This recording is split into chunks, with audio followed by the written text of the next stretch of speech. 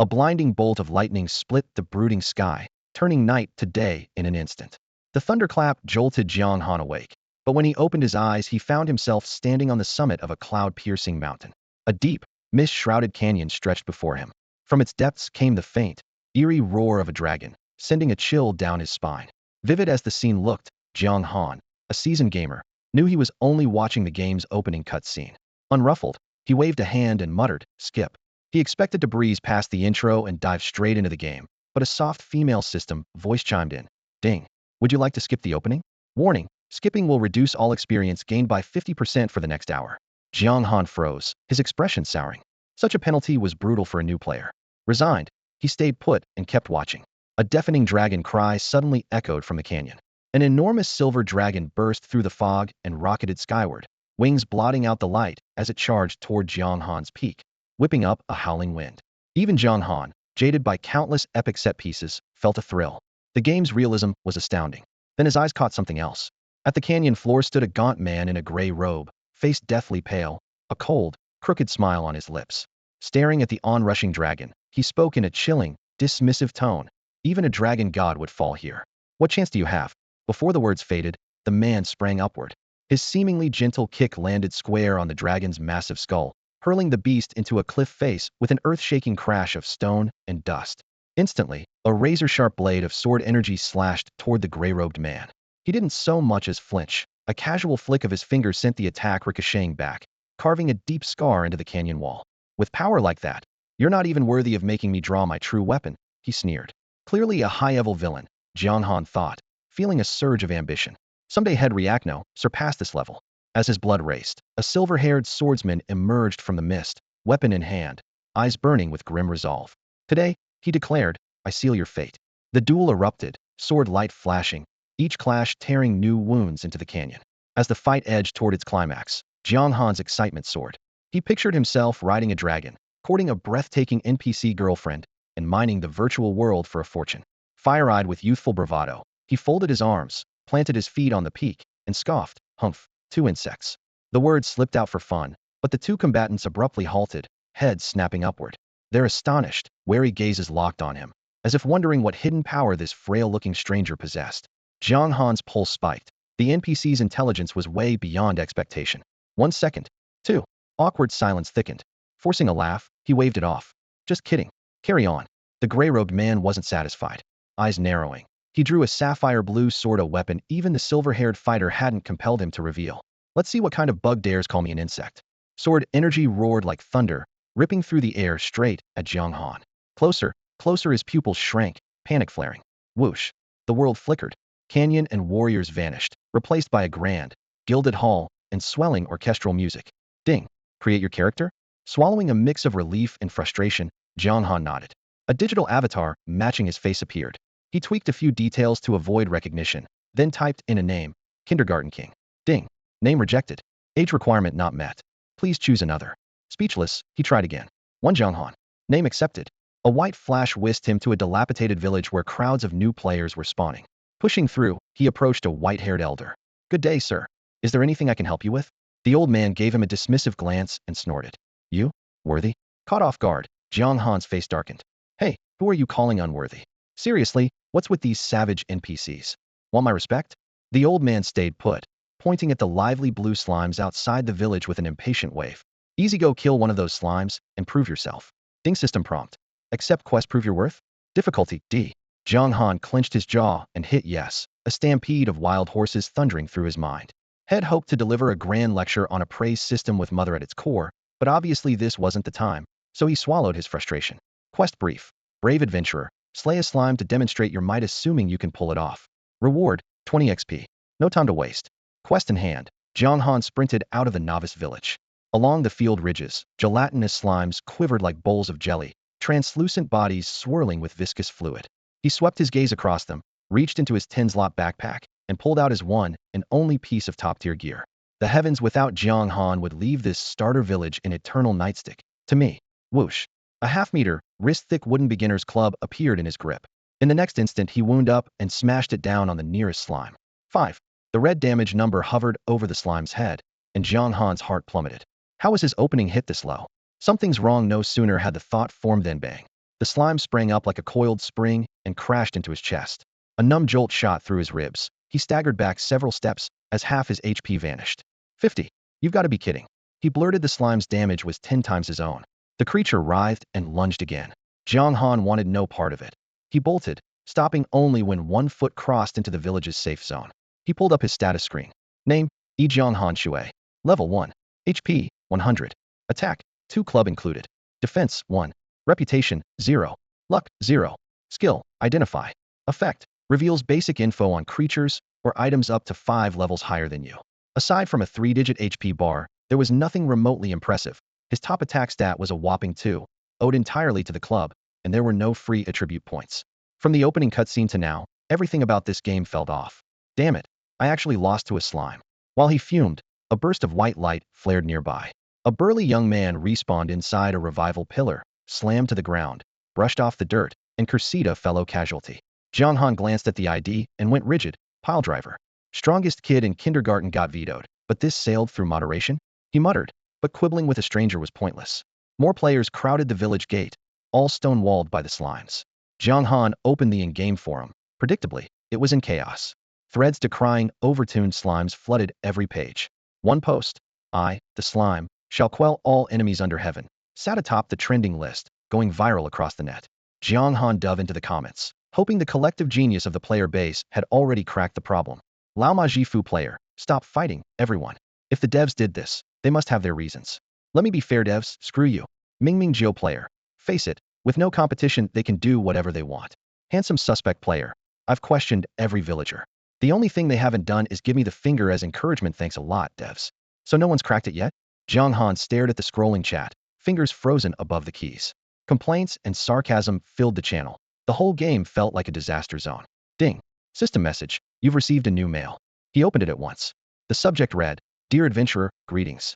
The body went on at length, first stressing that this world is a self-evolving realm called Tianhing Continent, where every NPC has a personal story and emotions, then earnestly declaring that the dev team cannot tamper with in-game data. Even so, it vowed that the starter village is not a dead end. With skill, courage, and wisdom you can earn the villagers' respect. So they're dead set on messing with us? Jiang Han raised a brow. They claimed their hands were tied, yet it felt like a stunt to stir up attention. Hate clicks are still clicks, and hype is hype. Every NPC has a personal story and emotions, he muttered, rereading the email until an idea began to form. The starter village was small. After a lap around the muddy paths, he stopped at the gate. Behind a worn wooden palisade stood a guard in battered armor, sword in hand. Starter village guard? The string of question marks meant his stats were hidden. Level 5 at least, Jiang Han guessed. He glanced around, then strode over.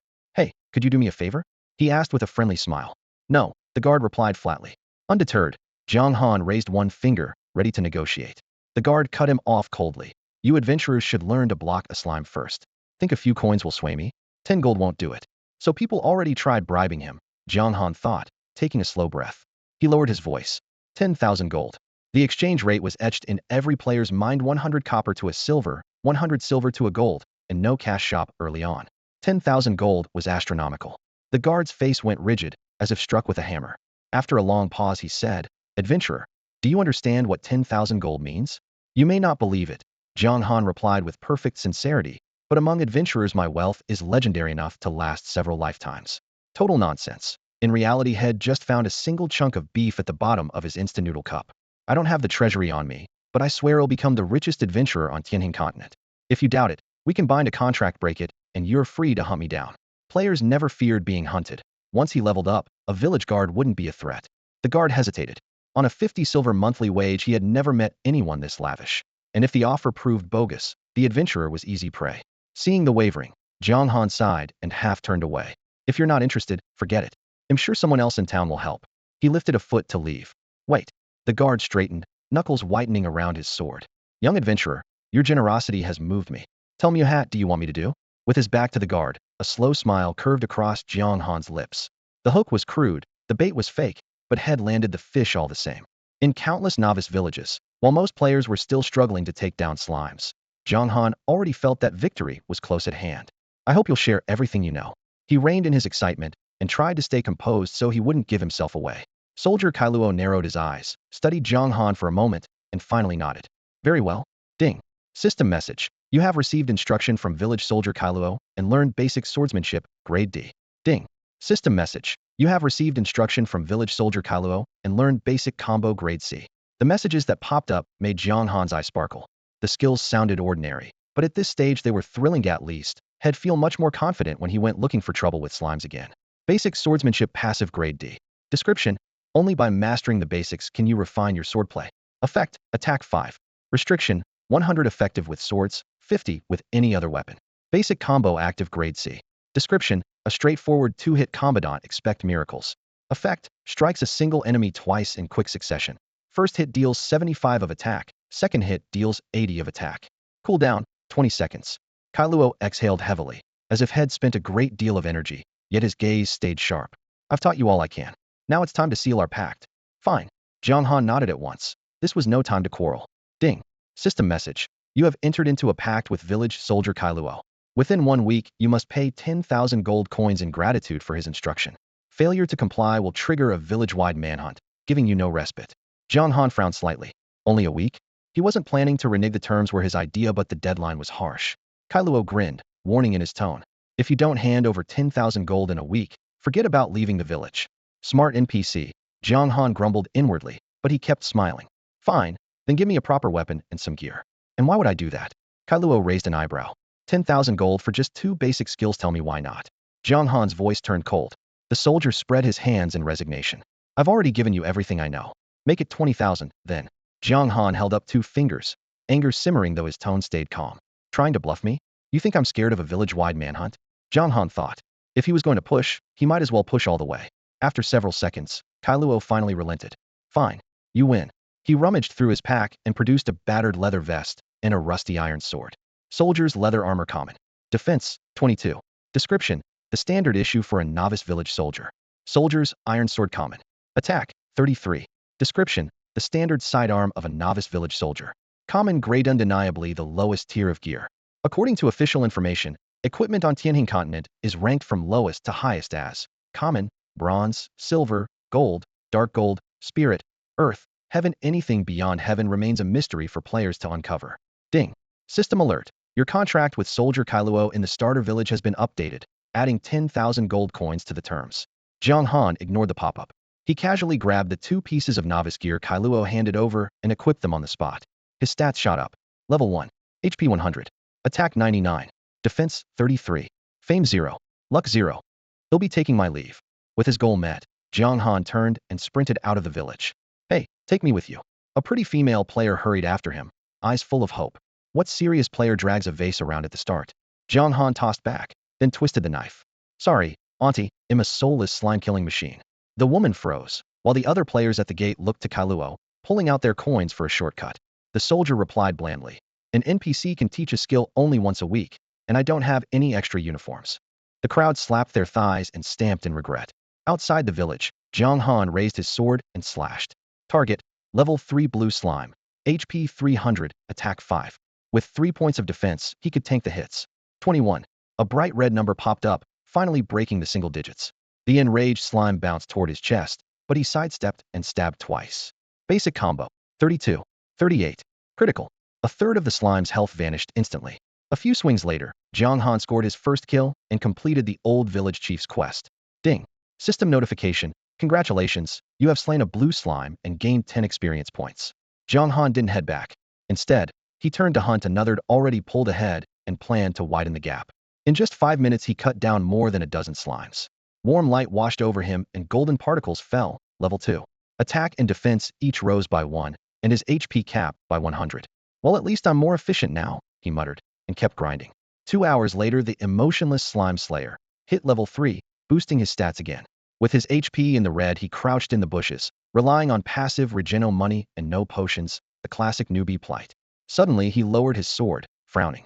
After 2 hours of loot, he realized, what the hell, after all this grinding, not a single copper coin dropped.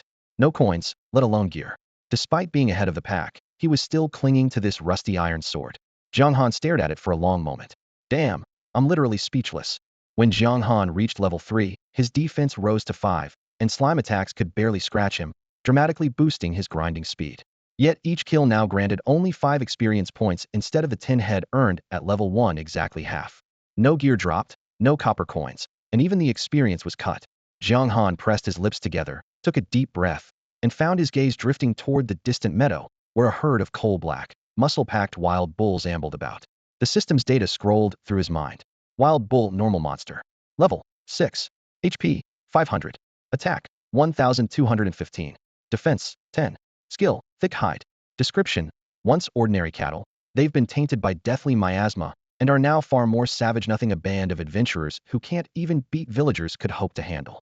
High attack and high defense. Did the designers think players were living too long? Jiang Han muttered. With his current stats, he couldn't even break their armor. Getting one shot by a kick would be humiliating. After weighing the risks, he stayed put and kept farming slimes. For the next 2 hours he waded through sticky green muck, his short sword repeatedly slicing open slime membranes. His XP bar crept upward, but painfully slowly. Once he needed only a dozen more points, he headed back to the starter village. A white-haired old man snoozed against a fence. When Jiang Han approached, the elder cracked one eye with clear impatience. Old man, I've proven my strength, Jiang Han said flatly. Evidence. Words are cheap, the elder replied without bothering to straighten up. Hey, race your evidence. Jiang Han produced a scrap of blue cloth soaked in lingering mana, the only item a dead slime ever left. The rest of the ooze had long since seeped into the soil. That crafty geezer would have tried to cheat me. Good thing I came prepared, Jiang Han thought. The old man studied the rag for several seconds before snorting. Looks like a few adventurers do meet the minimum IQ for natives after all. Ding. System message. Congratulations. You have completed the quest proof of strength and gained 20 experience points. A cascade of golden light washed over him, warmth flooding his limbs like a hot spring. Nice level up again. Jiang Han clenched his fist. Any more quests, old man? He asked, disliking the disrespectful NPC enough to skip the pleasantries. The elder shot him a cool look, clearly in a foul mood, and spoke with deliberate menace. Go hunt the 10 demon gods. Think you're up for it? Ding. System prompt. Accept quest hunt the demon gods? Difficulty, SSS. Description. The continent of Tianheng is split between light and darkness. The 10 most powerful entities in the dark faction are called the 10 demon gods. Slay them to earn unrivaled glory and the status of savior. Reward. The old man's mysterious family heirloom. Time limit. 1 week. Failure penalty. 100,000 light faction reputation, 50 levels, and a fine of 10,000 gold coins. Jiang Han stared at the sudden quest window, the corner of his mouth twitching. Old man, you sure think highly of me, he muttered. An open-ended deadline, or a couple of years maybe he would have considered it. But 7 days to slay a demon god. Where did this geezer get the nerve? Brave adventurers should charge forward without hesitation. How could a mere demon god block your path? The old man swept his hand through the air, eyes gleaming as though pushing Jiang Han into a pit of fire. The real problem is your cowardice. Jiang Han let out a cold laugh and jabbed a thumb at his own chest. Me a coward? Isn't that obvious? The elder's look said, you know it as well as I do. Jiang Han's smile remained, but his gaze slid to the 10,000 gold listed under penalties. An idea flashed. Fine, he'll take the quest, but hand over your mysterious heirloom first. If the locals liked scamming outsiders, he could play that game, too. Why should I? The old man shook his head at once. Do you think him a fool? A generous native should support adventurers from behind the scenes so they can fight without worries, Jiang Han declared, arms folded. The problem is that you're too stingy. Normally, ticking off an NPC was unwise, but Jiang Han wasn't about to let the game toy with him. He refused to back down. Stingy am I? The elder hadn't expected the adventurer to leap into the fire himself. He snorted. Very well, since you're so eager to die, take this.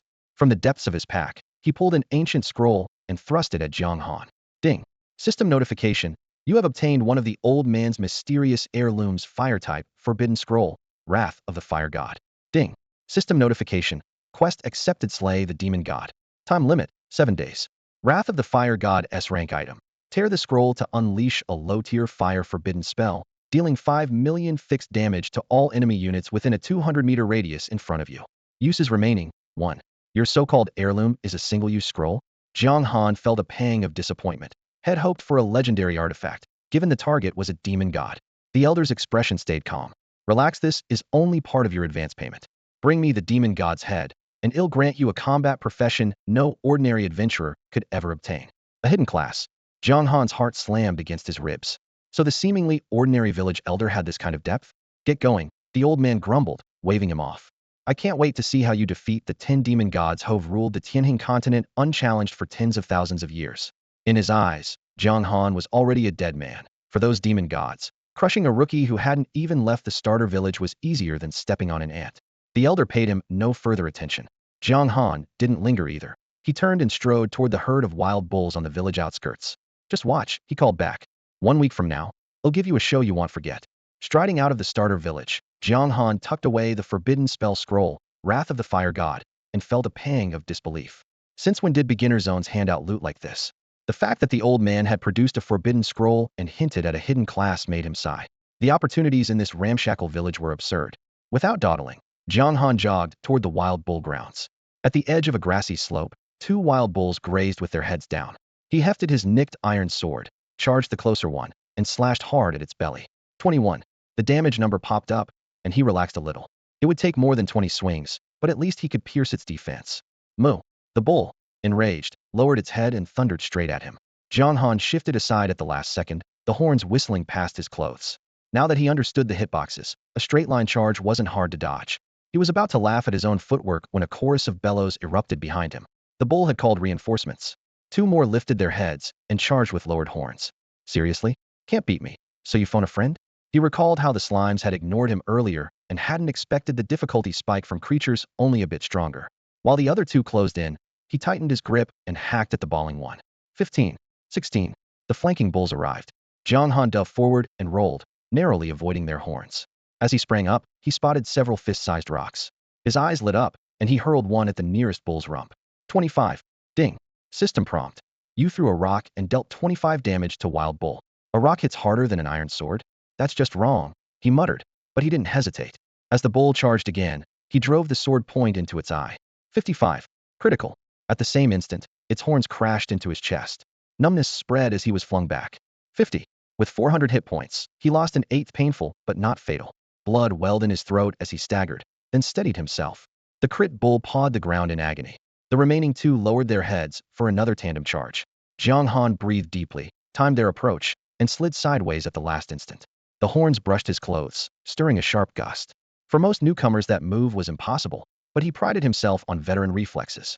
For the next 10 minutes he rolled, sidestepped, peppered them with rocks, and finished them with the sword. The bulls knew only straight-line rushes. Without any real intelligence they eventually collapsed. Ding. System prompt. You have slain wild bull, experience 50. Jiang Han glanced at the notification, bent to pick up 3 copper coins gleaming in the grass, and, after a short rest, set off to find his next target. Experience gains were actually pretty generous. He needed 800 points to level up, which meant 16 wild bulls would do the trick. Many players thought that pace was painfully slow, but Jiang Han figured 2 solid hours of grinding beat, standing around the starter village doing nothing. A few minutes later he spotted 2 stray bulls. The grass whispered in the breeze, and with no herd in sight, he crept forward, iron sword in hand, body low to the ground. The bulls stared back, wary, while Jiang Han flashed a harmless smile and whispered, "Easy, I come in peace." The words had barely left his mouth when he drove the blade straight at one bull's eye. A weak point critical popped up immediately. Moo. The bulls bellowed, churning dust into a sunlit haze. Man and beasts raced across the meadow in a frantic chase. Gasping, Jiang Han struck whenever an opening appeared. 10 minutes later, with a final agonized roar, the last bull collapsed. Wiping sweat from his forehead, he crouched to scoop up 2 copper coins. Just as he was about to leave, he noticed a piece of gear pinned under the carcass. His eyes lit up at last. He grabbed it and checked the stats. Bullhide armor. Quality, common. Defense, 45. Description, tough bullhide, much more durable than ordinary clothing. It was only common grade, but the numbers beat his current soldier's leather armor. He swapped gear on the spot, bumping his max defense up by 3 points and giving himself more leeway against the bulls. As for the discarded soldier's leather armor, he certainly wasn't tossing it. Newbies back in the starter village could barely handle slimes. Someone would pay good money for it. For the next 2 hours he kept up the rhythm, mowing down bulls until the EXP bar overflowed. A flash of golden light fell over him level 5. He glanced at the system clock. 8 p.m.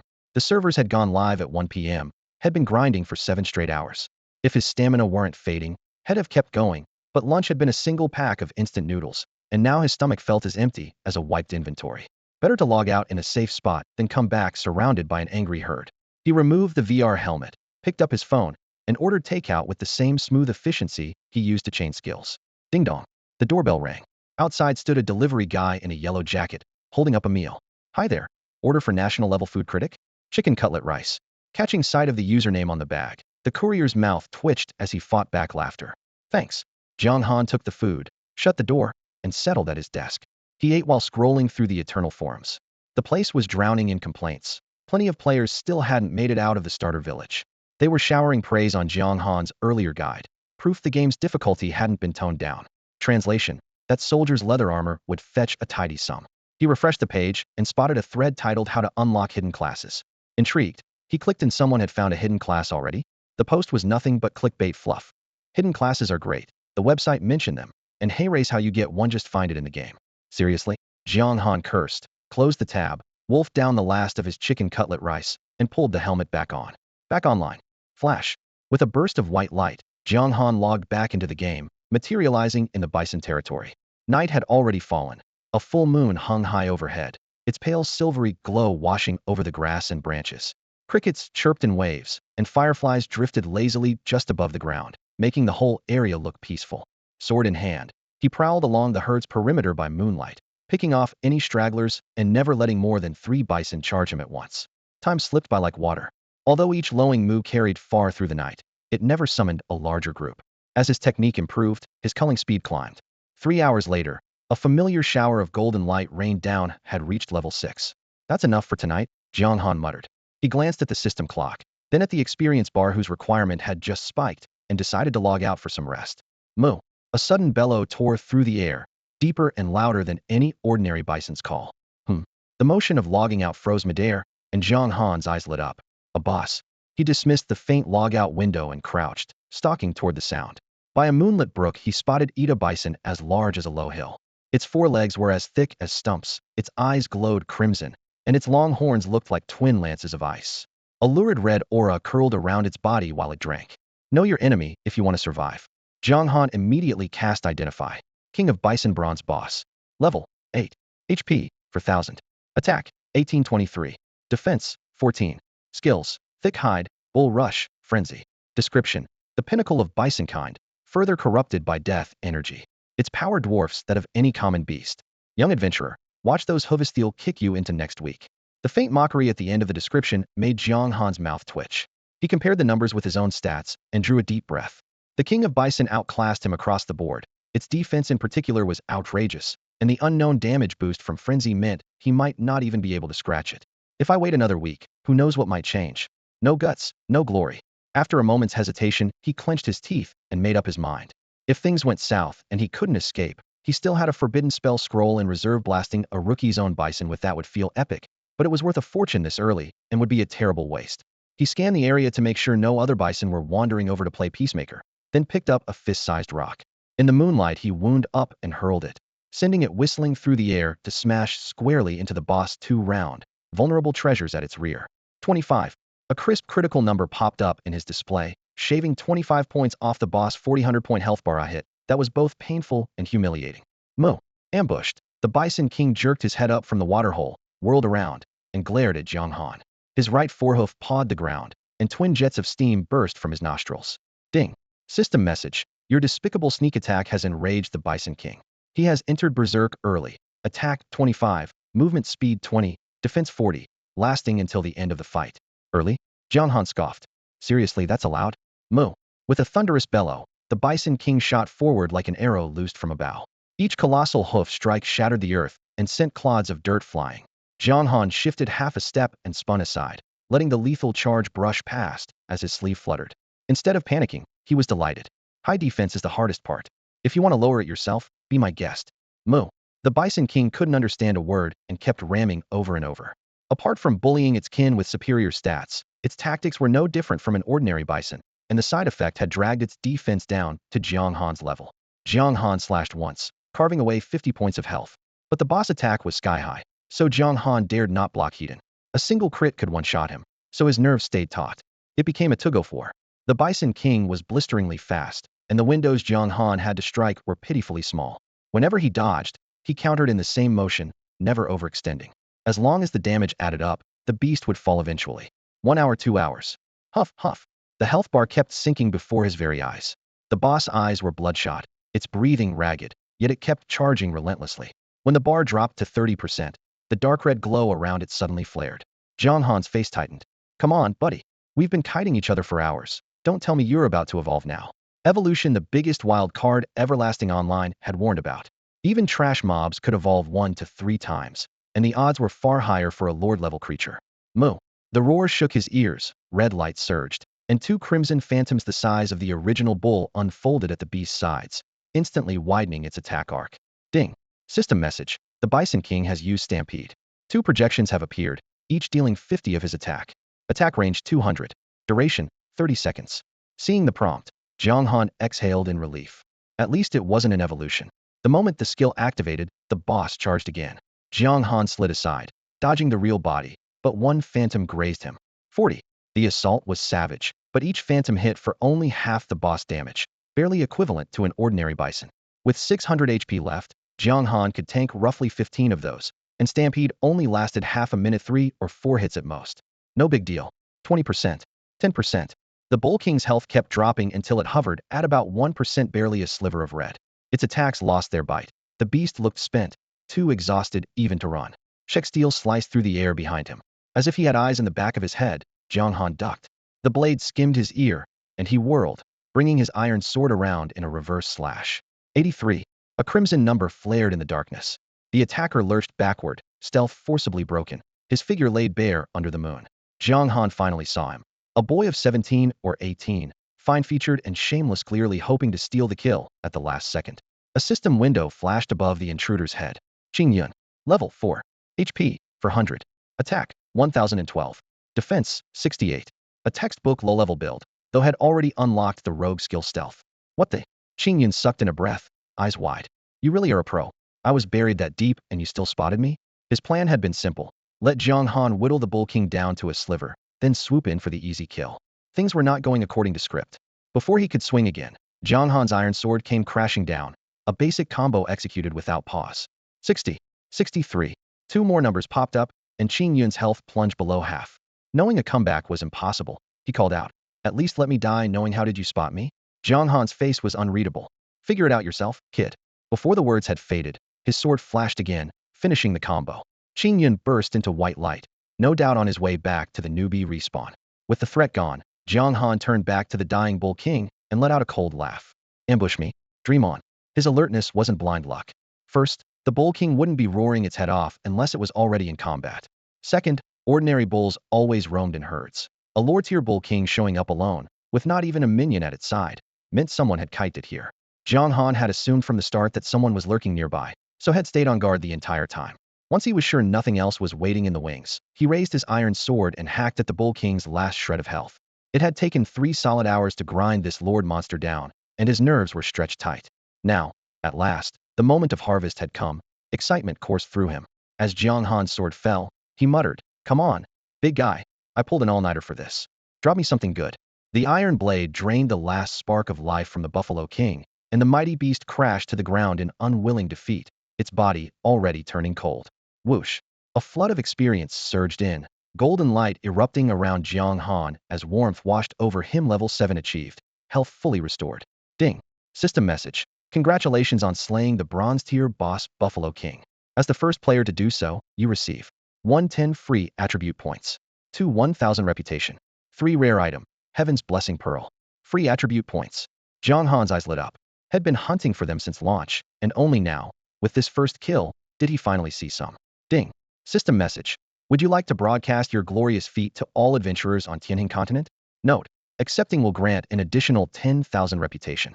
10,000 reputation. He wasn't sure what it was good for yet, but more was bound to be better. After a brief hesitation, temptation won. Yes. Ding. System announcement. Eastern region player Yi Jianghan Shui is the first to defeat a bronze-tier boss. Ding. System announcement. Eastern region player Yi Jianghan Shui is the first to defeat a bronze-tier boss. Ding. System announcement. Eastern region player Yi Jianghan Shui is the first to defeat a bronze-tier boss. The bright red text flashed 3 times, practically glued to the screen. As expected. Ding. System message. Player Longzhan Yu Yi requests to add you as a friend. Accept? Ding. System message. Player Yugong Xiao 2 requests to add you as a friend. Accept? Knew it.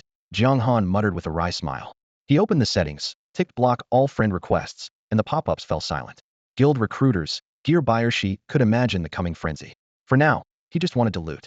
Next to the Buffalo King's corpse, 3 items gleamed with a dark gold shimmer. 50 copper coins, a sword, and a pair of boots. Jiang Han took a deep breath and checked their stats. Leather boots common. Defense, 23. Description, made from toughened cowhide, sturdier than ordinary footwear. Buffalo sword bronze. Attack, 1012. Effect, 25 damage to bovine creatures. Required level, 5. Description, a weapon infused with the Buffalo King's blood, peerless when slaying cattle. Hell yes, a beast of a blade. The edge glowed faint crimson. Jiang Han could already see himself mowing down herds in record time. Without delay, he tossed his rusty iron sword into his bag, equipped the buffalo sword, and slipped on the leather boots. His character sheet refreshed. Jiang Han Shui. Level, 7. Health, 700. Attack, 2224. Defense, 1315. Reputation, 11,000. Luck, 0. Free attribute points, 10. 10 unassigned points remained. Jiang Han dumped them all into attack, the stats soaring to 3234. Unstoppable. That was his modest assessment as he admired the numbers on the screen. Forget a single bison king, 10 of them would still be easy pickings for him. The game was still in its beginner phase, so every stat was pitifully low. The moment you upgraded gear, your power skyrocketed. Jiang Han glanced at the clock, 4:00 a.m. He had felt a bit sleepy, but after farming a string of bosses without his health bar even dipping, he grew more alert. With the new bison sword in hand, his adrenaline spiked, and any drowsiness vanished. Pulling an all-nighter is bad for you. Whatever, I'm in for the long haul. He laughed, swaggering through bison territory with his sword at the ready. Whenever a beast appeared, he sliced it down, sword flashes glittering while damage numbers floated up. 270. 255. The bison sword dealt 25% extra damage to bovine creatures, so each monster fell in 2 or 3 swings. The bison liked to charge in herds, turning the area into Jiang Han's personal XP ATM. He shot up to level 7 in no time. Although overleveling reduced the experience per kill, his faster clear speed made his grinding even more efficient. By 6 a.m. he had carved his way to level 8, and the initial euphoria of finding the bison sword had nearly burned out. Oh right, just before logging off, he remembered he still hadn't checked his system reward. He opened his inventory and saw a bead glowing faint blue. Heaven's Blessing, Orb A rank item. Effect, unconditionally upgrades any piece of gear of silver grade or lower by 1 tier. Description, a mysterious orb containing rare power, said to be formed from the tears of a mighty warrior. Jiang Han sucked in a breath. For players at this stage, the orb was practically a cheat code. If he first found a silver item and then used the orb, it would leap straight to gold. Wasting it on the bison sword would be criminal. Ding. System announcement. Congratulations to player first killer from the Great Frost region for becoming the second player to defeat a bronze rank boss. He wasn't surprised. Talent was everywhere, and his own first kill had included a hefty dose of luck. His buddy Qingyun had contributed a lot, and Jiang Han owed him thanks. A bronze boss first kill had already given him free stat points and the Heaven's Blessing orb. A silver boss would yield even better rewards. That thought had him rubbing his palms in excitement. Thanks to the first kill loot, he had already pulled ahead, so his odds of snatching the next first kill were far better than anyone else's. He removed his helmet, let out a long breath, washed up quickly, and collapsed into bed. Ding dong, ding dong. He had no idea how much time had passed before the doorbell kept ringing. Who is it? Jiang Han staggered up, threw on a robe, and opened the door. A courier stood there holding a package. Package for you. Thanks. He ripped it open to find a big bag of preserved mustard greens and several flatbread scare from Mom. He pulled out his phone to tell her he was fine, but stopped halfway through dialing. I should sell the soldier's iron sword and soldier's leather armor first. Money was tight, and unloading gear was the quickest fix. Most players were still stuck in the starter village, so those 2 items would fetch a good price no matter their stats. Sending some money to Mom afterward would make him feel better. Whether she accepted it was her business. Offering it was his. At the very least, he needed to let her know he was doing just fine out here. After a quick wash, Jiang Han couldn't wait to put on his VR helmet and dive into the game. A flash of white light landed in the bison territory, where a few lone bisons had just spawned. Gripping his bison sword, he made short work of the nearest one, its blade gleaming as the creature collapsed. Following the rule that no loot gets left behind, he crouched to scoop every last copper coin into his pack. Something glinted beside the carcass, a pair of bracers. He picked them up and used appraisal. Cowhide bracers common. Defense, 22. Description, fashioned from cowhide. Outdated style. Only a weakling would find them exciting.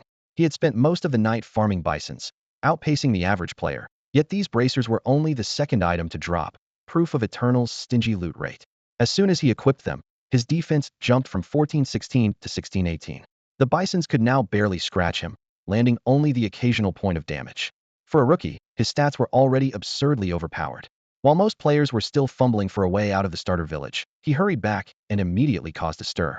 Whoa, a pro. I'm stuck at level 1, and his level doesn't even show up. Must be at least 5 levels higher. I can't even beat a slime. I'm ready to quit. Eternal has no separate pants slot. Armor covers both torso and leg, so unless you find special items, you can only wear 7 pieces. Weapon, armor, helmet, bracers, boots, greaves, and rings.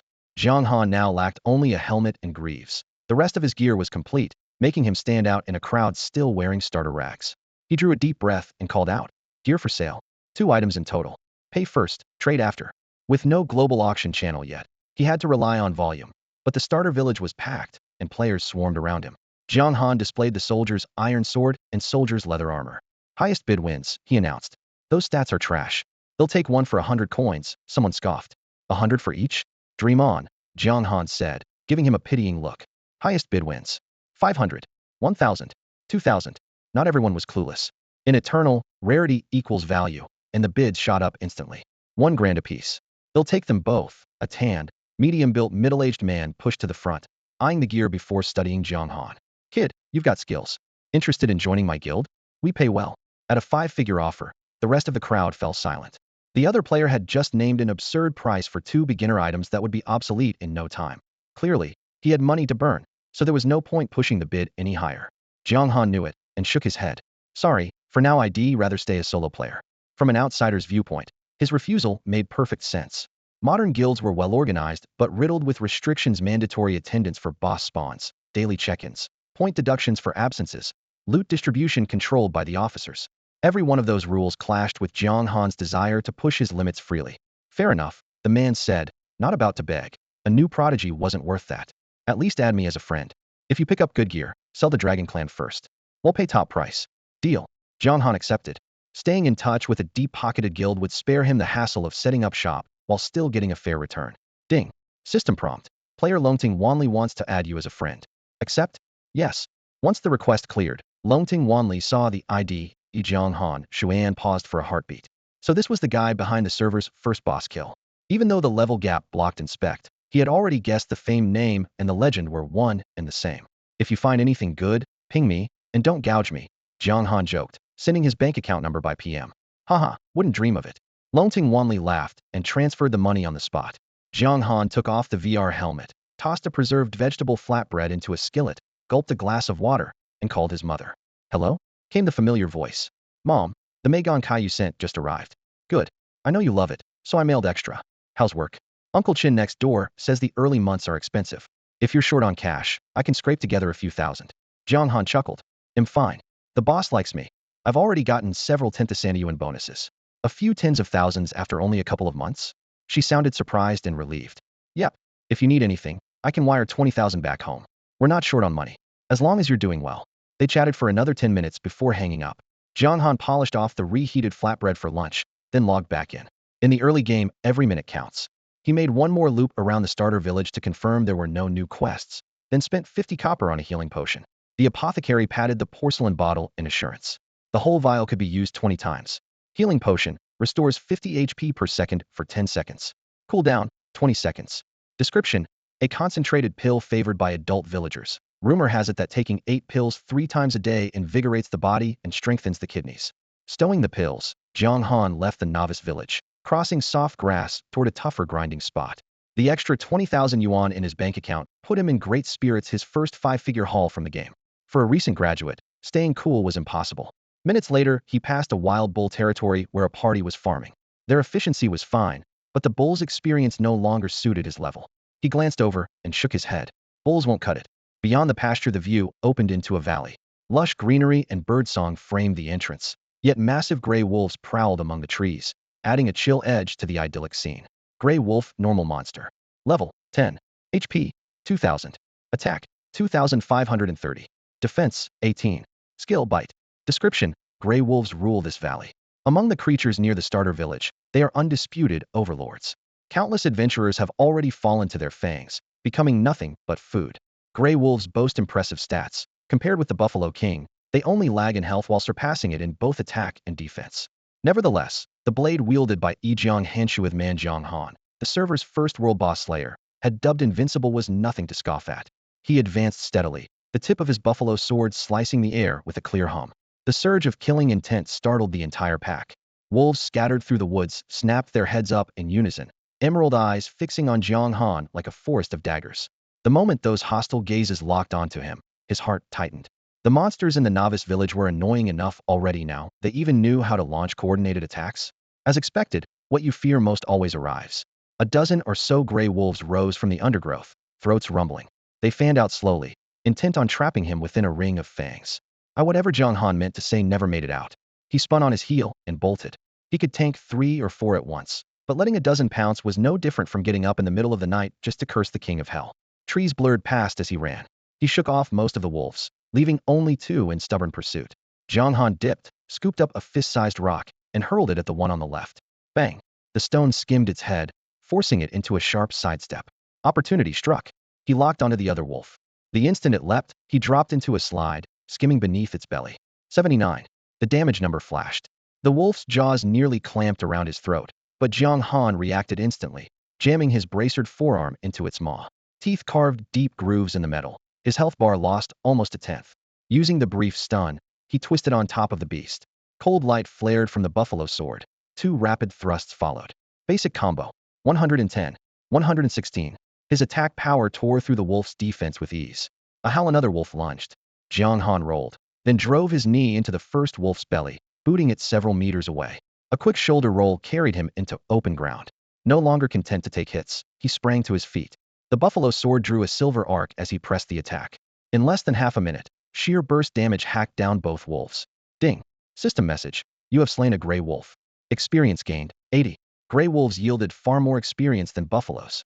A rough estimate told him 25 kills would net another level. Each wolf also dropped 2 copper coins. 2 coins he pocketed the 4 pieces, then did some exaggerated math. To scrape together 10,000 gold, he would need to butcher 50 million wolves. The thought almost moved him to tears. Pay his debt? Out of the question. Slay demon gods. Pure fantasy. By this calculation, he was at least 30,000 gold and 100,000 reputation in the red, not to mention needing to reach level 50. Jiang Han shrugged, completely unfazed. The penalties were so light they barely registered. In his eyes, this was merely the natives' hostility toward adventurers. He didn't think he'd done anything wrong, and from another angle, he was actually ahead. First, the contract he'd signed with Kai Luo, a soldier from the novice village, stated that breaching it would result in a village-wide manhunt. It never mentioned automatically docking 10,000 gold from his inventory.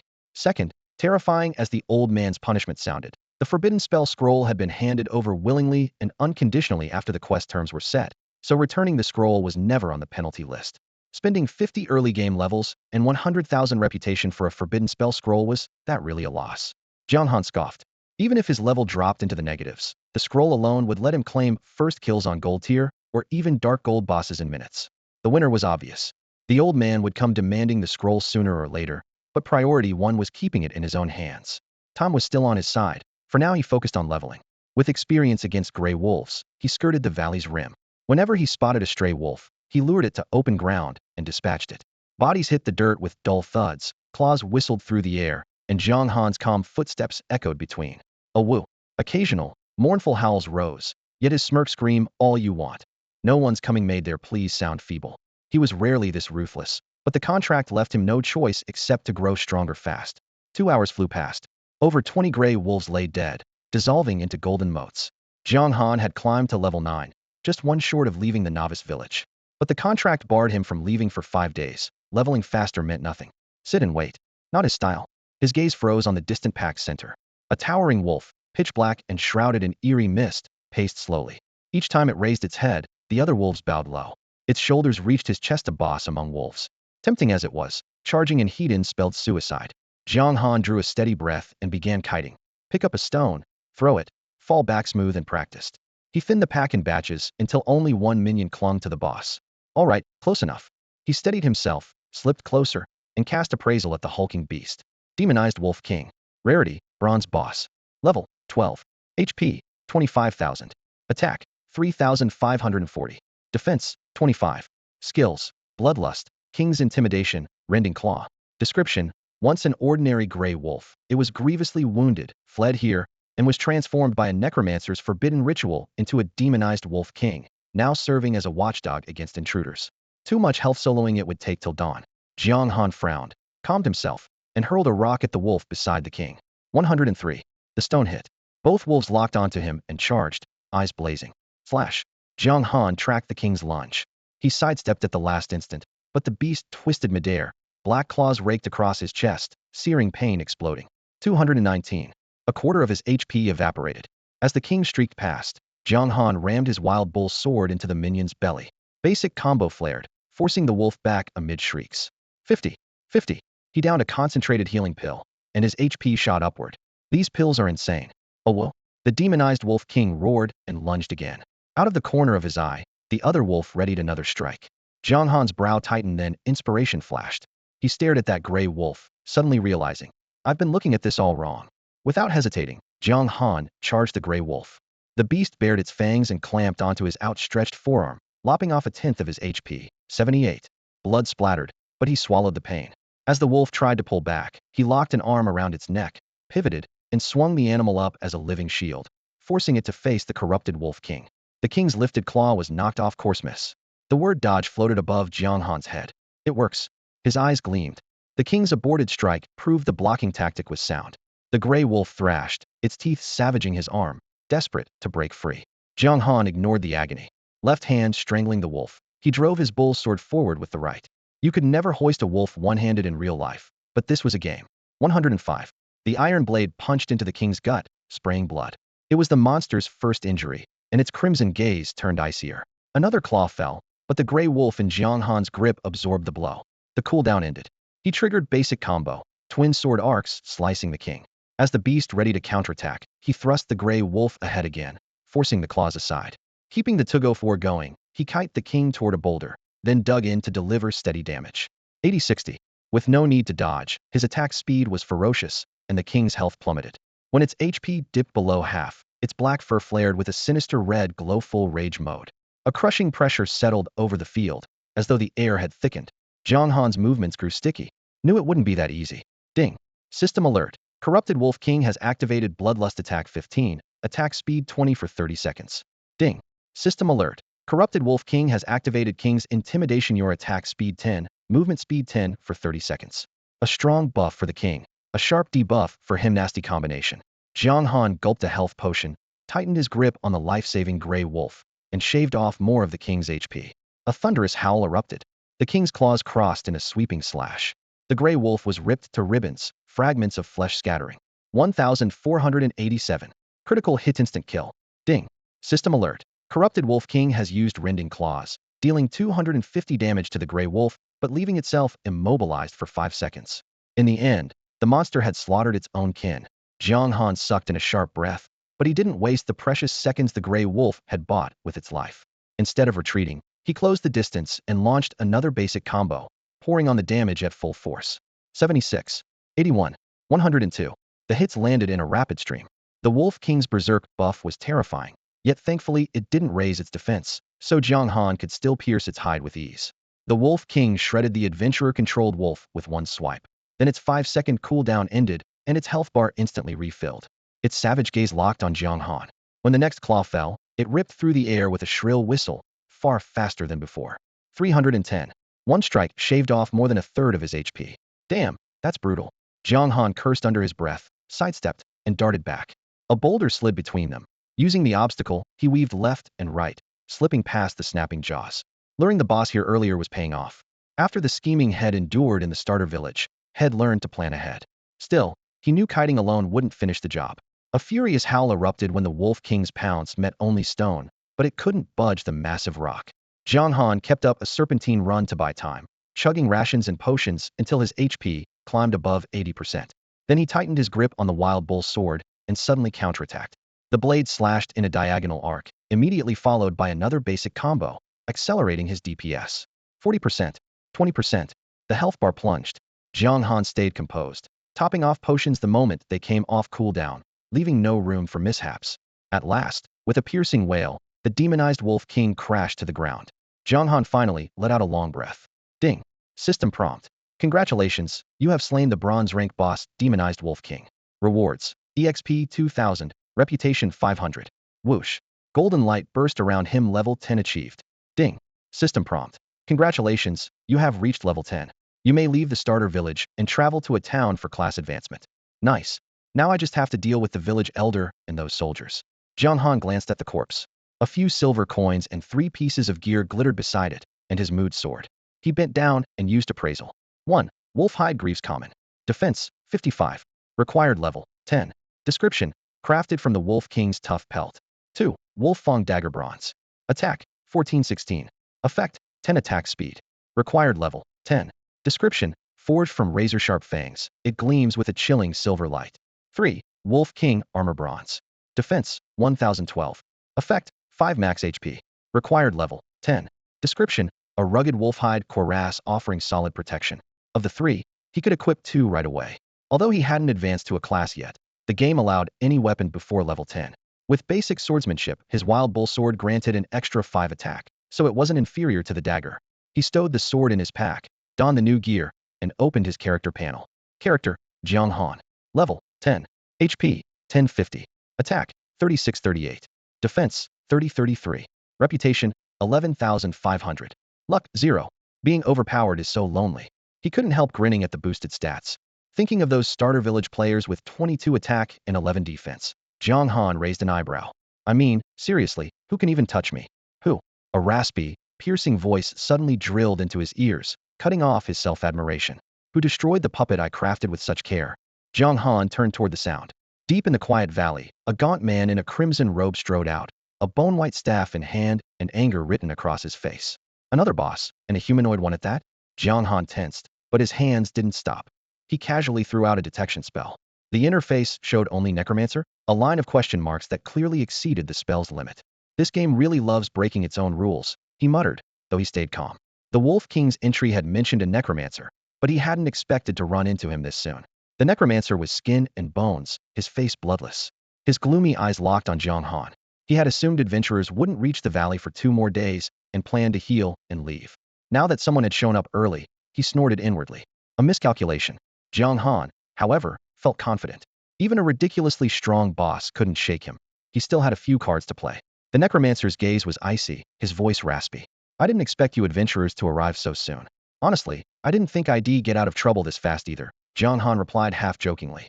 Then he looked up. Mind if I ask you a question? The necromancer sensed something odd. This insect wasn't afraid at all. You're on death's doorstep. Any last words? I just want to know one thing before I go, Jiang Han said, sounding perfectly reasonable. What rank are you? Let me die with some understanding. A normal player would be doomed against a hidden boss like this, but Jiang Han wasn't normal. He had to slay the 10 demon gods of Tianheng continent within a week. The necromancer stroked his chin and narrowed his eyes. You bear the goddess of lives' blessing, able to resurrect endlessly, so you don't fear short-term death. No wonder you're so bold. You know I can come back to life? Jiang Han raised an eyebrow, surprised an NPC understood the resurrection mechanic. Just as I thought, the necromancer sneered, catching the slight change in Jiang Han's expression. Very well. I'm a dark gold class expert, only a step away from the spirit tier. Fu Jiang Han inhaled sharply on cue. A dark gold expert hiding in a newbie village? Terrifying. Flattered, the necromancer chuckled coldly. Praise won't save you. I won't hold back. Jiang Han's face turned ashen, as though all hope had vanished. Then I have one last request before I die. I hope a mighty dark gold expert will grant it. What is it? Speak. The necromancer planted his staff on the ground with a crisp, bone-like crack, exuding confidence. He didn't mind indulging a doomed man for a moment. Could you let me see your status panel? Jiang Han asked. Honestly, a dark gold grade boss is no joke. Jiang Han was terrified that the creature's HP might exceed 5 million. If he couldn't one-shot it, that forbidden spell scroll would be wasted. Let me see your stats panel. Jiang Han forced his voice to sound calm. Necromancer Daniel raised an eyebrow, baffled that a mere adventurer would make such an absurd request. This is the one thing I ask in my life. Jiang Han tried to steady his pounding heart. He understood that the boss health pool would decide the fate of his bank account, and his gut told him this moment could change everything. Insect, you talk too much. Daniel snorted. He lifted his obsidian staff, and the blood-red gem at its tip flared with lethal light. Die quietly. Cooperation was clearly off the table. Jiang Han sighed, knowing his excuse was flimsy. He leapt back a few steps, produced the scroll, and shouted, "Stop right there. Or don't blame me for what comes next." The ebony runes swirling off the parchment made Daniel's pupils shrink. His heart skipped a beat. A forbidden spell scroll? You want to live? Show me your stats first. Jiang Han advanced, pressing his advantage. Daniel gritted his teeth, then sneered. Drop the act. Damage from sealed scrolls is capped. You're afraid my HP is higher than that cap, so you want to hear it. Stupid game designers, Jiang Han cursed inwardly. These NPCs are too clever. Fine, then hand over every shiny thing you're carrying. Robbery, is it? Daniel swore. Hand it over, or I rip the scroll. Jiang Han's tone turned frigid. If he knew the boss had less than 5 million HP, he would have attacked already. For now, they were at a stalemate. Daniel laughed in fury. No one threatens Daniel. Tear it, then. I'd like to see if I can tank it. No need for more talk, then. Jiang Han pretended to rip the parchment. Daniel forced a calm facade. If I survive, you lose the scroll and still die. If I fall, everything I own becomes yours. Let's find out. Jiang Han's fingers tightened. Wait. Panic flashed across Daniel's face. He raised a hand for a timeout. Jiang Han arched an eyebrow. What's wrong? It's only a single-use scroll, remember? Where would a lowly adventurer get a forbidden spell? Daniel inhaled, swallowing his rage and humiliation. What do you want? Your gear and supplies. I walk away, and you chalk it up to the cost of living. Jiang Han spoke evenly. No. Daniel shook his head. I can't hand over items to an adventurer for free. Why not? Because of the rules of this world. Jiang Han's heart lurched. This guy actually said rules. For a moment, he couldn't tell whether he was facing a live GM or a genius NPC. So what do you propose? Jiang Han asked, frowning. Daniel pondered, his gaze sweeping Jiang Han's level and status. Finally, he spoke. Very well, I'll bend the rules, become my apprentice, and I'll teach you the sword arts of the dark faction. Deal? Ding. System message. Necromancer Daniel invites you to join the dark faction. Accept? Note. Accepting will decrease your light faction reputation by 100,000 and unlock the dark faction reputation system. Ding. System message. Necromancer Daniel wishes to take you as his disciple. Accept? Note. Acceptance grants a special hidden class, but will count as total betrayal of the light faction. Holy crap, what now? Jiang Han considered himself fairly well educated, yet the sudden twin system chimes still made his heart pound. Joining the dark faction was strange enough. Having a dark gold boss hand out a hidden class was downright absurd. He drew a long breath, forcing the swell of excitement and caution back into his chest. Locking eyes on the necromancer Daniel, he spoke in an even, guarded tone. Don't think I can't see through your plan. Once I side with the dark faction, every path of retreat is gone. You'll be my mentor, we'll be tied together, and after the current crisis ends you could hold me back whenever you like. A hidden class is tempting, but I won't lose my head over it. Besides, just how powerful could a dark gold necromancer's hidden class really be? Daniel, cloaked in black, ghost green eyes glimmering, raised 3 fingers in a solemn vow. Rest easy. If you become my disciple, I will spare no effort to train you. I swear it by the god of oaths. Ding. System message. Necromancer Daniel has sworn to train you with all his strength. Should he break this vow, the god of oaths will eradicate him. The god of oaths. This game really does have everything, Jiang Han muttered, then pressed on. What if I outgrow you? If you can't keep up, how do you make me stronger? It was a fair concern. A dark gold boss was strong early on, but once players leveled up they could wipe the floor with him. Choosing such a mentor might become a burden. Daniel paused, then clicked his tongue in admiration. Cautious and ambitious good. In the dark faction, strength rules. If you surpass me, they'll recommend you to someone even mightier. Perhaps even. Jiang Han arched a brow. Even. If you have the confidence, you may one day become a disciple of one of the 10 demon lords, Daniel said, tossing out a massive lure. The disciple of a demon lord. Jiang Han felt the hook sink in.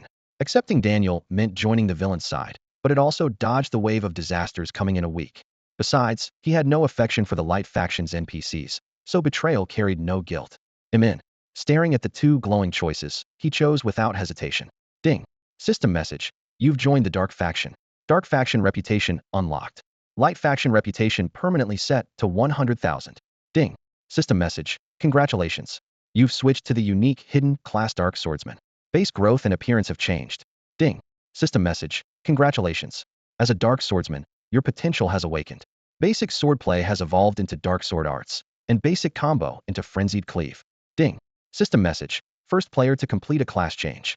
Bonus rewards. 10 free attribute points, 1,000 fame, and the rare item Ring of Undeath. A torrent of notifications rained down. Rumble. Scorching energy roared through Jiang Han's veins. It felt like being thrown into a forge, his blood boiling. A moment later, his skin darkened to a strange violet black, nails lengthened into obsidian claws, and his eyes flared with a sinister crimson light. A surge of power flooded every corner of his body, his strength climbing with each heartbeat.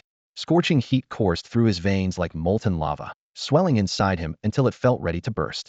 A few minutes later the burning subsided, and Jiang Han instantly called up his character panel only to freeze at the unfamiliar face staring back. The purple-black skin and razor-sharp features belonged to anything but a wholesome soul. Kid, you made the right choice, Daniel said with a relieved sigh. He pushed a hand through his gray-white hair and scoffed. Those hypocrites in the light faction are unbearable. The dark faction is far more liberating. Jiang Han hurried to flatter his mentor. You're absolutely right, sir. But this look is way too edgy. Can I change it back? It's the opposite of modern aesthetics. That's a side effect of evil energy leaking out, Daniel replied with a chuckle. Once you're strong enough to contain it, your appearance will return to normal. Jiang Han's mouth twitched. Evil energy leaking? Before he could complain, Daniel continued. With your current power, you'd better hide your true form. If anyone spots it, you're in deep trouble. Daniel raised a staff topped with obsidian, chanting in a guttural tongue. A streak of black light burst from the gem and shot into Jiang Han, who didn't even try to dodge. Ding. System message. You have received Necromancer Minter Daniel's Veil of Concealment. Your human appearance is restored for 3 days. The black light faded, and his original youthful face reappeared. All right, Jiang Han Shui, what a mouthful, Daniel grumbled, then grew solemn. As your mentor, I have to give you a class change trial. Go and prove your loyalty to the dark. Ding. System message. You have been forced to accept the quest Embrace the Darkness. Difficulty A. Description. As a traitor to the light faction, the dark still judges your resolve. Prove you fully abandoned the light. Objective. Kill 1,000 light-aligned adventurers or natives. Reward. Recognition from the dark faction. A force quest? Jiang Han flipped to his quest log, a chill running down his spine. 1,000 kills, was this a joke? Not high at all, Daniel said, shaking his head. You're changing class ahead of schedule. A dark swordsman is no ordinary path. Tougher trials are only natural. Kid, I have to admit, your talent is extraordinary. Jiang Han blinked. Wasn't this hidden class your gift to me? There are necromancers everywhere, Daniel explained. Most disciples become death knights or undead swordsmen. A dark swordsman is 1 in 10,000 far stronger than an undead swordsman, with limitless potential. Jiang Han nodded slightly. The system had called it a unique hidden class. Sounded even more exclusive, now definitely worth the effort. Daniel waved him off. Go now, Jiang Han Shui. I'm badly injured and can't move for at least 3 days. Finish the quest in that time, and it'll take you out of this starter village. He'll try, Jiang Han promised. The real headache wasn't the kill count. It was that so few players had even left the village. Suddenly, another worry struck him. He caught up to Daniel, who was heading toward the canyon. What happens if I die? The resurrection point won't still be in the starter village, right? Daniel looked back and let out a raspy laugh. You joined the dark and still expect the goddess of life to shelter you? Jiang Han's heart sank. You mean I can't resurrect anymore? Of course not, Daniel said with absolute certainty. Relax. You may lose the goddess blessing, but you'll gain the protection of an ancient demon god. Jiang Han's eyes lit up. The protection of an ancient demon god. What exactly is that? You'll understand once you finish your class change quest. With a tired yet enigmatic wave, Daniel turned and headed deeper into the misty valley to tend to his wounds. He offered no further explanation, leaving only a brief instruction. Go on, my apprentice. As a dark swordsman, you possess extraordinary talent and limitless potential. One day you'll surpass even me. Safe travels, mentor. Jiang Han bowed respectfully and watched until Daniel's silhouette vanished at the end of the fog-shrouded path. Once the coast was clear, he opened his character window, his eyes immediately drawn to the glowing class slot. Dark Swordsman.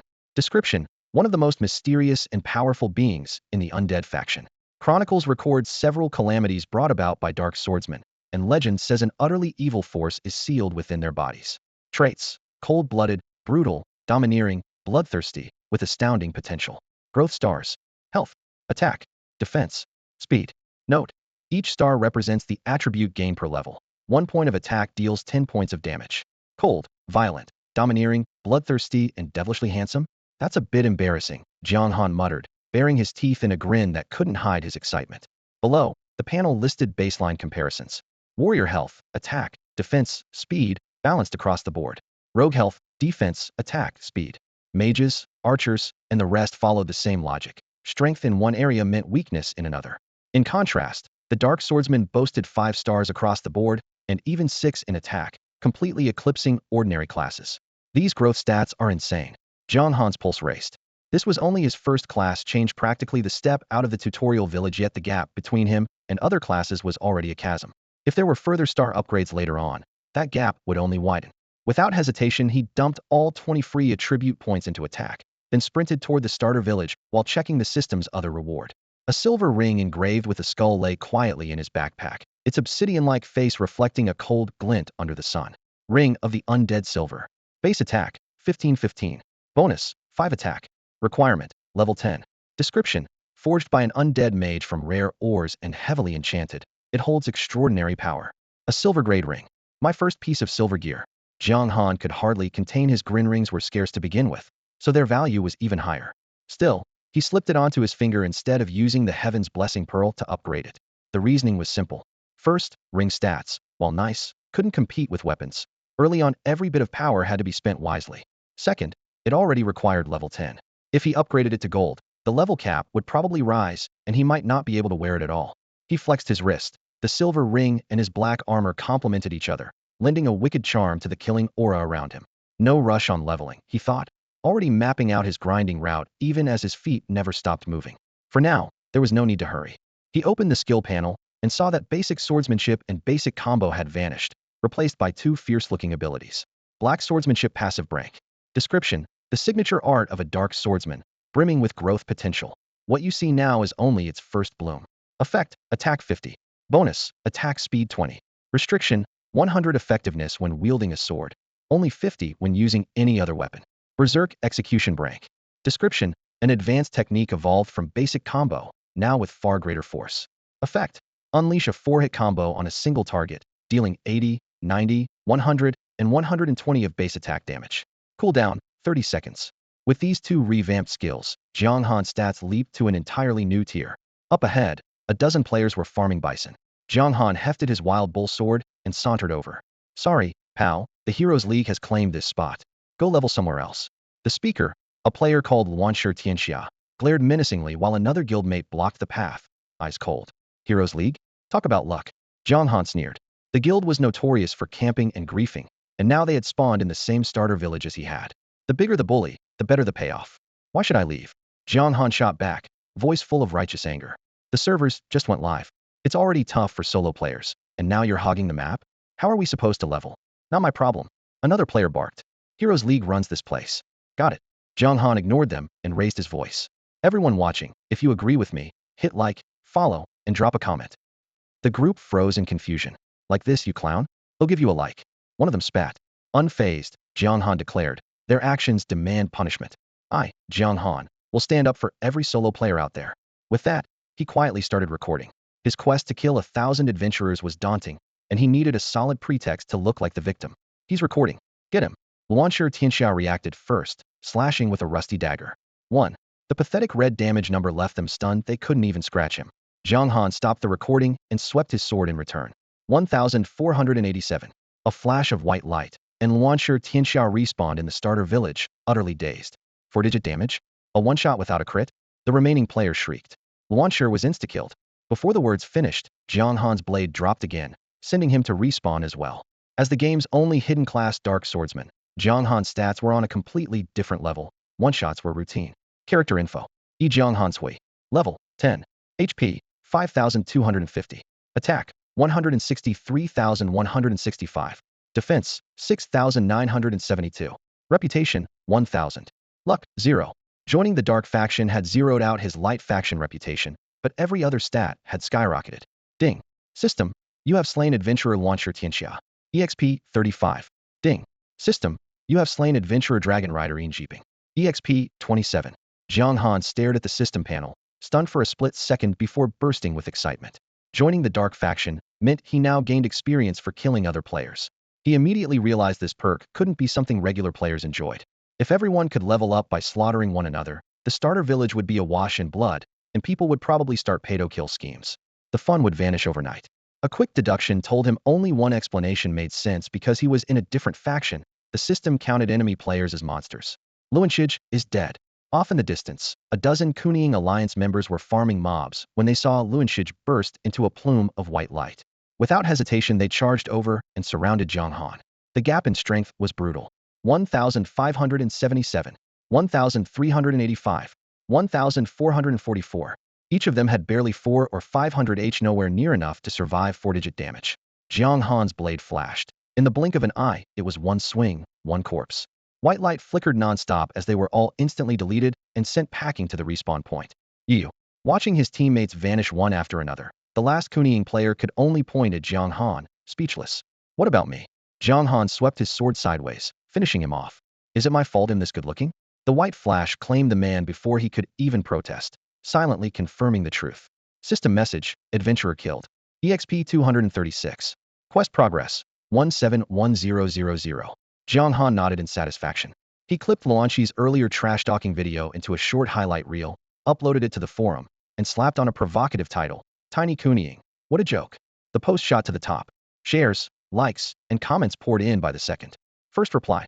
Holy crap, Isn't Jiang Han the guy who got the first bronze tier boss kill? Kuning just kicked the steel wall. Second reply, legend. Third reply, interesting. Never seen anyone taunt Kuning like this before. Think we can't camp you out of the starter village? There you are. Jiang Han saw the third reply, eyes lighting up. He pinned it and answered, humph, a swarm of ants. He closed the forum and exhaled. Please, don't hold back. He wasn't trying to stir up drama, but the quest demanded he kill 1,000 adventurers, and he couldn't teleport to another starter village yet. Without drastic measures, who knew how long it would take? Besides, Kuning had never been known for mercy, so he felt no guilt. As for the NPC villagers, not a chance. The village chief could throw out forbidden spells like candy, and there were too few natives to risk a fight. His stomach growled its protest, so he logged off. Man, can't fight on an empty stomach. Meanwhile, in another starter village. Boss, that's the guy? A henchman handed over a light screen replaying Jiang Han's solo wipe on loop. The young man called Tulu Renjian watched, a smirk curling his lips. Interesting, he really thinks he's something, daring to provoke Kuning alliance like this. He understood exactly why Jiang Han was making such a scene. To put it bluntly, he only wants to ride on the alliance of heroes' reputation, paint himself as a champion of justice, build name recognition, then found his own guild and recruit players. Inside the command center, after Tulu Renjian exposed the plan, someone immediately pressed him. Otherwise, how do you explain a level 10 player stirring up trouble just to grab attention? Boss, what do we do? Launcher Tianxia says he can hit 4-digit damage. His gear must be top tier, and he's already taken a class, so the gap between him and ordinary players is huge. Tulu Renjian paused, his eyes as calm as ice. Gather every Alliance of Heroes member in that starter village. Call on other players to join us. Then post a bounty 50,000 cash for killing Jiang Han Shui, no limit on kills. The underling's eyes went wide. Boss, isn't that overkill? This is no small matter, and the timing is perfect. Tulu Renjian narrowed his eyes and spoke in a low voice. Eternal is a gold mine. We need enough exposure to squeeze into the top guilds of the eastern region. Just do it. Infamy is still fame. This isn't real life. The more vicious we are, the more we attract players with a darker side. He pointed to the wall covered in battle plans. Jiang Hanshu's provocation is exactly what we need. Trap the so-called first kill expert in the starter village, and the alliance of heroes name for brutality will spread overnight. How many people do we pull together? The underling asked, voice dropping even lower. 500? Not 1,000. Tulu Renjian's mouth curled into a cold arc. Don't worry about the money. The bigger the spectacle, the better. At night, Jiang Han wolfed down a packet of instant noodles, put on his VR helmet, and logged in. The moment he entered the game, he opened the official site and saw a bright red wanted poster. After a quick scan, he exhaled in relief. As expected, they figured out my goal, making a name for myself. No one would ever guess that a player still trapped in the starter village needs to kill more than 1,000 players to finish a hidden quest. Jiang Han stayed in the wild bull territory. He wasn't worried about numbers. Early game players can't even scratch his defense, and the narrow terrain only allows so many in at once. No one has advanced to archer or mage yet, so ranged threats are almost non-existent. The occasional range skill is no big deal. Found him, over here. About 10 minutes later, a massive crowd stormed into the wild bull territory. Jiang Han glanced up, easily more than 500 people, a dark tide rolling in. He hefted the bull's sword and strolled forward, offering courtesy before force. So, you're all here to give me trouble? The crowd exchanged looks, then skipped the talking and raised their weapons in a unified charge. Some were Alliance of Heroes members, others were freelancers after the 50,000 cash bounty. This was Jiang Han's first time facing so many players at once, yet he stayed cool. He spun, sweeping the sword in a broad arc, and the razor-sharp edge carved neat red lines across the front row. 1,784. 1,147. 1,475. All instant kills. Blood-red numbers exploded across his view. Ding. System message. You have killed adventurer Luiwell Yohua and gained 11 experience points. Ding. System message. You have killed adventurer Yi Ru Gua Fu Siyuan and gained 20 experience points. Holy crap, that's insane. No wonder the Alliance put up such a huge bounty. A player shouted, face pale. Players can resurrect, but no one enjoys losing levels. Early levels are everything, and many of them are still only level 2. Dying now is practically a full reset. Anyone who dies today can join the Alliance of Heroes, and will pay a death subsidy. Don't be afraid, there are more than 1,000 brothers on the way. We can wear him down. Someone yelled. Yeah, his crime value must be off the charts. When he dies, his gear will rain down. Another player echoed. Eternal's crime value system is meant to stop high-level players from slaughtering newbies. Name deaths mean heavy level loss and high drop rates. Hearing this, Jiang Han laughed to himself. You think killing you stacks my crime value? Maybe, maybe not. But my experience bar is filling up fast. Haha. No rush, line up and take your turn. He roared with laughter, and the sword light flashed again.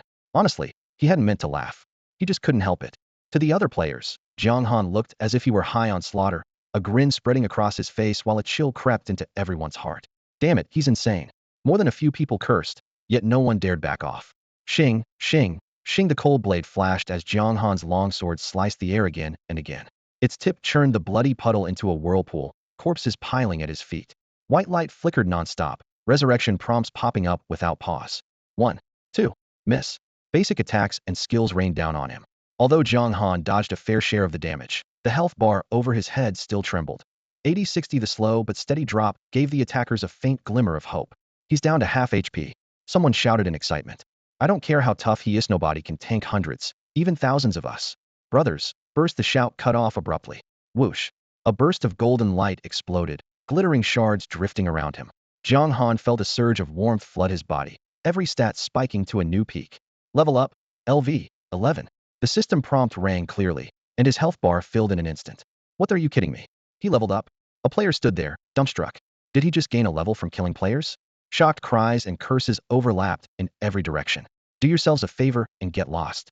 Jiang Han slashed out while explaining. You really think the system gave me nothing for the first kill on that boss? With that, he said no more, sword continuing to reap lives. One sentence was enough for everyone to fill in the blanks. So that's it. Many players suddenly understood. The system must have rewarded Jiang Han for the first kill of a bronze rank boss, a rare item that either granted an instant level or banked experience. He had simply used it. Don't panic, we still have over 1,000 people. We can take him down. If he's telling us to leave, maybe he's running out of steam. Despite their doubts, most kept charging. After all, each death still earned a Guild of Heroes bounty. The brief hesitation passed, and the battle boiled again. In the middle of the carnage, Jiang Han glanced at his quest panel. Progress had jumped to 5371000, more than halfway done. 5 minutes, 10 minutes, time stretched under blood and steel.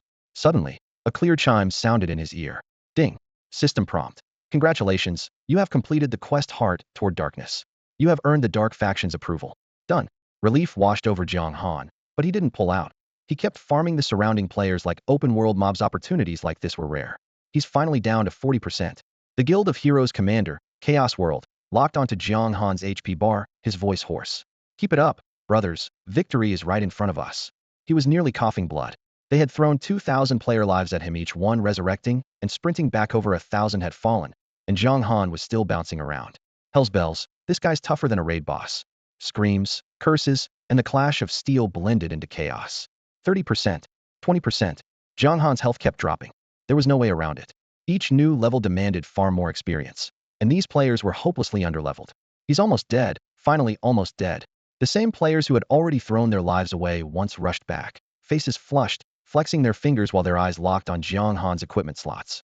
His stats were absurdly high. Touching even one item would make them rich. Want me dead?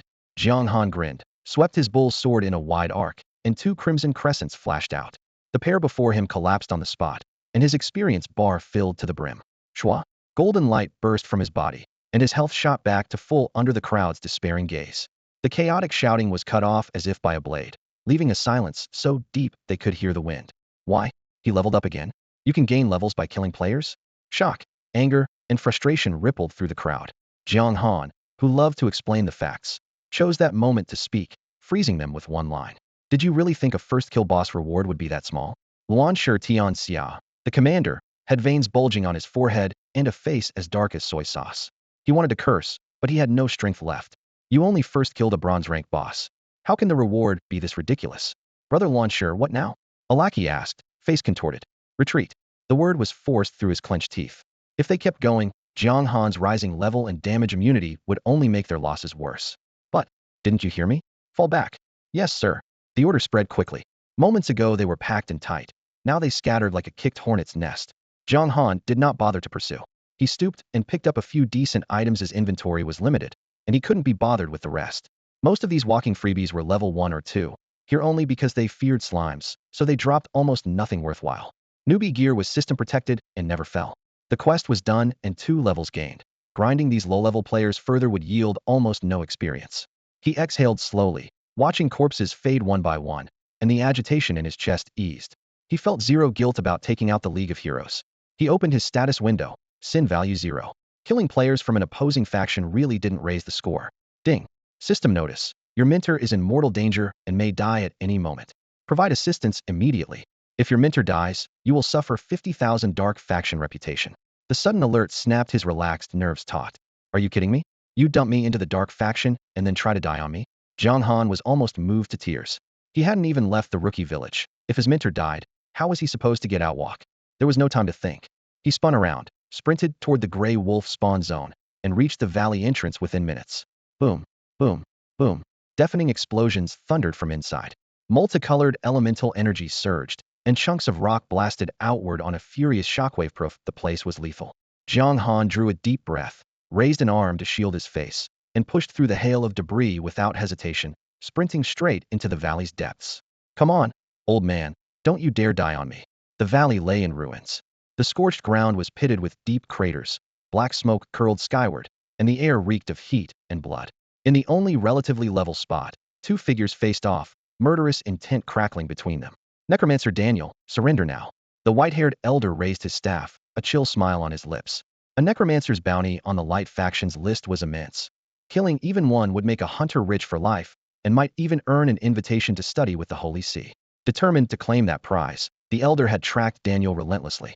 Months earlier, he discovered Daniel hiding in an unremarkable starter village. To search more thoroughly, he condescended to become the village chief, probing in secret. Daniel stayed buried so deep that the trail went cold, and the elder nearly quit until a few hours ago, when he sensed a powerful, icy surge in the gray wolf territory and drove his prey here. Old fossil, you're halfway in the grave already. Don't think you've got me beat just because you're one rank higher. Daniel's face was ashen, but his tone was unyielding. Rustling footsteps broke the stalemate. Both men turned to see a young adventurer approaching the valley's entrance. As the newcomer drew closer, recognition flickered across the elder's face. It's you? He blurted, stunned by Jiang Han's recklessness. Jiang Han scanned the battlefield, grasped the situation, then waved casually. Hey, old man, what are you doing out here? He fired off an identify spell. The interface showed only flame mage, every other line a string of question marks, just like Daniel's. Humph. The elder snorted. Leave now, or he stopped, eyes narrowing on Jiang Han. What a vile aura. Beside you, this necromancer looks freshly blessed by the light. The extreme contrast forced him into a comparison that would scandalize the clergy. Jiang Han cursed inwardly. Come on, I'm a law-abiding citizen. Am I really that evil?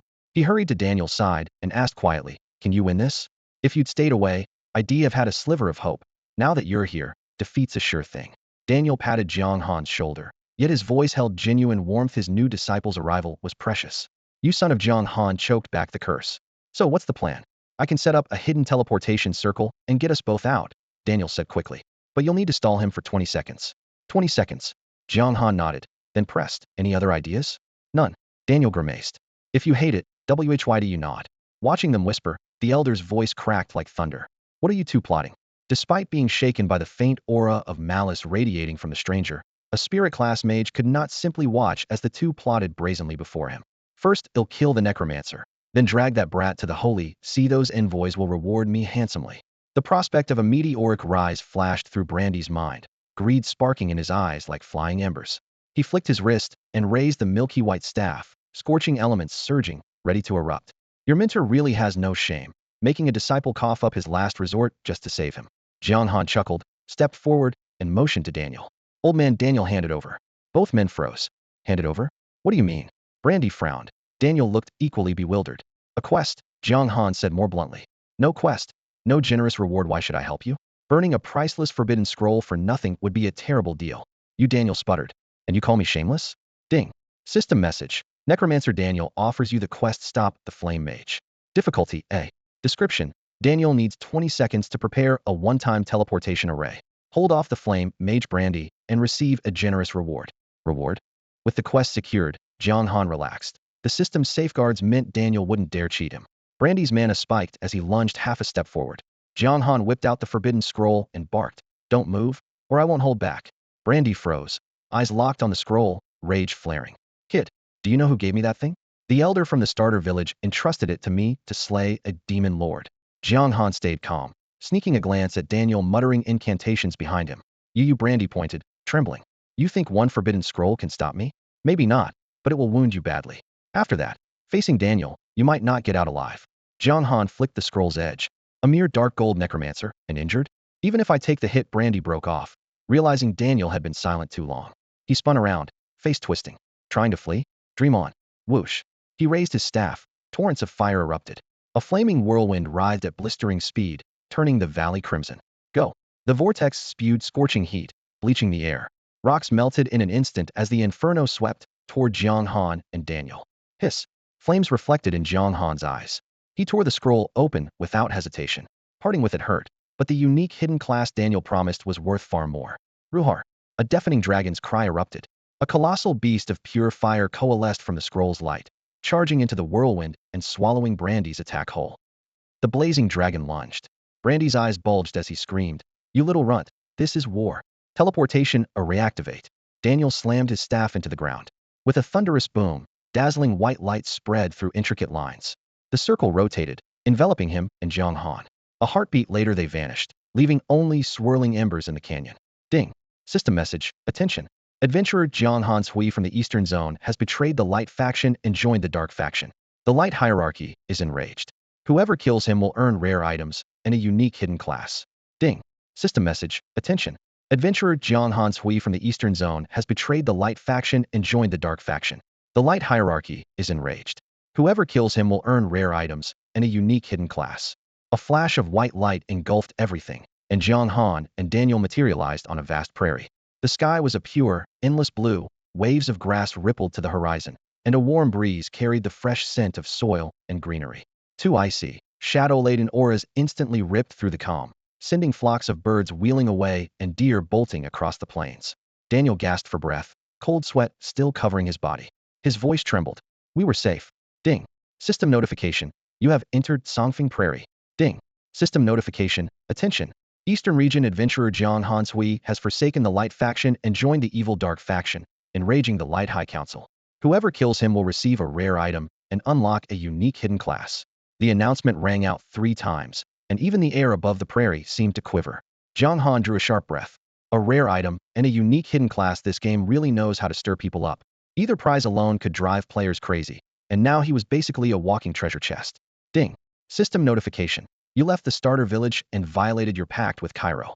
Cairo and all starter village NPCs will now hunt you down. Ding!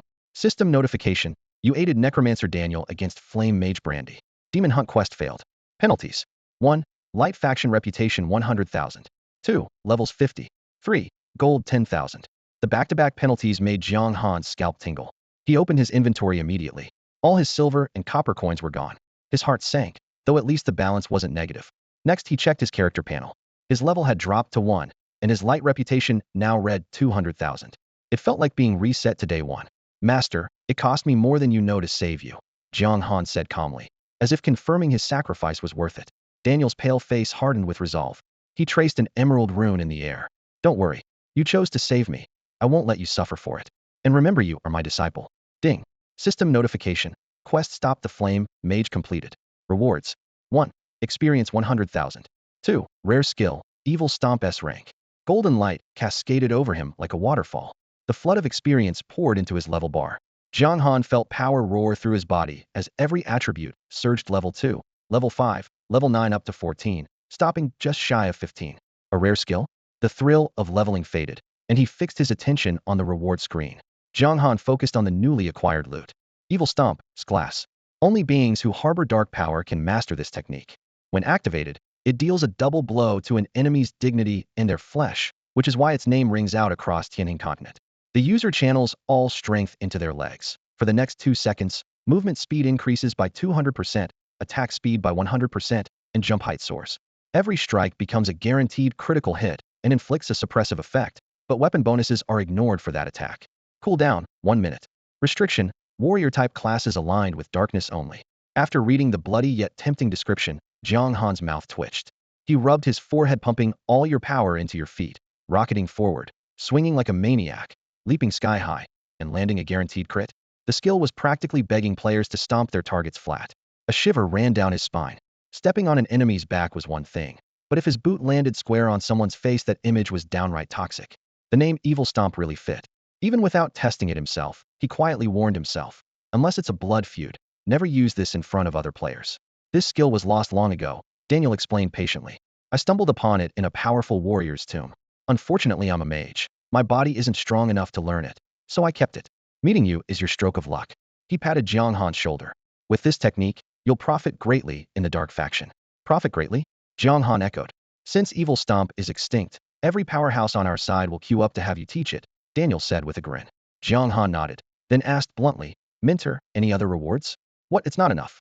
Daniel's face darkened. A one-time forbidden spell scroll for a lost class skill book, and you still want more? It's not that I feel shortchanged. I just want to get stronger faster. To grow, you need tempering. Gear is always external. Daniel waved the topic away, then shifted. Let's move. The Azure Wind plains belong to neither light nor darkness, and you still can't mask your presence. The concealment spell I put on you is rough. A real powerhouse will see through it. Danger could come at any moment. With that, he headed north, and Jiang Han followed at once. Since joining the Dark Faction, he had lost the life goddess protection death, now meant deletion. Unlike other players who could respawn endlessly, he had to stay cautious. Wait, a thought struck him, and he called after Daniel. Minter, what's this protection of the 10 demon gods you mentioned? We'll discuss it once we're somewhere safe, Daniel replied, still mysterious. I'm too weak right now to grant you a demon god's protection. Jiang Han nodded and kept up. They spent a full hour moving undercover, skirting every route Daniel deemed risky, until they left the Azure Wind Plains and stepped into a barren stretch of Badlands. Ding. System message. You have entered the map wasteland. Daniel leaned against a boulder, the wind whistling in its shadow. He pulled out several vials of crimson potion. My wounds are almost healed, but I still need 2 days of meditation. The monsters here are average perfect for your training. Take these. Jiang Han accepted the bottles. Healing potion. A precious medicine far beyond the reach of ordinary folks. Effect. Restores 500 HP per second for 10 seconds. Cooldown, 30 seconds. No wonder an epic grade boss uses these. They're 10 times stronger than the rookie village potions, Jiang Han muttered in admiration. Ding. System message. Accept quest hone yourself? Difficulty, C. Yes, he confirmed without hesitation. Hone yourself. Difficulty, C. True strength comes from tempering. Objective. Slay 500 corrupted lizards and report back to Daniel. Reward. After receiving the quest, Jiang Han didn't rush off to hunt the corrupted lizards. Instead, he logged out to rest. Having single-handedly wiped out more than 1,000 players, and then used a forbidden spell to stand toe-to-toe with Brandy, he was mentally exhausted even though it was only a game. He removed his VR helmet, let out a long breath, rubbed his throbbing temples, gave himself a quick wash, and fell straight into bed. In Mingzhu City, the night was deep, yet a brightly lit hall bustled with activity. Dressed in a tailored suit, Tu Lu Renjian lounged on a sofa, his gaze icy as he watched his subordinates stand with heads bowed and breaths held. This one's on me. I never expected Jianghan Shui to be that strong, even 1,000 people couldn't take him down, Tu Lu Renjian said, his calm tone laced with frost. Brother Tu, the blame is mine for poor command, Wan Shi Tianxia answered, face full of remorse. Tu Lu Renjian waved dismissively. It's not your fault. They were just a bunch of solo players, no way they'd all follow orders. Go back and do your job. Then please get some rest, Brother Tu, Wan Shi Tianxia murmured. Seeing Tu's expression unchanged, he finally exhaled in relief and left. As the door clicked shut, Tu Lu Renjian's face darkened. His fists clenched until his knuckles cracked. Jianghan Shui, we're not done. As long as you keep playing Eternal, this debt will be paid in full. At dawn, Jianghan woke, washed up, grabbed 2 meat buns and a cup of hot soy milk at a nearby stall, and hurried back online. He had already outpaced the average player and needed to widen the gap while the iron was hot. A flash of white light delivered him back to the wasteland, sword of the wild ox in hand. He scoured the plain for several minutes before spotting a corrupted lizard spawn on a sunbaked stretch of desert. 6 lizards, each over a meter long, hugged the sizzling gravel. With stubby limbs, thick tails, and gray-black scales glinting in the sunlight, they looked anything but friendly. Jiang Han slowed his pace, crept closer, and cast Inspect. Corrupted lizard common monster. Level, 18. HP, 20,000. Attack, 120,125. Defense, 90,100. Skill Bite. Description, ordinary lizards of the Gobi twisted by demonic energy. Now larger, vicious, and highly dangerous. Triple the attack and defense of the level 12 corrupted Wolf King, but a bit less HP. Tough. As expected, Jiang Han muttered. Player stats jumped after class changes, so monster scaling with them was only natural. The 6 lizards were spaced in pairs, perfect targets for area attacks. After confirming their stats were manageable, Jiang Han sprang into action. Evil Stomp. His speed exploded, power surging through his legs. In a blink he reached the nearest lizard, lifted his foot, and smashed its head into the gravel. A bright red critical number floated up. Ding. System prompt. You used Evil Stomp and dealt 1,869 damage to corrupted lizard. Suppression triggered. Target is immobile for 2 seconds. In an instant, the corrupted lizard's HP bar visibly shrank. Corrupt Stomp looked filthy, But its instant gap, close plus 2 seconds of hard crowd control, was every glass cannon's nightmare. The moment the stun landed, Jiang Han tightened his grip on the Wild Bull sword and unleashed frenzied execution for wind-charged slashes crashed into the target in under a second. 804, 870, 943, 1074. In the blink of an eye, the health bar bled deep red. Screech. Badly wounded. The lizard broke free and snapped at Jiang Han's greaves. 402. The hit wasn't weak, but Jiang Han was no longer the same rookie. Since obtaining a 1EO Faken hidden class with maxed growth stars and an off-the-charts attack rating, he could overpower an 18-level monster even while 4 levels below it. Level 14. HP 7,350. Attack 187190. Defense 8992. Reputation 1000. Luck 0. With over 7,000 health, a 400-point bite barely tickled. Chirp, chirp, chirp. Hearing their companions shriek, 5 more corrupted lizards hissed and lunged. Jiang Han fought as he retreated, refusing to be surrounded. Each time a lizard snapped at him, he sidestepped and sliced through its scales clean. Quick, 1 every 20 seconds. Ding. System message. You have slain a corrupted lizard. EXP 500. The 4-level advantage meant generous experience about 1% for every 2 kills. With the quest bonus, 10 more lizards would give him a level up. A few minutes later, all 6 lizards lay dead. Jiang Han pocketed 120 copper coins and followed the cliff in search of the next spawn point. Beep beep private message. Sender. Longting Wanli, the deep-pocketed player who had dropped 20 grand on starter gear. Longting Wanli. Bro, selling your head? Jiang Han rubbed his temples and answered, no. Had he joined the dark faction, one death would delete his character. Otherwise, he could have been rich just selling his own death. Longting Wanli. I can offer 5 million. No. Jiang Han turned him down flat. He knew the penalty was far worse than losing a single level. 5 million was astronomical, and the higher the price, the greater the risk. The light faction was already offering rare items and a unique hidden class to hunt him. The dark faction would pay just as handsomely. Fortune favors the bold, but Jiang Han wanted more than a one-off payday. If not for the dark swordsman's absurd growth stars, he might have been tempted, yet he understood the hidden class potential. Selling his head could wait.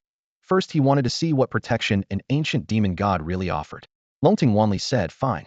The real issue is your bounty is sky high. If nobody cashes in, half the server will be dying to kill you. Once you're dead, every perk is gone. Relax, Jiang Han answered, confidence and unspoken pressure in his voice. There's a reason my bounty is that high. Jiang Han chuckled softly, seeing through the probe without exposing it. Very well. Enjoy the game. Longting Wanli realized Jiang Han wouldn't budge and stopped persuading him. Suddenly Jiang Han remembered the spare gear in his backpack. Wait, I've got a few pieces of equipment. Interested?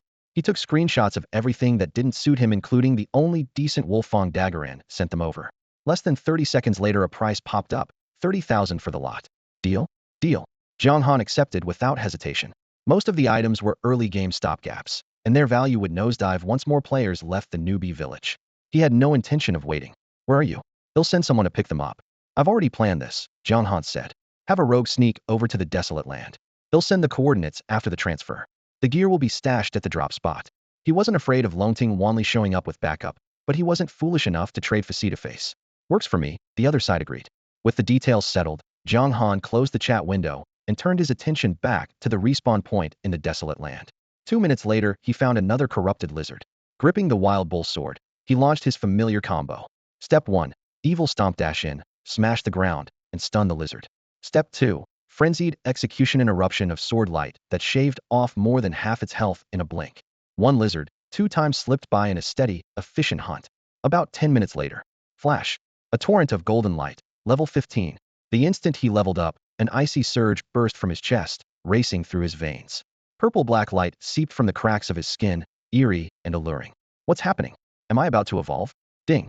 System message. Congratulations, you've reached level 15. The power of the Dark Swordsman has been triggered, and you have unlocked the skill Death Force. A sharp electronic chime echoed in Jiang Han's ears as energy surged through his body, heat and cold colliding. About 5 minutes later, the raging power receded like the tide, either completely spent or lurking in the darkness within, waiting to erupt again when he grew stronger. I just unlocked a skill on my own, he murmured, awestruck. What a ridiculous hidden class. No wonder Daniel was so confident about it. He took a deep breath, calmed himself, and opened his skill panel. The once empty row of slots now held a new violet-black icon, its jagged edges crackling with dark purple lightning, both flashy and ominous. Death Force passive. Grade A. Description. The Dark Swordsman is a variant of the Undead Swordsman, walking the line between life and death while retaining full consciousness. His regeneration is terrifying. Even holy light struggles to purge him. Effects. 1. Out of combat. Restores 0.5 max HP per second. 2. In combat. Restoration reduced to 0.1 per second. Jiang Han stared at the panel for a long moment before blurting, "Incredible. A 0.5 heal each second means regaining 30 of his HP every minute a top-tier sustain for his current level." The real terror, though, lies in the scaling. Dark Swordsman already boast high health and defense growth. As his level climbs, this passive will only grow nastier. If he can't win a fight, he can retreat, heal to full in under 4 minutes, then return for the kill. Whether for survival or kiting, it's a game changer. Beep beep. Friend message. Lonting Wanli. The 30 grand has been transferred. Jiang Han, got it. I stashed the gear at that spot. Tell him to pick it up. He sent the coordinates, and a terrain screen showed an inconspicuous nook head chosen at random. The system once reminded him. Common gear depawns after 24 hours, bronze in 3 days, silver in a week. The rarer the gear, the longer it stays, an eminently reasonable rule. Lonting Wanli replied, deal. Same as always, if you find good gear, think of Dragon Guild first. We always pay fair. Jiang Han, no problem. He closed the chat window and sprinted toward the mutated lizard spawn.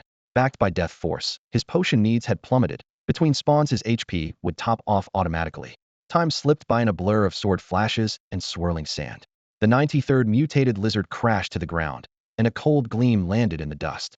Now that's a drop rate. Jiang Han bent to pick it up, triggering the item window. Desert boots. Grade, bronze. Defense, 610. Effect, 2 movement speed. Required level, 16. Description, essential footwear for crossing desert terrain. With excellent traction and durability, they're favored by ordinary folk across Tianjin continent.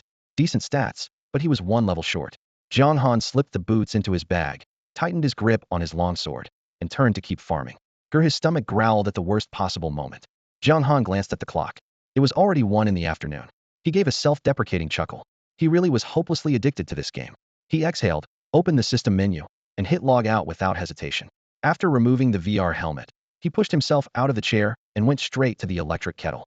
He filled it, ripped open a cup of instant noodles, tossed in the noodle block and seasoning, and, while the water heated, opened the game's official forum and browsed at random. Threads filled the screen. Han River's dilemma. How to join the dark faction. That NPC is gorgeous, can we date her? As a full immersion, single-server global phenomenon, Eternal was drawing insane levels of attention. Jiang Han quickly noticed plenty of posts about him. Some guilds even publicly calling for players to hunt him down in groups. Leveling through player killing isn't realistic right now, he decided. The warning one death and the character is done flashed through his mind, and he killed the reckless idea immediately. If he got surrounded, the consequences would be disastrous. If the demon god's blessing can replace the life goddess blessing, it has to be a top-tier perk, he muttered, rubbing his chin in anticipation. The kettle rumbled. He poured the water, inhaled the noodles in a few bites, chased them with a glass of water, put the helmet back on, and logged in again, ready for another round of cat and mouse with the corrupted lizards. Flash. A burst of white light deposited him in the desolate wasteland where head logged off. Roar. Beside him, a hulking creature as tall as a man, its skin flushed red, let out an angry bellow. Its thick tail swept sideways. Boom. The blow slammed into his chest, flinging him several meters and sending him tumbling. Ding. System message. You were hit by Lizard King's tail sweep and lost 1010 HP. Had only just logged in, and 1/7 of his health was gone. Jiang Han's heart clenched. Cheap shot, baby lizard. Steadying himself, he fixed his eyes on the creature far bulkier than the usual. Corrupted lizard gripped his bull sword and cast Inspect. Corrupted Lizard King. Bronze grade boss. Level, 20. HP, 100,000. Attack, 180,180. Defense, 120. Skills, Bite, Tail Sweep, Toxic Hide. Profile, a mutated corrupted lizard, vicious and bloodthirsty, one of the lords of the wasteland. A deadly foe for adventurers. Killable, a gleam flashed in his eyes.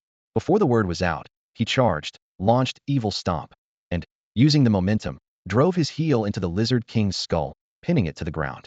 Ding. System message. You used Evil Stomp, dealt 1073 damage, and applied Suppress. Target immobilized for 0.35 seconds. Only 0.35 seconds? His stomach dropped. Before he could chain Frenzied Cleave, the Lizard King flicked its head and sent him flying. Ding.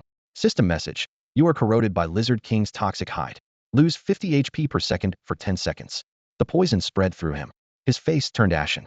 Looks like I can't save Daniel's potion after all. With a pained expression, he uncorked the vial and took a swig. A faint green glow rose from his body. 500, 500. His health bar climbed, and his confidence returned. While the buff lasted, he rushed in and slashed the Lizard King's head. Blood sprayed. 575. Then came frenzied cleave, a storm of rapid strikes. Roar. The enraged Lizard King used its long tail for a wide sweep, forcing Jiang Han back. He scanned the area, spotted a jutting rock, and had an idea. He darted behind it, stuck out his head, and taunted, "Come on, get over here." With cover secured, he unleashed one-finger Zen and Lion's Roar in the same instant, the air shuddering with the blast. Jiang Han was, after all, Jiang Han preternaturally gifted, capable of casting one-finger Zen and Lion's Roar simultaneously. Grr. Provoked, the corrupted Lizard King grew even more furious. It lifted its stubby limbs and charged, locking blades with Jiang Han once again. Viscous venom dripped from its fangs, sizzling on the yellow sand, as if the very air were corroding. Jiang Han refused to meet the strike's heat. He lowered his body, slid along the ground, and used a waist-high boulder as cover. Each dodge was timed with surgical precision. 1. When it lunged with open jaws, he twisted aside, its fangs barely grazing his shoulder. 2. When the tail swept sideways, he pivoted around the boulder, letting the impact smash stone chips instead of bones. 3. When it roared and pounced, he glided backward, keeping the perfect amount of space between them. Circling as he fought, he not only avoided wide-area swings, but also bought precious seconds for his healing potion to tick. A sneak attack had a cost. Jiang Han meant to collect. The battle turned into a tug-of war. The corrupted Lizard King's 100,000 HP was carved away a few hundred points at a time, like a knife whittling wood. Now and then Jiang Han unleashed frenzied execution, his sword flashing like a rainstorm and dealing heavy damage. Yet the passive toxic erosion was just as nasty. Each hit guaranteed a backlash. Green debuff alerts kept popping up, forcing him to chug potion after potion. Thankfully, his health pool was deep enough that no healing was wasted. After 8 minutes and 4 elixirs, his final strike split its skull. The Lizard King collapsed with a resentful hiss, its corpse bursting into silver light. Coins spilled everywhere, along with 2 items, a tan breastplate and a staff. Yellowstone armor bronze. Defense, 2,225. Bonus, 8 defense. Required level, 20. Description, remarkably sturdy and perfect for desert ambushes. Molten rock staff bronze. Attack, 2,530. Bonus, 10 attack, 5 spell lifesteal. Required level, 20. Description, a rare entry-level staff, irresistible to novice mages. Great stats, but the armor needed level 20, and the staff, though powerful, was useless to him. Jiang Han snapped a screenshot for his records and tossed the plain leather shoes into a parcel for his friend Longting Wanli. His XP bar sat at 1589. A few more mobs, and he could equip his Sandwalker boots. The current shoes still held value, so they had to go quickly. Longting Wanli replied almost instantly. Bro, the requirements are insane. No one in our guild can wear level 20 gear. Level 20 seriously? The top player in the Light Faction's eastern region is only 13. You're already dropping level 20 items. What level are you? Jiang Han answered calmly. You know how crazy the drop rates are in this game. Longting Wanli paused. 1,000 for the shoes. As for the molten rock staff, 50,000. Early game gear, no matter how epic, is still temporary. I've got to keep the books balanced. The offer was fair, and Jiang Han was quick to agree. Deal. Same routine, wire the money first, then send someone to the wastelands to pick it up. A third deal sealed. The crisp chime confirming the transfer was music to his ears, and Jiang Han felt a rush of vindication. With this payment, head pocketed over 100,000 from Longting Wanli in just a few short days. 6 figures, earned almost overnight. Yet he was convinced that Eternal would reward him even more in the long run. He closed the chat window and went back to methodically combing the charred rocky slope for corrupted lizard spawn points. His goal was simple: kill 500 of them. It was a huge number, and he was nowhere near the finish line. Roughly half an hour later, the constant sounds of respawning monsters surrounded him. A burst of golden light exploded around his avatar, bumping him up to level 16. It had taken 30 minutes to gain 10% of a level. By that math, each level would require at least 5 hours. He grinned and muttered, this grind is insane. At level 16, he was still in the early game, but even a 10-hour marathon would net only 2 levels. How is that reasonable? Regular players had lower growth rates, so they leveled even slower, and if they partied up and split the experience, it became nearly impossible. Complaints aside, he kept swinging. He farmed non-stop until 6 in the evening, leaving his experience bar at 86% and his quest counter at 301 out of 500. Only then did he log out in search of real food. Pulling off the VR helmet, he reached for his phone to order takeout, only to see Wang Kai's chat icon flashing. He had disabled in-game chat, so had missed every alert. Wang Kai, you there, man? Wang Kai. Not replying, trying to protect yourself? Wang Kai. It's been 3 minutes. You should be done, right? Jiang Han chuckled and typed, what's up? Wang Kai's reply was almost instant. Barbecue. Don't tell me you've eaten. I can picture you glued to the game. Jiang Han answered with mock solemnity. Gaming? What gaming? I was working. You got a job? Wang Kai sent a shocked face emoji. Yep. What kind of job? Making money by selling virtual goods. Sounds fancy. It's okay. Let's talk in person. Same spot as always. Sure. Night settled over Sucheng, and neon lights flooded the streets. Jiang Han changed into casual clothes, locked his door, and walked less than 5 minutes to the familiar barbecue stall at the intersection, where Wang Kai was waving frantically. The air was thick with cumin and charcoal smoke. Wang Kai greeted him with a light punch to the chest. Bro, nice. I was about to hook you up with a job, but you beat me to it. You had a job for me? Jiang Han raised an eyebrow. What kind of job? Pro gamer. Wang Kai's excitement was obvious. With your skills, not going pro is a waste. I'm at a studio gearing up to dominate Eternal. The pay's good. 8 grand a month once you're official, plus full benefits, room, and board. There's a test, but you'd pass in your sleep. Jiang Han shook his head. He'll pass. Afraid I'm setting you up? Wang Kai waved his hands. Come on, ID never scam you. 8 grand may not be much elsewhere, but you know how averages get inflated. Let me finish. Jiang Han laughed. I mean, this time I want to fly solo. Solo? Wang Kai paused. But aren't you already making money selling virtual goods? Halfway through the sentence, realization hit him. He smacked his thigh so hard it stung and grimaced. Damn, you tricked me. Smoke curled up from the barbecue stall while neon signs flickered above the nearby shops. People strolled past, chatting and laughing, and the whole street buzzed with life. Jiang Han and Wang Kai ordered as they talked, then claimed a folding table at the street corner and waited for their skewers. It's one thing to sell gear, but peddling virtual items on the side? I almost thought you'd opened an online store, Wang Kai joked, picking up a pair of disposable chopsticks. So you've already jumped into Eternal? Jiang Han nodded, sliding a steaming plate of grilled eggplant between them. They call Eternal a second world. The immersion's unreal. How could I stay away? Give me your character name. I'll add you when I get home, Wang Kai said. Well, Jiang Han hesitated, then shook his head. Keeping that to myself for now. His reputation in game was too big. Half the server wanted him dead. It wasn't that he distrusted Wang Kai. Total silence was simply safer. So mysterious. Wang Kai let it drop, but lowered his voice in warning. Eternal isn't like other MMOs. Treat the NPCs as real people or you'll hit a wall fast. He knew how punishing the early game could be and had half suspected Jiang Han was stuck in the starter village but too embarrassed to admit it. Raw mechanics mattered less than sweet-talking the locals. Jiang Han agreed. Ever since Daniel had explained that adventurers were protected by the goddess of life and that he couldn't bend the rules by handing out gear, Jiang Han had stopped viewing natives as lifeless quest machines. They swapped stories while polishing off the skewers. Suddenly Wang Kai glanced around, lowered his voice even further, and whispered, Hey race, a secret. Once your power hits a certain point, the game throws you into a hidden realm. A hidden realm? Jiang Han raised an eyebrow. What kind? Don't know the exact trigger. Supposedly you're auto-teleported once you reach the level cap. Your talent is tied to the place. Eternal hates pure RNG. It uses trials to decide how strong your gifts are.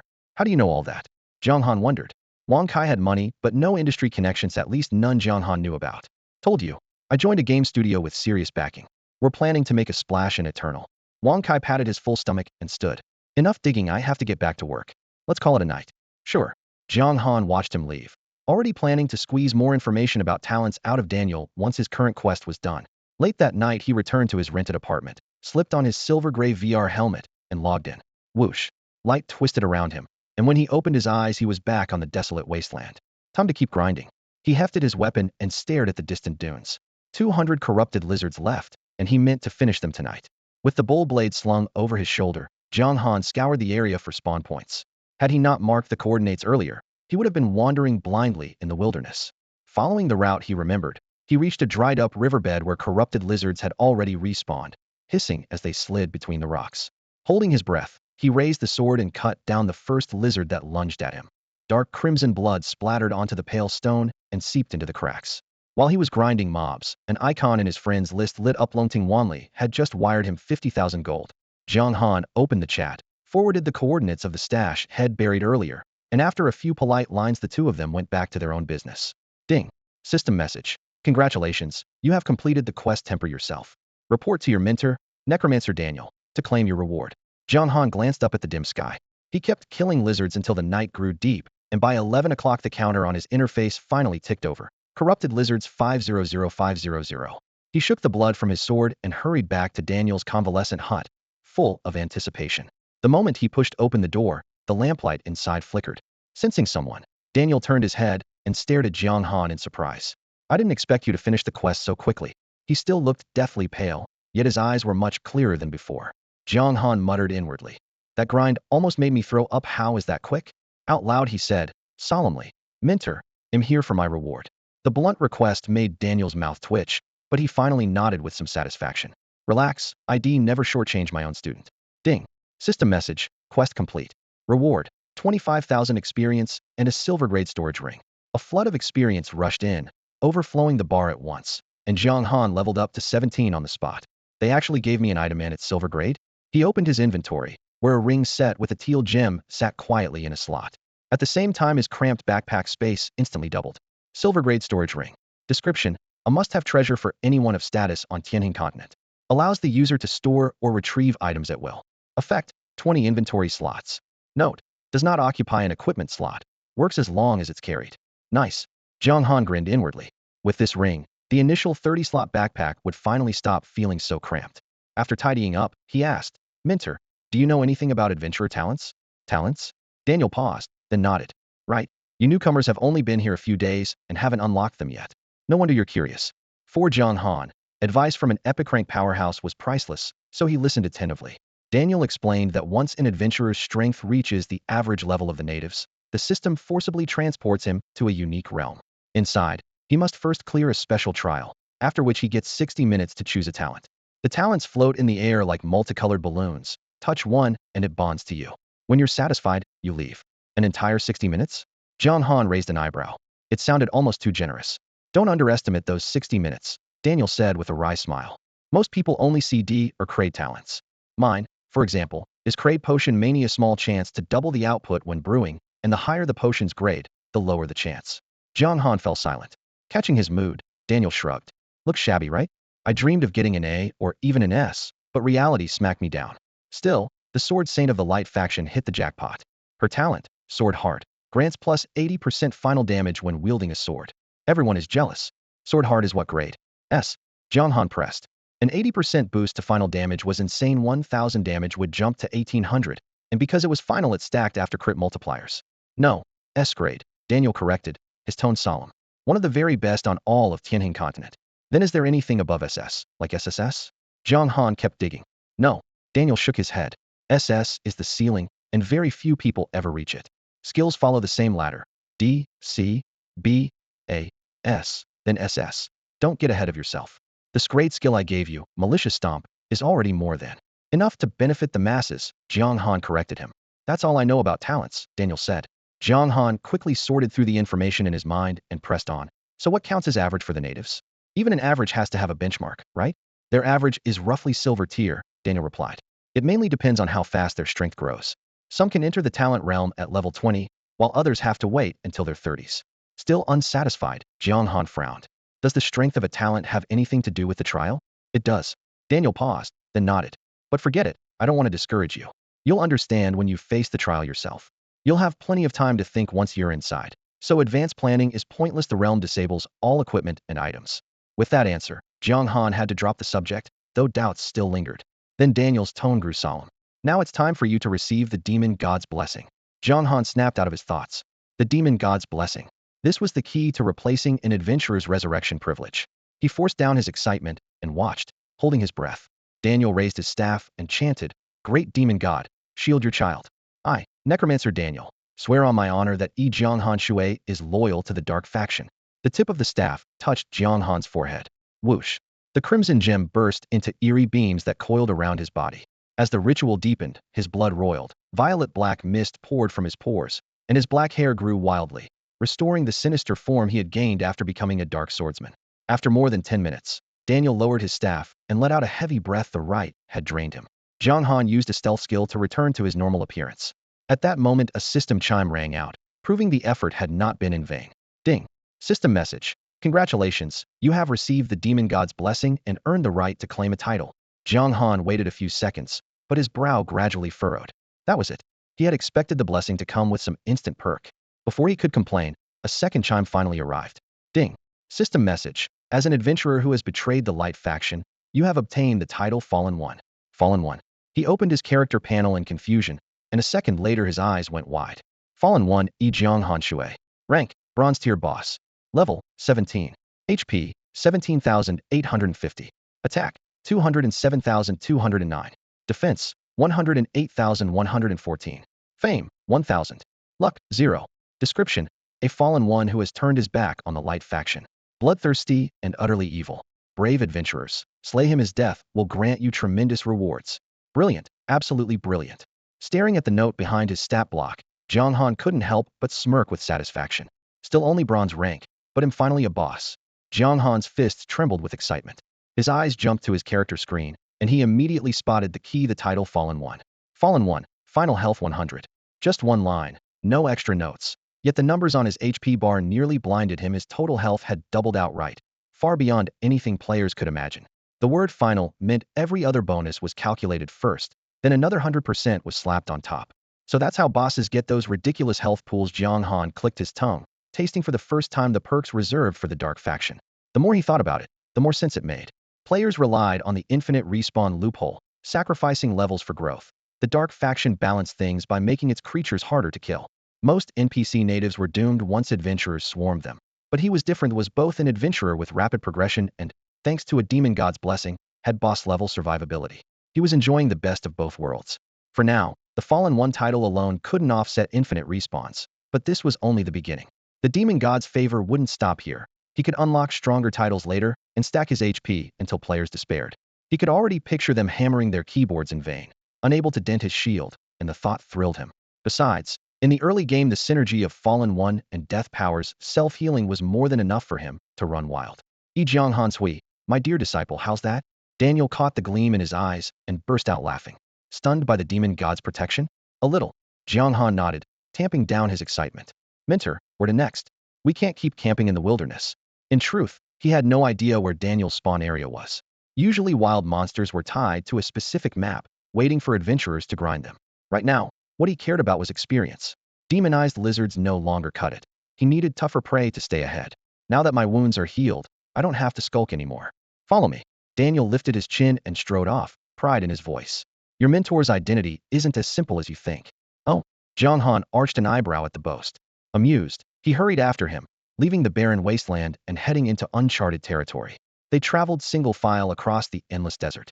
Under the blazing sun, the air warped with heat, and before long the sand underfoot gave way to green as they stepped onto a vast plain. On the horizon, a towering city sprawled across the land like a mountain range. Charcoal gray walls seemed to swallow the light, impossible to overlook.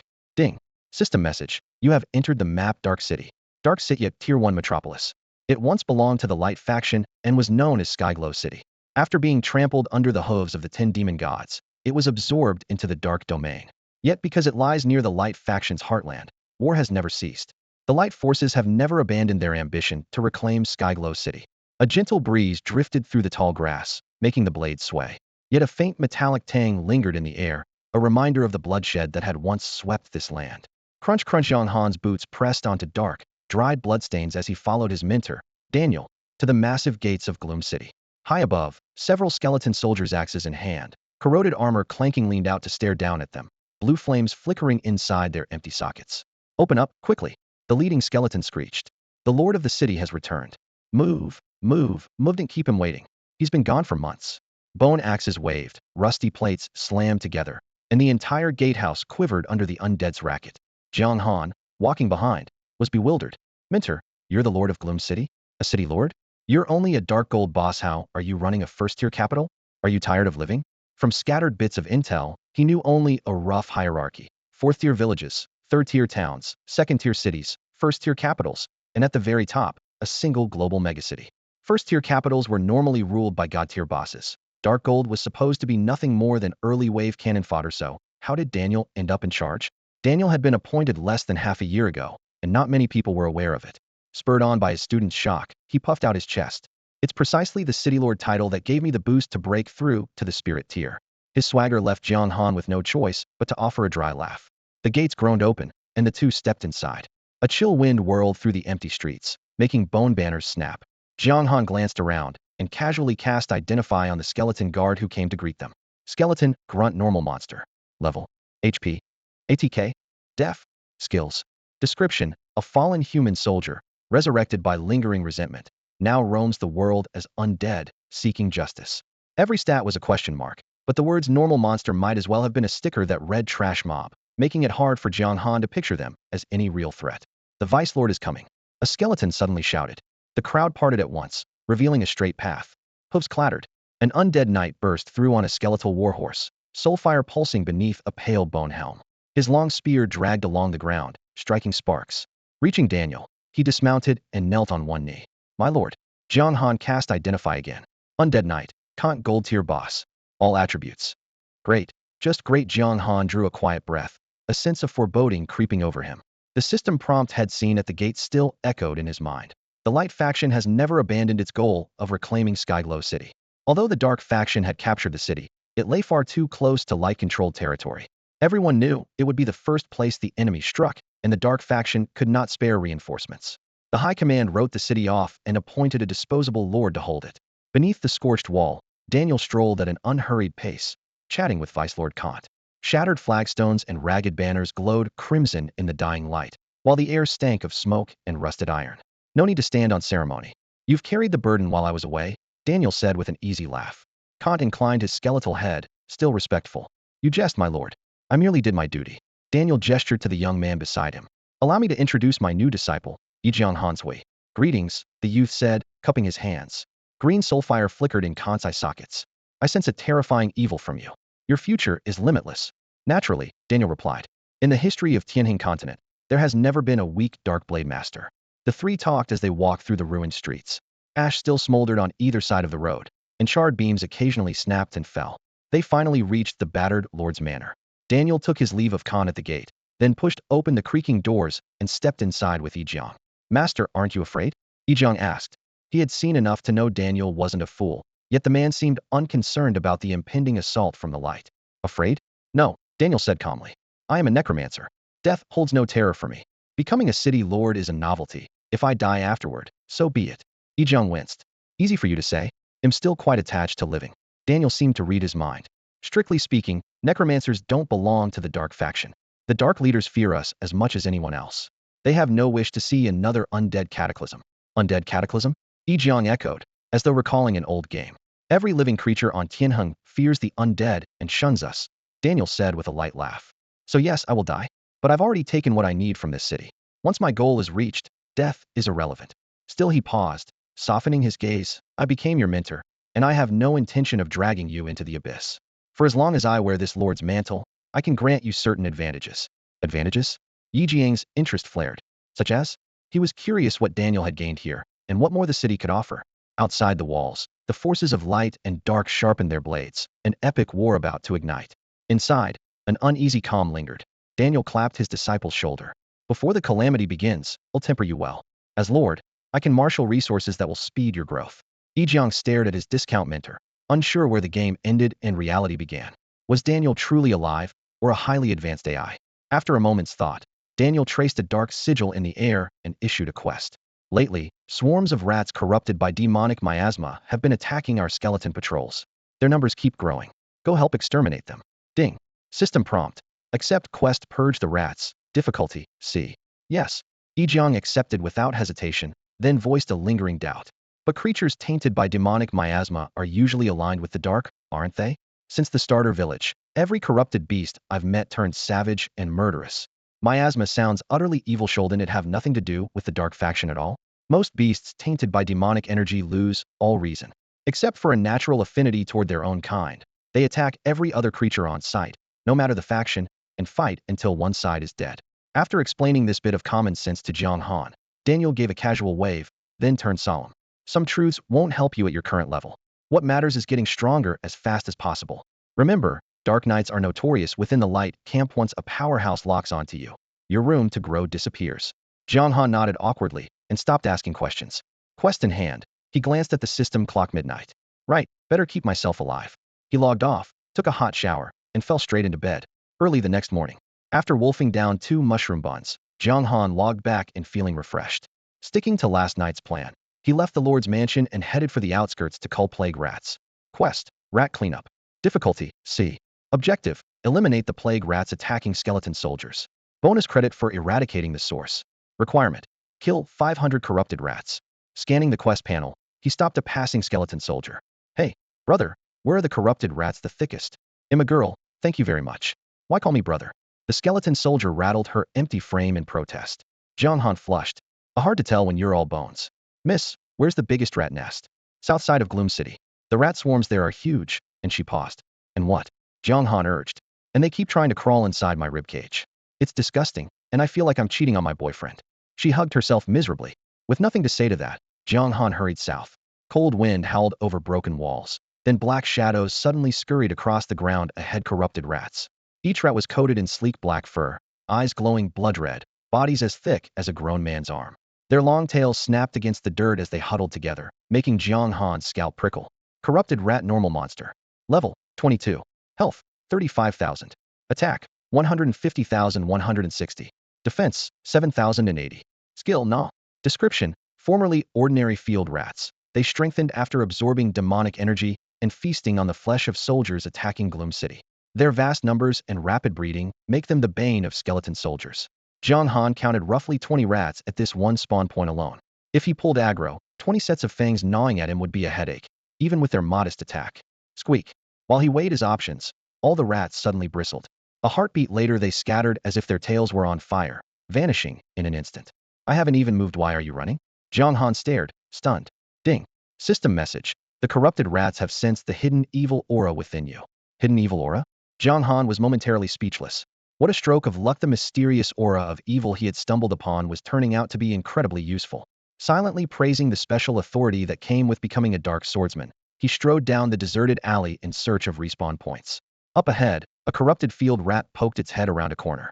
Before it noticed him, Jiang Han triggered Evil Stomp. Black runes spread from beneath his boots, rooting the creature on the spot, and a crimson 2,200 floated above its head. The rat's damage was decent, but its defense was paper-thin.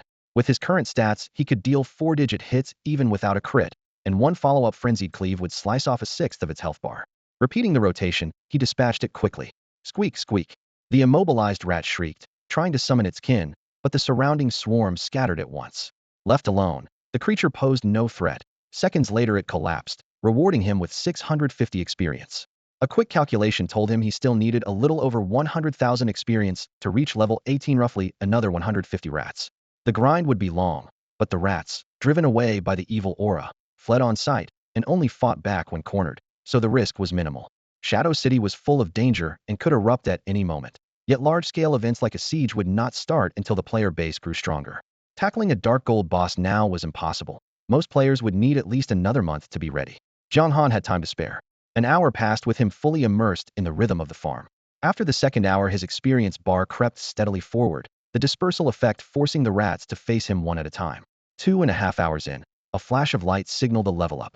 The Follower of Corruption title kicked in, boosting his max HP by more than 1,000 and raising every other stat. On the 187th kill, the rat dropped 30 copper coins and a pair of bracers. Iron bracers bronze. Defense, 1012. Effect, 3 defense. Required level, 20. Description, a masterpiece from a tier 3 town forge, far beyond the budget of common adventurers. Nice gear, but like his yellow rock plate, it was locked behind level 20. He stashed it in his pack and turned to find his next target. Just then the system chime rang out. Ding. System message. Congratulations to North American player God's No-Go Zone for acquiring the Grade Talent Agility. As the first player to awaken a talent, rewards include Talent Grade 1, 10,000 reputation, and 10 free attribute points. Someone already had a talent? Jiang Han felt a twinge of regret, but he had never assumed he was the only one with good fortune. Scree. The ground shook and cracked. A gigantic rat wreathed in violet light burst from the earth, releasing a shrill scream that made his head buzz. Ding. System message. Adventurer, your slaughter of corrupted field rats has enraged the silver grade boss Corrupted Rat King. The Corrupted Rat King. While the boss was still striking its entrance pose, Jiang Han activated Inspect. Corrupted Rat King Silver Boss. Level. HP, 150,000. Attack, 220,230. Defense, 140,155. Skills. Description, a Rat King exposed to the source of demonic energy. The encounter granted it power far beyond ordinary corrupted rats, and it usually stays hidden from the world. Its defense was acceptable, but its attack stat was vicious, and its level and skills were still hidden from his appraisal. Even so, it was only a silver boss. Jiang Han tightened his grip on the wild bull sword, battle fever rising in his chest. If the lesser rats were still swarming, he might have hesitated, but the evil aura had scattered them. Unknown, he was confident he could take the Rat King. He had missed out on the first talent reward, but he was not about to let someone else claim the first silver boss kill. Squeak the demonized Rat King, as massive as a small hill, glared at Jiang Han with murderous intent and screeched before launching itself forward in a blur of gray. Fast as it was, Jiang Han was faster. He activated Evil Trample, his movement speed spiking as he skimmed across the ground for several meters, then sprang up and stomped squarely on the Rat King's head. The 0.2-second hard control took effect instantly. Being used as a footstool left the Rat King both humiliated and furious. Its muscles bulged, shaking Jiang Han off. A heartbeat later, it snapped its fang maw at him. Jiang Han sidestepped, but a razor-sharp fang still grazed his shoulder. 1,105. A hefty chunk of HP vanished. Ridiculous damage, but good thing for the title bonus, Jiang Han thought, face unreadable as he unleashed a full frenzied execution. Crossed sword lights carved away nearly 4,000 HP. Enraged, the Rat King attacked even faster, lunging again. Jiang Han stayed light on his feet, circling the towering mass of flesh and fur to keep its hit rate low. Squeak. Suddenly the Rat King's pupils flared an eerie crimson and its rhythm spiked again. It stopped biting and hurled its whole body sideways in a crushing slam. A looming shadow engulfed Jiang Han, nowhere to dodge. At the last instant, Evil Trample came off cooldown and he vaulted skyward. Ding. System. You used the skill Evil Trample and successfully interrupted the demonized Rat King's cast. Landing, Jiang Han hacked away with his Wild Bull sword, whittling down the boss hefty 150,000 HP. Whenever stray hits landed, he popped healing potions to keep his bar in the safe zone. 80-60 as the health dwindled, Jiang Han stayed laser-focused. When it dipped to 50, he backed off a few steps. Half health means a big move, better play it safe. Right on cue. Squeak. The Rat King shrieked as if calling reinforcements. Squeak, squeak, squeak. Seconds later, swarms of demonized field mice burst from underground only to catch sight of Jiang Han's ominous aura and scramble right back into their holes. Jiang Han. Demonized Rat King. After a stunned beat, the Rat King seemed to realize its minions had deserted. Mortified, it spun around, dove toward the pit it had just clawed open, and began to burrow. Ding. System. Your evil aura and overwhelming strength have frightened the demonized Rat King. It has chosen to flee. Run? You think you can run? Jiang Han blinked behind the Rat King, clamped a hand around its thick tail, and roared. Enjoyed yourself, and now you want to bail? Get back here. Yet a bronze tier boss simply lacked the brute force of a silver tier. Instead of dragging the Rat King out, Jiang Han was yanked off balance and tumbled into the pit right after it. No way I'm letting you escape the first kill bonus. Jiang Han clamped the Rat King's tail in one hand and thrust his bull's word forward with the other, stabbing its rump again and again as the monster's HP plummeted. Despite the pain, the corrupted Rat King shrieked and bolted deeper into the tunnel, blood splattering in its wake and dust swirling through the air. Swoosh. When its health sank to 30%, it burst into a chamber shrouded in eerie violet light. Dragged across the ground, Jiang Han looked up to find a shard of violet crystal standing in the center of the cave, its surface glowing with a sinister gleam. The Rat King pressed itself against the crystal, and its wounds closed before his eyes while its HP ticked upward. 2,500. 2,500. Jiang Han released the tail, flipped to his feet, and scanned the chamber with growing unease. That purple glow was clearly fueling the Rat King's power. A sudden wave of heat rushed through his limbs. The violet radiance washed over him, and he felt his blood surge and his strength explode. Ding. System message. Exposed to the violet thunder gem. Latent evil energy temporarily awakened. All attributes 1,000 for 1 minute. All stats up 1,000%. Jiang Han glanced at his character sheet. His attack had shot past 2,000, leaving him stunned for half a second. Beside the gem, the empowered Rat King wheeled around, tusks flailing as it charged, its screech slicing through the air. Die. Jiang Han drew a steady breath. Priorities fixed. Secure the first silver tier boss kill, then examine the gem. Frenzied execution. The bull's word lashed out 4 times in a blur. 15,699. 17,888. 20,002. 23,988. Over 70,000 damage erased the Rat King's remaining HP. Boom. The beast split into 4 chunks, gore spraying everywhere. Whoosh. A pillar of gold light soared upward. A flood of experience surged in, rocketing Jiang Han to level 19 and leaving his bar at 73%. Ding. System message. Silver tier boss corrupted Rat King defeated. Reward. EXP 180,000. Ding. System message. First player to slay a silver tier boss. Bonus. Reputation 1,000. Free attribute points 20. Rare item Grace of Favor. Grace of Favor? Jiang Han opened his inventory. A shimmering scroll lay inside. He remembered the Heaven Blessing Pearl from the bronze first kill. This would be even better. Grace of Favor, Grade S. Effect. Instantly elevates any Grade B or lower skill by 1 level. Description. A natural wonder infused with a fragment of divine power. Incredibly rare, yet a fortunate few earn Fate's blessing. Level upgrade skill for free. Jiang Han clenched the scroll, elated. Its worth far surpassed the Heaven Blessing Pearl. Gear is replaceable. High-level skills last a lifetime. Ding. System message. Broadcast your achievement to all adventurers on Tianning continent. Reward. 10,000 reputation. Yes. Jiang Han answered without hesitation. His name was already well known. Ding. System announcement. Eastern region player Jiang Han Shui is the first to defeat a silver tier boss. Ding. System announcement. Eastern region player Jiang Han Shui is the first to defeat a silver tier boss. As the announcements spammed the chat, Jiang Han crouched to scoop up the Rat King's drops, ready to inspect each item. Just then, a crisp chime sounded, sending a chill down his spine. Ding.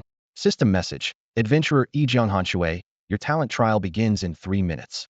The talent trial has started without warning. Jiang Han's heart lurched. He drew a deep breath, forcing down the surge of restlessness in his chest. In the upper right corner of his interface, scarlet numbers ticked down from 180 seconds, only 3 minutes left to prepare. Luck certainly plays a part in acquiring a talent, but Daniel had stressed time and again that the talent trial is the only official way to upgrade one. The rules explicitly forbid bringing any items or equipment, preventing anyone from smuggling in forbidden scrolls or level-free divine weapons. Skills, however, belong to the player and are exempt, and nothing hits harder than a passive skill that directly boosts raw stats. A thought flashed through his mind. Jiang Han pulled out the grade scroll the system had just awarded him Favor's Might. The scroll shimmered with multicolored light, fine runes etched across its surface, and a faint current tingled at his fingertips. Without a moment's hesitation, he tore it in half. Whoosh! Prismatic light burst from the torn scroll and streamed into the center of his brow. Warmth flooded his limbs and bones, as though he had slipped into a hot spring. His muscles and skeleton thrummed with a barely audible hum. Ding! System message. You have used this grade item Favor's Might. Choose one of the following skills to upgrade. Note: only skills of grade or below are eligible. Dark swordsmanship. Jiang Han answered without hesitation. He had 4 skills: Evil Trample S, Power of Death A, Frenzied Cleave B, and Dark Swordsmanship B. Favor's Might ignored S and a grade skills. Though Frenzied Cleave was strong, it couldn't match the raw attack bonus from Dark Swordsmanship. Ding. System message. Because of Favor's Might, your skill Dark Swordsmanship B has evolved into Art of Slaughter A. Jiang Han pulled up his skill window at once. Art of Slaughter passive a grade. Description: an exclusive technique of the Dark Swordsman that once drenched Sky Constellation continent in blood. Only those who have weathered endless carnage can grasp it. Effect: 200 base attack, 20 attack, 50 attack speed. Special: removes the requirement to wield a sword. Permanent effect. This is insane. Jiang Han's breathing quickened. Dark Swordsmanship had offered only 50 points of attack. Now the flat bonus was 4 times higher, plus a percentage increase and faster swing speed, all while scrapping the weapon restriction. His current attack cap was just over 200, and this single passive had doubled it. If he faced that mutated Rat King again, he would carve it up like a melon. Out of the corner of his eye, he spotted the Violet Thunder Gem lying quietly in his inventory, lightning veins flickering across its surface. He picked it up and sighed to himself. If only I could take this gem's tenfold all-stats boost into the trial, yet he knew better. If temporary buff items were allowed, every well-connected local player would stroll in within a grade talent from the start. The developers would never leave that loophole open. Ding. System message. You have obtained the grade item Violet Thunder Gem. Purple Lightning Gem. Grade on arcane stone that can unleash human potential for a brief moment. If your latent power is vast, your strength soars. If it's meager, the boost will be shallow. Duration: 1 minute. Uses remaining: 2 of 3. Note: potential depends on many factors. The system makes a comprehensive judgment based on growth rating, class, attributes, skills, and more. Uses have dropped from 3 to 2, meaning the gem has already triggered once.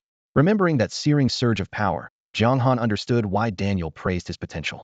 The Dark Swordsman is not only the game's sole hidden class, but also boasts an SSS growth rating, so it can squeeze every ounce of power from the Purple Lightning Gem. Ding. System prompt. You will enter the talent trial in 10 seconds. 9, 8, 7. As the countdown flashed and vanished, a pillar of pure white light descended from the void and swallowed Jiang Han whole. Whoosh. When the light faded, he was standing in a forest filled with birdsong and flowers. Warm sunlight filtered through the branches, casting dappled shadows on the ground, and the air was sweet with fresh grass. Ding. System prompt. Trial begins. Kill the enemy within 10 minutes. Success raises the talent pool to grade CD. Failure locks it at D. The timer appeared. Jiang Han looked around. A gray blur coalesced. It was a wild rabbit. Wild rabbit. Common monster. Level 1. HP, 100. Attack, 3-3. Defense, 1-1. Skills, none. Description: an ordinary rabbit has wandered into the talent trial. What fate awaits it? A rabbit? Jiang Han muttered. Even a slime has better stats. This trial is a joke. Instead of squashing it, he opened his character panel to make sure Slaughter Art had carried over. Fallen 1 Jiang Han. Aqua Bronze Tier Boss. Level 1. HP, 500. Attack, 271. Defense, 5. Reputation, 12,000. Luck, 0. Unallocated attribute points, 20. Description: a fallen being who betrayed the light faction, bloodthirsty and utterly evil. Brave adventurers, defeat him for astonishing rewards. Choose of anyone attack at level 1. Other players would scream Photoshop. Jiang Han chuckled. Confirming that the 20 free points were intact, he dumped them all into attack. Done. He stepped forward and nudged the rabbit with his boot tip. Bang. Its health vanished. Ding. System prompt. Condition met. Talent pool raised to grade CD. The rabbit's body dissolved, and in its place a bleached skeleton formed, hollow eye sockets flickering with ghostly fire. Ding. System prompt. Kill the enemy within 10 minutes. Success raises the pool to grades BD, failure leaves it at CD. Ding. System prompt. Your level has reached 10. Jiang Han wasn't surprised. The trial opponent also showed as level 10. The system was keeping them even. Kikik the undead screeched, bony claws lashing out. Jiang Han slid aside and smashed its skull with a fist wreathed in black energy, shattering it in 2 punches. Ding. System prompt. Condition met. Talent pool raised to grades BD. With the Dark Swordsman's insane growth and Slaughter Art, what tier of talent can I draw in the end? Jiang Han flexed his hands, eyes blazing as he waited eagerly for the next wave of challenges. As the undead faded into a ghostly haze and vanished from the arena, the next stage began without giving Jiang Han a single moment to breathe. Ding. System message. Defeat your opponent within 10 minutes. Succeed, and your available talent pool will range from A to D. Fail, and it will drop to B through D. The prompt echoed through the empty arena, and Jiang Han instantly understood. The difficulty would keep climbing until he hit his absolute limiter was defeated. A crimson-furred, malevolent dire wolf broke through the thinning mist, its claws gouging stone and spraying debris. Demonic dire wolf. Level, 20 normal. HP, 30,000. Attack, 130,140. Defense, 80. Skill, Rend. Description: a projection within the talent trial. Defeating it proves you're already a competent adventurer. At the same time, Jiang Han's level was forcibly raised to 20, surpassing his true in-game level. One glance at the wolf's stats told him everything. It wasn't a boss, and every number was lower than his. Even without weapons or armor, his star rank growth and the passive art of slaughter were still active, filling him with confidence. With a low snarl, the wolf sprang. Jiang Han slid forward half a step, blocked the flashing claws with his elbow, and hammered a flurry of punches into its ribs. Flesh and bone reverberated under the impact, and the wolf was blasted off its feet. Jiang Han froze in a perfect stance, one hand forward, one hand back. Wing Chun Jiang Han. His voice was calm, carrying unquestionable confidence. Unable to comprehend the terror before it, the wolf charged again, only to be met by even fiercer bursts of inch force. Moments later it collapsed, health bar drained to 0. Ding. Congratulations. Your talent pool now ranges from A to D. Jiang Han arched an eyebrow, having cleared this phase of the trial. Another prompt followed at once. Defeating the next enemy would push the range up to S through D. It looked almost too easy, and doubt crept in if the trial was no harder than a dire wolf. Countless players wouldn't have been stuck with B, C, or D grade talents. While he pondered, the next opponent appeared. When the light faded, a phantom human soldier stood in the arena, another normal creature, but now level 30. Like him, it fought barehanded and came out swinging. Fists slammed home with every exchange. Using authentic Wing Chun footwork and inch force, Jiang Han deflected the heavy blows, countered with elbows and knees, and drove the soldier to the floor. Ding. Congratulations. Your talent pool now ranges from S to D. He had expected the next step to push the upper limit to SS, but the prompt shattered that assumption. Ding. System message. Defeat your opponent within 10 minutes. Succeed, and your talent pool will range from S to B. Fail, and it will remain at S through D. A tremor ran through him. The earlier battles had merely raised the upper limit of the talent pool. The coming fights would raise the lower limit. Even if you clear a fight, the talent you draw might still be only drank. Pulling an S is pure luck. So that's how it works. Jiang Han took a deep breath, forcing his heartbeat to calm. Let's see how hard the next round really is. Roar. The phantom soldier shattered, replaced by a tiger cub with violet feathers sprouting from its back. Its light yellow coat was laced with black stripes. It barely reached Jiang Han's knees, yet the pressure it exuded was suffocating. Amethyst eyes locked onto him with murderous intent, and whenever its wings beat, arcs of lightning danced in the air. Popluing Tiger Cub Dark Gold Boss. Level 1. HP, 50,000. Attack, 360,380. Defense, 150,150. Skills: Wings of Thunder, Thunderous Roar, King's Majesty, Judgment of the Storm. Description: a newborn of the Thunderwing Tiger clan that lives atop the Stormcloud Range. Even fresh from the shell, it is far beyond what ordinary adventurers can challenge. Its arrival marks the beginning of your nightmare. That glaring level 1 hinted at limitless potential, yet Jiang Han's expression didn't change. The system had synced him to level 40. Thanks to his outrageous growth rate, he actually outclassed monsters of the same tier. He lunged without hesitation, fist wrapped in cutting wind, smashing into the cub's skull. 4,050. Just over 4,000 damage floated up exactly what he expected. At level 40, his attack stat of 576 was more than enough to punch through the cub's defense. Roar. Enraged, the cub spread its violet wings, trying to take flight. Jiang Han kicked off the ground, vaulted above it, and stomped its head back to the floor, unleashing frenzied execution. Fist shadows poured down like rain. Within seconds, its HP fell by more than 20,000, nearly half its bar. Roar. Thunderous roar's sonic blast combined with the debuff from King's Majesty, but Jiang Han gritted his teeth and kept the pressure on, never letting it leave the ground. 30 seconds later, the cub was on its last legs. Crack. A bolt of lightning hammered down, stripping away a third of Jiang Han's health. Ding. System prompt. You were struck by the Popluing Tiger Cub's Judgment of the Storm and lost 6,757 HP. Die. He drove his final punch home. Ding. System prompt. Congratulations. Talent draw upgraded to SB range. Ding. System prompt. You defeated the Popluing Tiger Cub. Reward. Free attribute points 5. Nice bonus. Jiang Han opened his character panel and dropped all 5 points into attack. Free points were rare. Before this had only earned them for the bronze and silver first kills and his initial class change. Getting another set from the cub showed just how valuable they were. After allocating the points, he looked ahead. The void rippled, and a new form slowly coalesced. Pure azure, a lion's head crowned with antlers, tiger eyes, and a stag-like body, cloaked in dragon scales, a bovine tail trailing behind. Mist curled around its hooves, blue radiance washing over it like sunlight on water. Noble, sacred, impossible to meet. Hedon. Jiang Han swallowed, pupils dilating. Damn, the difficulty just spiked? A water Chilean immortal grade boss. Ding. System notification. Your level has been temporarily raised to 50. It will return to normal once the talent trial ends. Jiang Han had seen this coming. The system loved to mask difficulty spikes by handing out short-term levels, but to him, it was hardly compensation. Compared with the brutal growth of beast-type creatures, humans were still weak at level 50. Non-humanoids gained massive stats just by evolving, while players had to stack equipment to keep up. Determined to know exactly where he stood, he opened his character panel at once. Fallen 1E Jiang Han Shui, Bronze Tier Boss. Level 50. Health 25,000. Attack 600. Defense 250. Reputation 12,000. Luck 0. Unassigned stat points 5. Description 600 base attack. Paired with the bonus from Slaughter Technique, it was still a razor-sharp edge. Without hesitation, he dumped all 5 free points into attack, raising his damage output even further.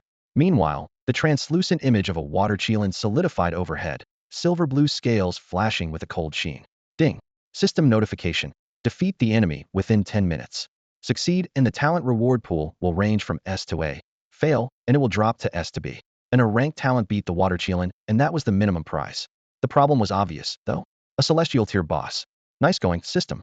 Celestial rank sat 3 full tiers above Dark Gold Spirit, Earth, and Heaven. Even after the boost to level 50, he was outclassed in raw stats, and the skill gap was worse. Water Chilean, Celestial Tier Boss. Level 1. Health, 100,000. Attack, 680. Defense, 350. Skills. 1. Breath of Water. 2. Raging Cold Tide.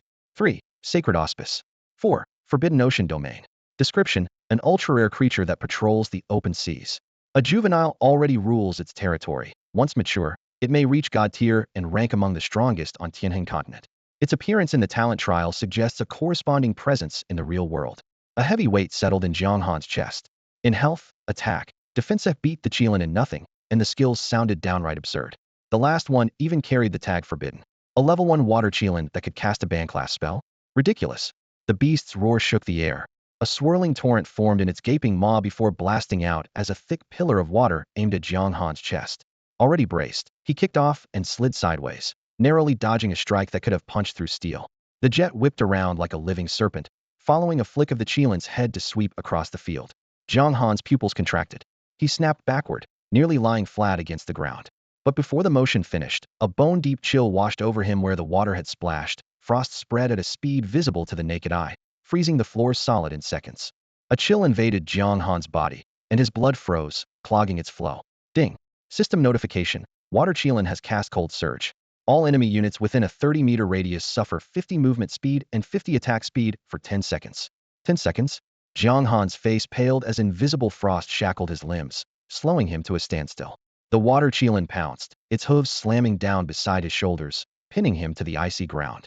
4,555. A single basic attack erased nearly one-fifth of Jiang Han's HP. Roar. The deafening cry blasted his eardrums, leaving his head spinning. Water magic churned in the Qilin's open maw, a torrent forming at point-blank range. Is this the end? Jiang Han gritted his teeth and struggled, but the massive hooves held him fast. Panic flashed, then a desperate idea struck. He drew saliva to the tip of his tongue. Hatui. The spit shot between the Qilin's fangs, sliding down its thick tongue into its throat. The water Qilin froze. Instinct kicked in, and it sprang back, canceling the forming torrent while spitting repeatedly, its eyes blazing. I'm alive. Jiang Han rolled upright, gasping as he taunted. Don't think you're the only one with water breath. Humans can command water too. Ding. System notification. Water Qilin's hatred toward you 1000. Ding. System notification. Your provocation has triggered Water Qilin's forbidden ocean domain. Roar. Blue light burst from the Qilin, and waves surged outward. Within seconds the water reached Jiang Han's ankles, still rising. He frowned. Escaping was one thing, defeating this king was another. Gurgle. His blood suddenly roiled, an icy, sinister force spreading from his chest through every limb. What? Joy flashed in his eyes. The dark power inside me is finally breaking free. Ding. System notification. Congratulations. You have reached level 50 and awakened the Dark Swordsman's potential, learning Dark Rebirth S rank. As the game's sole hidden class, the Dark Swordsman's potential was undeniable. At this critical moment, it offered a sliver of hope. Don't fail me now, he muttered, opening his skill panel before the ocean domain fully unfolded. Dark Rebirth S rank. Description. A dark swordsman walks the edge between life and death. He fears no demise. He craves victory. He can squeeze every last drop of strength from his body to defeat his foes. Effect. All attributes 50 for 5 minutes. Side effect. Level 10 after use. Cooldown. 7 calendar days. Damn, that's insane. Jiang Han's eyes went wide. Dark Reincarnation was the ultimate double-edged sword, drop 10 levels for a 5-minute, 50% boost to every stat. Most players would flinch at that price, but for Jiang Han, it was a godsend.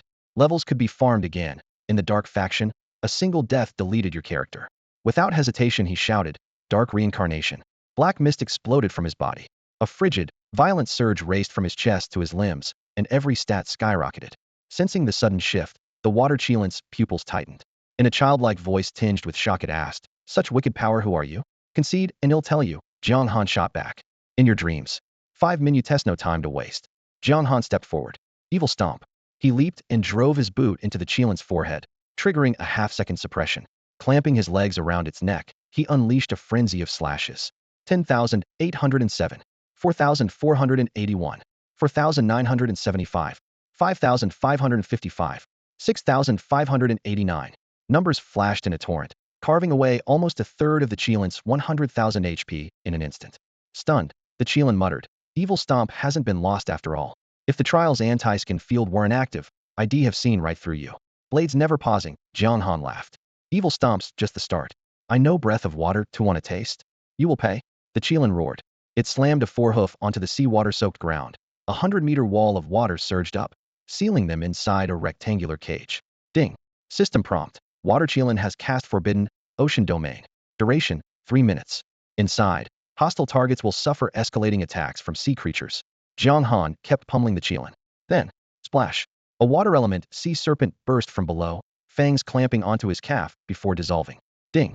System prompt. You are poisoned by a sea serpent. Lose 500 HP per second for 10 seconds.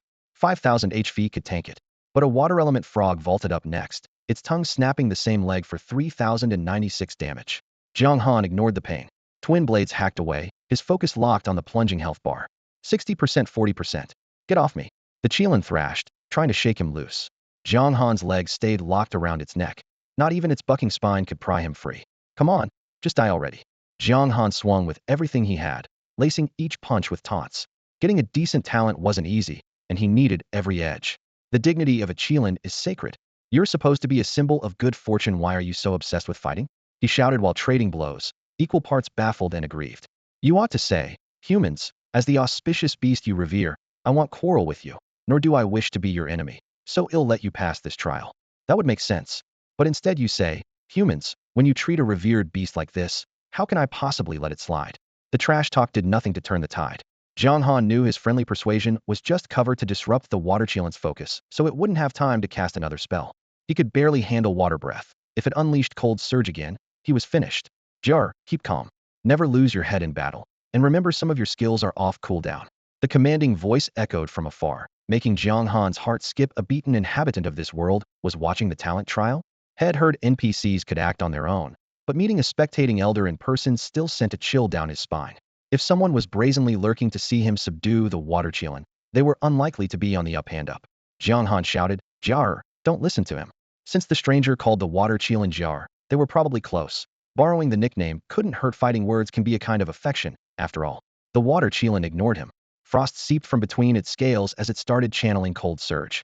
With no time to spare, Jiang Han cut the chatter, crouched, and launched himself upward, driving his heel into the creature's skull. Ding. System prompt.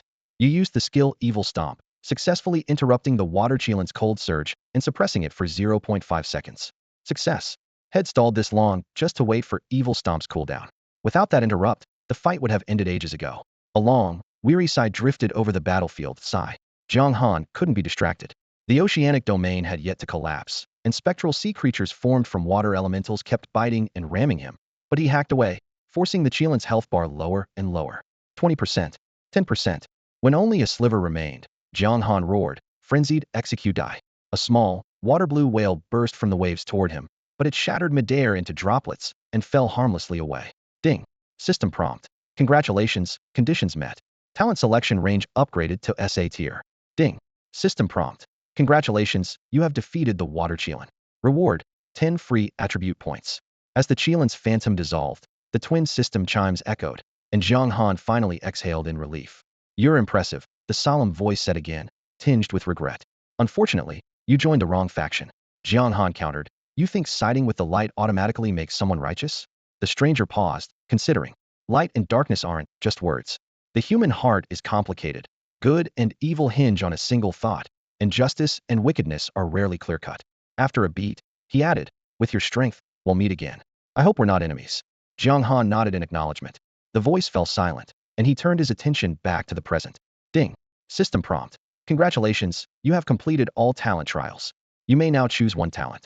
Pick carefully. Talents do not grow, cannot be replaced, cannot be forgotten, and will stay with you for life. So we're already at the talent selection stage?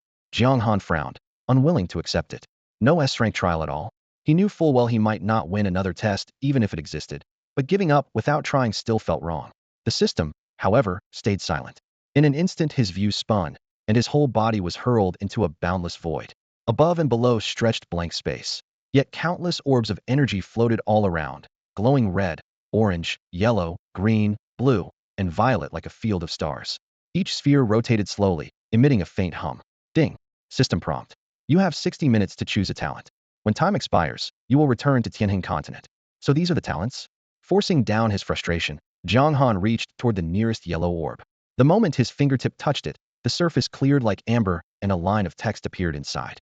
Rock solid passive A rank. Final defense 20. Final defense. He drew a sharp breath. That stat calculated separately from gear and defensive skills. With a 20% boost, almost no one of his tier could break his guard. But it was still defense-oriented. He withdrew his hand and shook his head. The best defense is a powerful offense. However hard he might be, enemy AoE could still wipe out his team, and a dark swordsman's attack scaling was 6 stars. Wasting it on defense would be criminal. There were far too many orbs to count, and while 60 minutes sounded generous, checking them one by one was nerve-wracking. Jiang Han set himself a rule. Unless it was Shrank, skip it. He moved quickly, brushing orb after orb while screens of light flashed past him. Iron Bastion passive A rank. Final HP 30. Water Fire Ward passive A rank. Water and fire resistance 50. Rend passive A rank. Converts 20 of dealt damage into bleed for 10s, stacking up to 3 times. Still all a rank. Come on, give me in Shrank. He muttered, yet he could only keep searching.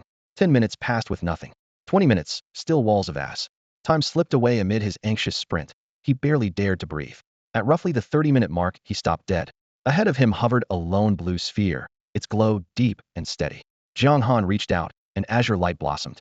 Undying passive S rank. In combat, regenerate 0.2 HP per second. Out of combat, regenerate 0.8 HP per second. That's more like it. His eyes lit up. stacked with his own death force. Head heal 0.3% per second in battle.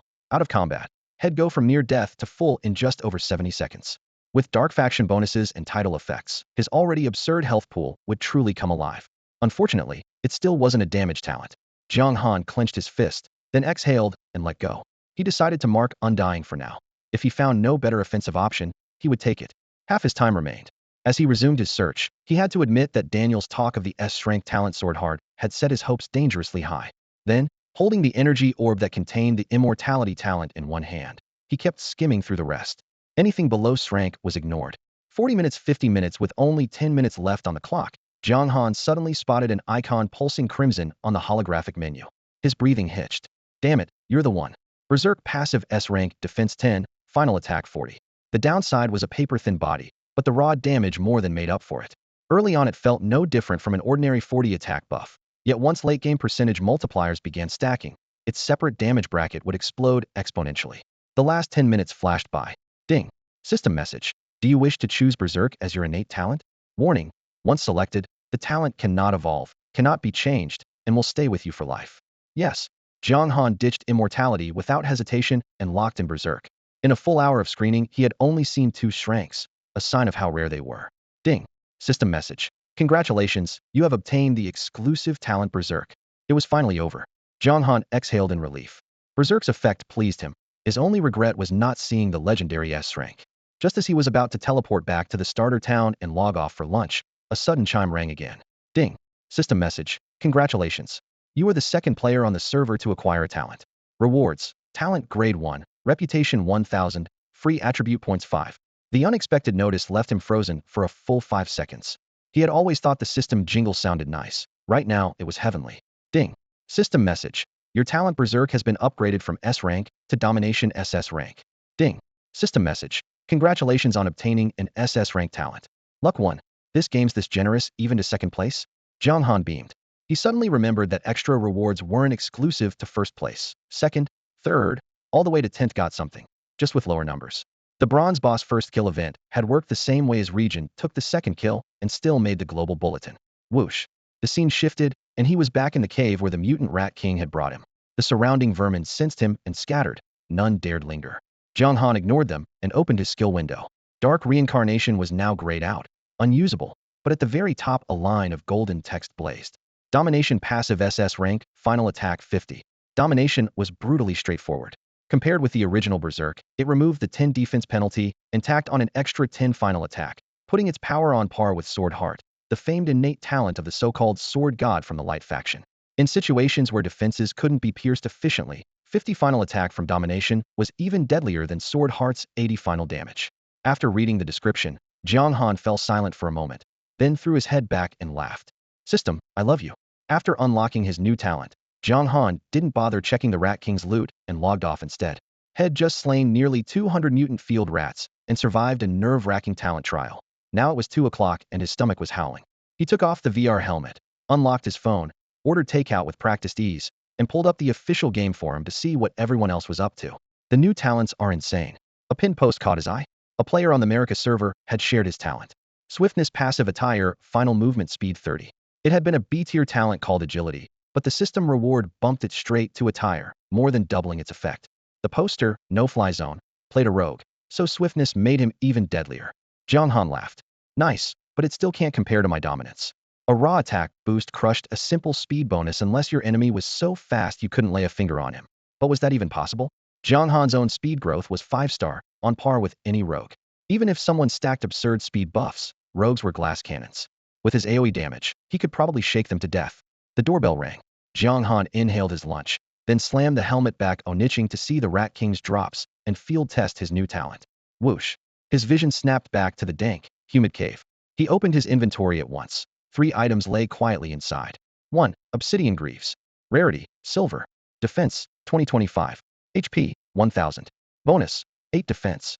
Level requirement, 22. Description, forged from hardened obsidian, impervious to ordinary blades. Only elite soldiers in a 3rd-tier town get armor this good. 2. Rat King's Sword. Rarity, silver. Attack, 6080. Bonus, 10 attack. Extra, 10 attack speed. Level requirement, 25. Description, a battlefield trophy the mutant Rat King treasured. even giving it the grandiose name Rat King's Sword. 3. Obsidian Helm. Rarity, silver. Defense, 1822. HP, 800. Bonus, 8 HP. Level requirement, 22. Description, also forged from obsidian. Rumor has it a rain of arrows still won't bring the wearer down quickly. The Rat King had also dropped 50 silver coins, generous, to say the least. Too bad the Rat King's sword needed level 25. Jiang Han ran a finger along its cold edge, a little regretful. He checked his experience bar level 19, 73%. Less than one solid quest from level 20. Grinning, he hefted his bull sword and charged deeper into the tunnel to mow down more mutant field rats. The original quest was still active, trial or not, so he had to clear the area anyway. Now, though, dominance was running, and his farming speed skyrocketed. Malevolent Stomp. Because corrupted field rats bolted the moment they spotted him, Jiang Han usually opened with Evil Stomp. 11,487. A crimson damage value burst above the rat's head, instantly shaving off a third of its HP. The rat staggered back and Jiang Han lunged forward, chaining into frenzied execution. A dozen icy slashes flickered past. The rat was left with a sliver of health. One basic attack finished it, and the corpse spat out a few coppers. With nearly 750 base attack, his stats were no ornament. Jiang Han beamed. Farming felt like a vacation. At this damage level, even an average level 30 player would struggle to keep up, never mind anyone below 20. While he was grinding, an unconfirmed system notice appeared in the upper right corner. Ding. System prompt. Would you like to broadcast your glorious achievement to every adventurer on Tianning continent? Reward, 5,000 reputation. Yes. Jiang Han confirmed without a second thought. Plenty of people were already camping him. A few more eyes meant nothing. Ding. System prompt. Congratulations to Eastern Region player Jiang Han Sui for obtaining the Strength Talent Berserk. As the second adventurer to unlock a talent, you receive Talent Grade 1, Reputation 1000, and free attribute points 5. The message scrolled across the server 3 times. Compared with the first player's mere rank talent, this caused an even bigger stir. Chat instantly exploded. Beep beep. His friends list lit up. Longting Tianxia, congrats. Jiang Han, thanks. Longting Tianxia sent an emoji of a shocked face sucking back snot. If I hadn't met you, I'd swear you were a dev plant. Jiang Han laughed. Just lucky. Longting Tianxia pressed on. Don't be modest. If there's any trick to getting a top-tier talent, name your price. Jiang Han thought for a moment, then answered honestly. No shortcut. All you can rely on are skill quality and your class growth star rating. Since people would figure it out soon enough, he saw no point in hiding it. 1. Acquire a skill so strong its passive boosts raise the talent evaluation almost impossible for newcomers. 2. While hoarding skill books, you also need a hidden class with a solid growth rating, pure luck. 3. Even if a whale clears the first 2 hurdles, they still need heaps of time and absurd amounts of gold, and the early grade Pluson rewards are already gone, so strength is the cap. Beep. A system text arrived. His bank balance had jumped by 100,000 yuan. Staring at the number, Jiang Han muttered, filthy rich. Longting Tianxia PMD again. I knew you could pad stats with passives, but I overlooked growth stars. Yours must be high. Jiang Han played it down. Not really, all 4-star. In reality, every slot was 5-star, with attack at 6. Saying so would only hurt feelings, so he kept quiet. Just then, a new world announcement popped up. Longting Wanli. Hey, eternal players. I'm buying hidden classes for big money. Transfer me your hidden class quest 7-figure starting price. Unique hidden classes start at 8 figures. I'm open to offers. Jiang Han was stunned. A national server announcement cost 10 gold, and with top-ups still closed, 1 gold was selling for tens of thousands of yuan. That shout had burned through hundreds of thousands. All I said was all 4-star. Was that really necessary? In Baihe Town, Longting Wanli was buried in a collection quest. Seeing Jiang Han's comment, he twitched. So the growth stars on the unique hidden class really are insane, all 4-star. And he calls that nothing? Does he even know shame? Big bro, do you know the growth star rating for the one and only hidden class? On the tavern's 2nd floor, beside Long Tong Wan Li's seat, a burly man slapped the table as he spoke, the name Long Zheng Hu Do hanging above his head. Moments ago, Long Tong Wan Li had splurged a pile of gold to post a system announcement, and both of them received the message at the same time, prompting the question. In the entire world of Zhutian, hidden classes were already rare. Truly unique hidden classes were almost unheard of. Whenever a player secured one, they hit its growth star rating right away, so almost no information leaked.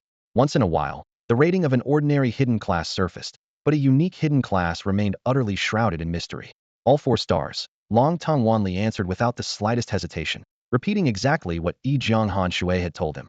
Long Zheng Hu Do drew a sharp breath, eyes bulging like bronze bells. All 4 stars. Growth rating is everything. By the 2nd and 3rd advancements, the gap will only get bigger. Long Tong Wanli nodded, his tone steady. If you take the first step ahead, every step after stays ahead. I'm pausing my level grind. I need to land a hidden class, preferably a unique one. Got it. He'll have the guild dig up every scrap of intel. Long Zheng Hudo agreed at once. Ding. System message. Your quest clear the field rats is complete. You may claim your reward from your mentor. Outside the shadowed cave, Jiang Han sheathed his blade. After an uninterrupted hour of farming, all 500 corrupted field rats lay dead. If the evil aura hadn't frightened them, he could have cleared them 10 times faster, but the aura's extra benefits made the trade-off worthwhile. He had also reached level 20, and after equipping the yellow rock armor and the black iron bracers, his defense jumped to a whole new tier. Leaving the cave, he hurried back to Shadow City. In the alchemy hall of the Lord's Manor, Mentor Daniel was busy at the furnace, its flames painting his face red and white.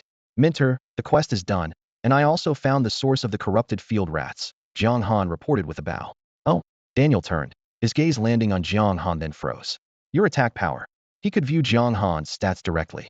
When Jiang Han left, his attack had barely topped 200. Now, after just a few levels, it had soared to 750.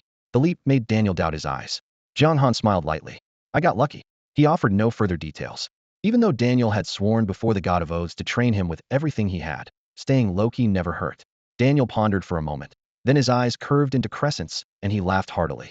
Looks like you awakened quite the talent. If you'd rather not say more, I want pry. Tell me what gear do you want? I can choose for myself. Jiang Han blinked, surprised the reward was his to pick. Of course. I told you I'd back you with all of Shadow City's resources. Why would I lie? Daniel's laugh boomed through the hall. Thank you, Mentor.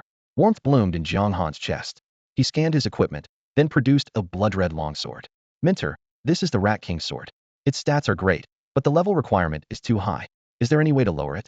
The Rat King's sword required level 25, meaning that until then, he'd be stuck with the newbie bull sword head earned from his first boss kill, which felt painfully outdated. Still, there was no need to push his luck. He asked simply to give it a try. If it failed, he could always have Daniel grant him another suitable weapon. Daniel took the Rat King's sword, inspecting the blade and hilt with care. After confirming its weight and balance, he nodded. For where you are right now, this isn't bad at all. With that, he handed the sword back to Jiang Han. Ding. System message. Congratulations on completing the quest Clear the Rats. Rewards. 150,000 EXP and a crate item, Benediction Orb. A pillar of golden light burst skyward, and Jiang Han's level jumped to 21. Benediction Orb? He opened his pack and found a jade green sphere. Benediction Orb crate. Description. Not a gift from the gods, but the fruit of a master smith's labor. Effect. Lowers the level requirement of any silver grade or lower gear by 10. Great item. Jiang Han grinned and thanked his mentor. Give it a shot, Daniel said, tapping him on the shoulder. Jiang Han activated the orb. Ding. System message. Select the equipment whose level requirement you wish to reduce. Rat King Sword. Ding. System message. Level requirement for Rat King Sword reduced by 10. The light faded, and the sword's requirement dropped to 15, well within his reach. With that settled, Jiang Han produced a pearl that shimmered with inner fire. Instructor, I'm thinking of using this Heaven's Blessing Pearl to upgrade the Rat King Sword. It can take gear straight to gold. The earlier I use it, the better the return. Where did you get a Heaven's Blessing Pearl? Daniel's surprise was obvious. The item was far pricier than a Benediction Orb. Just lucky, Jiang Han said awkwardly. He couldn't exactly admit the system had handed it to him. Daniel let the matter drop and nodded. Go ahead. This pearl isn't top tier, but it's still more than worth using on the Rat King Sword. Then here goes. Jiang Han drew a deep breath and activated the pearl. Ding. System message. Select the item you wish to upgrade. Silver grade or lower only. Rat King Sword. A surge of azure light rose from the pearl in his left hand, dissolving into mist that poured into the sword in his right. The blade vibrated, flashing cold light.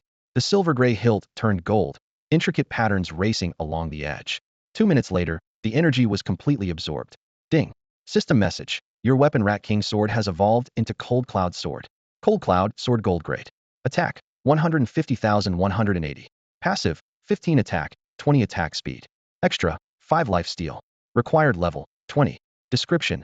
A divine weapon refined through the Heaven's Blessing Pearl, now keener than ever. Jiang Han swung the blade through the air. A streak of golden light carved a sharp arc, and he couldn't hide his amazement.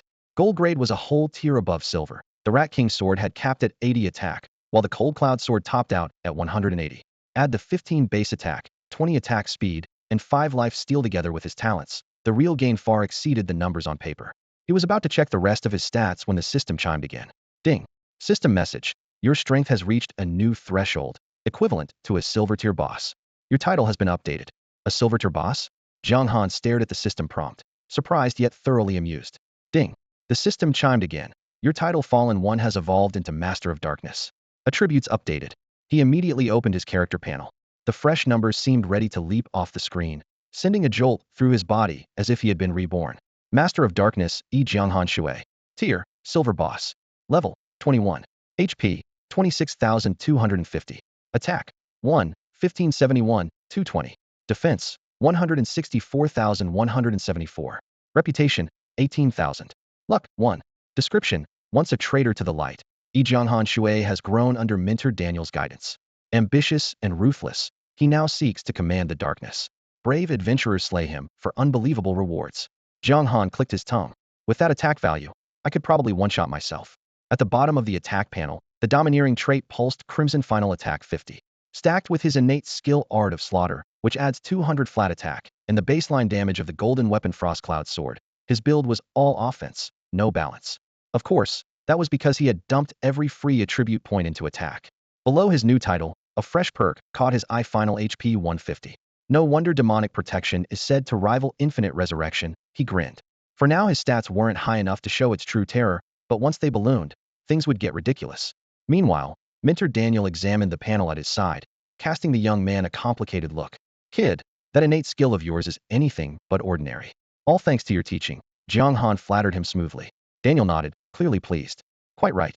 However, he continued, folding his arms behind his back, your attack is absurd, but your defense is paper thin.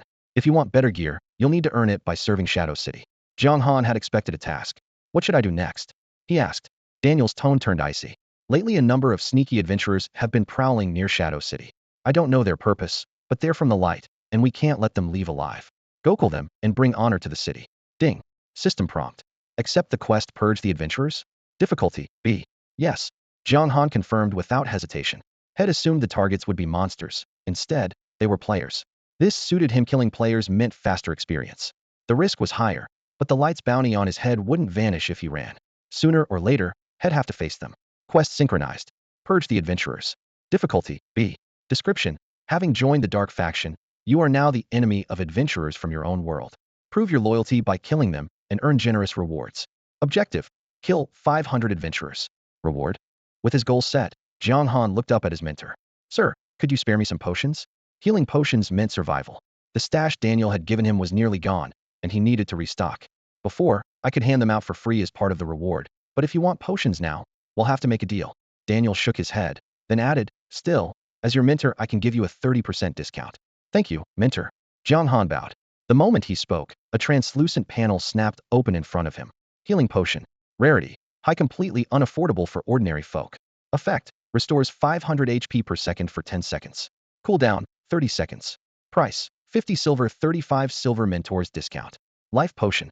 Description. Might save you on the brink of death. Effect. Restores 1000 HP per second for 10 seconds. Cooldown, 30 seconds. Price. 1 gold, 70 silver. Mentors discount. That's steep. Jiang Han froze. Even after the discount, a life potion cost 70 silver, 70% of a gold coin.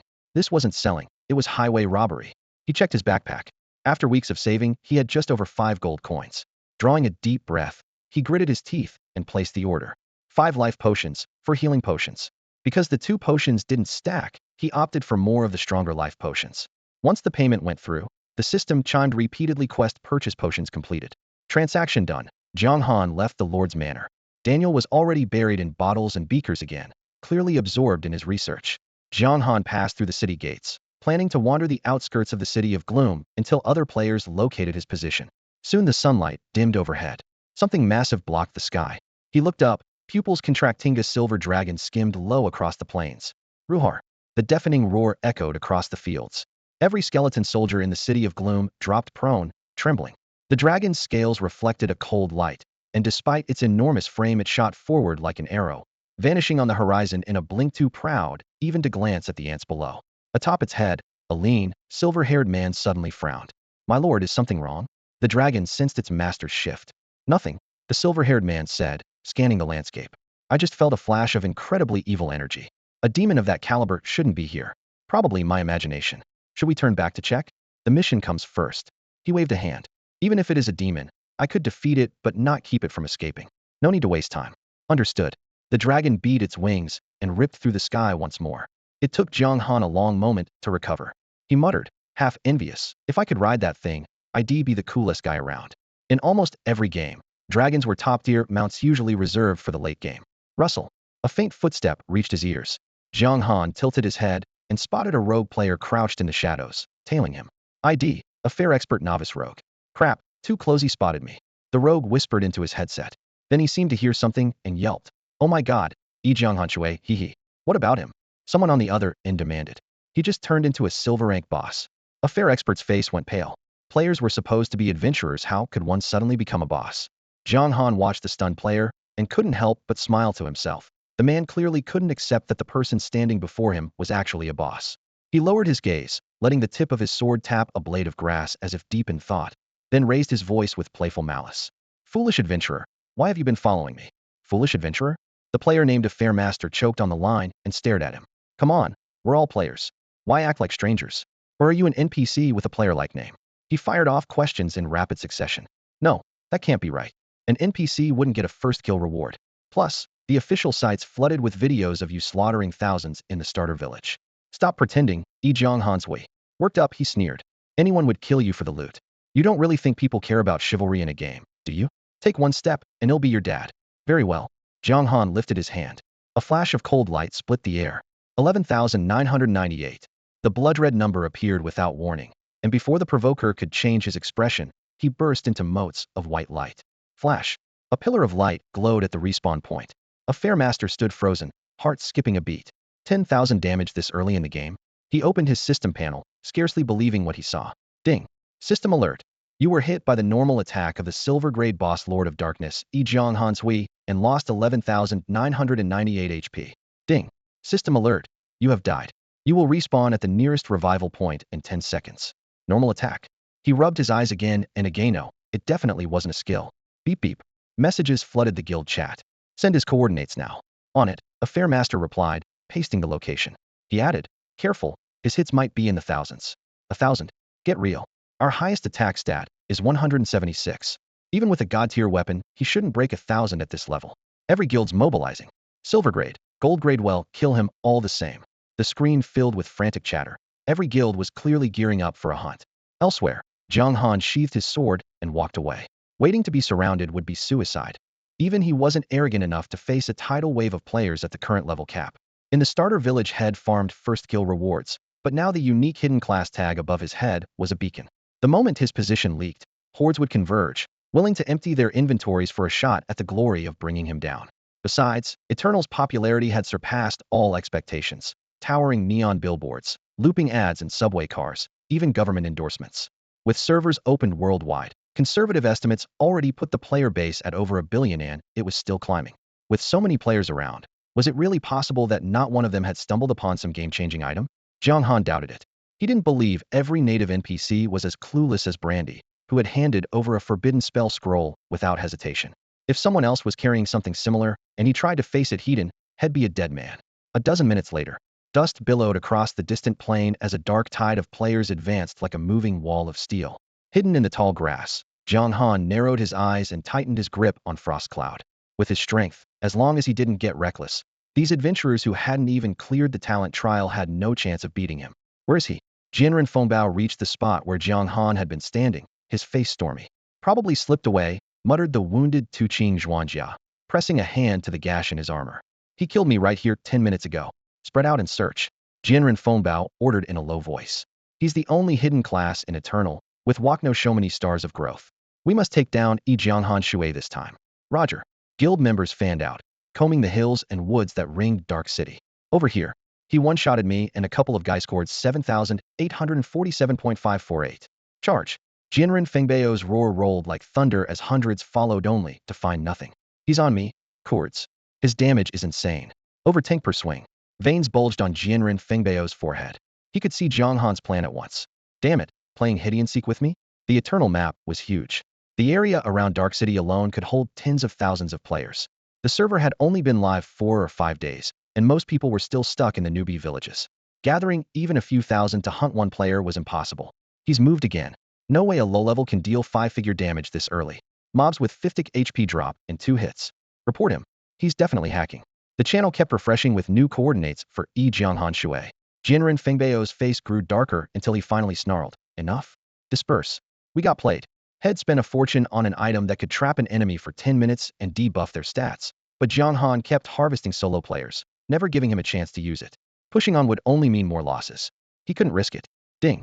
System message. Congratulations. You have reached level 22. After cutting down an archer, golden light burst beneath Jiang Han's feet. He glanced at his quest panel. The kill 500 adventurers counter was already maxed out.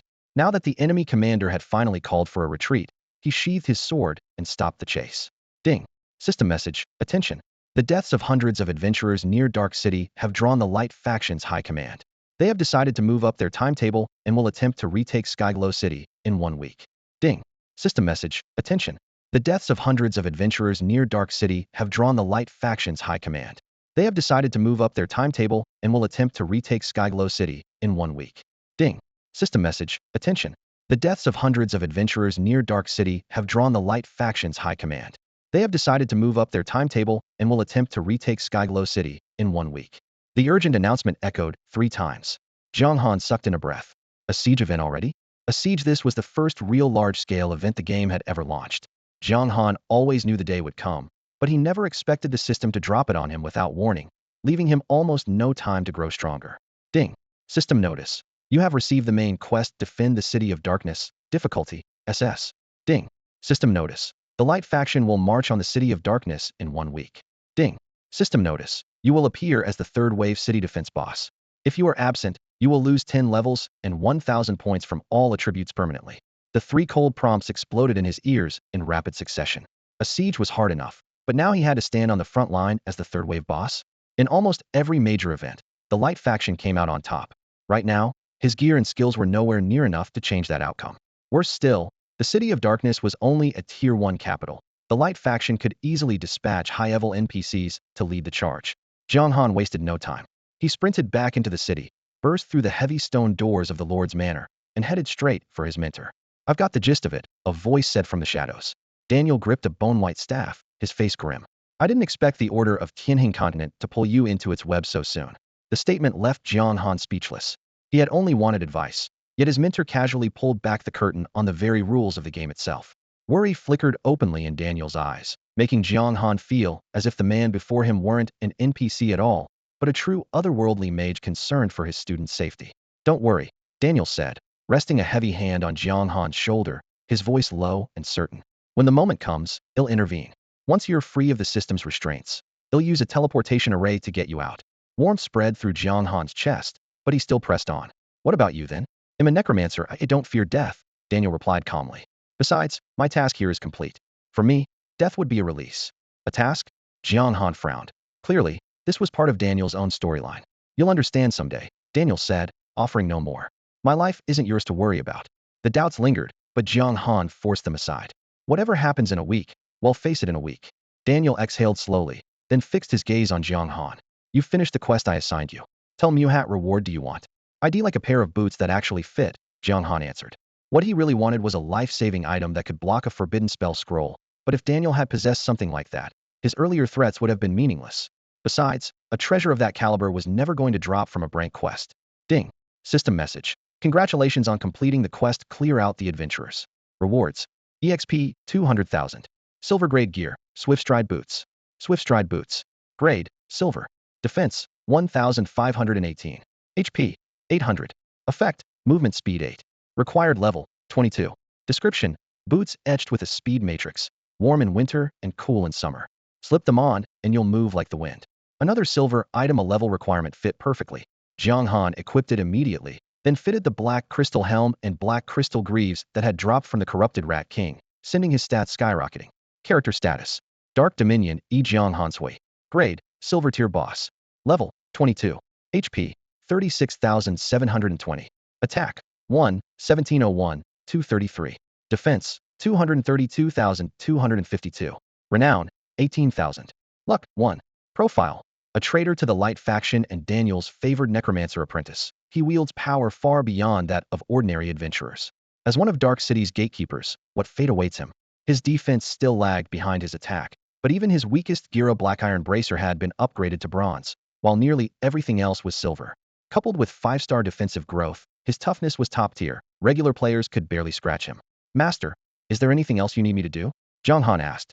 Daniel paused, his voice low and deliberate. You are a dark swordsman with exceptional talent. As your power grows, you may grasp formidable skills on your own, but a solid foundation never hurts.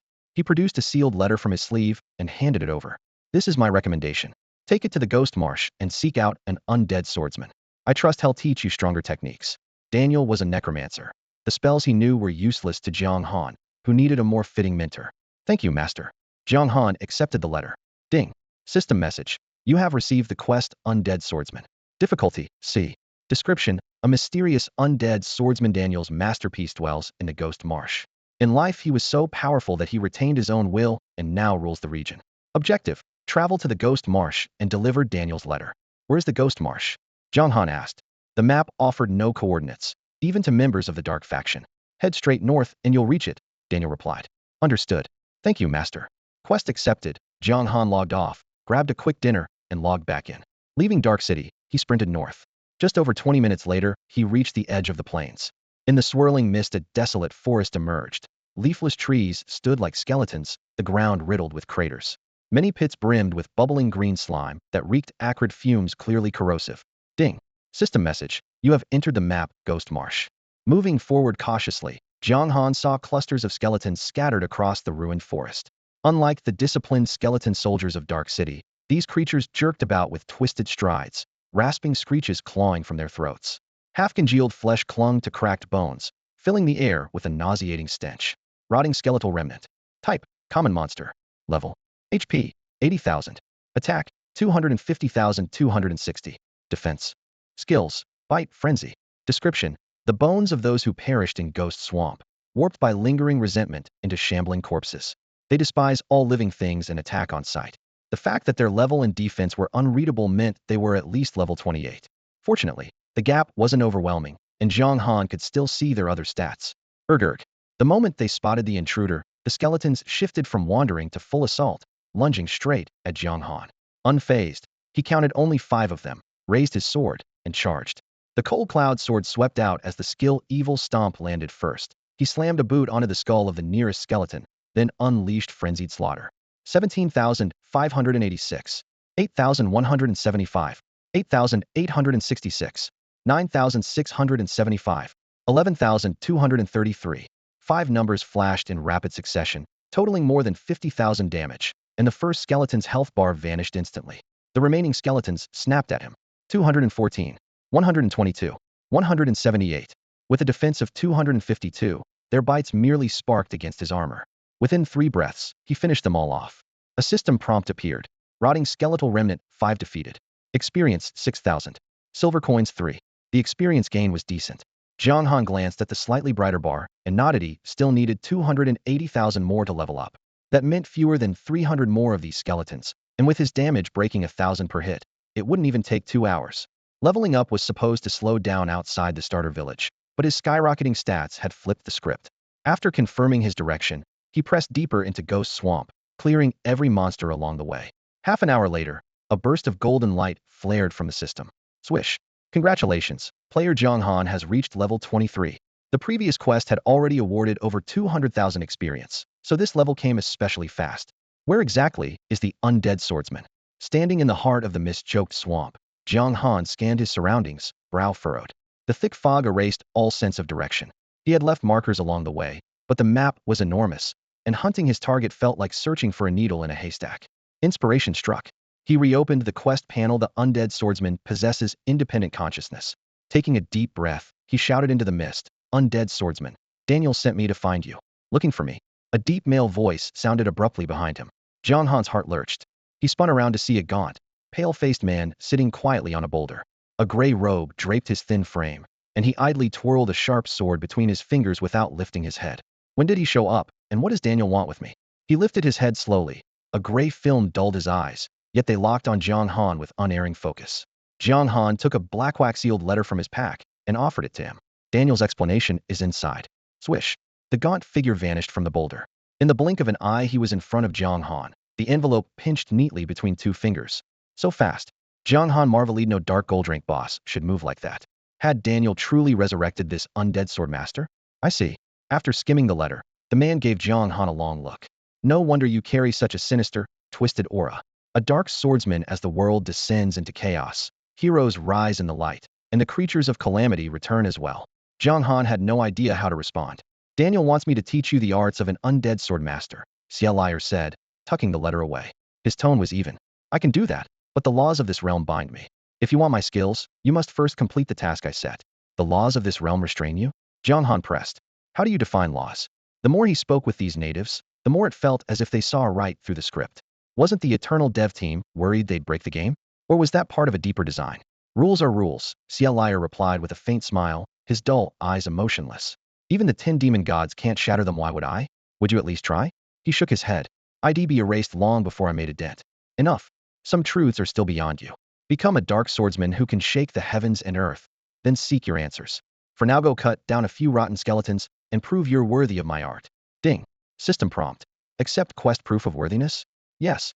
Jiang Han confirmed without hesitation. Quest details. Category, rank. Background. Liar, a mysterious undead sword master in Ghost Marsh, demands proof of strength before revealing his killing techniques. Objective. Slay 1,000 rotten skeletons. 1,000. Jiang Han stared at the number, stunned. Your attack power is decent, but overall you're weak. You need tempering, Liar said, as if reading his thoughts. Otherwise you're not even qualified to hear my lessons. Understood. Jiang Han nodded. He knew the man was hinting that his level was still too low for higher tier skills. Liar raised a hand, signaling the conversation was over. Go. When you're done, call my name. With that, he stepped into the mist and vanished in 2 seconds. Flatten unbelievable speed. Jiang Han checked the time, 10:00 p.m. 1 week from now, he'd be defending a city as one of its bosses, facing a swarm of players and light faction NPCs. If he wasn't strong enough, he'd end up as their loot and experience. Determined, he decided to pull an all-nighter, grind out the quest, and boost his power as much as possible before the enemy cut him down. Hoarse, guttural roars rose and fell around Jiang Han's ears. In the abandoned graveyard smothered in black mist, he carried the Hanyun sword in one hand, its edge glinting like water. With more than 1,000 points of attack backing each swing, the decayed skeletons were helpless before him. One sweep of steel reduced them to ash, 2 or 3 strokes, at most for each. The real-time sync was weaving through the damp, chilly tombstones in search of the next respawn spot. Clink.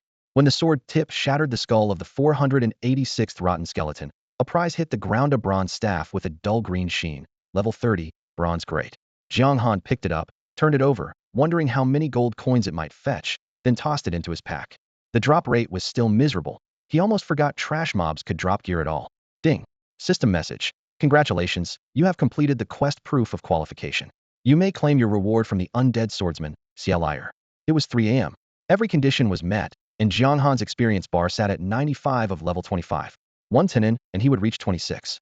Just as he was about to summon Liar, another crisp chime rang out. Ding. System message. The concealment spell cast by the necromancer Daniel has expired. A cold shiver ran through him. In the next instant his skin turned a bruised purple-black, nails lengthened into blades, and a crimson glow bled from deep within his eyes. He looked like a demon newly born. So this is a dark swordsman's first form? A slightly hoarse yet amused voice brushed his ear. Jiang Han turned.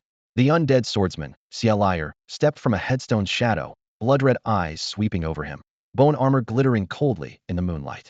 Mr. Liar, I've finished the quest. Jiang Han sheathed his blade and bowed, careful to stay polite. The undead warrior moved like the wind and was far beyond anything he could match. Liar nodded, voice cool. Good. I've been watching.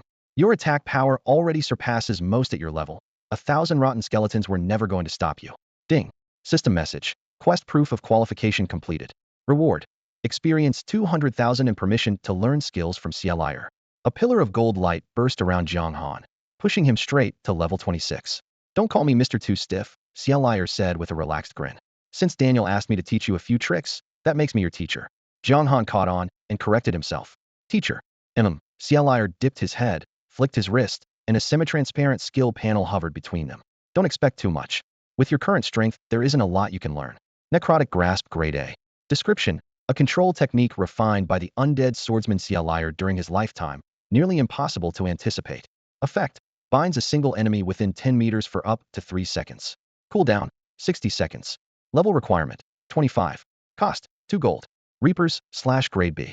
Description. The basic offensive art every undead swordsman is born with. Effect. Deals 250 of the user's attack as damage to one target and reduces their movement speed by 10 for 2 seconds. Cooldown, 15 seconds. Level requirement, 25. Cost, 1 gold. Just as Xia Liar had said, if Jiang Han hadn't farmed a full 1,000 rotten skeletons, he wouldn't even be seeing these skills. The minimum requirement was level 25. Any skill he couldn't learn was grayed out in the menu, though every name was still perfectly clear. With a hint of curiosity, Jiang Han kept scrolling more than 30 pages until he finally hit the bottom. On the last page, an SS rank skill gleamed in ominous red. In that instant, he became certain Cheryl was no ordinary mentor. Ding. System message. You have learned Grip of the Undead. Ding.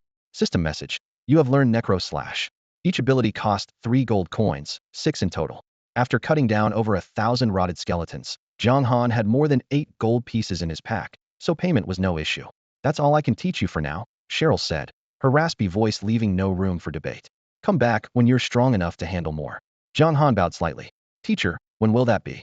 When the power of the dark swordsman inside you grows too strong to hold back. New techniques will come to you, Cheryl answered cryptically. Jiang Han's eyes lit up. If he remembered right, he wouldn't unlock Dark Rebirth until level 50. Sock him back at 50? Taking a deep breath, he nodded. Then I won't trouble you further. Farewell, teacher. The poisonous fog of Ghost Swamp vanished behind him. Jiang Han logged out, satisfied. Quest complete, new skills acquired. It was already past 3 in the morning. He yawned, collapsed onto his bed in the dark, and drifted off almost at once. The next day, beep, beep, an obnoxious ringtone dragged Jiang Han from his dreams. Half awake, he fumbled for the phone by his pillow and hit accept. Hello? Dude, it's noon. Still asleep? Wang Kai's teasing voice crackled through the speaker. Pulled an all-nighter. What's up? Jiang Han grumbled, rubbing his aching temples. You heard about that big event the system announced yesterday? Yeah. Jiang Han sighed with a wry smile. Siege War. Hard to miss. I'm one of the defending bosses. Planning to join the fun? Rewards are crazy. Top spots get gold-grade gear and super rare items. Rewards? Jiang Han perked up. Where'd you see that? System never posted the details. Special channels, Wang Kai whispered, acting mysterious. Jiang Han hesitated. You sure it's okay to tell me? Didn't sign any NDA. I can tell whoever I want, Wang Kai said offhandedly. Fair enough. Jiang Han knew his friend meant well and dropped the matter.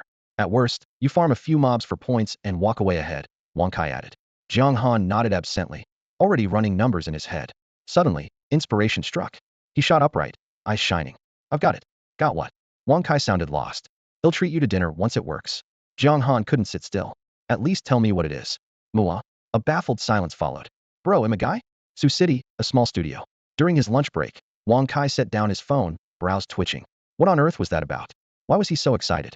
Jiang Han had been his best friend since they ran around in toddler pants together, which was why Wang Kai fed him insider tips regular players could only dream of. If Jiang Han's orientation weren't definitely straight, that syrupy Brother Kai at the end of the call would have given anyone goosebumps. Brother Kai, I've run into a bronze-level boss. Come carry me. On my way. The moment the call ended, Jiang Han ordered a chicken leg lunchbox, rolled out of bed, washed up, and fussed with his hair in front of the mirror. Ding-dong, food came in no time. Whenever he looked at his reflection, he felt time leaking away, a mystery he'd studied for ages and blamed on the elusive power called good looks. Lunch vanished in minutes. He downed a few gulps of warm water, strapped on his VR headset, and dived back into the fight. Whoosh. A flash of white light. Jiang Han dropped at the edge of Ghost Swamp and sprinted toward Dusk City. 20 minutes later, he burst into the governor's mansion, sweat-soaked, only to find Daniel still cradling a cauldron, lazily brewing potions, as though the final boss weren't arriving in a week. Mentor, I have an idea that might let us stand against the light, Jiang Han announced. Oh, Daniel stowed the potion and raised an eyebrow. Let's hear it. Dusk City used to be the Light's Tier 1 stronghold, the City of Dawn in their primary choke point against the dark. Jiang Han lowered his voice. Since they're marching on us, they'll come in force. Honestly, we probably can't hold the city. But Daniel's interest stirred. He motioned for him to continue. You know, adventurers like us are born unruly. Jiang Han framed it in words the NPC could grasp. Officially, we fight for the light, but there are plenty of players like me. Light or dark, nobody dictates our choices. Daniel mused. So you're suggesting, put up a rich enough bounty and someone will bite, Jiang Han said, voice firm. The light never treats adventurers like people, they outright despise us. If we flip the script and offer outrageous rewards to pull adventurers to the dark side, what do you think? Ever since the starter village head felt the natives' hostility, and lots of players were itching to go off story. You make it sound too easy, Daniel shook his head. Joining the dark isn't as simple as signing a form. Then don't make them join. Just make the reward irresistible. Will that really work? It will, Jiang Han nodded hard, 100%. And The prize for first place has to be ridiculous. Jiang Han's eyes narrowed, a fox-like grin appearing. Daniel eyed that grin and felt an inexplicable chill. For example, only the champion gets to join the dark. I told you, joining the dark faction isn't as easy as you think. I only invited you back then because I had to protect myself. Daniel lifted a hand to rub his temples, pulled the black cloak tighter around his shoulders, and shook his head. Don't peg my strength at dark gold tier. You've broken into spirit tier? Jiang Han raised an eyebrow, clearly surprised. Ahem, ahem. Daniel coughed twice and looked away in embarrassment. Not quite. Don't change the subject. What I'm saying is that I used to be stronger than dark gold. As for the exact tier, you'd better not ask. The dark faction has never been a place you can stroll into. Anyone blessed by the goddess of life carries a contract and must fight for the light faction, no exceptions. Fine. Jiang Han nodded to show he understood. Since Daniel refused to discuss his past strength, Jiang Han tactfully let it go. That didn't mean first-place rewards couldn't include join the dark faction. Huh. Daniel froze as if doused with a bucket of cold water. A few seconds later, staring at Jiang Han's friendly smile, he caught on. You sly fox. If you take first place, the reward of joining the dark faction is automatically void. Exactly. After the confirmation, Daniel kept staring at Jiang Han, eyes blazing. What? Do I have something on my face? Jiang Han felt uneasy. Handsome, sure, that's a fact. But when another guy stares like that, it's creepy. Daniel spread his hands. I was just thinking how cunning you are. Cunning? Nonsense. It's called brilliance. Jiang Han snorted. Fine, brilliance it is. Daniel patted Jiang Han's shoulder, his tone unusually gentle. Our first meeting wasn't pleasant, but you've earned it. From now on, I acknowledge you as my disciple. Ding. System message. The City of Gloom feels pressure from the Light faction and is recruiting adventurers willing to defect. Interested players may register with NPC Death Knight, Kant outside the City of Gloom at coordinates 7845.484. Ding. System message. Attack and defense leaderboards are now live. Rewards can be viewed. Defense leaderboard? Now we're talking. Jiang Han opened his interface and checked the new rankings tab. First place. Join the dark faction and obtain the hidden class Undead Swordsman. Second place. 1 random dark gold item and 1 rank rare consumable. Third place. 2 random gold items and 1 rank rare consumable. Perfect. Jiang Han looked at the first place reward, a grin tugging at his lips. Rarity drives value. Hidden class aside, once he defected to the dark faction, the light side's bounty on the only hidden class holder and his rare loot would be the real bait to stir up the world. He closed the interface and opened the official forum. As expected, the front page was scrolling at lightning speed with posts about defecting to darkness. After a moment's thought, he posted under his ID, Jiang Han Shui. Seriously? Are people actually planning to join the dark faction? The post went up, comments exploded, and the thread shot to the top. The bounty on Jiang Han's head was enough to make anyone drool. Floor 1. Anyone who doesn't want and must be out of their mind. Floor 2. Join the dark faction and you're globally wanted. 1 kill could net billions. Real money beats any in-game reward. Floor 3.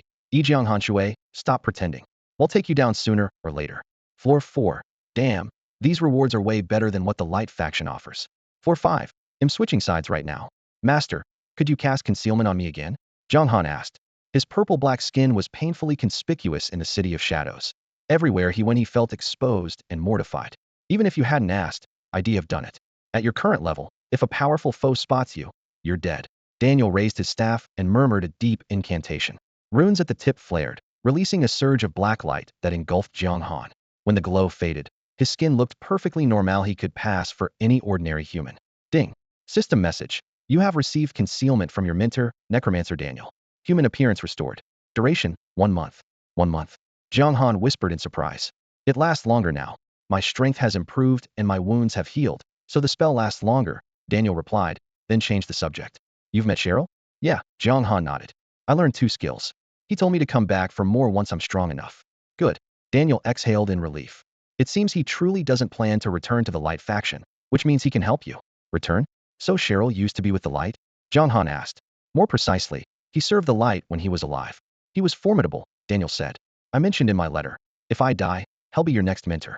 Jiang Han fell silent. Don't be surprised. Following me can only take you so far, and death isn't the end for me. If I fall, don't grieve. As long as you live long enough, we'll meet again, Daniel said, pride flashing in his eyes. Not everyone can become a necromancer. He gestured toward the exit. You're still too weak. Go get stronger. I want you to be the undisputed number 1 when the points are tallied. Undisputed. Jiang Han understood Daniel wouldn't fix the results. Ding. System message. You have received the quest Sabotage from Within. Difficulty, S. Summary. Since the idea was yours, the cost is yours to bear. Objective. Claim first place on the city defense leaderboard. Reward. Penalty. Loss of the demon god's protection. The system had forced this quest on him, not Daniel. It wouldn't let Jiang Han tamper with the main storyline for free. Ding. System message. Do you accept the quest destroy the enemy camp? Yes, Jiang Han answered at once. This second chime marked Daniel's real assignment. Quest. Destroy the enemy camp. Difficulty. B. Summary. A vanguard camp of the Light faction lies southeast of the City of Shadows. Scouts report they intend to join the assault on the city. Destroying the camp will greatly ease the city's defense. Objectives. Eliminate the human soldiers and slay the camp boss. You've had your first baptism in the City of Shadows, Daniel said gravely. Now you need greater pressure. Don't disappoint me, and don't disgrace the title of Dark Swordsman. Understood. Jiang Han nodded firmly. He left the City of Shadows as quietly as possible, avoiding players' attention, and headed southeast. After leaving the gloomy dark city, he stepped into a lush forest. Unlike the lifeless ghost marsh, this woodland teemed with vitality. Squirrels and gray rabbits darted through the undergrowth, and the noon sun filtered through layers of leaves, splashing dappled light over the damp black soil. Jiang Han pressed on, the soft earth releasing a grassy fragrance and crunching quietly beneath his boots. Before long, he spotted blade marks on tree trunks, charred fire pits, and discarded arrow shafts, clear signs of human activity. Ding. System prompt. You have entered the sunlit forest map. Following the trail, he reached a crude camp enclosed by wooden stakes and animal hides.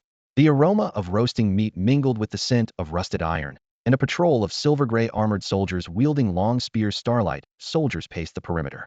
Starlight soldier common monster. Level. Health, 100,000. Attack. Defense, 250,280.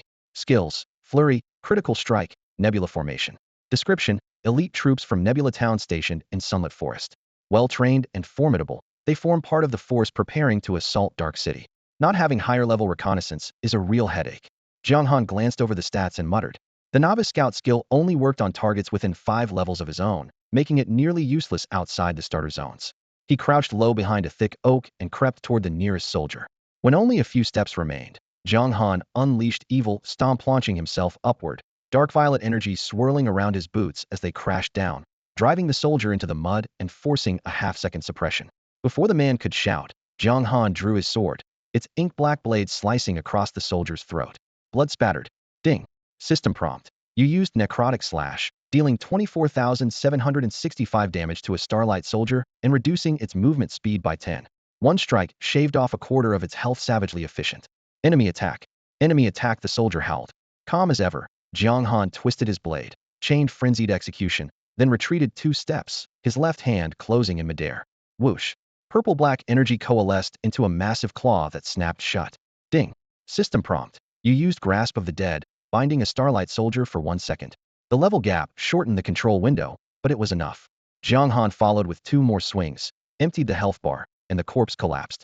Necrotic slash plus frenzied execution delivered the burst, while evil stomp into Grasp of the Dead locked the target. The entire combo was so ruthless that even Jiang Han was impressed.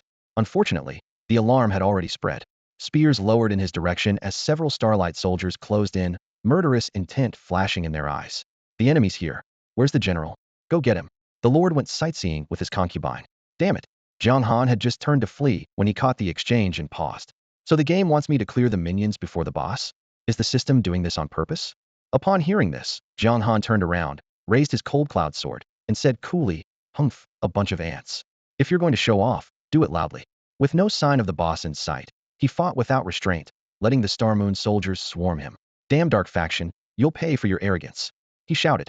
Fired up, dozens of soldiers formed a ring around him and attacked in a practiced rhythm. Ding. System message. Star Moon soldiers have activated nebula formation, attack 15. Spearheads gleamed as the front line lunged in unison. Jiang Han remained calm. Black light burst beneath his feet as he triggered Evil Stomp, sending his jump power soaring. He crouched, sprang up, and vaulted over the forest of spears, a shower of mist floating overhead. Using the momentum, he dove, planted a boot on a second-row soldier's face, and kicked him backward until the man crashed to the ground. The soldier's vision went dark, while his comrades paled. Morale plummeted. Everyone knows you don't go for the face. Yet Jiang Han had done exactly that. Seizing the opening, he chained Necro Slash and Grip of the Dead, finishing with a burst from frenzied execution. When the combo ended, the soldier was hanging by a thread. A few more flickers of steel, and the target went down for good. Kill. After a brief shock, the elite of Star Moon Town regrouped, raised their spears, and lunged again. Ding. System message. You were struck by a Star Moon soldier's critical hit, losing 2,458 HP. Ding. System message. You were struck by a Star Moon soldier's critical hit, losing 2,381 HP. His health bar plummeted. Feeling the pressure, Jiang Han popped a healing potion during a brief lull, a pale green glow wrapping around him. 500. 500. Even with flawless footwork, there was no way to dodge every strike in a group assault. Spear points kept coming. But with 42,000 HP, killing Jiang Han was a pipe dream. After a 10-minute slugfest that left more than 20 soldiers dead, the pressure eased, and he stopped drinking potions. When the last Star Moon soldier fell, the camp went eerily silent. He searched every tent and came up with only a handful of silver coins, frowning. That was all the guards had expected, at least a few hundred, yet there had been barely 30. Just then, a rough bellow echoed outside. Who did this? The boss is back. Jiang Han's heart tightened, and he dashed out of the tent. A burly giant stood before him, muscles knotted beneath yellow armor, twin battle axes in hand, a vicious scar slashing across his face. Behind him, a voluptuous young matron stood trembling, her face bloodless at the sight of the piled corpses. Playing it safe, Jiang Han tossed out an identify spell. Star Moon Commander, Kuntan's Silver Tier Boss. Level. HP, 250,000. Attack. Defense. Skills. He was once the most renowned fighter in Nebula Town, but after gaining power he drowned himself in drink and debauchery, leaving his body all but hollowed out and his strength in steady decline. Rumor claims he has a peculiar pastime seeking pleasure in the wild. Apart from his remaining HP and this brief profile, nothing else about him is known. Night wind whipped around the campfire, making the orange flames flicker against the canvas walls. Jiang Han lifted the flap and stepped into the clearing, only to lock eyes with Star Moon Commander Kuan Dun, who was coming toward him. The officer's slightly tipsy gaze instantly reddened with rage as he glared at Jiang Han. Jiang Han Shui, Kuan Dun growled, his hoarse voice vibrating in the air. I know who you are. Looks like it was you who butchered my soldiers. Jiang Han raised an eyebrow. Do we know each other? He honestly hadn't expected to end up on an NPC's radar. Kuan Dun let out a cold laugh and pointed toward the sky. Your face is plastered all over the Light Faction's wanted posters. Whoever brings back your head can claim a unique combat class, power multiplied several times, a future without limits. Tell me, is there a single soul in the Light Faction who doesn't crave your head? Greed flashed in Kuan Dun's eyes. If I kill you myself, wealth and glory will be endless, and any beauty I desire will be mine. Any beauty at all? Jiang Han feigned shock. Sounds like quite the life. Ha ha ha, naturally. Kuan Dun roared as he lunged, twin axes flashing cold in the firelight. The blades crossed in an X, tearing through the darkness. Evil stomp. Jiang Han surged forward, took to the air, and slammed both feet squarely into Kuan Dun's face, forcing him back a step. Ding. System prompt. You used Evil Stomp, dealing 11,571 damage. Because of the level gap, no suppression effect was triggered. Jiang Han's heart sank. Evil Stomp had failed to suppress for the first time. Kuan Dun's axes whipped up, carving into Jiang Han's shins. 3,580. 4,214. Pain shot through him. Jiang Han used the impact to split his legs, planted one foot on Kuan Dun's shoulder, flipped over, and landed solidly. Nice moves, Kuan Dun muttered in begrudging admiration. Jiang Han thought to himself that a real-life backflip like that would likely end with his skull in the dirt. They charged each other again. Sword glare and axe shadows collided, sparks spraying while a matron hiding behind a tree watched with pounding heart. When his HP dropped to 30%, Jiang Han downed a high-grade healing potion, then raised his hand and called out, Grip of the Undead. A violet-black claw took shape, clamping onto Kuan Dun. Ding. System prompt. You used Grip of the Undead. Star Moon Commander Kuan Dun is immobilized for 0.8 seconds. Evil Stomp. Instead of pressing the attack, Jiang Han used the move's extra 200% speed to whirl around and sprint off. His offense vastly outclassed the commander's, but his own defense and HP were weaker. Trading blows Heedin would be suicide. Kuan Dun burst free and stared at the spot where Jiang Han's afterimage faded, lips twitching. So fast. My lord, are you hurt? The matron asked as she hurried over. Kuan Dun lowered his axes and sighed. I'm fine, but it's a shame he got away. Less than a minute later, Jiang Han burst from the trees, almost fully healed, cold clouds sword gleaming. I'm done running. If you want to fight, you've got one. With stacked potions and the death force regen of 0.5% per second while out of combat, his recovery was absurd. You dare come back? Kuan Dun shouted, raising his axes once more. 2 minutes later, Jiang Han repeated the tactic Grip of the Undead to lock down, Evil Stomp to escape. Kuan Dun's HP had been whittled to 40%. He panted like an ox, furious. Damn it. What a sneaky bastard. Where's your sense of honor? My lord, we should leave, the matron urged softly. Kuan Dun nodded. Yes, we can't stay here. Leave. Jiang Han stepped from behind a tree, sword tip lowered, killing intent rolling off him. You lose, and now you want to run? How despicable. Quinton trembled, his face livid with rage at Jiang Han's shameless claim. Pointing at him, he roared, "You've got the nerve to say that? You were the one cheating, yet you twisted into me running because I can't beat you? Have you no shame? Why shouldn't I say it?" Jiang Han countered lazily, even as he edged closer. Quinton gnashed his teeth. "Haven't you been the one running all along? That was you praising my agility. I couldn't help showing off a little," Jiang Han lied breezily. Before the words had faded, he lunged forward. "Let's settle this, either you die, or you perish." With a thunderous roar, Quinton crossed his twin axes and charged, spinning like a tornado. The blades traced icy arcs, merging into a relentless killing storm. 4,781. 4,877. 4,984. Damage numbers exploded above Jiang Han's head as the hits kept climbing. He could only dodge frantically between the blur of steel and shadows. This humanoid silver rank boss is insane, he cursed inwardly. Things were desperate. He tanked several axe strikes, cast spectral slash to slow the target, then rolled clumsily away in a donkey roll. As soon as he hit the ground, he fired off death grip and unholy stomp, broke aggro, slipped behind a thick tree, and guzzled potions like mad. My lord, not far away, a beautiful woman saw Quinton battered and wheezing, her worry plain to see. Quinton glanced back and forced a pained smile, then turned and sprinted, vanishing from her sight within seconds. He wasn't stupid. Jiang Han's regeneration meant that a prolonged slugfest would be suicide. But Jiang Han had no intention of letting him escape. A 5-star Dark Knight's speed matched Quinton's despite the level gap, and he closed in relentlessly. After 2 minutes of pursuit, Quinton finally stopped, gasping, cold sweat beading on his forehead. "How is your stamina so monstrous?" "Stamina?" Jiang Han blinked. "Adventurers get tired?" He muttered to himself. "There's a fatigue mechanic in this game?" "Of course." Quinton stared in disbelief. "Everyone gets tired. We've been fighting and chasing forever. How can you not be exhausted?" "No idea." Jiang Han shrugged, offered nothing more, and charged with his Han Yun sword. Completely drained, Quinton couldn't even lift his axes.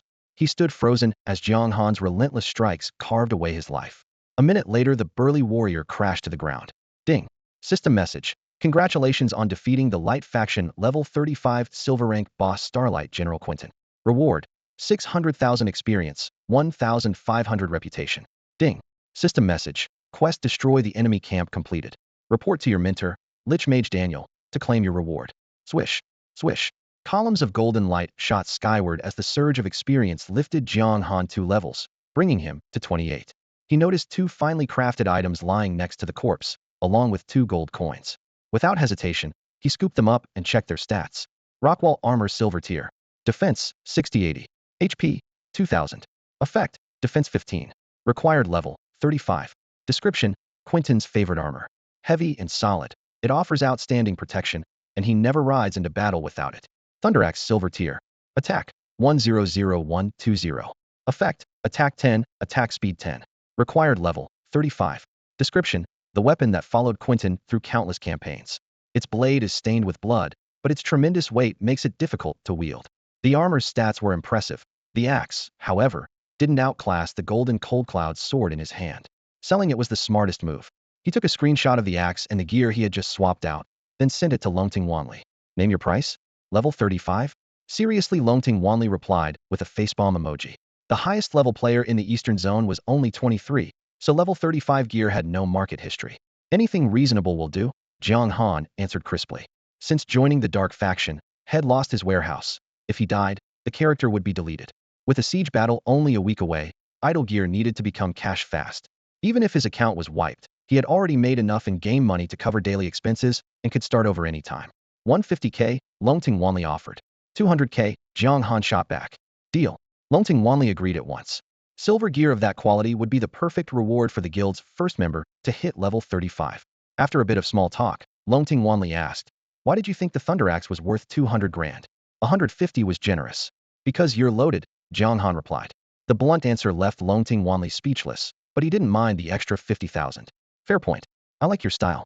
As long as the price is fair, you'll get first refusal," Jiang Han added. "If not, they'll find another buyer." "No worries, come to me anytime," Longting Wanli promised. Big ambitions required small sacrifices, and an extra favor was worth the money. They used their usual method.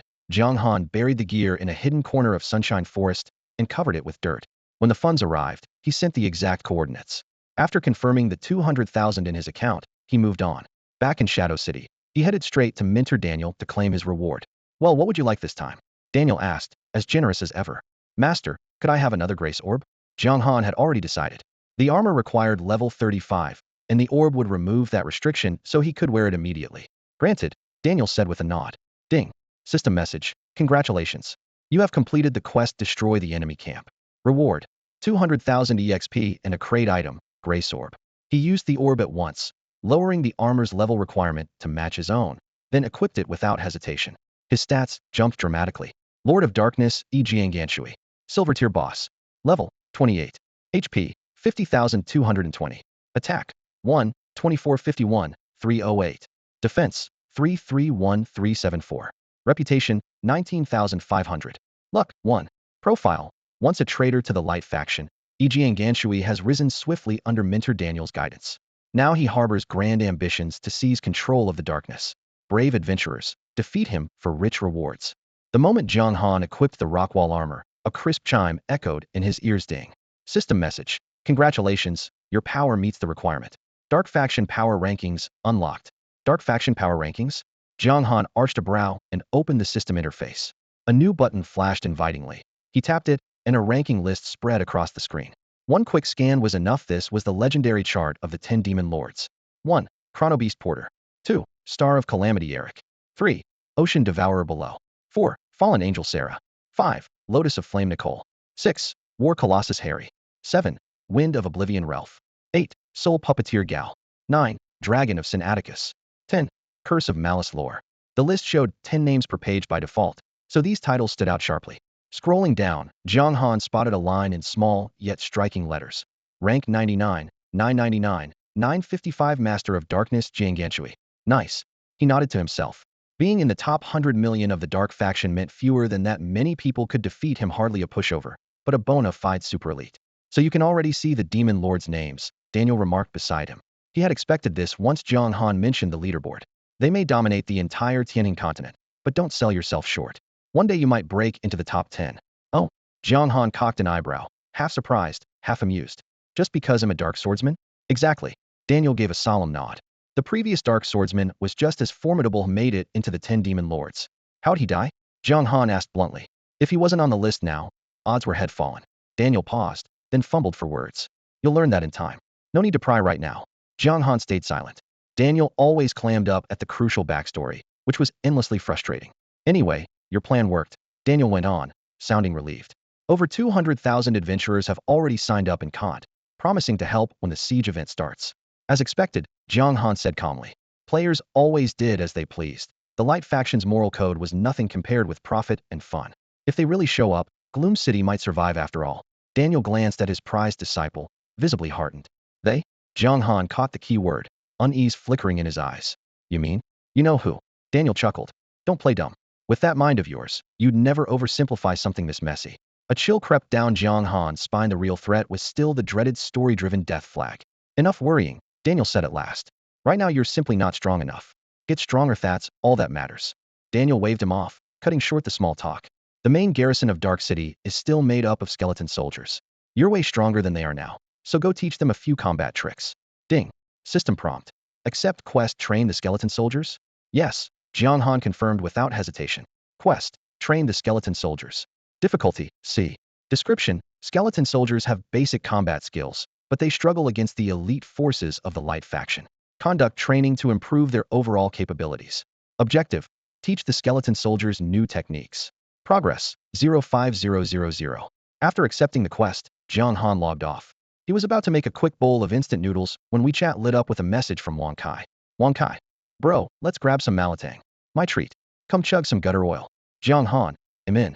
Wang Kai's offhand remark about recruiting adventurers had once given Jiang Han a huge breakthrough, so he felt he owed his friend a good meal. Another message popped up. Wang Kai, gutter oil? Now I'm scared to eat. Same spot. Jiang Han, yup. Jiang Han threw on casual clothes, smoothed his hair with a splash of water, and hurried out. After crossing the road and passing the familiar traffic lights, he reached the grilled skewer joint that doubled as a malatang stall, its smoky aroma drifting into the night. Steam billowed inside. Wang Kai was already there, basket in hand, picking through the ingredients. Jiang Han grabbed his own basket and speared 2 slices of pork tenderloin onto a bamboo skewer. What was up this morning? Wang Kai asked, tossing 2 packs of instant noodles into his basket. I was like, Moai your uncle. Jiang Han gave a wry smile. still choosing vegetables. Hit a snag in the game. While I was chatting with you, inspiration struck. What kind of snag? Tell me. I'm doing pretty well now. Maybe I can help. It's sorted. Wang Kai nodded. Good. So what level are you now? Mid-20s, Jiang Han answered casually. Seriously? That's top of the leaderboards. Wang Kai froze, stunned, had planned to show off, but was instantly silenced. Jiang Han asked, what level are you? 19. The guy ranked third in Yin, Wangzhe Kaixian. That's me, he said with a touch of pride. So what's your ID? Jiang Han hesitated, glanced around, and lowered his voice. Bro, they'll tell you, but keep it to yourself. My lips are sealed, Wang Kai laughed. It's just a game. I'd no need for state secret vibes. Jiang Han sighed and whispered, actually, Jiang Han Shui. Oh, so you're Jiang. Wang Kai's eyes widened midway through the sentence. Holy crap, Jiang Han Shui.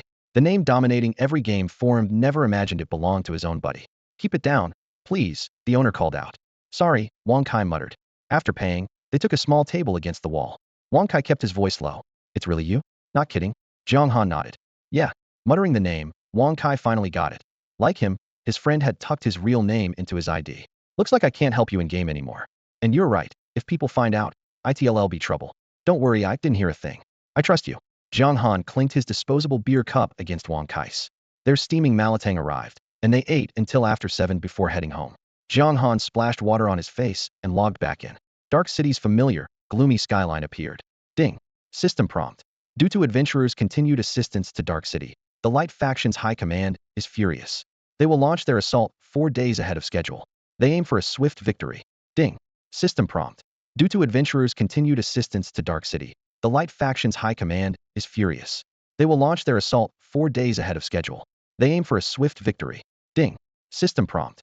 Due to adventurers' continued assistance to Dark City, the Light Faction's high command is furious. They will launch their assault 4 days ahead of schedule. They aim for a swift victory. The triple chime echoed in Jiang Han's ears.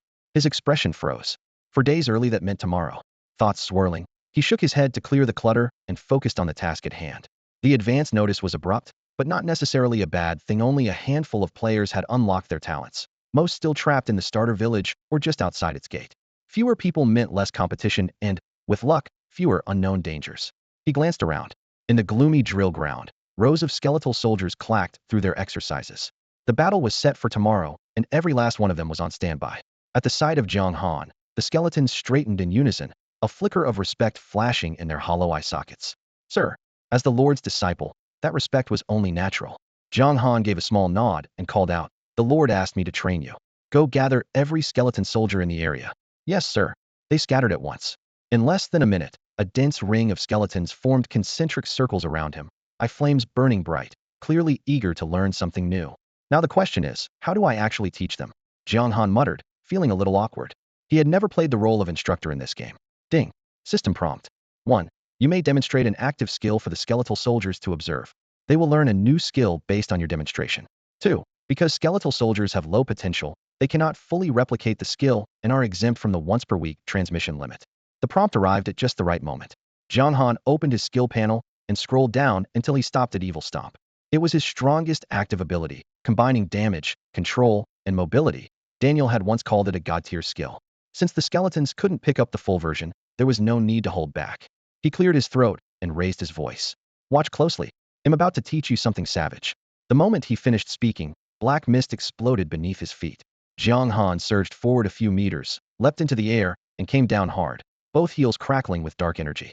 The dull, bone-like thud shook the ground and sent dust billowing. The essence is one-word stomp. He lifted a foot for emphasis, struggling to hide a grin and forcing a stern expression onto his face. When you meet an enemy, especially an adventurer from the Light Faction, stomp them. Stomp them into oblivion. What started as a routine quest was suddenly exhilarating. Teaching felt surprisingly good. He was already picturing tomorrow's battlefield, an entire phalanx of skeletons performing mini versions of Evil Stomp, trampling the charging adventurers into sieves. The image alone set his blood on fire. Sir, could you demonstrate it once more? I missed a couple of details, one skeleton asked respectfully. Jiang Han gave a faint smile. Of course. Jiang Han saw no reason to refuse. As soon as Malevolent Trample's 1-minute cooldown ended, he lifted his leg and slammed it down again. Ding. System message. Thanks to your instruction, 13 skeleton soldiers have learned the graded skill Stomp. Ding. System message.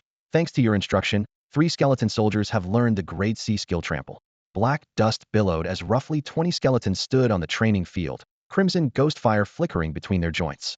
Talent differences showed immediately. The names of the skills differed, but their effects mirrored Jiang Han's malevolent trample, only with much weaker power. Remember, don't treat this as a trump card. Use it when your health is low, Jiang Han said, sweeping his gaze across them, his voice low and firm.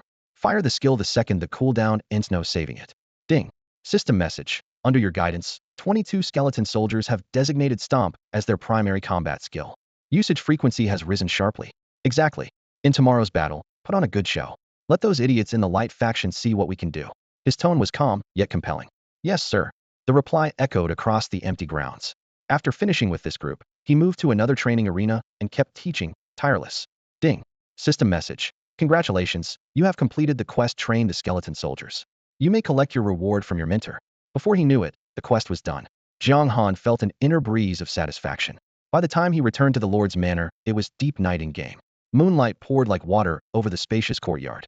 Daniel was not bent over his usual alchemy table. Instead, he sat alone on a stone bench, gazing at the bright full moon overhead. Mentor, I've finished the quest, Jiang Han reported quietly, stopping a respectful distance away. Daniel came back to himself and smiled faintly. Since the Light faction plans to attack tomorrow, I figured you'd wrap it up tonight. Ding. System message. Quest train the skeleton soldiers completed. Reward received. Unknown item shard of the moon. There was no experience reward this time, and Daniel did not ask him what he wanted as usual. Shard of the moon. Jiang Han opened his pack at once. A new crystal, shaped like a crescent, lay inside, veined with shifting silvery light. A chilling aura visible to the naked eye made his heart tighten. Shard of the moon. Tier, unknown. Description, a mysterious fragment that hides terrifying power. Effect, grants the bearer unconditional immunity to one lethal hit. Cooldown, 1 month. Jiang Han held the jade white shard in both hands, speechless for a long moment. He had never imagined such a reward for a grade C quest. Total immunity to death once. This is insanely strong, he muttered. Exactly because its tier is listed as unknown, I could tie it to a simple quest, Daniel said with a half smile, catching his astonishment. Jiang Han drew a deep breath. Thank you, mentor. He understood Daniel's point. The game's rules dictate that rewards must match quest difficulty, preventing NPCs from handing out artifacts at will. The label unknown tier neatly sidestepped that rule. Fate works in strange ways. Daniel looked up at the moon, a complex emotion on his face.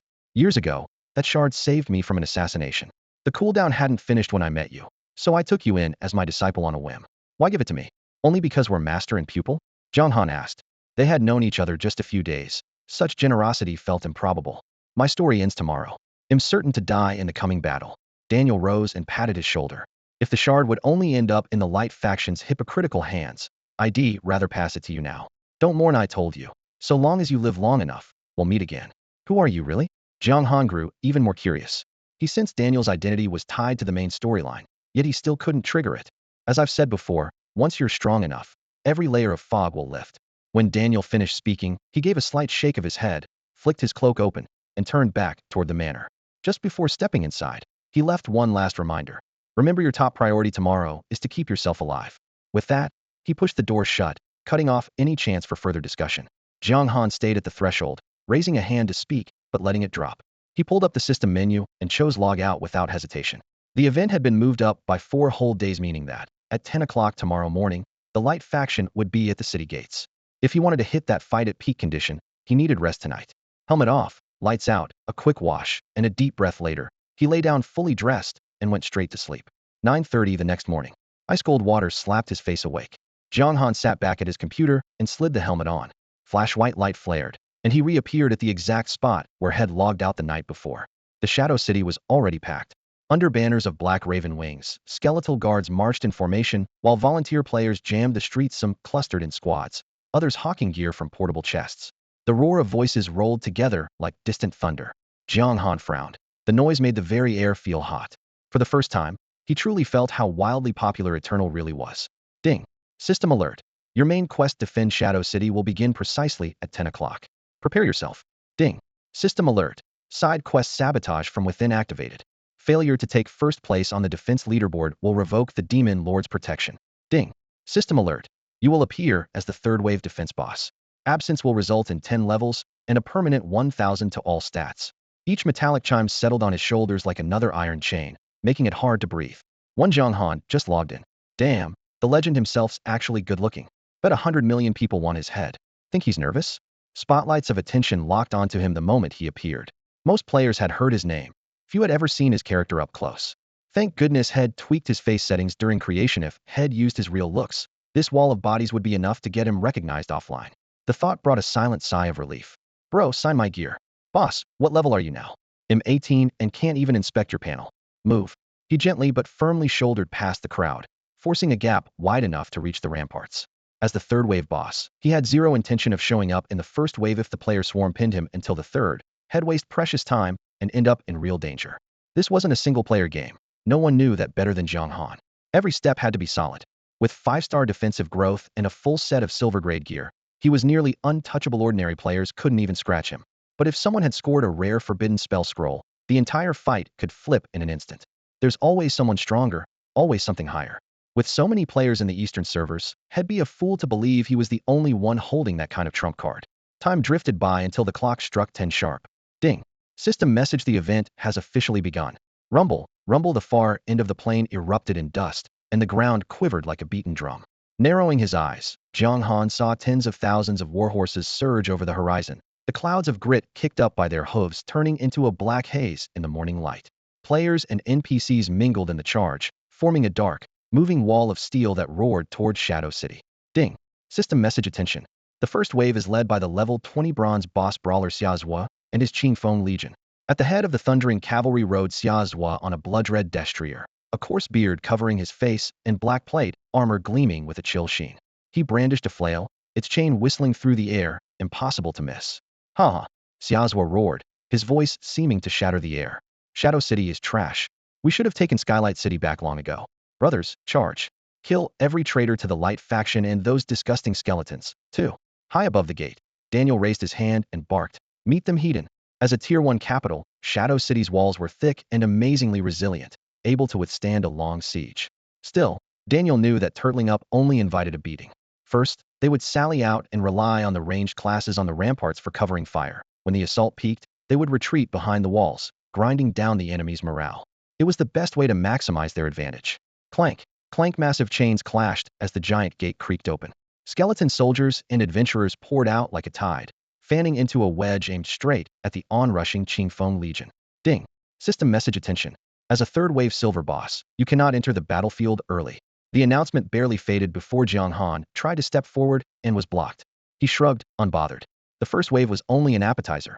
He had never planned to appear. Cack. The lines closed. Suddenly the front rank skeletons exploded forward, doubling their speed before leaping high.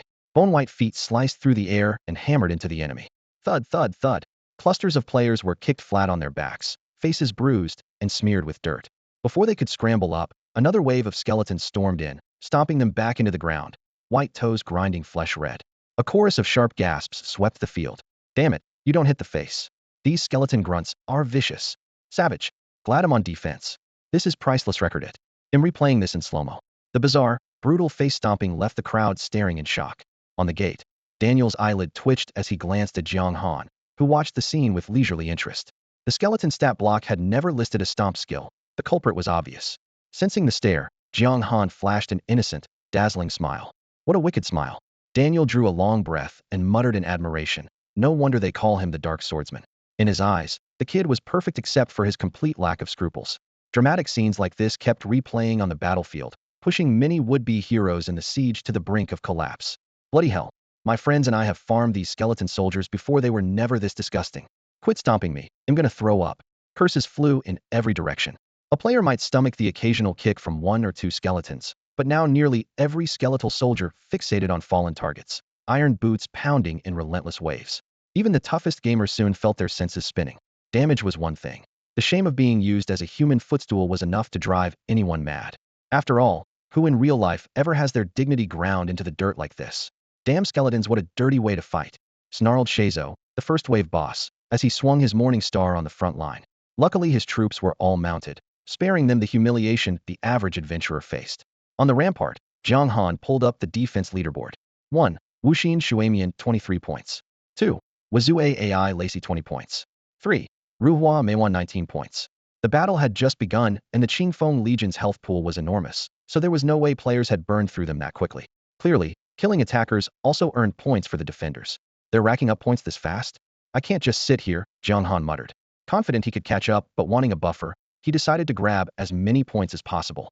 After a moment's thought, he called to the archer beside him, who was firing like a man possessed. Hey, got a spare weapon? Yeah, one, the archer said, then added, but you're a warrior. A bow won't give you any stat bonuses. No worries. Just lend me a cheap 1 and 10 quivers of arrows. He'll pay 10 silver. In Eternal, weapon rules are forgiving. A warrior can shoot a bow and a mage can swing a sword. They simply lose weapon bonuses and compatible skills, much like a swordsman in real life can pull a bow, just not very accurately. One price deal done. 10 silver was worth over 1,000 real-world credits, so the archer couldn't refuse. Within seconds the trade was complete, and Jiang Han received a wooden bow plus 10 quivers, 100 arrows in all. Wooden bow common. Attack, 68. Required level, 5. Description, a carpenter-made bow. Be glad it shoots at all. Jiang Han stowed his cold cloud sword, dropping his attack stat to 842, still more than enough for first-wave NPCs and most players. He drew an arrow, knocked it, and pulled the string to full draw, the bow trembling slightly under the string. Whoosh! The arrow sliced through the air with a sharp whistle, arcing perfectly across the field. 2 seconds later, a player 3 meters from Jiang Han's intended mark crumpled, shock frozen on his face as the unexpected shot exploded through his skull. 7,758. The crimson damage number hovered overhead. A one-shot hit of over 7,000 damage, even a level 10 knight with 5-star health growth couldn't survive that. At this stage, almost no player could. A familiar chime rang in Jiang Han's ears. Ding. System message. Congratulations. You have slain a light faction adventurer and earned 1 point. The wooden bow's sights were hopelessly off, but Jiang Han wasn't discouraged. He drew again, intent on farming more points. His new target, a mounted NPC. Whoosh. The arrow streaked out, and the rider burst into white light. Ding. System message. Congratulations. You have slain a light faction adventurer and earned 1 point. This wooden bow is garbage. Even with freak-level archery talent, I can't keep it steady, Jiang Han grumbled. Holy crap, that damage is nuts. The archer beside him blurted out this was the first time he'd seen a swordsman loose an arrow for over 7,000 damage. Jiang Han took a deep breath and readied a third shot. Knock, draw, half draw, full draw, a man and bow became one. Swish. The arrow shrieked into the crowd. An adventurer took the hit in the back and crumpled. Ding. System message. Warning, you have killed a defender-side adventurer. 1 point deducted. What the? Daniel, watching his disciple, twitched. That little jerk, even team kills? Damn it, Jiang Han hissed. He ditched precision shooting and began dumping arrows into the thickest knot of enemies, hoping to avoid friendly fire. Time passed. 20 minutes later, the Breeze Legion was almost wiped out. Duelist Xia Zhuo was still clinging to life, but under relentless player attacks his HP kept nosediving. We must retake Dawn City, Xia Zhuo howled as he toppled from his horse, spilling a few bronze items and several silver coins that were snatched up in an instant. Ding. System message. Congratulations. Player Wuxin Shuamian has slain duelist Xia Zhuo and earned an additional 25 points. Ding. System message. Attention. The Thunder Legion, led by the level 25 bronze rank boss Thunder Battleaxe Angus, will launch the second siege in 5 minutes. With the first wave over, Jiang Han opened the leaderboard. 1. Wuxin Shuamian 129 points. 2. Ruhua Meiwan 68 points. 3. Long Zhan Yuya 57 points. 4. Yijiang Hansui 51 points. Only 51. Jiang Han laughed wryly. If it weren't for this lousy wooden bow, had be at least Sekondi already counted more than 70 kills. 5 minutes flashed by. On the far edge of the plain, shields bristled as the Thunder Legion advanced with a swarm of adventurers behind them. This time the players had learned. They shoved their NPCs to the front line and fired from the back, staying clear of the skeleton soldiers' stomp. Kickoff. The fight erupted again and quickly deadlocked. The second wave NPCs were far tougher than the first, and the defenders were driven back to the city gate. Thwip, thwip, thwip. A dense rain of arrows and dazzling spells poured down, tearing through the front ranks and dropping bodies everywhere. At last the mages and archers were earning their keep. Jiang Han was racking up points now that the enemy was right under the walls. He didn't even bother to aim. He just raised the bow and fired. In the chaos, an occasional friendly casualty was practically unavoidable. As the third wave boss, Yijiang Hansui could sympathize with Jiang Han's approach. Brothers of the Thunder Legion, charge. The second siege boss, Angus, hefted a man-tall great axe and stormed toward the walls. With every sweeping blow and furious roar, his blade smashed skeleton soldiers to splinters. Take back Skyglow City with me, Tak. He shouted. Spurred on by his assault, the attacking NPCs grew even fiercer. The first line of skeleton defenders collapsed at once. Melee players were swept into the chaos, and bursts of white light blossomed across the field. Each death meant they were out until the siege ended. Meet them outside the walls, Daniel ordered, determined not to let the enemy stroll up to the gate after that early rout. Ding. System message. Attention, adventurers elite skeleton soldiers led by the level 25 silver rank boss, the skeleton general, are entering as the second defensive wave. The massive gates thundered open again. Tougher skeletons, marshaled by a towering general wielding a two-handed greatsword, poured out and braced against the Thunder Legion's brutal advance. Cackle, cackle. The skeleton soldiers instantly unleashed the crank skill Han Jiang had taught them trample. Bony feet slammed into the ground, shockwaves driving rows of NPCs and players deep into the dirt. Again, the attacking adventurers blanched and fell back in a panic, terrified of face-planting on camera. While loosing arrows, Jiang Han kept an eye on the fight. He saw Angus pinned by the repeated tramples, taking nearly 10 seconds to stagger upright. Damn skeletons, fighting so dirty. Angus snarled, raising his axe despite his wounds. But the next instant the skeleton general's hulking frame blotted out his view. Screeched, the greatsword fell, cleaving Angus clean in two, blood spraying everywhere. Both bosses were level 20 silver rank, yet the general's stats were superior, and Angus had been bled dry by fodder. The single strike finished him instantly. Ding. System message. Points for Thunder Axe Angus have been revoked because he was slain by the skeleton general. The general is an NPC and yields no points. Outside the instance, Jiang Han silently cheered. My lord, no, the commander is dead. With their leader fallen, the Thunder Legion's morale shattered. The battle flipped immediately, and within 10 minutes every member of the Legion lay in pools of blood, corpses carpeting the field. Ding. System message. In 2 minutes the Xioning Corps, led by the level 35 silver rank boss Furious Soldier Cairo, will launch the third wave of the siege. What, the level 35 silver boss already? Wasn't it supposed to be level 30? The third wave just spiked. Players' voices rose in alarm. Furious Soldier Cairo. Jiang Han lowered his bow, staring at the name in the prompt, a jolt running through him. He knew that name too well. Was it merely a coincidence or the man himself? Moments later a tide of adventurers and NPCs surged toward the walls. At the forefront was Cairo, silver longsword gleaming, wind at his heels. The instant he plunged into the crowd, icy flashes whirled, and dozens of players saw their screens go black. 6,770, 7,423, 7,371.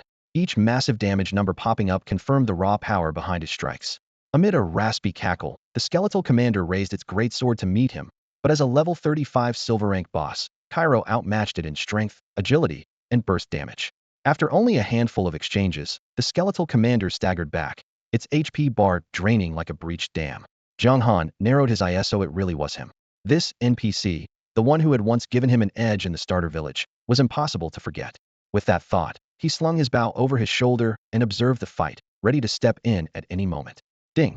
System message. Because the skeletal commander was killed by enraged soldier Cairo, no point reward will be granted. The result was never in doubt. A few minutes later, Cairo's colossal blade shattered the skeletal commander into bone fragments. The tide flipped instantly.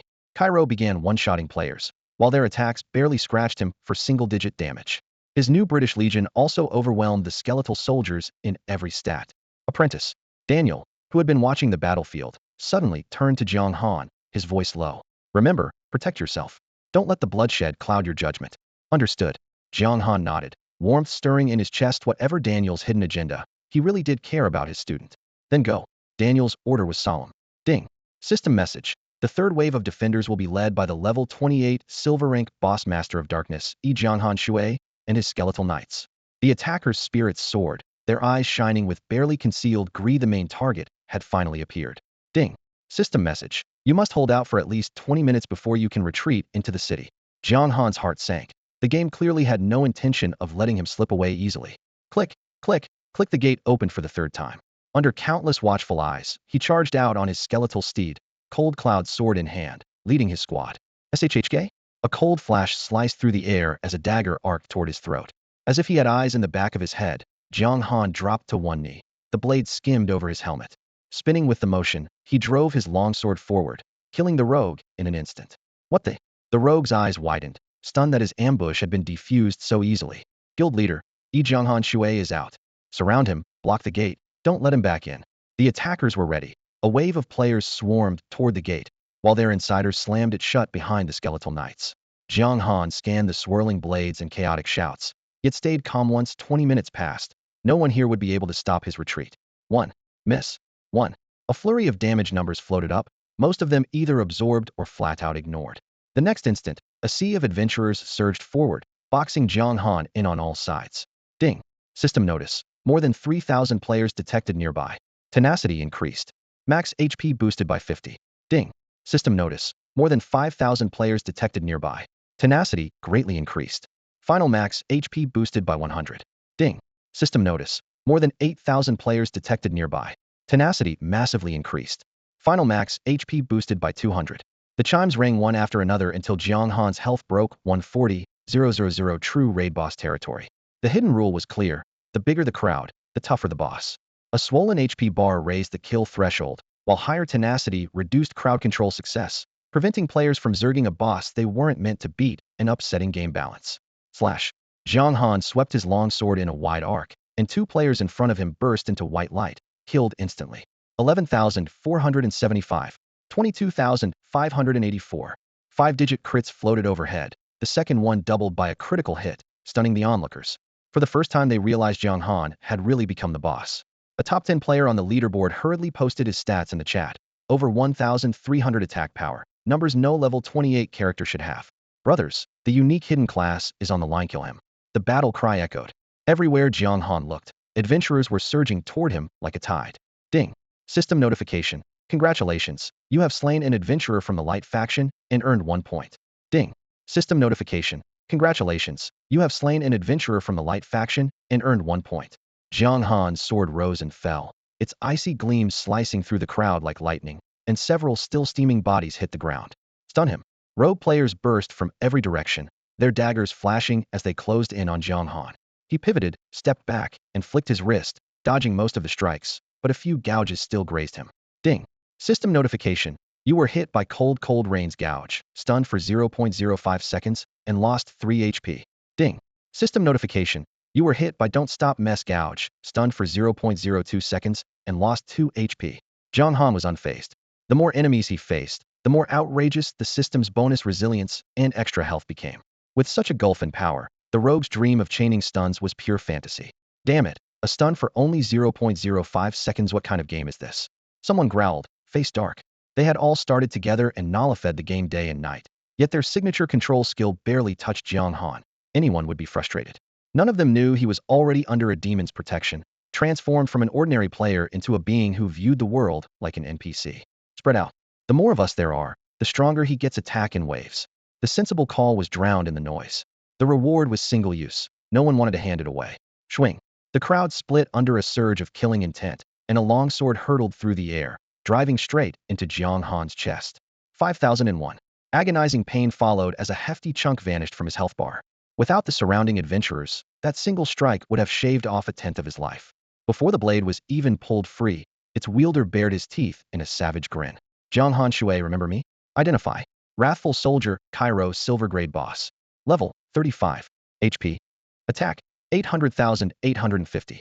Defense, 420,450. Skills, Combo, Advanced Swordsmanship, Silver Light Blade, Fury. Profile, once a run-off-the-mill guard in the starter village, he rose to fame in the town with help from the village chief. I remember. Jiang Han's expression hardened as he scanned the stats panel. The debt collector from the starter village. If you know you owe me, pay up 20,000 gold, not a coin less, Cairo sneered. Sorry, I can't pay right now. Jiang Han kept his tone polite. Leave for now. Once I've gathered enough, I'll return every coin. I can swear before the god of oaths. If you die along the way, I lose everything. You think I'd by that? Greed flickered in Cairo's eyes. Fine, settle your debt with your head. They'll take the loss, and we'll call it square. Jiang Han fell silent, tightening his grip on his sword and furrowing his brow. Then we have nothing to discuss. We settle this with steel. You. Kailuo's face darkened. You treacherous fool. You dare spout such nonsense after breaking our pact? Why wouldn't I? Jiang Han replied flatly, ignoring the blood running down his chest. You want my head? Fine, beat me, and I'll beg you for it. But handing myself over for some absurd, meaningless contract? Now that would be stupidity. With his stance made clear, he gave a cold laugh. The dark faction had definitely been the right choice. Beg me?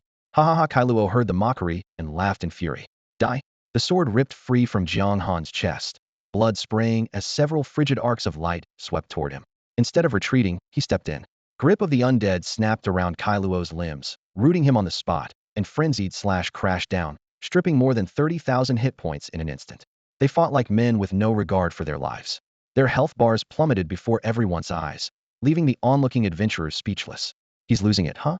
Has Jiang Han gone mad? That's a silver rank NP trading blows like this is suicide. Maybe he thinks he's doomed anyway and wants the NPC to claim the reward? Barely 2 minutes later, Jiang Han's HP hit rock bottom. Kailuo steadied his blade, sneering. Is that all you've got? Jiang Han didn't bother to turn his head. He flicked the cold cloud sword, instantly killing an adventurer who tried to ambush him. A warm tide surged through him, and a blinding column of gold shot skyward. Level 29. His health bar refilled in a heartbeat. The players exchanged helpless looks. One level up, and every bit of damage they had dealt was gone. Yes, that's all, Jiang Han said lightly.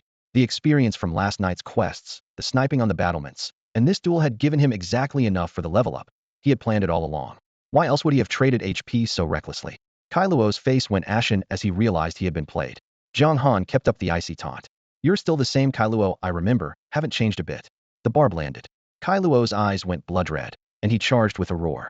His silver longsword tore through the air, sending horizontal blades of energy at Jiang Han. Evil stomp. Jiang Han vaulted over the slashes, landed, and kicked Kailuo off his feet. Ding. System message. You used evil stomp on enraged soldier Kailuo, dealing 13,547 damage, interrupting his skill, and applying suppression, preventing movement for 1 second. With the level boost, evil stomp finally showed its power. Even against a silver boss several levels higher, it seized control of the fight. Reaper slash. Grip of the undead. Frenzied slash. The flawless chain of control and damage sent Kailuo's health plunging once more. Jiang Han took a few steps back and downed a vial of life potion without a second thought, making sure his health was in the green. The crimson liquid burned down his throat. He flexed his fists and felt strength surge through his limbs. Cairo hauled himself off the ground, covered in dirt, yet still spitting venom. You bastard, you'll pay for what you've done today. Ding. System notice. Enraged soldier Cairo has activated Rage Attack 20, Attack Speed 25, Duration 1 minute. Rage? Decent buff, Jiang Han said, brushing dust from his sleeve, eyes indifferent. But Skeleton Knights, protect me. As Daniel's disciple and the party's commander, his orders were absolute. The Skeleton Knights immediately broke away from their opponents, crashed their iron armor through the adventurers crowding around Jiang Han, and stomped to his side. Shields locked, they formed a chilling wall of bone and steel. The onlookers were stunned. He can do that? This game is melting my brain.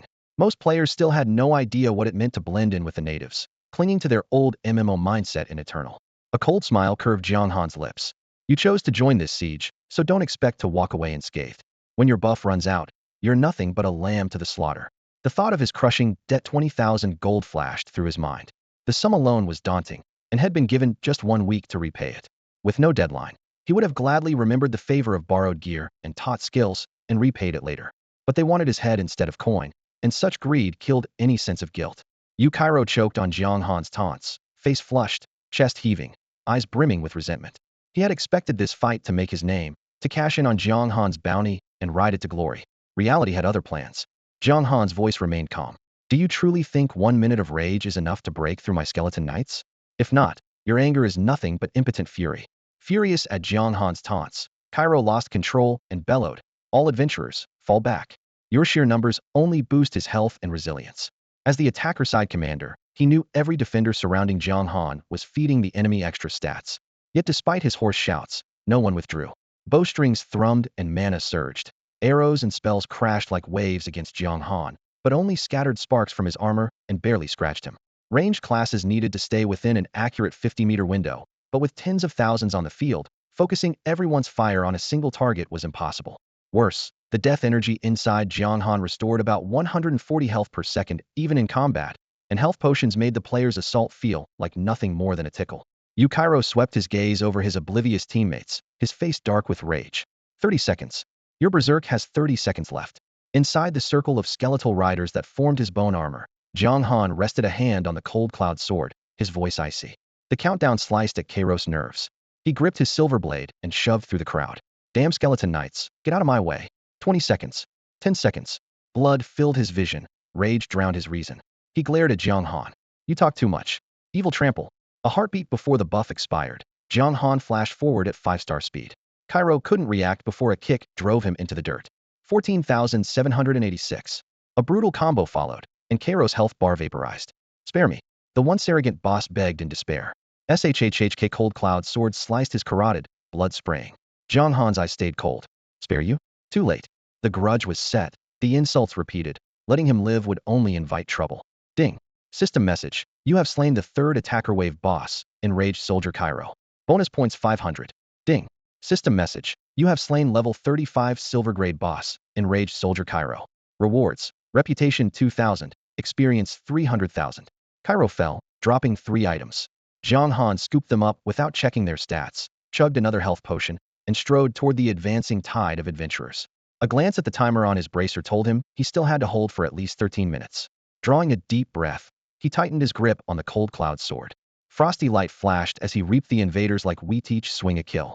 On the battlements, Daniel had watched the duel from start to finish, eyes full of pride. When Im resurrected, you'll be a legend across Tianjin continent. He paused, sensing something. Narrowing his eyes toward the horizon, he muttered, Brandy, you really are hard to shake.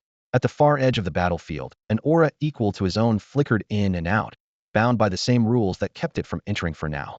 2 minutes passed, then 4 times slipped away bit by bit as the clash of weapons thundered beneath the city walls, and countless eyes stayed glued to Jiang Han. Feels like we can't kill him at Al's just farming us for EXP. Forget it, I'm done. There's no way every hit bounces off. The Real pros are hiding in the crowd, waiting to strike. Complaints rose in waves, and the players' frustration and unwillingness to quit grew as they failed to land any meaningful damage. Finally, my turn at the front. An excited shout burst from the crowd. Corpses had formed a small hill at Jiang Han's feet when a man with a crimson greatsword stepped forward, his boots sliding through blood. Unlike the ragtag players before him, his gear gleamed with high-grade luster, and blazing battle intent shone in his eyes. Jiang Han frowned slightly. The pressure radiating from the newcomer was impossible to ignore clearly. Real experts were mixed in with the masses. Identify, Jiang Han murmured, and data appeared in his field of vision. Xiaofeng Wudong Scarlet Flame Swordsman. Level, 25. HP, 20,070. Attack, 705,752. Defense, 353,377. Skills, Blazing Slash, Flame Dragon Dance, Flame God's Guard, Crimson Flame Fury. Scarlet Flame Swordsman? Jiang Han was surprised. Obviously, this guy also had a hidden class. You've got a hidden class and still picked a fight with me? Jiang Han asked calmly. Curiosity in his tone. This was his first time meeting someone like himself, and he wanted to see how strong the man's class and skills were. Xiaofeng Wudong leveled his greatsword at Jiang Han and grinned. Word is, if you already have a hidden class and turn down another one, the system awards you something of equal value. I see. Jiang Han nodded lightly. And your S-grade talent really piques my curiosity. Before he finished, crimson flames erupted around him. Ding. System prompt. Xiaofeng Wudong has activated Crimson Flame Fury. All attributes increased by 25 for 2 minutes. When the skill ends, his level will drop by 10. Jiang Han's heart sank. The move was eerily similar to his own level 50 skill, Dark Rebirth. Though the boost was weaker and shorter, a 25 increase to all stats still pushed Xiaofeng Wudong into the Cairo tier. Take this. Xiaofeng Wudong roared. He raised the blazing greatsword high and brought it crashing down on Jiang Han amid a torrent of searing heat. Jiang Han stayed calm, refusing to dodge. He took the strike heat in. Screech. Ding. System prompt. You were hit by Xiaofeng Wudong's blazing slash and received 10,578 damage. Whoa, a real pro. There must be more Eastern big shots. We just need to steal the last hit. The surrounding players lit up with hope after seeing a 5-figure damage number. My turn, Jiang Han said flatly. In the next instant, his speed shot up several-fold. He drove a vicious kick into Xiaofeng Wudong's face and slammed him into the fractured ground. Evil Stomp. 8,547. 2 seconds of suppression? Xiaofeng Wudong ignored the burning pain on his face. When he saw the control duration, his expression turned to Shinto. Seconds at this level was more than enough to kill. Ding. System prompt. Xiaofeng Wudong has activated Flame God's Guard. Defense increased by 30 for 5 seconds. Jiang Han didn't let up. A frenzy of slashes landed, one after another. After a 4-hit combo, Xiaofeng Wudong's HP plummeted. His pupils shrank, only 23 HP left. Cold sweat poured down as he tried to roll away, but a massive purple-black energy hand materialized and clamped tight around him. Death's grasp. Again, completely immobilized, Xiaofeng Wudong's face turned livid. Damn, this crowd control is disgusting. Tianyu Chihua, if you don't get over here right now, I'm dead. At the last possible moment, Xiaofeng Wudong's desperate shout still echoed when a milky beam cut through the air and drilled straight into his chest. In an instant, the glow poured into him like a waterfall, green numbers leaping out. 25,088. A heartbeat later, crimson digits flashed. 18,758. Backlash from the spell. The massive heal filled Xiaofeng Wudong's HP in one surge, and Jiang Han's prime deathly slash struck only empty air. The crowd parted as a woman in white robes stepped forward. Her features were delicate, her ID reading Tianyu Chihua, class holy priest. She gave a light snort and chided, I thought you could solo him. Divine heal has a 7-day cooldown, you know. Jiang Han lifted an eyebrow, thinking, another hidden class? Seizing the chance, Qiufeng Wudong rolled clear of Jiang Han's reach. Panting, he yelled, every priest, heal me. They'll drop him to low HP. Whoever lands the last hit gets the loot. Spectators murmured, how can anyone beat his damage? At least don't let Jiang Han walk back to town alive. In the end, they chose to trust Qiufeng Wudong. Dozens of priests raised their hands. Layer after layer of holy light stacked until his health bar was jammed to full again. Round 2. Qiufeng Wudong leveled his sword at Jiang Han, grinning savagely. Come on, one-shot me if you can. Continuous heals flickered behind him, and he was certain an instant kill was impossible. You're wrong.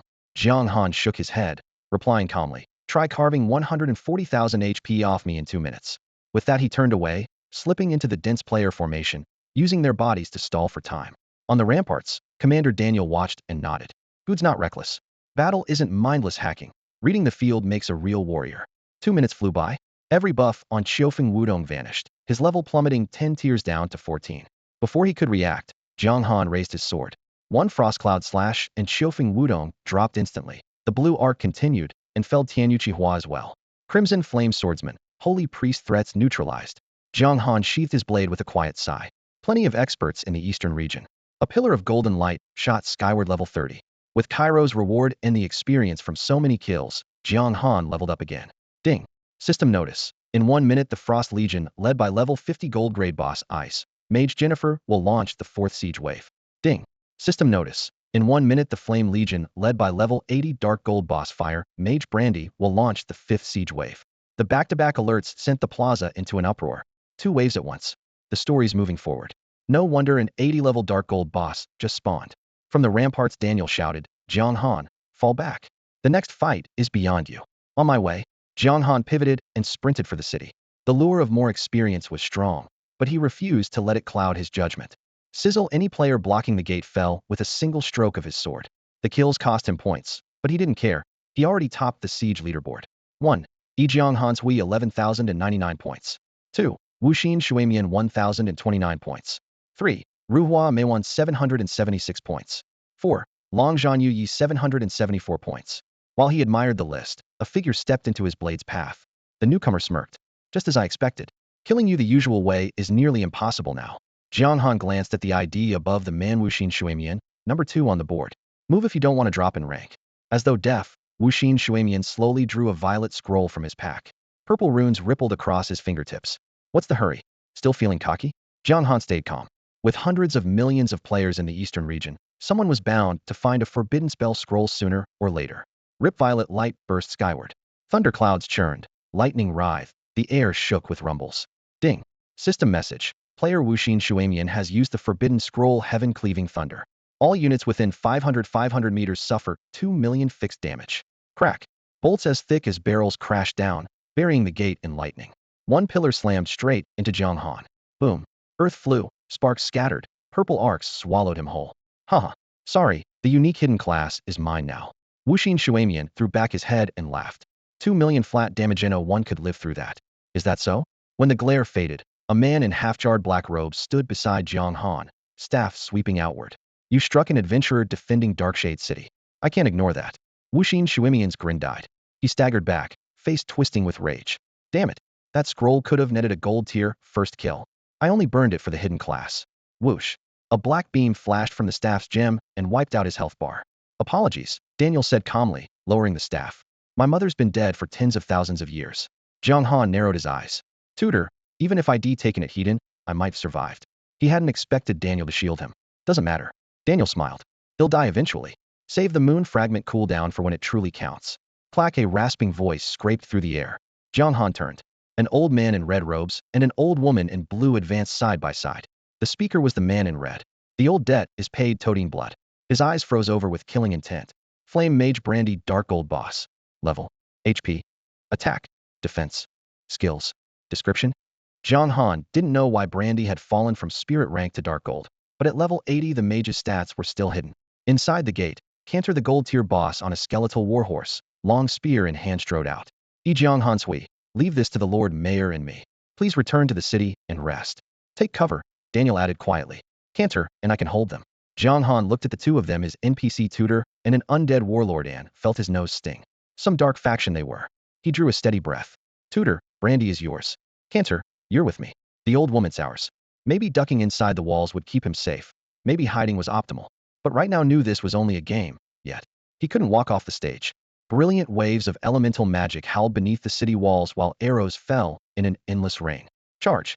In the distance, two vast armies led by Brandy and Jennifer kicked up a black tide of dust and thundered toward the shadowed city like an unstoppable avalanche. Every soldier in their ranks was an elite monster between levels 40 and 50. Their raw stats dwarfed those of the adventurers and skeletal knights on the ramparts, and a few swings were enough to claim a life. The fight swung one-sided almost instantly. How are we supposed to fight this? We can't even scratch these NPCs. I'm out. Sticking around just costs levels. Forget the storyline, I'm logging off. The defenders' chat filled with complaints, and one avatar after another vanished in flashes of white light. The rest of the battle would barely affect the leaderboard, so most saw no reason to die for it. A stubborn few stayed behind, convinced that as long as the walls held and the official NPC event hadn't begun, the shadowed city still had a chance. Beneath the gate, one old hag was enough to set you off? Jennifer, swathed in a blue robe and heavy wrinkles, glared with blazing eyes. A fledgling dark swordsman dares speak to me like that? Jiang Han gave a short laugh, raising his longsword. Shall I call you Granny instead? You come with hostile intent, yet pretend to be politeth. That's pure hypocrisy. Jennifer's face darkened. Sharp tongue. Get to the safe zone and wait for evacuation. Lich Mentor Daniel ordered in a low voice. Do as I say this time. Ping system message. Accept quest lie low? No. Jiang Han refused without hesitation. There's still a chance. Trust me. His eyes burned with steady resolve as he locked onto Daniel. Was the outcome already decided? Most players thought so, yet he still saw a sliver of hope. Daniel hesitated, then clenched his teeth. Very well. If you insist on fighting, how can your mentor surrender first? The old hag is yours. He'll hold off that turtle spawn Brandy. Deal. Jiang Han nodded. You after being called old hag again. New creases formed on Jennifer's forehead. Brandy, leave the brat to me. Go kill Daniel. Daniel was formidable, so she wouldn't underestimate him, but a silver rank insect like Jiang Han was beneath her notice. Gladly. Brandy, already boiling with bloodlust, could not have wished for more. In his mind, he outclassed Daniel, and with Jennifer handling the Death Knight Kant and Jiang Han, victory was assured. Fall back inside. Daniel barked. The defender's greatest asset was the fortress itself. With the gate wide open, they were only inviting the enemy in. Kant and Jiang Han understood and retreated at once. Creak, creak, creak. Skeleton soldiers on the ramparts pulled the levers, and the massive gates began to close. Seeing this, Jennifer and Brandy exchanged a glance. Before the gap vanished, they slipped inside. They hadn't tried to hold the gate. They knew the shadowed city was a Tier 1 capital, and even closing slowly those doors could crush an Earth or even Heaven-rank fighter. Better to slip through than be ground to paste. Nor did they panic about being deep behind enemy lines. They sensed no terrifying aura within the city, which meant no hidden powerhouse awaited them. Of course, if a Heaven-tier powerhouse were really here, we wouldn't sense them, yet someone that strong would never need to skulk in the shadows. Miss. Miss. The moment they crossed the gate, arrows and fireballs poured down, but every armor check and penetration test ended with the same chill notification: damage immunity. Whoosh. Daniel lifted a staff as white as bleached bone and launched a jet-black sphere in a straight line. Is that all you've got? Brandy snorted. Her crimson staff traced a half arc, the fire element condensing into a blazing shield that completely swallowed the orb. Explosions of flame and black mist intertwined, yet the shield held firm. Seizing the chance while the two bosses traded blows, Jiang Han sidestepped toward the undead knight. Kant, take the aggro heat and he'll cover you. A level 50 gold tier boss could wipe him out in a single volley. Kant had to grab hate first. No problem. Kant nodded and spurred his skeletal steed forward. Ding. System notice. Undead Knight. Kant uses the skill charge. Movement speed 35. Knocks airborne the first enemy he contacts. Duration 10 seconds. Jennifer dared not lower her guard. Frost spilled from her staff and instantly solidified into a translucent ice wall. Boom. The skeletal horse slammed in, shattering the wall into glittering shards and canceling Kant's charge in the process. Circling to the flank, Jiang Han caught the brief opening in Jennifer's footwork. Evil Stomp. He lunged, driving his heel at her head to lock her down and open a damage window for Kant. Smack. Jennifer merely lifted her left hand, pale blue frost curling around her fingertips. She parried the kick without so much as shifting her stance. 1. A nearly invisible damage number floated above her, painfully mocking. Ding. System notice. Your skill Evil Stomp was blocked. You dealt 1 point of damage. Jiang Han's pupils constricted. A level 50 gold tier boss had just caught his full force strike with her bare hand. Nice skill, but you're far too weak, Jennifer sneered. She clamped his calf, twisted her waist, and flung him backward. Crash! Jiang Han shot off like a severed kite, slammed into the city wall, and tumbled to the ground, stars exploding before his eyes. Ding! System notice, you were hit by Ice Mage Jennifer. You lost 22,887 HP and are stunned for 3 seconds. That was a plain throw with no weapon enchantment, yet it still put up 5-digit damage, meaning Jennifer's raw attack easily topped 2,000. With barely 50,000 total HP, Jiang Han would die if she pressed the assault. We're done. Even Jiang Han's getting one-shotted. Those two bosses are invincible. The city's lost. Guys, bail log out now. Watching Jiang Han crumple, the defending players' morale collapsed. One after another, light streaks marked combat drops and emergency logouts. Jiang Han, watch out. Kant bellowed. He rammed his skeletal steed forward again, forcing Jennifer to focus on him instead of finishing Jiang Han off. 3 seconds later, the dizziness lifted from Jiang Han. He shook the fog from his mind, pushed himself up on one knee, and staggered aside with icy detachment to pick up the Hanyun's sword. The weak should act like the weak. Up ahead, Jennifer traded blows with Kant, sneering over her shoulder. You two think you can keep me busy? Ridiculous. Who do you think you are? She raised her hand, gathering frost. An ice spear howled toward Jiang Han. Kant forced his skeletal warhorse to lurch sideways and took the strike heat in, bone splintering as ice exploded. Using the momentum, he lunged with his spear. Old hag, I'm your opponent. Jennifer snorted, abandoning her pursuit of Jiang Han and locking back onto Kant. The battle churned. Daniel barely fended off Brandy's relentless assault, fresh wounds opening every few seconds. Kant, a level 40 gold rank boss, poured on the offense, yet Jennifer still shaved away his HP with ease. Players who had planned to log out froze, stunned by the brutal scene before them. 1 minute later, evil stomp. Jiang Han dashed in, Hanyun's sword in hand. Again, Jennifer's lip curled. As he closed the distance, she lifted an arm to block what she deemed a feeble blow. An ant dares to. Bang! Jiang Han's side kick erupted with power several times greater than before, skimming her arm and slamming into her face. Her features contorted, her shoulder jerked, her gaze plunged. Boom! The stone floor split apart as she was driven into it, carving a crater beneath her. The sudden reversal made Daniel and Brandy snap their heads around. Players halfway through logging out froze, mouths agape. A level 50 gold rank boss, slammed into the ground by a single strike from Jiang Han. Dust still hung in the air when Jiang Han planted a boot on Jennifer's cheek, eyes glacial. Old hag, what act are you putting on? The moment the skill landed, a crimson damage number floated above the battlefield. 1, 10, 100, 1,000. 10th crowd stared so hard their eyes were about to pop. A single hit for 141,000 damage. The kind of output only a gold tier boss could muster had just come from a player, and the dissonance made every spectator's scalp prickle. Ding. System message. You used the upgrade item Violet Lightning Gem. All attributes increased by 1,000 for 1 minute. Ding. System message. You used the skill Evil Stomp. Dealt 141,869 damage to Ice Mage Jennifer, and applied suppression, immobilizing her for 10 seconds. 10 seconds long enough to decide any fight. Pinned beneath Jiang Han's boot, Jennifer's contempt shattered, replaced by raw terror. Pale and trembling, she looked up at him as if facing a nightmare. Jiang Han gave her no chance to recover. His twin blades blurred. Frenzied cleave. 96,451. 108,457. 127,775. 148,733. In barely 2 seconds, 4 brutal numbers appeared, totaling more than 600,000 damage. Even Jennifer's gold tier health bar shrank by nearly a quarter. Kant. Jiang Han barked mid-assault. The undead knight jolted awake.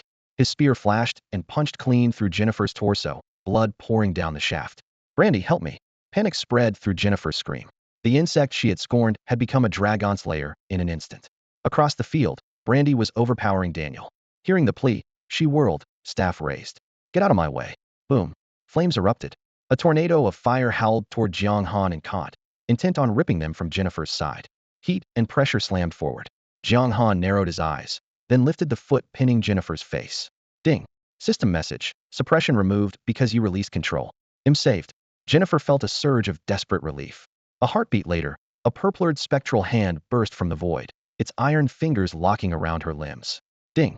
System message. You were hit by death grip from Lord of Darkness Yijing Ganshui, bound for 3 seconds. The tide turned again. While the bind held, Jiang Han seized Jennifer's ornate robe, hoisted her high, and thrust her toward the onrushing firestorm as a living shield. Brandy, help me kill this demon. Jiang Han roared. To NPCs, the world is real. There are no party systems and no friendly fire rules. Jennifer shrieked, twisting helplessly as the spectral hand held her fast. The fiery vortex filled her vision, growing larger. No. Boom. The agony of burning flesh wrenched another piercing scream from Jennifer. As a level 80 Dark Gold boss, Brandy was leagues stronger than Jennifer. The spell she unleashed didn't disappoint. Jiang Han. It scorched Jennifer's front to a crisp and left her hanging by a thread. 1,547,800. Jennifer's HP plummeted. With Brandy's assist and the combined burst from Jiang Han and Kant, total damage soared past 2.4 million, leaving Jennifer with only a sliver of health. Die! Jiang Han growled, bringing his sword down. A flash of black light necro slash. 314,587.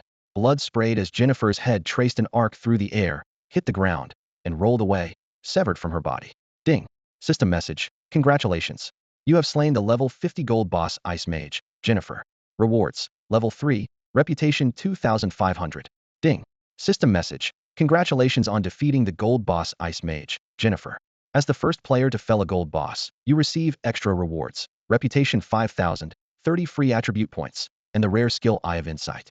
3 beams of golden light dropped in succession, boosting Jiang Han to level 33. He wasn't surprised. A level 50 gold boss should have granted far more experience, but the system clearly meant to slow player progression. Ding. System message. Would you like to broadcast your glorious achievement to every adventurer on Tianing continent? Note, a server-wide announcement will award 10,000 reputation points. Yes, Jiang Han replied without hesitation. He no longer needed to hide, and the announcement would greatly lift the defender's morale. Ding.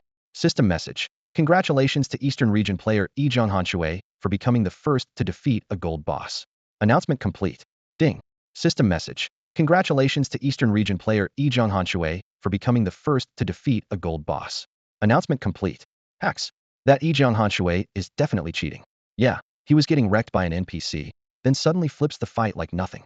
I'm dying here. 3 first kills all by the same guy? He's obviously a dev's pet. Complaints and curses flooded the chat. No one liked seeing one player monopolize all the spoils.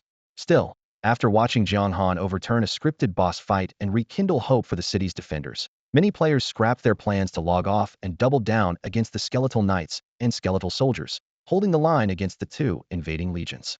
With the Violet Thunder Gem's all-stat boost still ticking for a few seconds, Jiang Han scooped up the gear Jennifer had dropped, skipped the stat checks, dumped all 30 free points into attack, and sprinted off with Kant to reinforce Daniel. You will pay. Brandy's eyes were bloodshot, murderous intent boiling over. Flames wrapped her entire body, and her aura was terrifying. Frenzied cleave. Jiang Han wasted no words and charged in. Swish. Brandy raised her staff. The red gem at its tip flared, and a transparent barrier formed from top to bottom, sealing her inside completely. Ding. System flame. Mage Brandy casts flame shield, creating a barrier equal to 25% of his health that blocks all physical attacks. Miss. Miss. Miss. Miss. Frostcloud sabers for consecutive strikes, all whiff. The combat log floods with damage nullified prompts, while only a few hair-thin cracks spread across the shield's surface. The stat advantage of dark gold gear is laid bare, leagues above the gold tier. Even with the extra boost from the Violet Thunder Gem, the gap remains vast. Fall back, you're no match for him. Daniel gasps, his face deathly pale. Hearing this, Jiang Han withdraws his sword and slides more than 10 meters across the scorched ground. Mentor, are you all right? He knows the 4th wave boss, Jennifer, is already down. Brandy is the last one. If Daniel can take out this flame mage, the entire siege could still be salvaged. Daniel gulps down several potions, his atoms apple bobbing as an eerie flush crawls over his pallid face. White-knuckled fingers clamp his staff, though his body sways. He forces himself upright, and his once dim spirit power gathers again. Boom.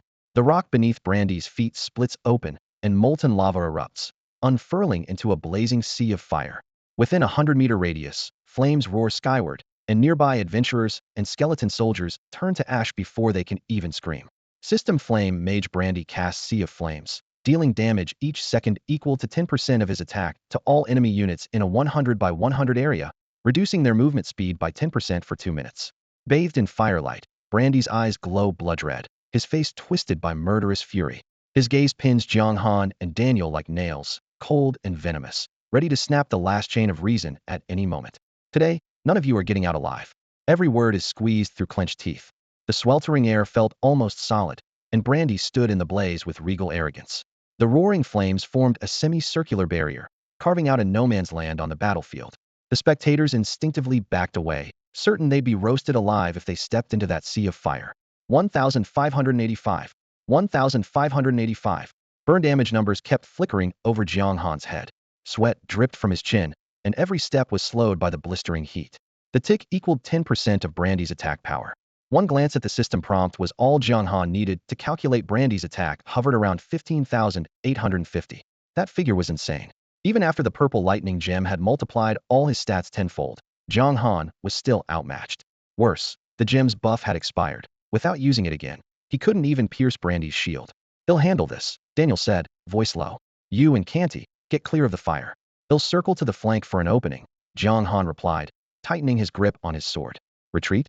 With victory so close, he refused. "You," Daniel faltered. "Enough with the heartfelt mentor-pupil act," Brandy sneered, leveling his staff at Jiang Han. "You insect, after teasing me time and again, today you burn." Whoosh! A fist-sized fireball burst from the staff's tip, rocketing forward like an arrow released. So fast. Deprived of the gem's boost, Jiang Han's body lagged behind his eyes. He wasn't hoarding the gem's final use. He just wanted that single minute for the real turnaround. "Look out!" Canty urged his skeletal horse between them, taking the hit heed in. The fireball detonated, the mount shattered, and Canty was hurled several meters back. 878,001. A ridiculous red number erupted in midair. A level 40 gold boss, yet the gap between him and Brandy was still that vast. "Fall back," Daniel barked. His staff whipped through the air, and a dozen skeletal minions clawed out of the ground, swarming Brandy and buying precious seconds. Jiang Han sucked in a lungful of hot air and drew the purple lightning gem, its surface crackling. "Teacher, can you use this?" If Daniel's stats were forced to max, the fight might flip completely. "A necromancer is no longer a living being," Daniel said, shaking his head. He stepped away to keep the backlash from reaching his student, then raised his staff. Black mist boiled forth as he flung himself into a life-or-death duel with Brandy. "If you hadn't burned out your trump card with that forbidden spell, you might have stalled me longer," Brandy jeered, a spinning cone of flame blooming in his palm. "Now die." A flaming tornado howled from his fingertips. Daniel charged instead of retreating, hurling a black energy wave straight into it. Boom! The spells collided heat-in, blasting a crater into the ground. Shards of rock and tongues of flame filled the air. The shockwave ripped through the smoke, forcing Jiang Han to stumble clear of the zone. Coughing, Daniel dropped to one knee, trembling like a candle in the wind. Brandy, by contrast, had only lost his flame shield and staggered back a few steps. His injuries were far lighter. Was this really the end? Keeping a close eye on the battle, Jiang Han grew frantic. He snapped open his inventory and rummaged through it for anything that might turn the tide. The first thing he saw was the Amethyst of Thunder. Its boost was phenomenal, but his own base stats were too low. Even if he used it, he still wouldn't match Brandy. Daniel, being an undead mage, couldn't equip it, and Kant, an undead knight, wasn't a living creature either. The gem was useless. What about equipment? Cairo had dropped several level 35 items, and Jennifer had dropped level 50 gear, but Jiang Han was far below the required level. He didn't even have the right to try them on. Then he spotted a teal-bound skill book tucked away in a corner of his bag, a forgotten treasure covered in dust. It was the S-rank Eye of Insight, a reward for the first kill of a gold boss. A brief system tooltip popped up. Eye of Insight S, advanced scouting technique. When inspecting a target, there is a chance to reveal its weakness. Can analyze any creature or object up to 50 levels higher than the user. 50 levels above him. That was leagues beyond the rookie scout spell. Without hesitation, Jiang Han hit learn. Ding. System message. You have learned the skill Eye of Insight. The moment the skill integrated into his body, a flash of light swept across his retina. He immediately locked onto Brandy in the distance, spewing waves of fire. Brandy was an 80-level dark gold boss, but still within his scouting threshold.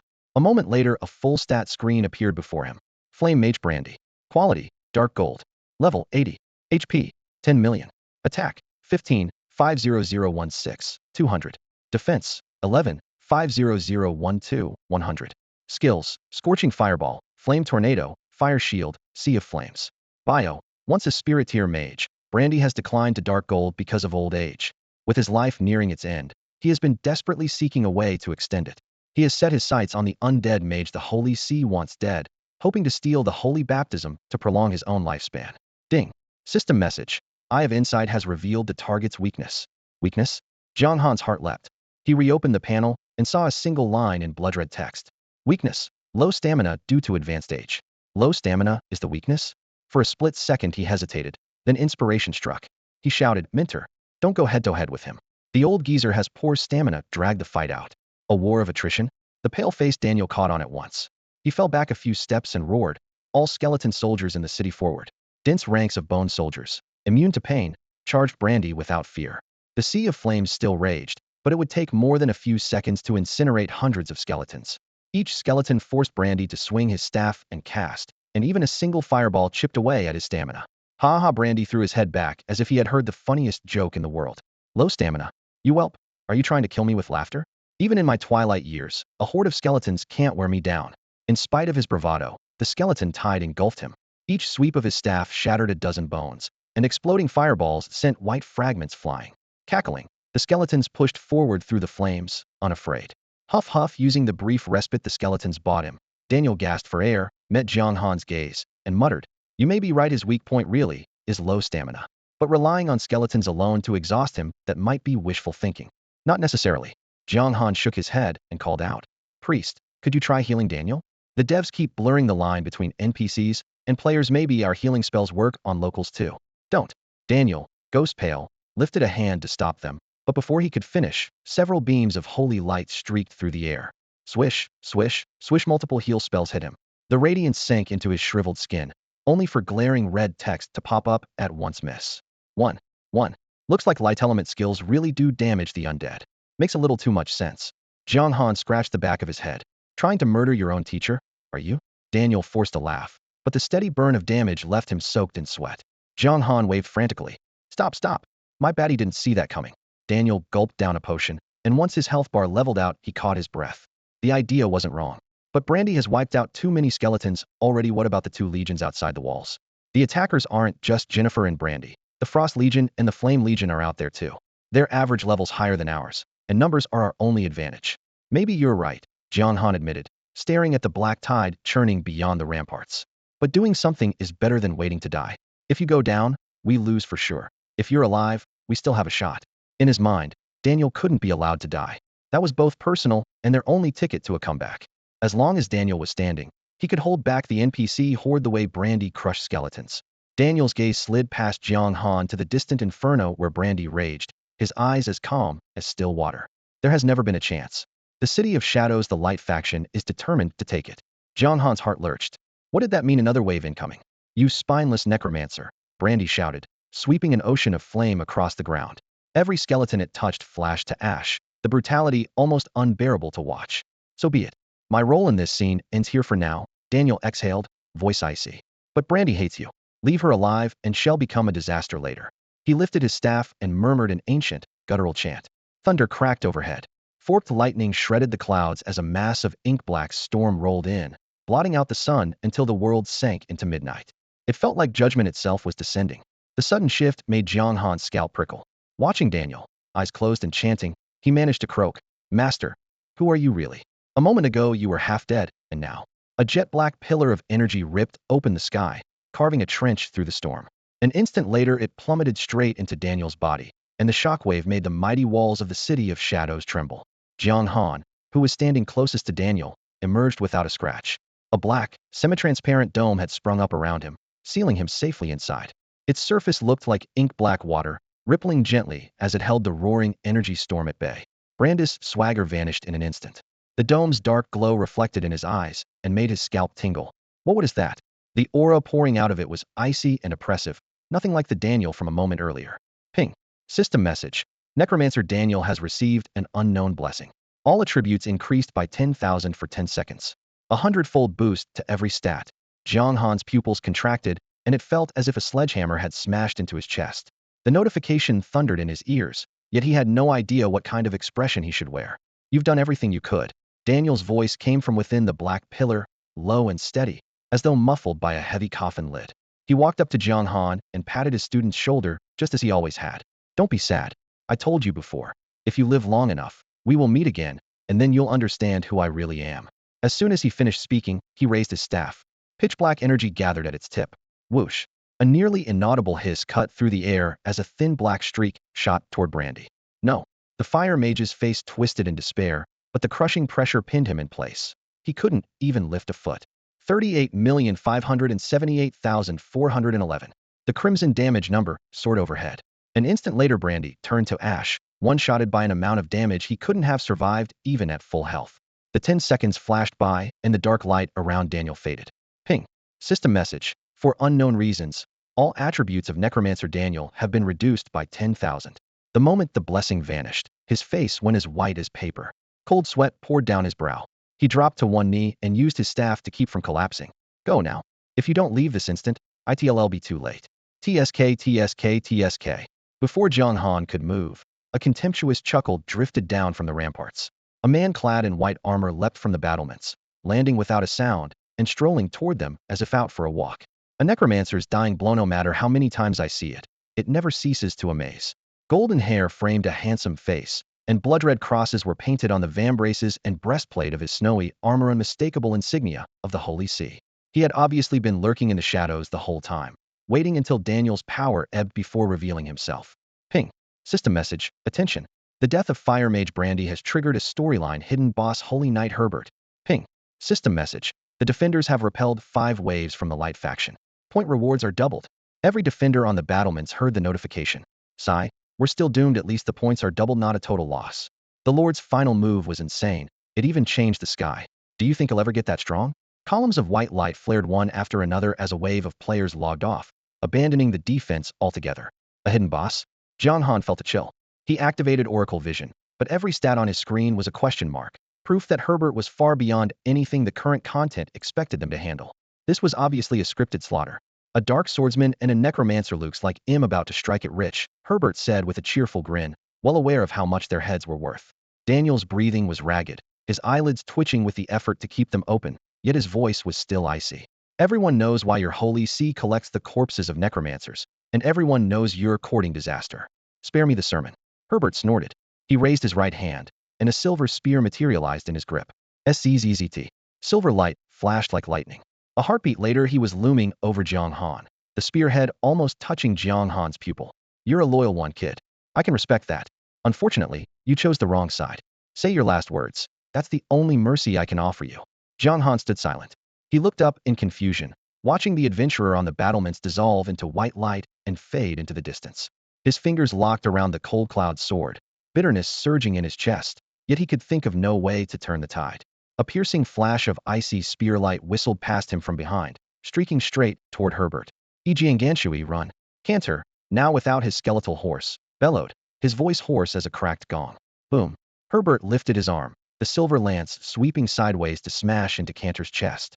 Armor shattered, bone fragments flew, and Cantor, along with the splintered remains of his mount, exploded into a cloud of white debris. 328-5704. The crimson damage number floated in the air. Over 3 million points, enough to fell Cantor even at full health, let alone in his already battered state. Ding. System message. Since Death Knight Cantor was slain by Paladin Herbert, the point reward has been cancelled. Herbert lowered his spear and gazed down at the scattered bones. His tone was as calm as if he were discussing the weather. A loyal hound, I'll give him that. His eyes shifted back to Jiang Han. No last words? Then die.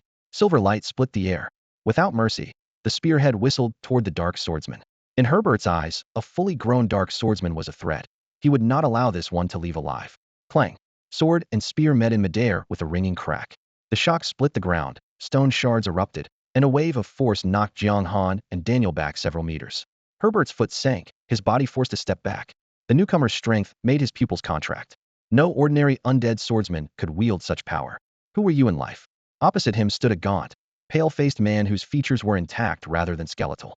He gave no answer, only action. After parrying the strike, he spun, seized the armor on Jiang Han's arm, and sprang upward. Boom. The heavy paving stones caved under his step, spiderweb cracks spreading across the wall, testament to the force behind it. Carrying Jiang Han with ease, the undead swordsman vaulted onto the rampart, then used the towering wall for cover. With a few more leaps, they vanished from Herbert's sight. Herbert did not give chase. He knew he could not be sure of victory against that man, and provoking him could bring unforeseen consequences. Exhaling, Daniel's taut nerves finally loosened when he saw Jiang Han carried away by Cheryl. He collapsed, strength spent.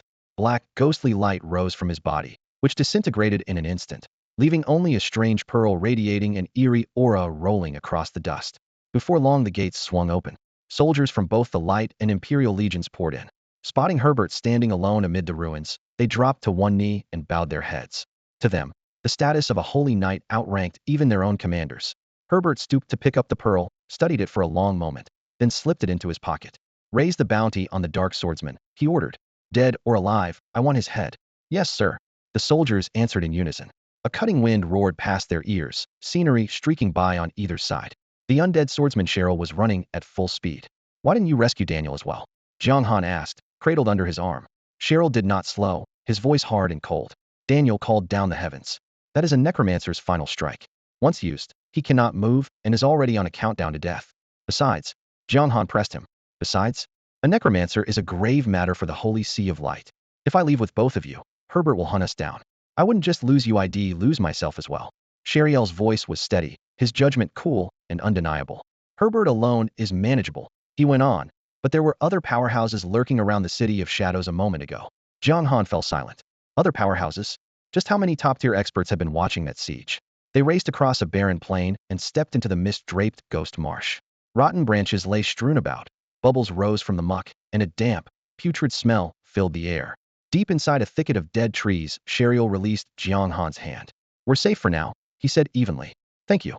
Jiang Han clasped his hands in genuine gratitude. He had no intention of asking why Sheriel had waited until the final moment to appear. The rules were clear: if every heavyweight rushed in at once, the battle would have been pointless. Herbert alone could have flattened the city of shadows. Sheriel shook his head. No need. Daniel asked me in a letter to save your life at the critical moment. I'm merely honoring that promise. He drew a weathered parchment from his cloak and handed it over.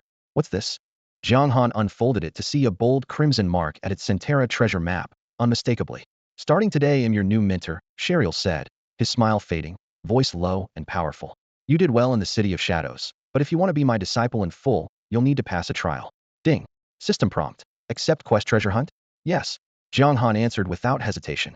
Losing the city stung, but Daniel had said it long ago: survive, and you'll meet again. What he needed now was power. Power to see the whole Tianjin continent. Ding. System prompt. Quest treasure hunt accepted. Difficulty, B. Quest description. Necroswordsman Sheriel buried a mysterious treasure at the map's end. Dig it up. Reward. Official recognition as Sheriel's disciple. Failure penalty. 10 gold coins. Off you go, Sheriel said, waving as he stepped into the swirling white fog. This won't stump you. Be quick. Understood. Jiang Han nodded, studying the scroll again and again, plotting the best route forward. He had just focused when rapid-fire system chimes erupted in his ears. Ding. System prompt. Main quest: defend the City of Shadows. Judged failed. Based on personal contribution, you receive EXP 1 million and rare dark gold gear breeze ring. Ding. System prompt. Quest Sao Discord completed. Reward. EXP 500,000, gold tier gear black scale bracers, and a slight upgrade to the title Master of Darkness. Ding. System prompt. You rank first on the defense leaderboard. Reward.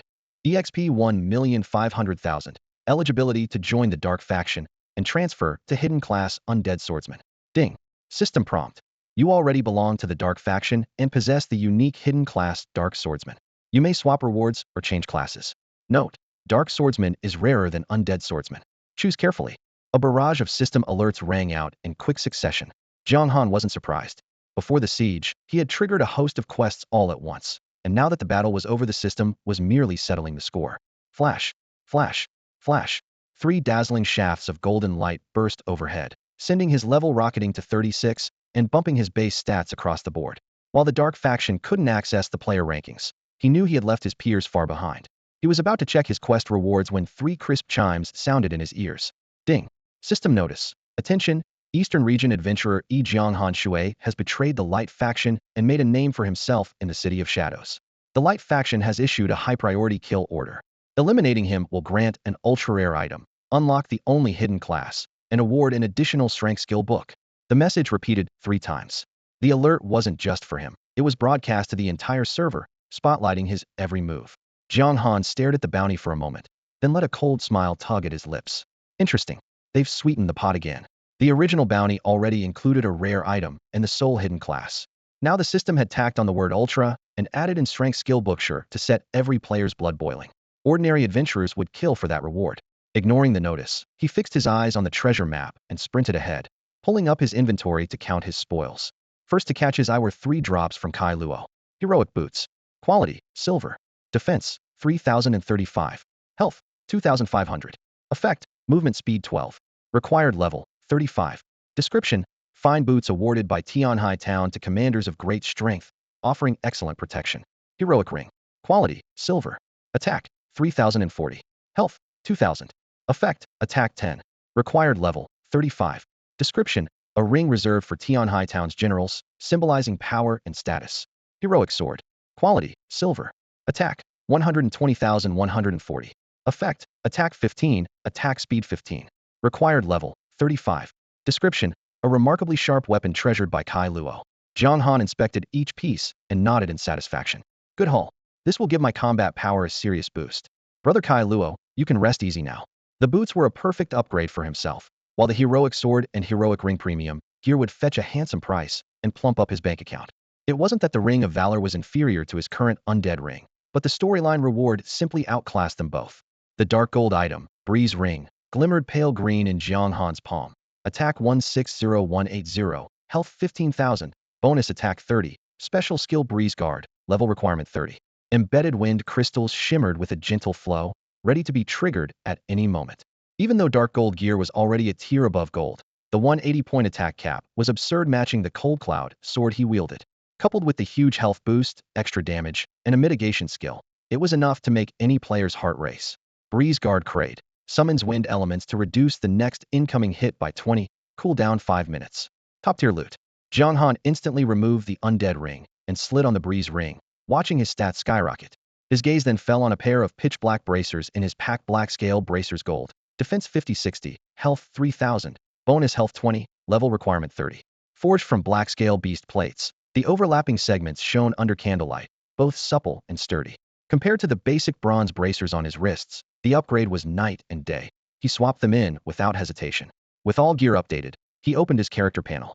Dark Master Yi Jianghan Shui Silver Tier Boss. Level 36. Health 162,432. Attack 2, 0202, 143. Defense 440,494. Reputation 39,000. Luck 1. Bio. Once a scheming adventurer who slid into darkness, Yi Jianghan Shui repeatedly flattered Lord Daniel of Gloom City and plotted to drag more brave souls into the abyss. Barely surviving with help from an undead swordsman, he now stands at a crossroads. Will he seek redemption or sink even deeper? No one knows. A health pool of 160 plus 1,000 dwarfed that of other players his level. The Dark Master title from the Quest Sowing Discord had doubled his HP by 200. Jiang Han chuckled at the numbers. This attack is insane.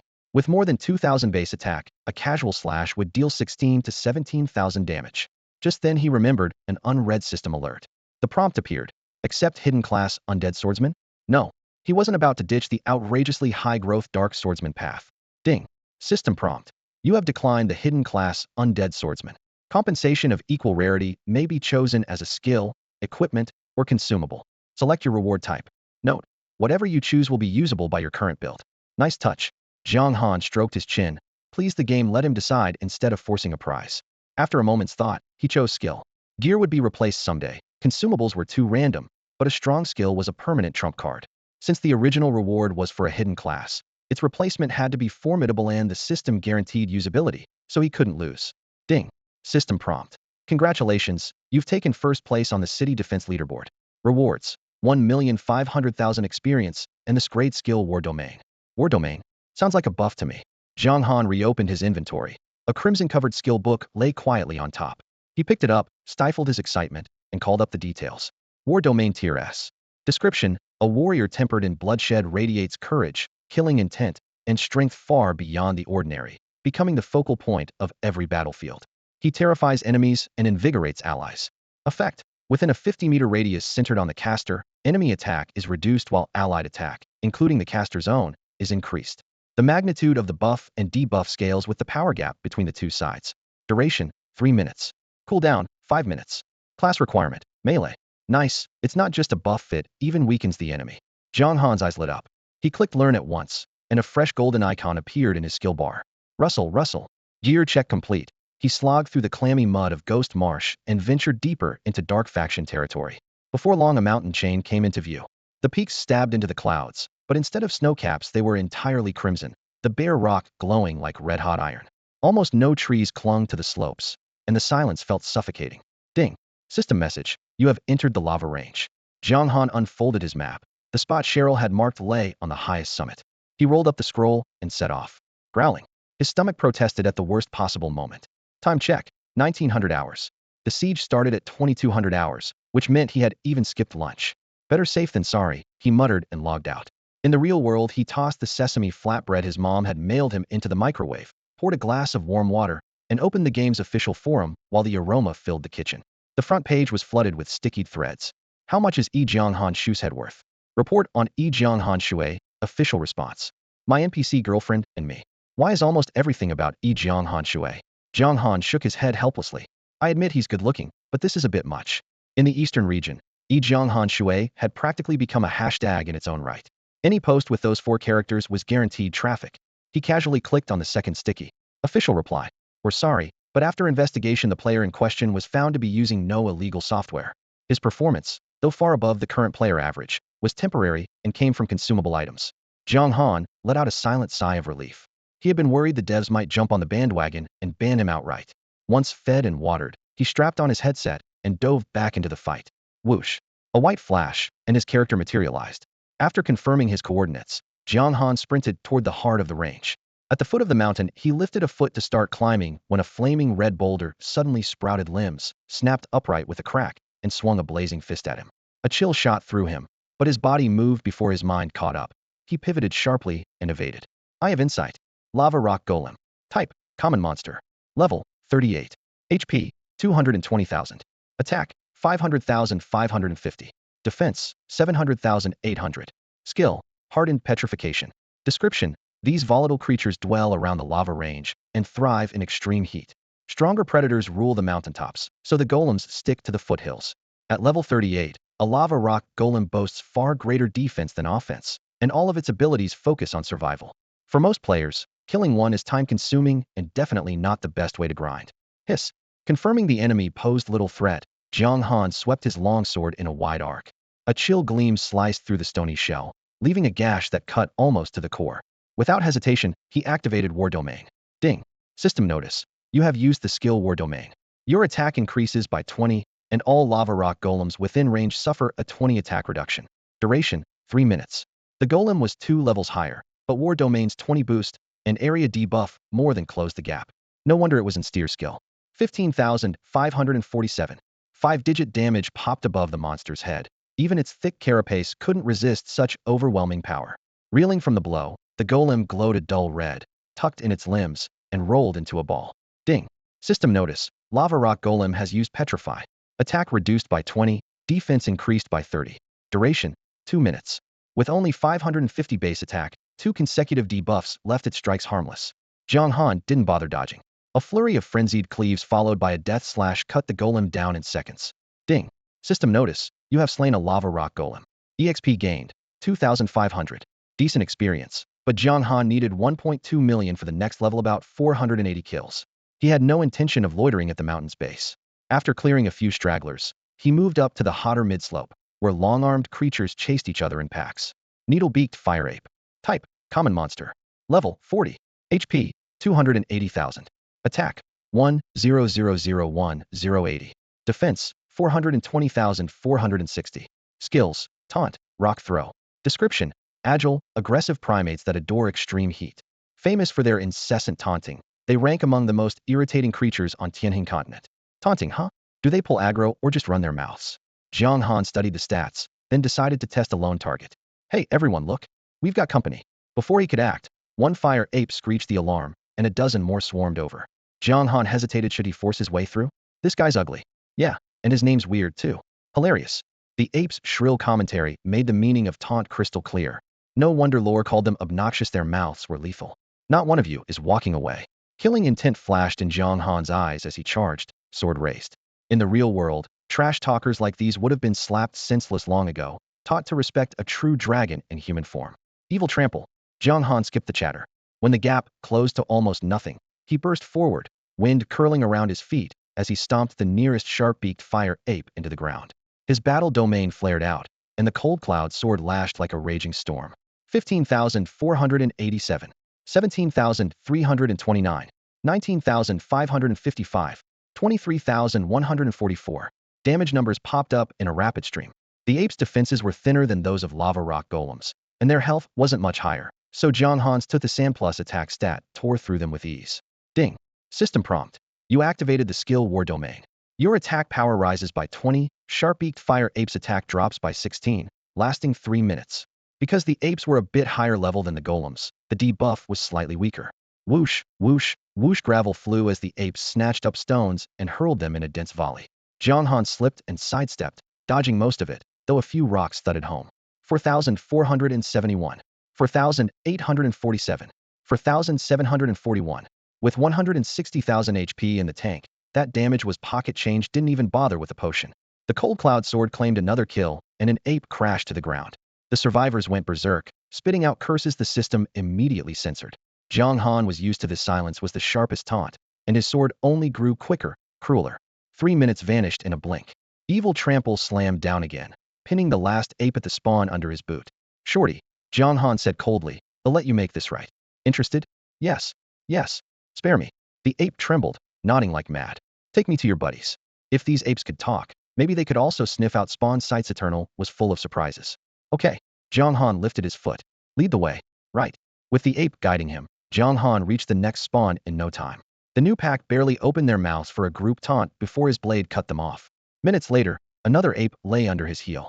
Wearing his usual harmless smile, Jiang Han repeated, Take me to your buddies.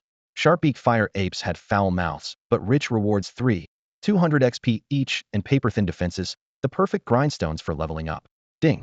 System prompt. Over 100,000 players now possess talents. Global talent level leaderboard unlocked. Trailing behind his guide, Jiang Han perked up and opened the board. Latest rankings. 1. Dominance SS grade. 2. Warlord S grade. 3. Mercy S grade. 4. Plunder S grade. 5. Blessing S grade. 6. Rising Storm A grade. Only Dominance carried the SS tag, standing alone at the summit. That feeling of being head and shoulders above everyone else was intoxicating. Jiang Han shook his head in wonder. Whoever snagged that top spot, how'd they pull off an S-grade talent? Gotta be a dev plant, right? Only the top 10 players on the talent leaderboard are eligible for a system reward that grants an S-rank ability. The one in first place stands above millions of competitors. Jiang Han can't even picture how powerful that person must be. In high spirits, he hurried to the next spawn point. A single sweep of his blade sent arcs of light flashing, and packs of fire snout apes were carved apart in a spray of blood. Minutes later, nothing remained but charred corpses. Repeating his old trick, Jiang Han seized the last trembling ape, pressed his sword to its throat, and threatened in a low voice, Take me to your friends. Ding. System notification. Your brutal slaughter of fire snout apes has provoked the hostility of the fire snout ape king. Boom, boom, boom. Pebbles danced as the ground trembled.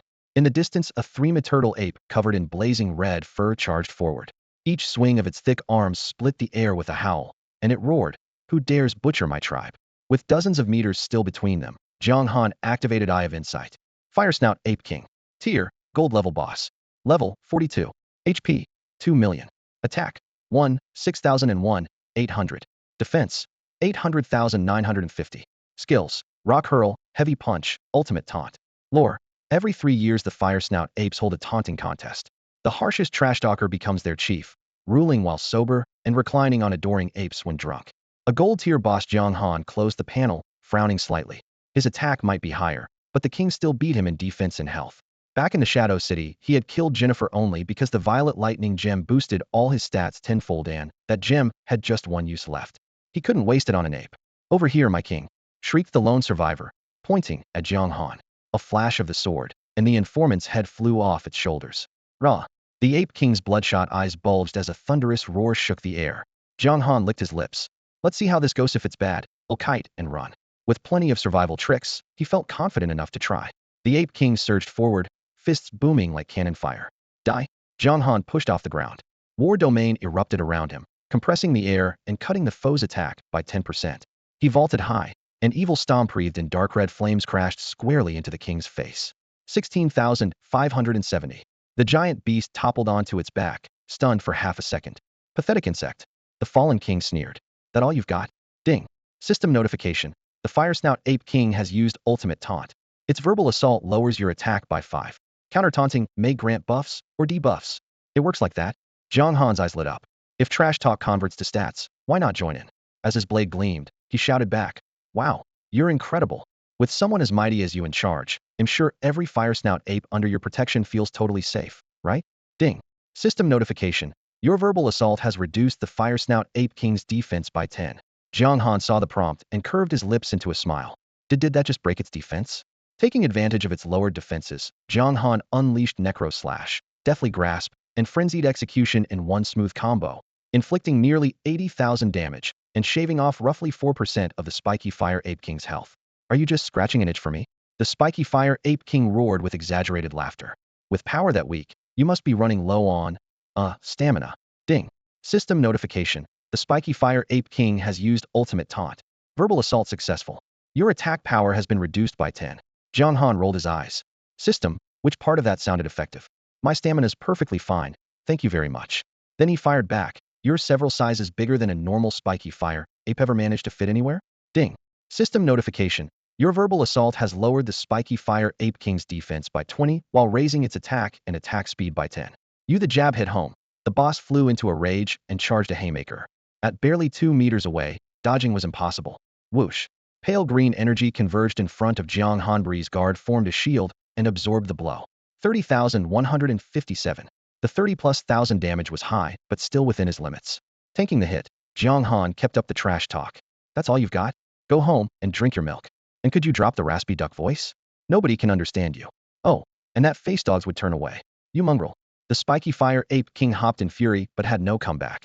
Round after round, man and ape traded barbs, stacking debuffs that slashed each other's attack and defense. After a dozen exchanges, the boss was flushed with rage and finally broke its ultimate taunt, its insults devolving into pure profanity. Now's my chance.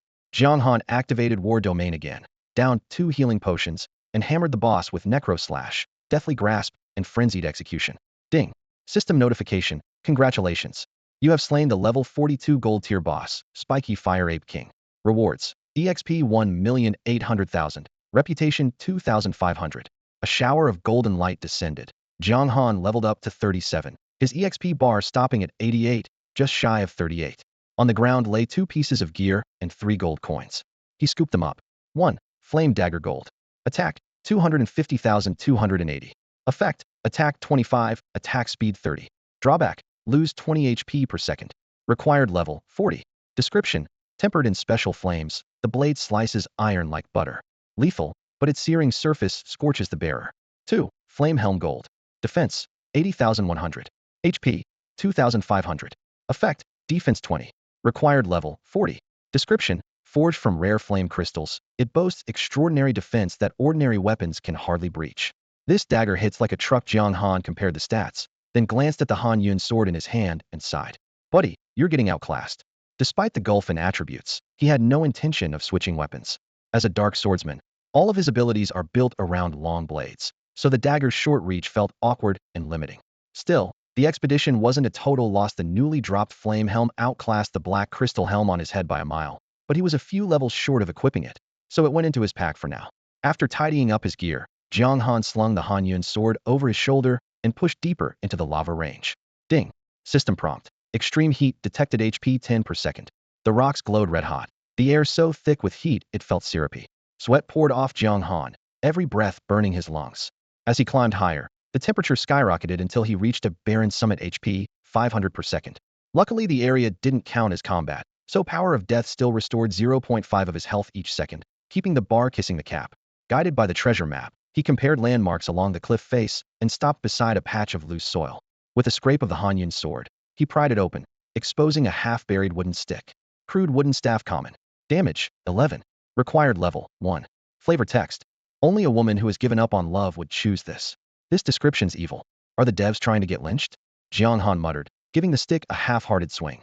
Had hoped for a real prize. Apparently Cheryl had only left him a finish line marker. Gurgle. He turned to head down, but his blood began to boil. A frigid aura flooded his limbs, violet-black energy seeping from his bones. Ding. System prompt. You sense a presence of the same origin. Current distance, 500 m. The same origin? His heart skipped a beat. As the energy subsided, he caught a faint pulse and followed it at once. Current distance, 505 m. Current distance, 493 m. The live readout steered him. Without it, he'd have had to scour the entire summit. Current distance, 1 m. Locking onto the spot, he raised the Han Yun sword and dug in. Metal struck stone with a clear ring. He pushed the rubble aside, lifted a broken tile, and uncovered a hidden underground chamber. The room was spacious but wrecked, collapsed furniture, walls and floors scarred by intersecting sword gouges and scorch marks. Ding. System prompt. Hidden map, discovered divine suppression tower. Divine Suppression Tower, an age-old structure that has resisted the erosion of time. Allegedly the battleground of countless top-tier warriors and sinister creatures, contains records related to the Dark Swordsman. The words Dark Swordsman explained the familiar aura, and Jiang Han didn't hesitate. He vaulted into the tower. Boom. The instant his boots touched the floor, blazing gold fire burst upward, engulfing him. Clear wind guard. At the last second, he triggered his only defensive skill. Ding. System prompt. Excellent timing. When the flames faded, he was hanging on by a thread, waiting for power of death to push his HP back to full. Staring at the seemingly harmless flagstones, he swallowed hard, still shaken. Players afraid of risk wouldn't make it this far, but the fearless ones might die right on the spot. Jiang Han waited for his health to recover before making a move. Only after confirming that Qingfeng Guard was off cooldown did he take a step forward. Boom. The flagstone beneath him lit up with strange golden runes, and a pillar of flame shot skyward, heat slamming into his face. He cursed, Lion emotion, damn you. Qingfeng Guard. Emerald light burst from his fingertips. The life-saving skill in his ring unfolded into a jade green wind shield. Ding. The barrier formed, blocking the blaze, but his HP still burned down to a sliver. Jiang Han exhaled, waiting for his health to climb back. He wasn't panicking worst case. The moon shard would bail him out, though if that triggered he wouldn't set foot in the Tower of Divinity again anytime soon. He swept the empty stone chamber, eyes locking on the stairwell leading down. The top floor held nothing. The aura that resonated with his own clearly came from below. 5 minutes later, health full, he stepped forward again. Nothing happened. Good. Not every square is a death trap, he muttered, staying alert as he advanced. Another forbidden glyph flared, but Qingfeng Guard was still active, so the damage was negligible. Whump. At the stairs he slammed into an invisible wall that rippled like water. He reached out cold and clear. He swung the Hanyan sword clang. Miss. The barrier was completely immune. Blocked? Jiang Han frowned. A sudden vibration rattled his pack. A bright silver crescent shot out, radiating a soft yet piercing light. The moon shard? His eyes narrowed. So the barrier targets the shard's bearer? Seconds later the light swept across, and the wall dissolved. The shard dropped. He caught it and headed down. Swish. On the next floor, his vision filled with sword scars, walls, floor, ceiling ragged as knife cuts. The lingering killing intent was almost tangible. In a corner lay a pitch-black skeleton. Jiang Han approached and activated insight. Soul Butcher Care. Status, deceased. Profile, once one of the 10 demon lords who dominated the battlefield, he died unnoticed inside the tower during a mysterious war. Even a demon lord fell here. A chill ran through him. Finding no loot, he hurried to the next stairwell. Another barrier, another flare of the moon shard, another passage opened. 3rd floor. In a hall where torches had long burned out, heaps of remains lay, tangled bone and armor shards indistinguishable. Now and then a mostly intact corpse appeared. Insight swept over them. Holy Priest Machi. High Hierophant Wire. Princess of Thunder Ao Luia. Once the brightest champions of the light, now reduced to cold data. Jiang Han fell silent. He had finally figured it out. No one who died here was weak. These were the greatest figures of their era. Legends who had once fought the monstrous horrors described in the Tower of Divine Suppression's chronicles, and the account hadn't been exaggerated in the slightest. Carefully skirting the brittle remains on the floor, Jiang Han used the gentle glow and power of the moon fragment to guide him onto the next level. Swish. The instant he stepped onto the 4th floor, the air filled with an invisible force like sword intent. Countless razor-sharp edges seemed to graze his skin, delivering a steady, stinging pain. Ding. System message. You are under sword intent assault, losing 800 HP per second. No one could say how many ages this intent had endured. Though time had dulled it, it was still deadlier than the scorching peak of the lava mountains. Gritting his teeth, Jiang Han focused on the center of the room. There, a skeleton in pitch-black armor still stood upright, both hands resting on a slender crimson sword. Pale bones and the armor's dim sheen formed an eerie, solemn scene. So this is where the last Dark Swordsman fell. System prompt. Dark Swordsman Luo E. Status, deceased. Description, one of the 10 ancient demon gods. His power once shook the world, yet he perished here. Dust to dust, ashes to ashes. The bones themselves held no power over Jiang Han, but the armor still emitted a faint, ghostly glow, the beacon that had drawn him here. Am I about to score a legendary set of armor for free? The idea made his pulse race. Fighting down the excitement, he reached out to touch the armor. Brother Luo E, rest easy. He'll make the name of the Dark Swordsman shine again. Oh, a teasing voice echoed from nowhere. Will you now? Startled, Jiang Han jerked his hand back. Who's there? Whoosh. A translucent blue spirit rose from the black armor. With sharp brows, bright eyes, and a scholarly air, the soul smiled and cupped his fists. I am the remnant soul of Luo E, the previous Dark Swordsman whose title you proposed to revive. Jiang Han's mouth twitched. I was just talking, you know. I'm already dead. Say what you like, Luo E said with a dismissive wave. He lifted a palm, and a phantom identical to his youthful self sword in hand took shape in midair. But this armor fought beside me for many years. I won't give it up lightly. Unless, of course, you can defeat me as I was in my prime. Ding. System prompt. Accept quest challenge the phantom? Typical, this stingy system never hands out freebies. Grumbling inwardly, Jiang Han still hit accept and cast an appraisal spell on the phantom. Dark Swordsman Luo, E gold tier boss. Level 37. HP 1,300,000. Attack 1, 4301, 510. Defense 510,650. Skills: Dark Blade, Slaughter Sword Art, Death Force, Dark Reincarnation. Description: the seasoned Luo E wouldn't take offense at your words, but the younger Luo E might. The phantom sword aura was about to erupt when Jiang Han raised a hand. Wait, Dark Reincarnation is a level 50 skill. How can you use it at 37? That thing boosts every stat by 50%. It's busted. Luo E's remnant soul shrugged. No idea. I'm just a lingering spirit. Most of my memories are fuzzy. Fuzzy? You look pretty sharp to me, Jiang Han muttered, glancing between the phantom's stat panel and Luo E's gentle smile, falling into uneasy silence. He vaguely recalled someone mentioning that once you're dead, nothing anyone says really matters. Swoosh. The phantom sprang forward without another moment's hesitation, its blade slicing through the air as it lunged at Jiang Han. Jiang Han sank his stance, and in a flash his war domain unfolded, murderous intent flooding outward so thickly that even the air seemed to freeze. Ding. System prompt. You have activated the skill War Domain. Your attack increases by 20, Dark Swordsman Luo E's attack decreases by 10, lasting 3 minutes. Suspended in midair in spirit form, Luo E's eyes gleamed with surprise. Impressive trick. Where did you learn it? I'm gifted. Figured it out on my own. Jiang Han, ever modest, answered calmly. Luo E raised a brow, half smiling. On your own? You expect me to believe that? Before his words had faded, the phantom's sword aura swelled again. Jiang Han swung his blade across to parry with a clang, then dropped his right knee, flicked the tip of his boot, and slammed the phantom's face toward the ground, pinning it for a full second. Death slash. Grip of the undead. Frenzied cleave. 15,247. 18,954. In the span of a few breaths, Luo E, bearer of dark rebirth, lost more than 100,000 hit points. Standing aside, Luo E watched his phantom clash with Jiang Han and clicked his tongue. Your gear's average. The only passive you've got is Art of Slaughter, yet you've pushed your attack past 2,000 better than I was back then. Your talent must be brutal. Brutal enough, Jiang Han replied while blocking, his tone righteous. Restoring the honor of the Dark Swordsman is our duty. The corner of Luo E's mouth twitched. The kid was strong and polite, yet somehow his words still grated on him. Was it just my imagination? Shrock. When the phantom's health dropped to 75%, it swept its sword across the void, firing a streak of violet-black energy that whistled through the air. Zephyr Guard. The range was wider than expected, and Jiang Han instantly triggered the life-saving skill on his ring. Ding. System prompt. Dark Swordsman Luo E used the skill Dark Blade, dealing 33,430 damage to you.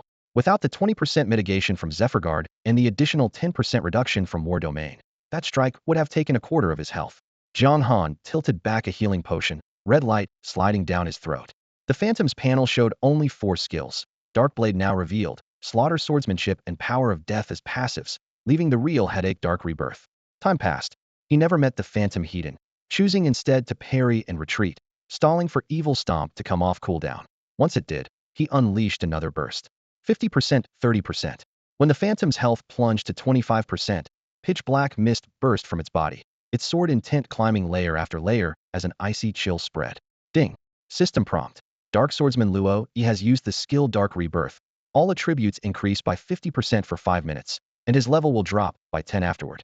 Jiang Han narrowed his eyes, swept the area, and asked Luo E's spirit, if I use the terrain to my advantage, is that against the rules?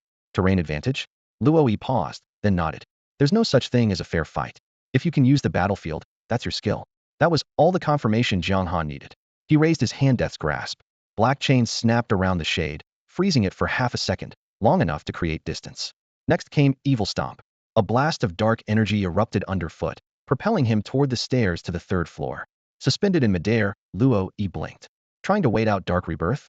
Evil Stomp only lasts 2 seconds. You won't get far. Death's grasp faded, and the shade lunged. 3rd floor, its blade was at Jiang Han's back. 2nd floor slashes rained down, his HP pouring away. 1st floor, the exit was in sight. He reached it.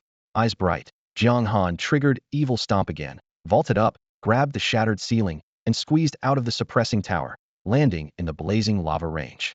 500. 500.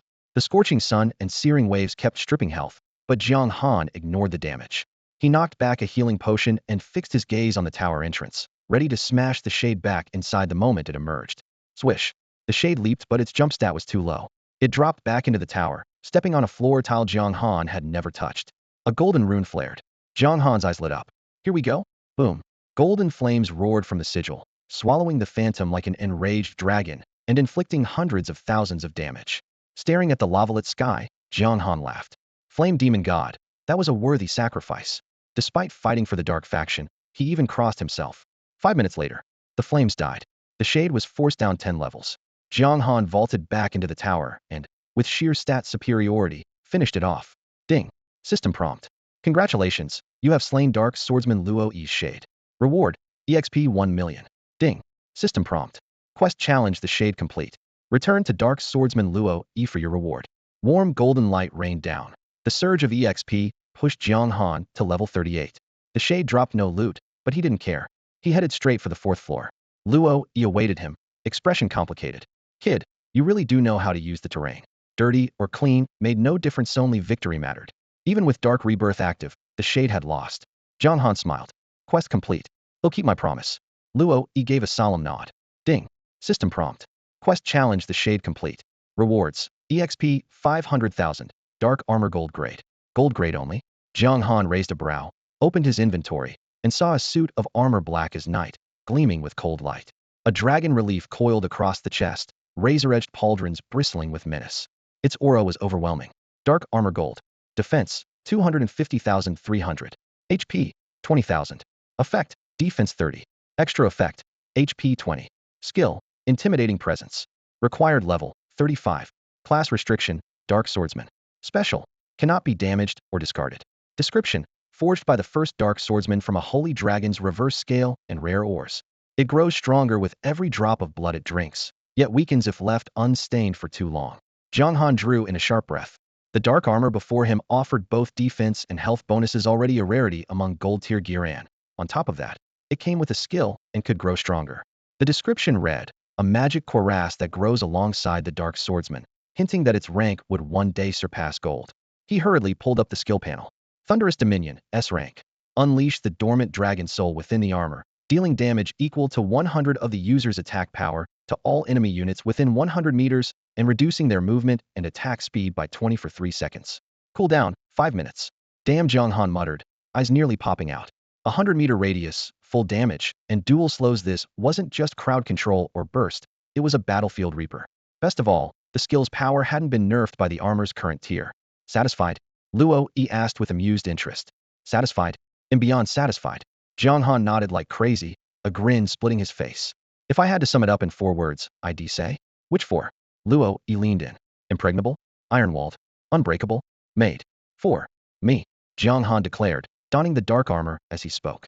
Luo Yi froze for half a second, then chuckled and shook his head. Tailor-made for you? And what does that make me, kid? You sure have a way with words. He didn't mind. The armor had found its new master. In that case, ill. Wait. Jiang Han cut him off. Even in death, Luo Yi's soul remained unusually lucid, and Jiang Han still had questions. Something else? Luo Yi halted. May I take this sword? Jiang Han pointed at the crimson rapier beside the corpse. Barely an inch wide, its surface shimmered, hidden edges pulsing beneath. He asked partly out of respect for its owner, and partly for fear the system might interfere. Luo Yi lowered his head in thought, then pointed at a dusty jade pendant hanging from the corpse's neck. The sword has weathered the years. It's not as mighty as it once was. If you want it, I have no objection. But return this pendant to a young lady. Ding. System prompt. Congratulations, you have triggered the side quest, return the jade pendant. Accept? A side quest. Jiang Han's heart leapt. So far, the only mission that truly mattered was the main quest, guard the City of Gloom. Everything else had been optional. Side quests, however, usually tied into the main storyline. Filling in the background couldn't afford to miss it. Good. He accepted without hesitation. Ding. System prompt. You have received the quest, return the jade pendant. Quest. Return the jade pendant. Difficulty, S. Description. Even in death, the Dark Swordsman Luo Yi cannot forget this one regret. Objective. Deliver the pendant to its former owner. Reward. Luo Yi's sword. Jiang Han read the quest description and fell silent. The briefing was so barebones he had no clue where to begin. Who is the pendant's owner? He asked, looking up. A hint of shame crossed the remnant soul's face. Luo Yi's voice was hoarse. I shared only a fleeting affair with her. I never even learned her name. Had Jiang Han not wanted his sword, Luo Yi would never have revealed the quest. It was too personal, and he feared she had long buried the past. Dredging it up would only reopen old wounds. Jiang Han was stunned. With your strength, you still can't track her down? She hid herself with special means and left only a false name, Luo Yi said, shaking his head. She also uses a sword shiz probably from the sword pavilion. Where is the sword pavilion?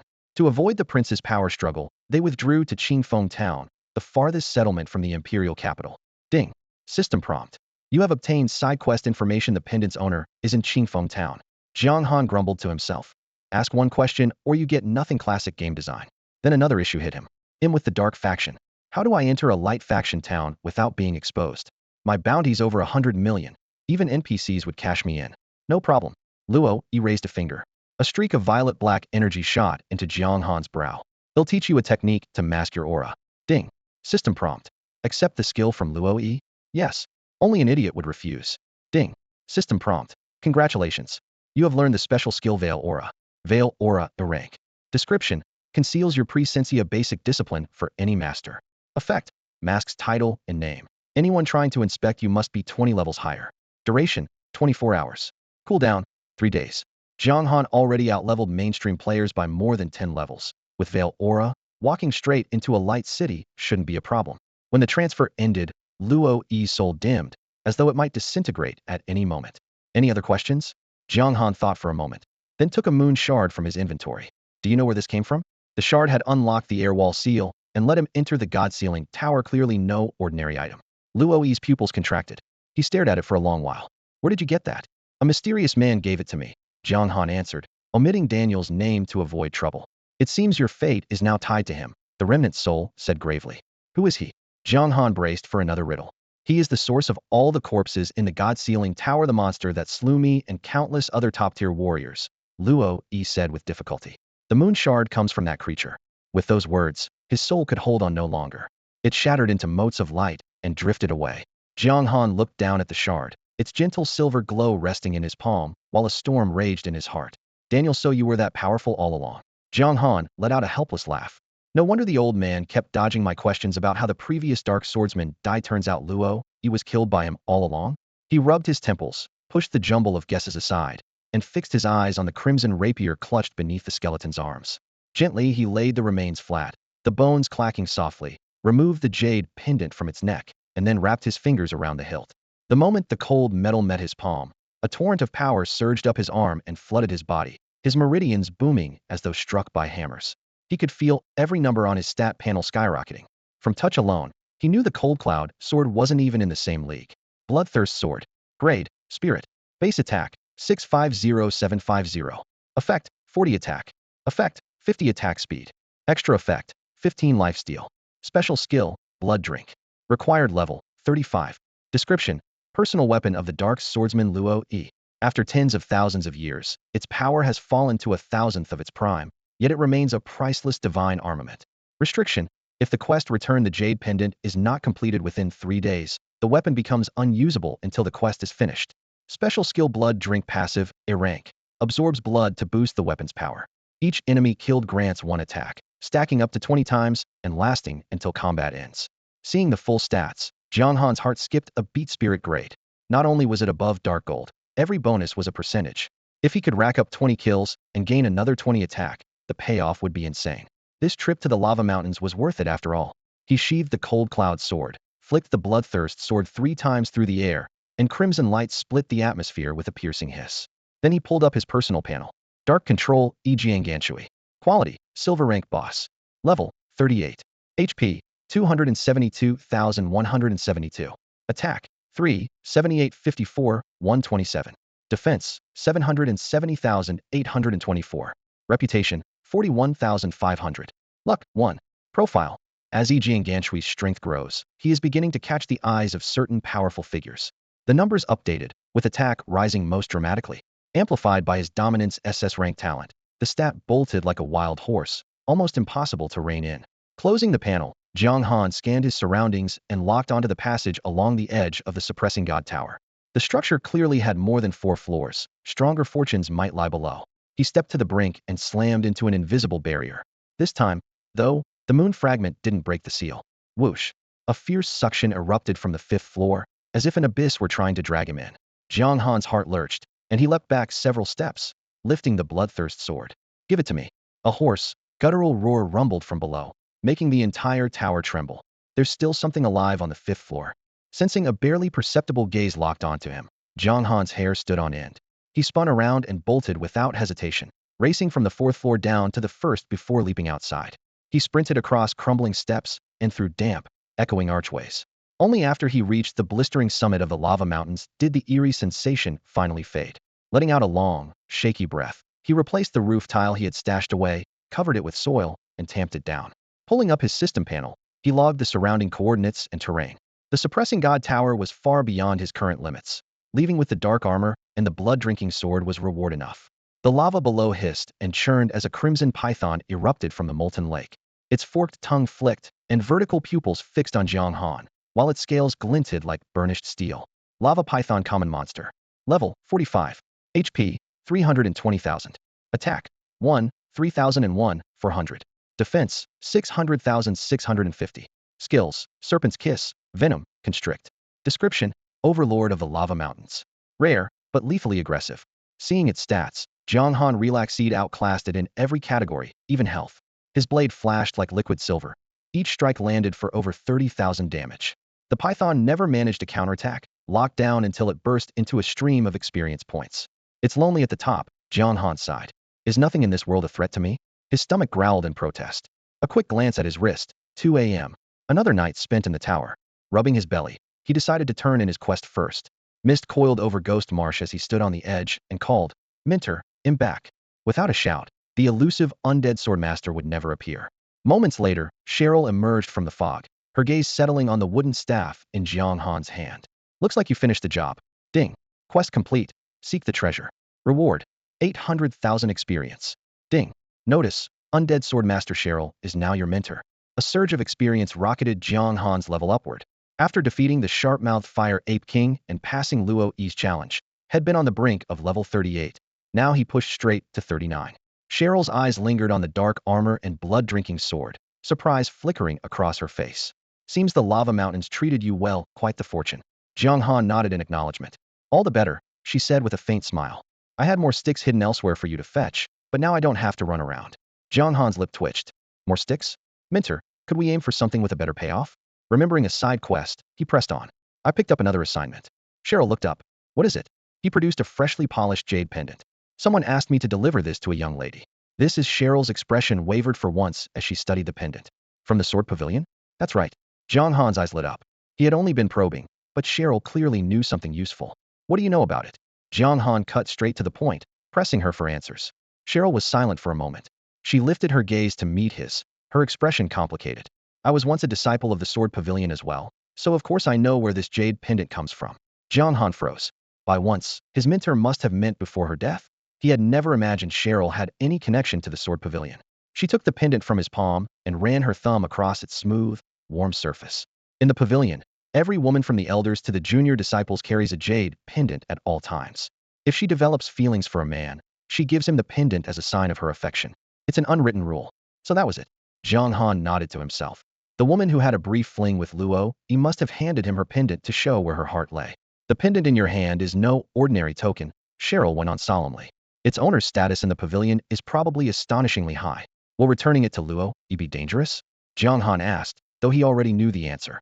Danger is inevitable, Cheryl replied without hesitation. And strength side quest is never just a matter of talking. The rewards are generous. The blood drinker sword and the concealed chi technique were basically advance payment because the challenge is real. She paused. Perhaps it's fate's arrangement. She handed the pendant back to Jiang Han, then drew her longsword. A faint glimmer ran along the icy blade as she brushed away the dust with her left hand. This sword also came from the sword pavilion, and it should go back as well. Tomorrow you'll accompany me. Deal. Traveling with Cheryl, whose power rivaled or even surpassed that of a holy knight, was exactly what Jiang Han wanted. Get some rest first, Cheryl advised, her figure fading into the mist. Jiang Han exhaled, opened the system interface, and selected logout. He removed the VR helmet, stretched his limbs, took a hot shower, changed into clean clothes, bought some bread and milk at the nearby convenience store, and went to bed. The next day at noon he woke up, brushed his teeth, washed his face, ordered takeout for lunch, and logged back in. A flash of white light swept past, and he was back in Ghost Marsh. The thick fog still lingered, and Cheryl appeared right on cue. If you're ready, let's go. MMHM. Jiang Han fell in beside her, and the two followed a marshland path toward the City of Gloom. On the way, Jiang Han couldn't keep from asking, Minter, what do you make of my sudden disappearances? It's simply an adventurer from another world returning to his own dimension, Cheryl said calmly. Rather interesting, probably a privilege granted to you by the god of space and time. The god of space and time, Jiang Han repeated under his breath, guessing it was the official in-game explanation. Before long, the City of Gloom came into view again. Only a few days earlier it had been desolate, but now the walls had been repaired, the cracks patched with new stones. The streets were wider, bustling with vendors and pedestrians. High-ranked soldiers manned the towers, and order was everywhere. Ding. System message. You have entered the zone Dawnlight City.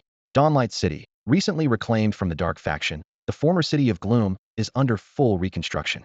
As a Tier 1 capital, its foundation remains strong, and its former glory should return soon. Cheryl scanned their surroundings and asked Jiang Han softly, Do you have any way to conceal your presence? Cheryl asked, Got one? Yes. Jiang Han raised his hand without hesitation and cast Conceal Aura. Ding. System prompt. Please choose an alias and enter corresponding fake stats. An alias? Jiang Han blinked. Ding. System prompt. Alias set successfully. In an instant, his ID switched from Master of Darkness E, Jiang Han Shui, to the new name, an effect that would last 24 hours. Stupid system, can it tell I was only asking? Jiang Han grumbled inwardly, but he still reset every stat to match a level 15 average player. Nice alias. Let's go, Cheryl remarked casually, clearly unwilling to pry. With the gate guards of Skylight City only at level 50, they had almost no chance of seeing through Jiang Han's disguise. They passed through the gate without incident and headed straight for the teleportation array. The array was shaped like a six-pointed star. Blue-white runes laced its surface, glowing faintly as if ready to ignite the city's entire mana network at any moment. For the Light Faction, this was the lifeline of long-range reinforcement. If the Dark Faction ever launched a siege, this would be the first target. Stepping onto the array, Cheryl called out, Breeze Town. The mage in charge held out a hand. 60 silver. Jiang Han paid on the spot. Rainbow light flared and swallowed them whole. Whoosh.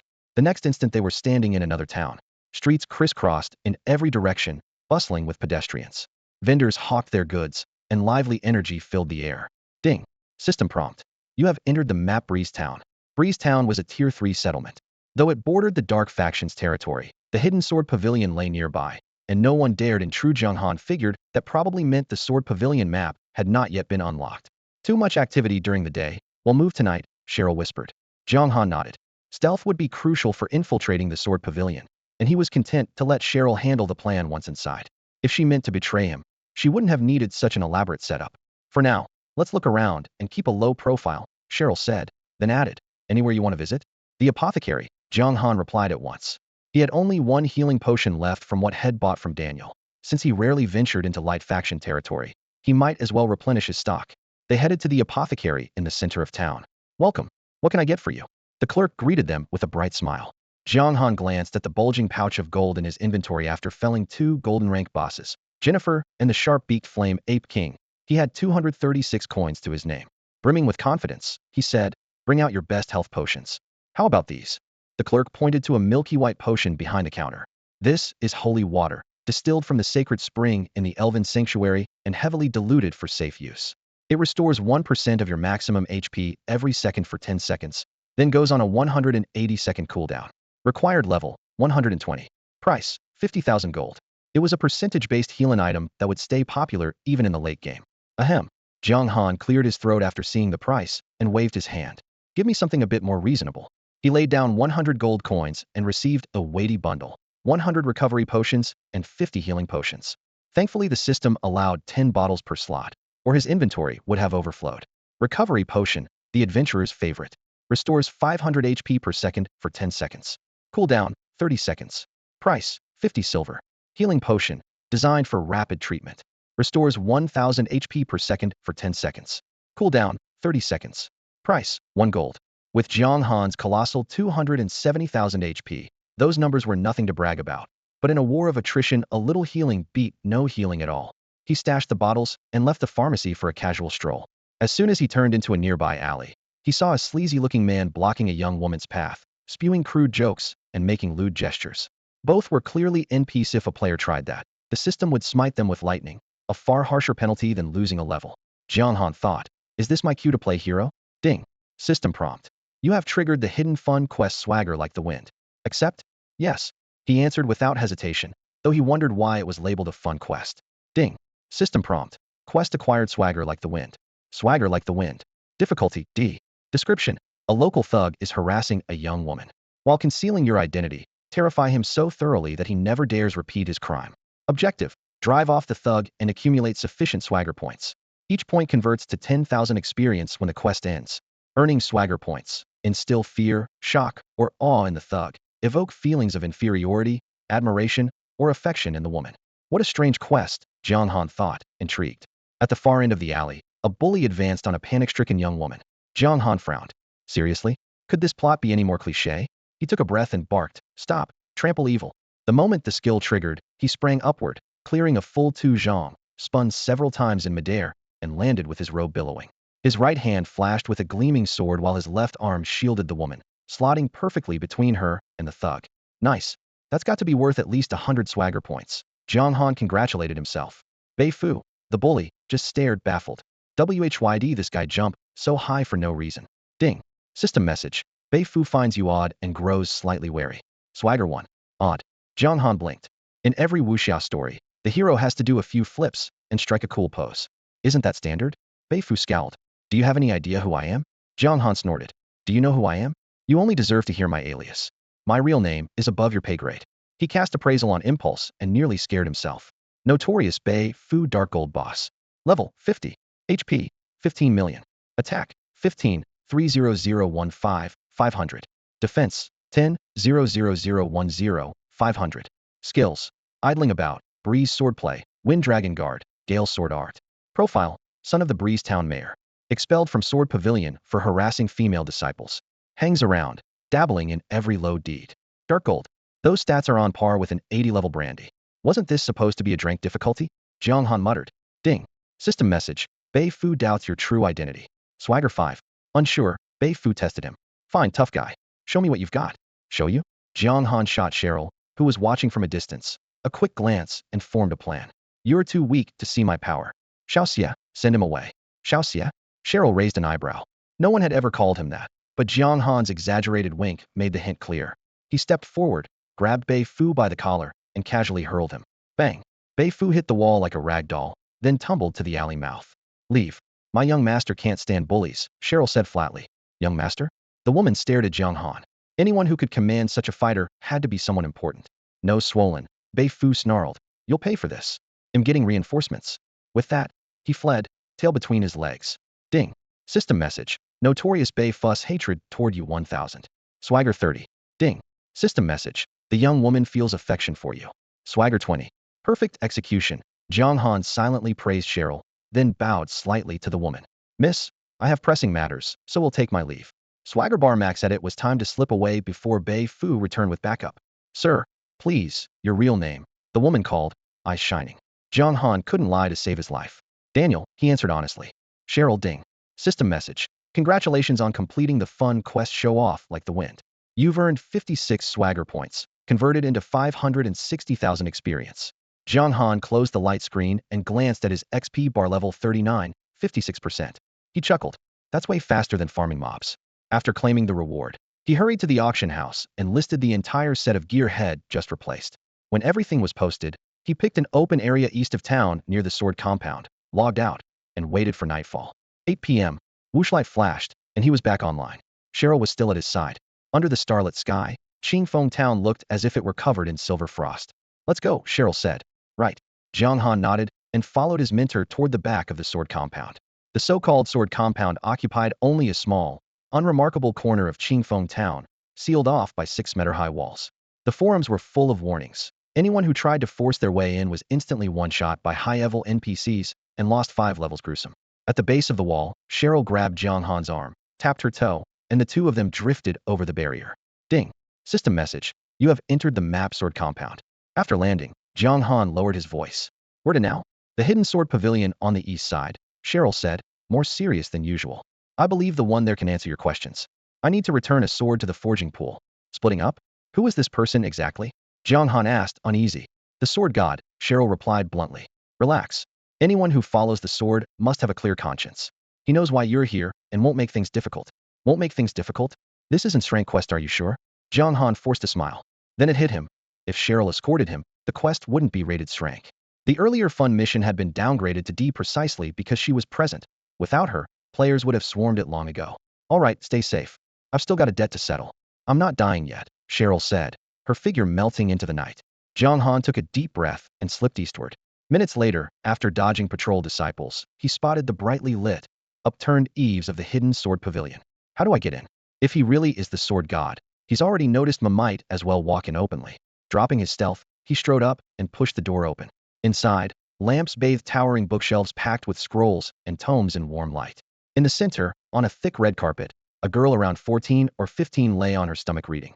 Her skin was snow pale, her features delicate, but her tousled short hair gave her a lazy, carefree vibe. She munched on a biscuit while absorbed in her book, noticing Jiang Han only when he stepped in. She snapped the book shut, tucked it into her inventory, looked up, and blinked in surprise. You? I have insight target, sword god. Jiang Han froze. No way the sword god is a girl. Do you know me? Jiang Han asked, curiosity in his voice. He was certain he had never met the so-called sword god in the game. The only time he had heard the title was when he asked about the talent trial, and Daniel told him the sword god possessed an S-grade talent called Sword Heart. Of course. The girl looked up as she spoke. Realizing the visitor was not who she had expected, her shoulders relaxed, and she returned to the book in her hands. Back in the City of Gloom, if Cheryl had killed Herbert, I would have been next on the stage. The line nearly made Jiang Han gasp. Regaining his composure, he quickly pieced things together. The Holy See had secretly allied with a necromancer and sent the paladin Herbert. Cheryl had intervened because that necromancer had resurrected her. If the hidden sword pavilion was connected to Cheryl, it made sense that the sword god would personally clean house. By that reasoning, the powerful figure Cheryl had mentioned in the shadows was this very girl. While thinking, Jiang Han quietly pushed the pavilion's heavy wooden door shut to keep patrolling guards from noticing. He walked toward the girl, his eyes dropping to the book in her hands. Anything that held the sword god's full attention had to be remarkable. The title on the cover practically leapt out at him. The Matchless Sword God. Jiang Han almost choked. Was the sword god reading a novel about the sword god? Interested in it too? The girl glanced up, curiosity in her tone. Then wait until I've finished. No. Jiang Han waved his hands, steering the conversation back on track. I'm here to ask about the owner of this jade pendant. As he spoke, he produced a piece of green jade. The girl recognized it instantly as a special token of the pavilion. She rose, accepted the pendant, studied it for a moment, then frowned. Her sharp gaze locked onto Jiang Han. Where did you get this pendant? From the previous dark swordsman, Jiang Han answered honestly. He's still alive? She blurted, then quickly shook her head. No. If he were alive, you couldn't have inherited the class. A unique hidden class applies to NPCs. The former must die before the next is born. When I met him, only a wisp of his spirit remained, Jiang Han explained, handing the pendant back. Since you know its origin, please pass it on for me. I won't trouble you further. He turned to leave. Clang. A flash of silver. A sword was already pressed to his throat. The girl had moved like a phantom, blocking his path. Her voice was calm. Since you're here, you should leave something behind. Jiang Han swallowed hard and forced a grin. Anything but my life. Take whatever else you want, and I won't say a word. Figures. And great side quest was never going to be simple. And with the sword god involved, the difficulty was at least S, maybe even SSS. Like slaying a demon lord, he muttered inwardly. Is that so? The girl's lips curved slightly. The sword tip drifted downward until it hovered over a vital spot. Then the price you pay today may be steep. Hold on. Jiang Han stepped back and raised his hands. How about this an strike wager? If I block a single strike from you, you let me walk out of the pavilion unscathed. Good grief. Kid, how old are you to know this much? The girl shook her head. I belong to the light. If I let you walk in and stroll out, the supermain city would jump at the chance to punish us. I'm only here to return the jade pendant. No hostility at all. Jiang Han lifted the pendant, then switched tactics. Kill me and your sword heart will be scarred forever. How will you live with the guilt? Sword heart? She tilted her head, eyes blinking. Is that a heart disease? Her innocent question left him speechless. He forced a smile. Sword heart? Well, it's like willpower, hard to define.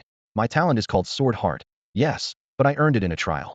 It can't be damaged. The girl sword deity herself replied calmly. Jiang Han muttered to himself. See a liar. So much for swordsman seeking a clear conscience. She suddenly giggled, silver bell laughter filling the corridor. Sliding her sword back, she looked at him playfully. Since you came to return the pendant, I can't just kill you. But, her tone hardened. If news spreads that you left unharmed, the sword pavilion will be in trouble. Hey, race the deal. They'll fight you at silver rank. Win, and you walk out. Lose, and you leave the mortal realm. Ding. System prompt. Side quest: return the jade pendant upgraded to challenge the sword deity. Difficulty, S. Objective: defeat Dongfang Isin at silver rank. Equal footing? I might have a chance. Jiang Han steadied his pulse and activated insight. Scout results. Level 1. HP, 100. Attack, 1. Defense, 1. Skills, none. Description: the strongest, most beautiful sword deity in history. Ridiculous. He thought the spell had failed until the system chimed again. Ding. System prompt. Eye of Insight has pierced the disguise. Sword deity Dongfang Yisin. Grade, silver. Level, 39. HP, 2,130,000. Attack, 2, 5,002, 820. Defense, 8,001, 050. Skills: blade breaking sword control, peerless blade, demon sealing sword art, sweeping sword chi, forbidden, myriad swords return. Description: current sword deity and true ruler of the sword pavilion. Appears young, real age unknown. A top figure in the light faction monarchs think twice before crossing her. So Luo Yi was right. Sword pavilion people hide their strength well. The strength skill was worth it, Jiang Han thought. Oh, her eyes lit up. Your probe can see my real stats. Interesting. Just lucky, Jiang Han replied modestly. Very lucky, Dongfang Yisin said. Perhaps you don't know you're one step from a breakthrough. Breakthrough? He checked his own panel and froze. Gold rank. One more level, and head become a gold tier boss. For NPCs, the stat gap between tiers is enormous. Breaking through first, and then fighting a sword saint of the same tier, sends the difficulty soaring. That was why Dongfang Yisin simply murmured, lucky. The girl lifted her hand, the sword tip carving a frigid arc in the air toward Jiang Han, yet she held her strike. Seeing this, Jiang Han dropped his usual flippancy and asked cautiously, I've checked the sword saint stats. Could you really cast a forbidden spell when you were still silver rank? Forbidden. 10,000 swords return. Dongfang Yisin gave a light laugh as she named a scalp-tingling skill. Anything prefixed with forbidden is a top-tier ultimate, so of course the power is absurd. Jiang Han narrowed his eyes. So you can use it right now? Of course. Her tone was calm but confident. After a moment's pause, she added, as a dark swordsman, once the timing or your emotions line up, you can awaken hidden potential and gain your own exclusive finisher. Strictly speaking, she shouldn't have revealed that, yet she didn't consider it classified. Can you explain in detail? The promise of a forbidden level ultimate instantly lifted Jiang Han's spirits. Dongfang Yisin shook her head. No time to chat, let's finish this quickly. Xing. She raised her arm, and the sword shot from her hand like an elongated arrow of cold light. Ding. System message. Sword Saint Dongfang Yisin has used the skill sword control. Attack speed 50, attack range 200 m, cooldown, none. The very first skill was already ridiculous. The chill raced toward him, and Jiang Han's expression darkened. His foot moved in a muscle memory stomp evil trample aimed not at the person, but at the flying sword. Grasp of the undead. A mass of violet-black energy formed a giant palm in midair, slamming down in front of him. Ding. System message. You used Grasp of the Undead, inflicting 0.35s immobilization on the weapon Banebreaker. The sword's momentum stalled. Seizing the gap, Jiang Han pivoted and stamped on the blade's flat, sparks flying between steel and boot, pinning it for another 0.5s. Across from him, the amused curve of Dongfang Yisin's brow vanished, replaced by mild surprise. I saw those moves in Gloom City, but you've made them your own. Becoming a dark swordsman took potential and luck, yet that combo, just now, was pure combat talent. Jiang Han glanced at the silver-gleaming sword under his boot and stayed calm. Sword control looks awesome, teach me. What guy doesn't want to fly a sword? Power aside, the style alone lets a melee fighter snipe from range. We're on opposite sides. I'm not making my enemy stronger. Dongfang Yisin refused without hesitation. Sword control is simply fine-tuned elemental manipulation. When your strength is high enough, you'll figure it out yourself. As she finished, she twisted her fingers, trying to summon the sword back. It didn't budge. Jiang Han's boot held it fast. Don't tell me silver rank sword control can haul a person into the air, he teased. The crowd control from Evil Trample and Death's Grasp was vital, and using them to pin the sword was a deliberate choice. After all, if anyone could ride their blade the moment they reached silver rank, Sword Saint Dongfang Yisin would be almost unbeatable, and any so-called duel would end in her sweeping victory. Smart move. Fighting spirit flared in Dongfang Yisin's eyes. She drew a second longsword from her pack, and her stat panel instantly showed a drop of more than 200 attack points, clearly worse than Demon Bane. The reason was obvious. All of her true high-tier weapons were being suppressed by the system. Locked at level 13, she had to settle for gear that normally required a far higher level to wield. This time she abandoned sword riding. She stepped in and drove the tip straight at his chest, clean and ruthless. Good. Jiang Han's eyes lit up, and he made no effort to dodge. War Domain. System prompt. You have activated War Domain. Your attack 20, Sword Saint Dongfang Yisin's attack 10, duration 3 minutes. The cold blade sank into his chest, and blood spurted. In reality, the strike would have been fatal, but in-game Dongfang Yisin's attack, without Demon Bane, was under 2,000, and Jiang Han's HP bar showed only one number. 16,475. Dongfang Yisun's talent Sword Heart boosted her final damage by 80%, but Jiang Han expected that. Gripping the quivering blade with his left hand, he countered without hesitation. Frenzied Slaughter. 28,644. Miss. 35,781. Miss. His lightning combo was dodged twice. Without a stun, he still couldn't make a sword saint stand still. Dongfang Yisun yanked her sword free, stepped back, shook the blood from the edge, and muttered with a frown, "You're trading your life for an opening." Clearly, she wasn't used to opponents willing to eat a hit just to swing back harder. Jiang Han remained silent as the runes on his dark armor flared. Awe of the Eight Directions. A black dragon soul burst from his armor, roaring as it coiled around the entire sword repository. Its huge tail swept through the air, leaving Dongfang Yisun nowhere to dodge. System prompt. Awe of the Eight Directions deals 36,714 damage to Sword Saint Dongfang Yisun and inflicts 20 attack speed and 20 movement speed for 3 seconds. Before the slow ended, Jiang Han stepped in, violet-black energy gathering along his blade. Death slash. Clang. Steel rang, and sparks flew. Dongfang Yisun raised her sword to block, yet was forced down. The blade split her robe and bit into flesh, the pale green fabric blooming crimson. 17,431. System prompt. Sword Saint Dongfang Yisun used break. Based on the attribute gap, 80 of the damage was negated.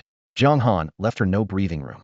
With the Blooddrinker sword's innate 15% lifesteal and his massive stat edge, his health never dipped. Rip Dongfang Yisun summoned Demonbane back to her hand, and a razor-sharp sword wave howled toward him. Breeze Guard. 43,200. That's far enough. She sheathed her sword and stood calmly. At silver rank, without forbidden spells, I can't beat you. Your talent is overwhelming. Restricted to level 13, many of her skills were locked, leaving her raw attack just over 2,000, while Jiang Han's stacked talents nearly doubled his stats, giving him a clear numerical advantage. System prompt. Quest challenge: the Sword Saint completed. Reward: 1,200,000 experience. Shua. Golden light poured over his head. The surge of experience pushed Jiang Han to level 40. System prompt. Your strength has entered a new realm, equal to a gold tier boss. Your title has changed. System prompt. Your title Dark Controller has advanced to Dark Sovereign. Attributes updated. The sudden turn of events caught Jiang Han off guard. The fight seemed to end almost as soon as it began. Dongfang Yisun's health bar was still full, and he hadn't even unveiled a single ultimate move. Yet the quest abruptly marked itself complete. You only came to return the jade pendant. I never intended to kill you, Dongfang Yisun said as he sheathed his sword, his tone calm. It was purely for show. The so-called rules tie our hands, forcing us to say and do things we don't believe in. Jiang Han stared, dumbfounded. The game's NPCs could complain about the rules as if they were optional guidelines. Go, Dongfang Yisun added, sliding his sword into its scabbard and casting Jiang Han a meaningful look. Once you leave, the prologue to the Age of Chaos will begin. The prologue to the Age of Chaos? Jiang Han caught the phrase and sensed a large-scale event brewing. What does that mean? The two factions have hated each other for ages, and there's no reconciling them. A few days ago, the Light faction retook the city of Gloom, proving they're ready, Dongfang Yisun said, waving dismissively as if reluctant to elaborate. You return the pendant, perhaps fate is simply toying with you. What? Jiang Han grew more confused. Can you stop being cryptic? Or is it the rules stopping you from telling me the truth? Whoosh! A violent gust hurled him out of the sword repository before he could press further. Dongfang Yisun had literally slammed the door in his face. Jiang Han gave a traditional bow to the tightly closed gates, then hurried away, questions swirling in his mind. The sword sage had spared him, but the disciples inside certainly wouldn't. Without Xia Liar's escort, getting caught meant instant respawn. He returned to the spot where Head parted ways with Xia Liar and found his mentor waiting. You returned the pendant? Xia Liar's voice was still husky.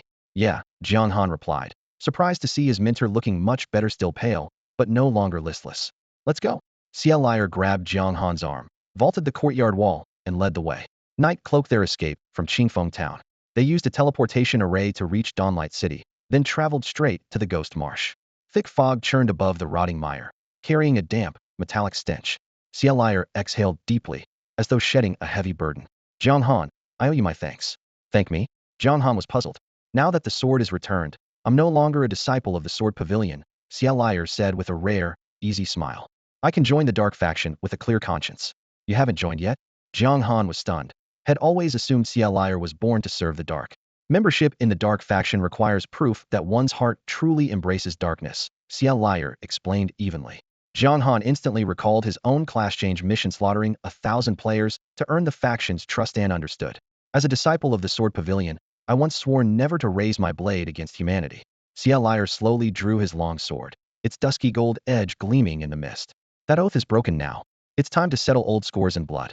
Ding. System notice. Attention. Your mentor will undertake the quest Heart of Darkness in 3 days. Huh. Jiang Han stared at the blinking notification. His mentor had a quest. What did that mean for him? Maybe a dark swordsman was destined to grow stronger through carnage. Cheryl's brow was stern. Jiang Han Shui, ready or not. The moment you sided with the dark faction, every route of escape disappeared. Jiang Han's head buzzed. What is all this? Ding. System message. The light faction's reclamation of the City of Shadows has shattered the old calm. Enraged, the archdemon who slept for eons has awakened. The evil hidden in darkness craves to announce its return through war. Ding. System message. Eternal's first expansion, Clash of Light and Darkness, is now live. Holy crap. Jiang Han jolted so hard, he nearly dropped his sword. A server-wide mega-event? Now it made sense returning the Jade pendant had triggered Cheryl's Return the Blade storyline, pushing him into the dark faction and starting the war early. Ding. System message. Warning. A level 190 celestial boss, Undead Blade Master Cheryl, will lead an undead legion to assault the Marui region's Tier 1 capital, Heartsea City, in 3 days. Ding. System message. Warning. A level 185 celestial boss, Bloodmoon Chill Catherine, will lead a vampire legion to assault the eastern region's Tier 1 capital, Vermilion City, in 3 days. Ding. System message. Warning. A level 190 celestial boss, Judgment of St. Solomon, will lead a legion of Vice to assault the Sakura region's Tier 1 capital, Thunder City, in 3 days. The chimes kept coming, dozens of them, all announcing war across the 3 great capitals. Tier 1 capitals. Jiang Han's heart pounded. With the player base's current average level, they couldn't even enter those cities. How were they supposed to take part?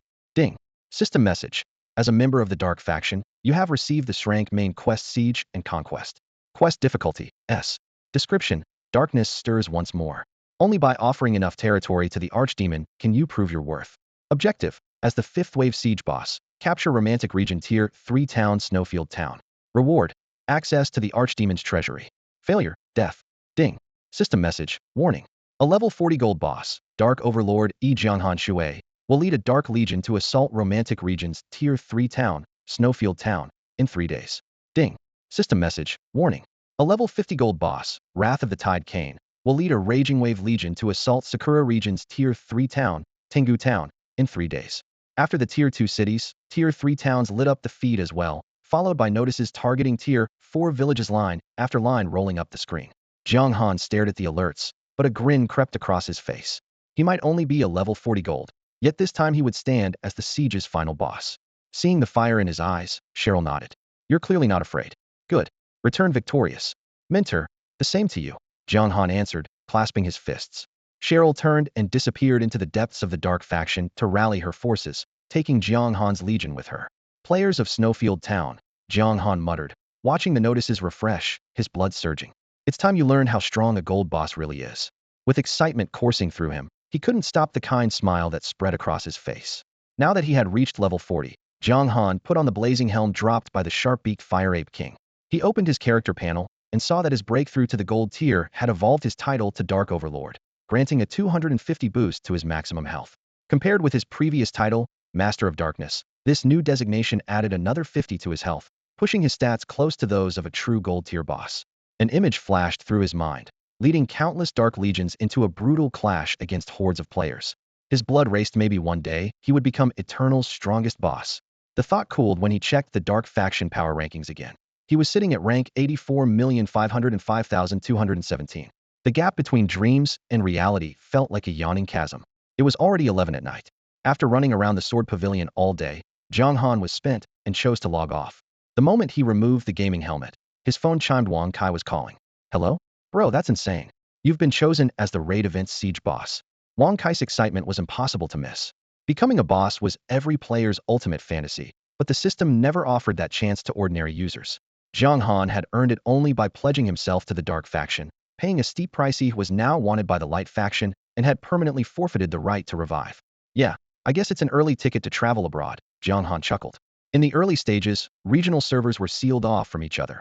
Cross-border play was nearly impossible, but dark players enjoyed that privilege.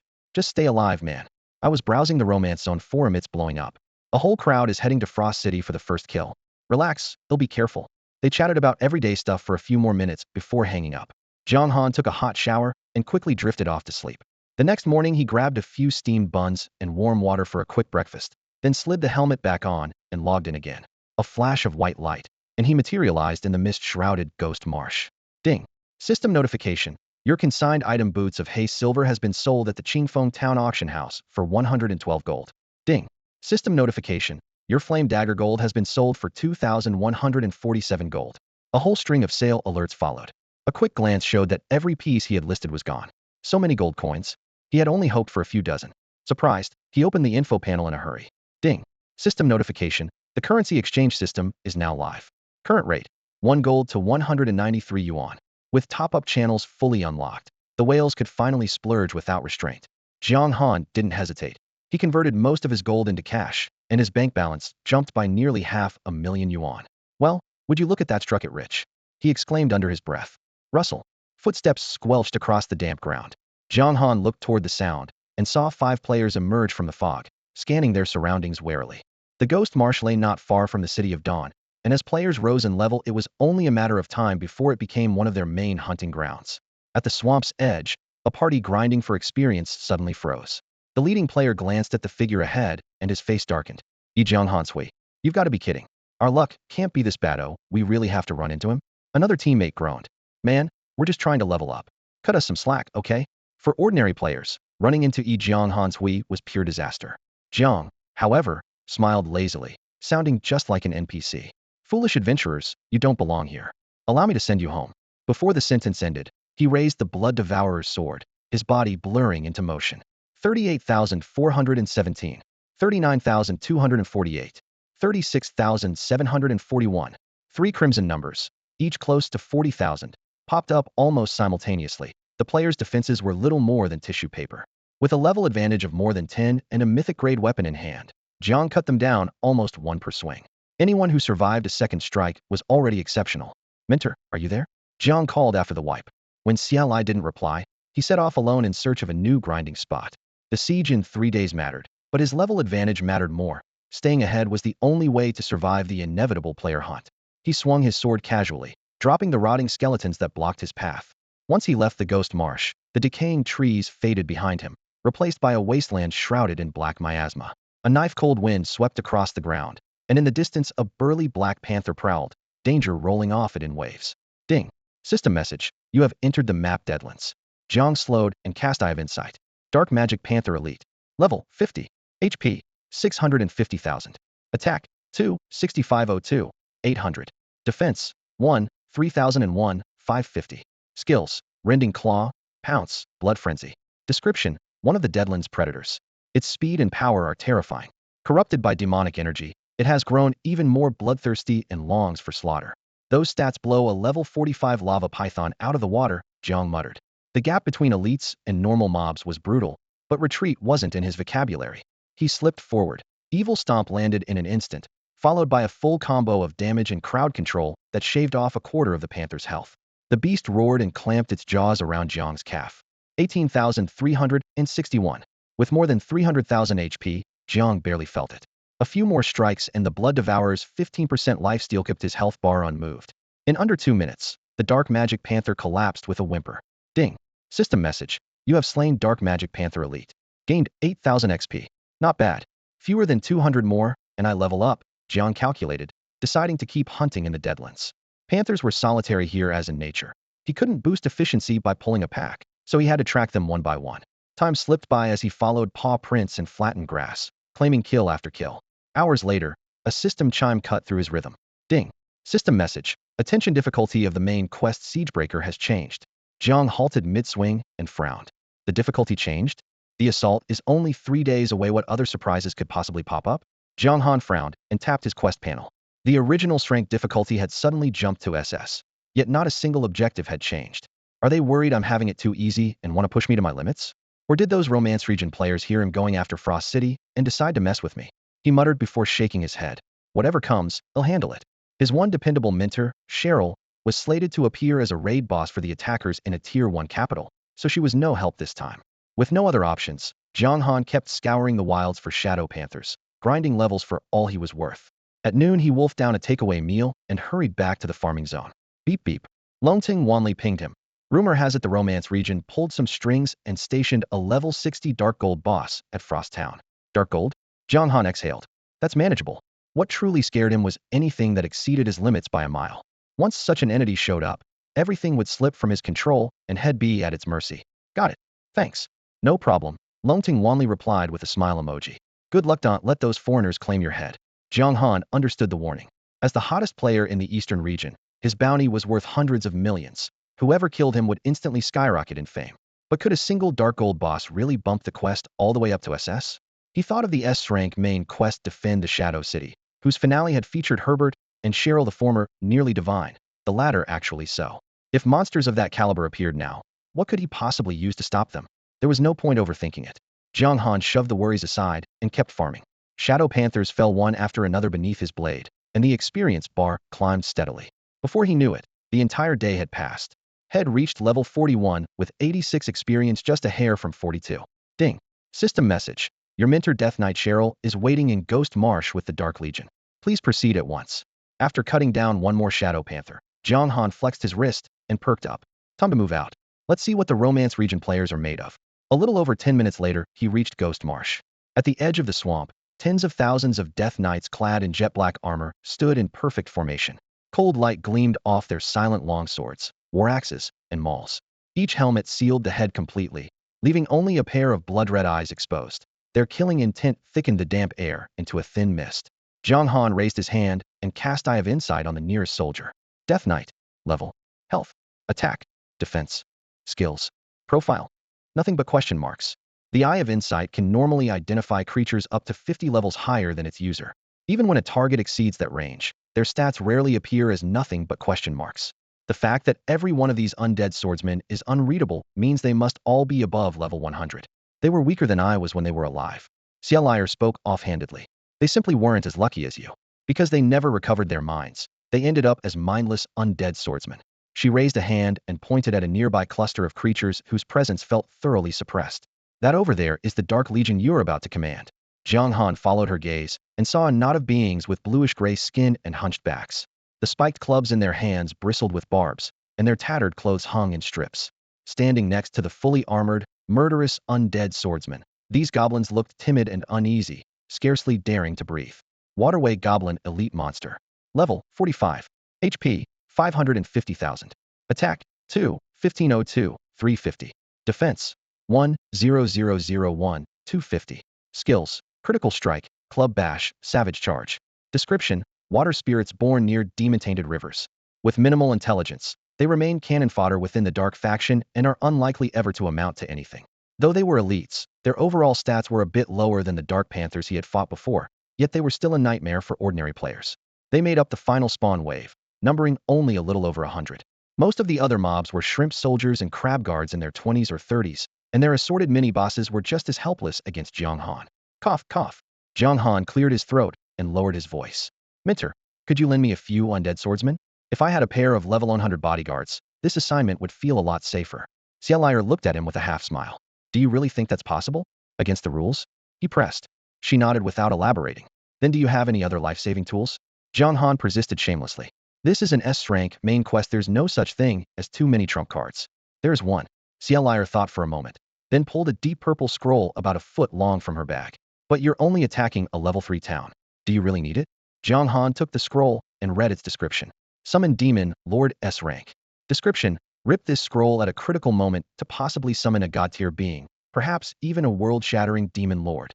Effect: Guarantees that the teleportation array forming in the void will remain intact for 1 minute, giving a god-tier expert a chance to notice and descend to the battlefield. Wow, this is fantastic. Jiang Han's eyes lit up. He shoved the scroll into his pack and turned to Cielier with an ingratiating grin. Dearest mentor, any other treasures? Why not hand them all over to your brave and promising disciple? Don't you dare use that scroll recklessly. Cielier warned, torn between laughter and exasperation. Unless you meet an enemy far beyond expectations, summoning a god-tier being is basically suicide. Very few of those big shots are friendly. We issue scrolls like this only in case the light faction suddenly fields a god-tier combatant, so we can respond in kind. If you tear it open over something trivial, you'll just die faster. Relax, I won't do anything stupid. Jiang Han nodded solemnly, fully aware of the stakes. Then he stretched out his hand again, utterly shameless. So mentor, how about a few more of these? Xia Liar let out a laugh of exasperation and slapped away the hand Jiang Han offered her. Quit pushing your luck. I only have 2 scrolls on me. As a celestial rank fighter, she was more likely than her disciple to run into god-level enemies. Keeping the scrolls herself made the most sense. Are you sure you don't have anything else? This is important. Jiang Han still refused to give up. Nothing. Xia Liar shook her head. If you doubt me, they'll swear before the god of oaths. Absolutely not. Jiang Han waved his hands, looking thoroughly righteous. Master, how can you say that? Your disciple Yi Ganshui has always honored his teacher, and you know it. He was half joking, of course. Jiang Han knew how much Xia Liar cared for him and would never truly risk angering her. She thinks I know that? Xia Liar muttered, but she let it slide, appreciating his caution. With the interruption over, she straightened. Everything's ready. Let's go. Right. Jiang Han nodded. Soon afterward, hundreds of thousands of soldiers from the dark faction surged south like a black tide. Demonic energy churned in the air, driving nearby beasts to cower and flattening withered demon plants against the ground. Everything in their path scrambled to get out of the way. Gazing at the parched, barren land ahead, Jiang Han suddenly asked, Master, how do you view the dark faction? A rebel force trying to topple those in power, Xia Liar answered calmly. Jiang Han frowned. Doesn't it stand for evil? Undead, demonic corruption. The 10 demon gods aren't they the very symbols of wickedness? Justice and evil aren't so easily divided, Xia Liar said, giving her disciple a meaningful look. Yijian Ganshui, remember this. History is written by the victors. If the dark faction defeats the light faction, then we'll be the light, and they'll be the darkness. Jiang Han fell silent. He understood the idea, yet in a game world where light and dark were literal races, the opposition felt absolute. Sensing his thoughts, Xia Liar smiled slightly. You think invading the light faction automatically means massacring every human, doesn't it? Jiang Han pressed, hoping for more background information. That depends on the commander, Xia Liar replied evenly. The various forces within the light faction go to war all the time, it's nothing new. The leaders of the dark faction want to overthrow, not obliterate. As a celestial rank cultivator, her view was far broader. Among the 10 demon gods, some possess pure human blood. According to the light faction, they simply betrayed their own kind. Jiang Han listened, intrigued. Modern games usually frame justice against evil. Standing on the evil side offered a completely different perspective. Xia Liar added in a steady voice. Of course, I'm not claiming the dark faction is righteous, nor am I excusing its more extreme actions. Cheryl gave a small smile. Compared with the light faction, champions of the dark faction tend to be ruthless, almost contemptible. Good and bad people exist on both sides. Of course, though, I'd like to think we have more of the good ones. She offered the verdict lightly, but not before casting a sidelong glance at Jiang Han. Jiang Han merely nodded, saying nothing, yet he stored every word away. With their legions in tow, the two moved forward at a measured pace, columns stretching along the forest trail while iron armor and heavy boots ground against the earth. As they talked, Jiang Han's grasp of the game's lore deepened. Cheryl noted that the miasma turning beasts violent and mutated might come from an unknown source. The light faction simply laid the blame on the dark. It may not be the dark faction's doing, Jiang Han mused. He chose neither full belief nor outright doubt, tucking the information into the back of his mind. Several hours later, they emerged onto a vast prairie, green grass and a brilliant blue sky filling their sight and easing their hearts. Ding. System message. You have entered long grass prairie. Beneath a warm sun, a breeze carried the mingled scents of soil and clover. Jiang Han searched the horizon but found no trace of their objective. Sensing his confusion, Cheryl stepped forward and placed a hand on empty air. Her fingertip struck a faint gold barrier that rippled like water. With a soft rush, the pale screen spread wide, slicing the world in two and trapping Jiang Han and both legions on one side. The silent wall was a national ward, impassable to the weak. Jiang Han understood and kept quiet. After finishing her explanation, Cheryl produced a pitch-black scroll and tore it in half. Rip! Dark energy shot out, slammed into the golden barrier, and exploded. The screen shuddered, and a gap wide enough for an army yawned open. Let's move. She looked back. Beyond here lies another human kingdom. Jiang Han dipped his head and followed his mentor through the breach, troops bristling with blades and spears close behind. Ding. System message. Warning, you have entered romantic region, foreign territory. Death penalties are doubled. The red text glared at him, but Jiang Han only shrugged.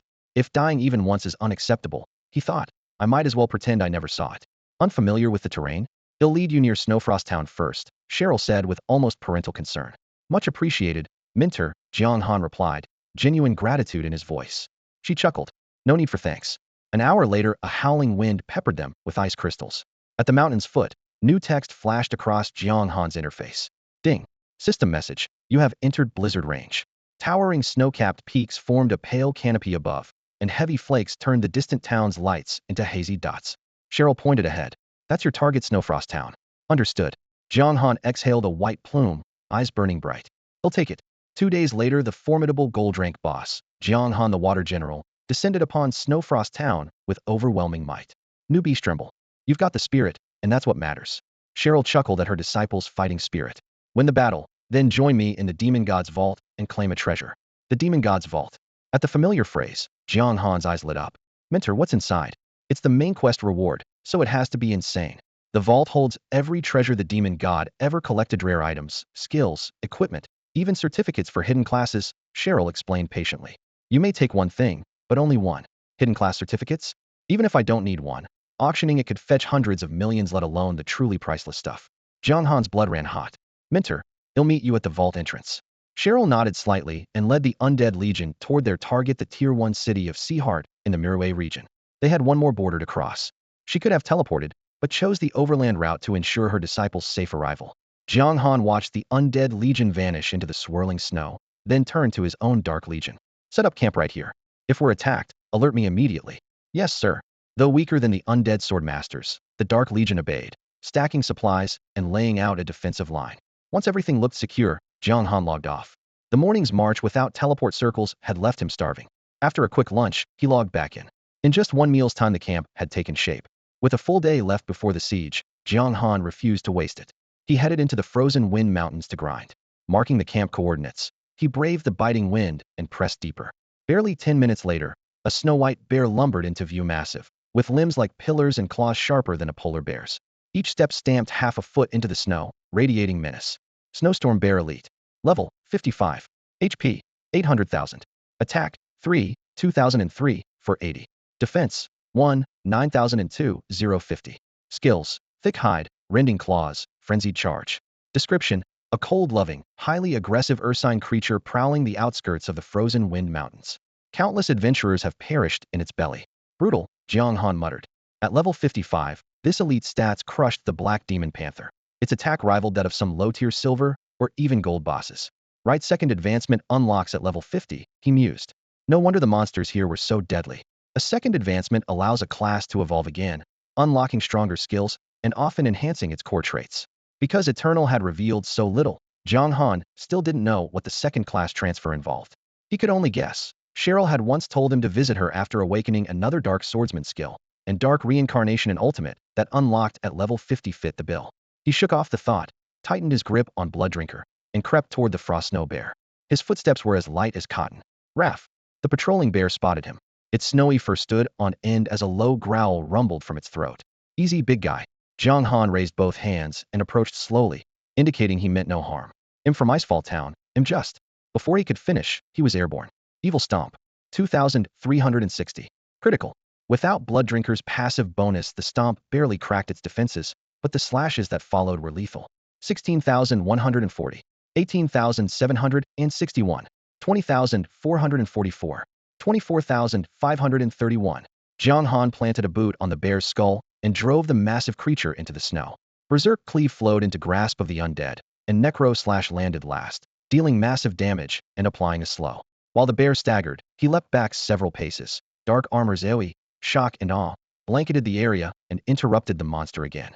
Raph. The crowd control ended. The Frost Snow Bear roared and lunged, but stacked slows reduced its charge to a stumbling crawl. Jiang Han spun around, killing intent surging like a tide. Ding. System. You cast Warzone, your attack 20, Frost Snow Bear attack 8, duration 3 minutes. The level gap limited the debuff, but the buff was plenty. Flash. Razor-sharp claws ripped through the air. Ding. System. Frost Snow Bear used Rending Claw, dealing 67,240 damage. A quarter of his health vanished. Jiang Han casually downed a potion, kept up the pressure with Blood Drinker's lifesteal, waited out cooldowns, then unleashed another full rotation. His HP instantly climbed by more than 10,000. Using constant slows and repositioning, he danced around the bear for 3 or 4 minutes until it finally fell. Boom. The massive corpse slammed into the snow, leaving a crater. More than 20 silver coins and a skill book scattered across the ground. Ding. System. You killed a Frost Snow Bear and gained 14,000 XP. The extra XP from the level gap was far better than farming Night Panthers. So mobs can drop skills too? Jiang Han muttered, flipping open the glowing tome. Snowball Technique, Grade B. Description. Snowballs aren't just for play, they can kill. 4-5s. Summon 10 snowballs to strike the target, each dealing 30 damage. Class, Mage. Imaginely, and just grade B, but a skill book was always worth more than gear. This would fetch a nice price. He stayed on the outskirts of the Frost Snow Mountains, quietly farming bears for experience. Swish. A shower of golden light fell as his EXP bar crossed the final sliver into level 42. Ding. System alert. Adventurers from Romance District are attacking your Dark Legion. Return to assist immediately. Ding. System alert. Adventurers from Romance District are attacking your Dark Legion. Return to assist immediately. The repeated system messages pounded in his ears. Can't sit still, can you? Jiang Han sneered, slicing down another bear. I was getting bored of slow leveling. Perfect timing. Killing high-level players beat grinding monsters for speed and efficiency, especially if they were from overseas. Snow blanketed the entire mountain range. Kill. Jiang Han rushed back to camp and found the Dark Legion locked in a chaotic brawl with players from the Romance Zone. The event hadn't even begun, yet mobs and bosses of every level were swarming in, turning the battlefield into a deafening frenzy. Hiss. He cut a path forward, swung once, and ended the life of a player entangled with a water imp. Ding. System message. You have slain adventurer Chuanai Shuesa, gaining 3,041 experience points. Players gave slightly less experience than monsters, but at the right level, killing them was far more efficient, a fact Jiang Han had proven long ago. There he is, Jiang Han Shui. A Romance Zone player shouted when their teammate dropped instantly. The system's real-time translator rendered the words into Jiang Han's native tongue with eerie precision. Within seconds, dozens of players targeted him, unleashing a riot of skills. 12, 8, 18. The flurry of harmless, non-penetrating numbers stunned them. Just how high was his defense? He's flagged as a dark faction boss, but he's still a player, right? Report him's hacking. Eastern players are all cheaters. The curses flew. Jiang Han flashed a bright grin. Hey there, foreign friend, shows it going? He activated Dominating Presence, the special on his dark armor. A pitch-black dragon burst skyward, its colossal body sweeping the area. Every player within 100 meters square turned to white light. 37,144. 36,888. 37,514. Each number topped 30,000, far beyond the current health cap. Snowflakes and white flashes mingled in a dazzling glare. 100 meters away, the survivors gaped. I used advanced recon. I can see his stats. He's the guy with 3 first kills, and his attack is over 4,000. God, he's a melee class. How does he have an AoE like that? We're finished. He's evolved into a gold-tier boss. The stunned chatter rippled through the foreign ranks, the once invisible internet barrier shattered by raw damage numbers. His experience bar jumped 5%. Jiang Han clicked his tongue. Only that much? I thought they'd send thousands. Maybe the system capped the numbers to keep the Dark Legion from being wiped before the event even started. SHHK. A flash of cold steel cut in from the flank. Jiang Han's instincts screamed. He sidestepped, the dagger skimming his throat. Miss. Ghost King, Shadow Assassin. Level, 34. HP, 56,710.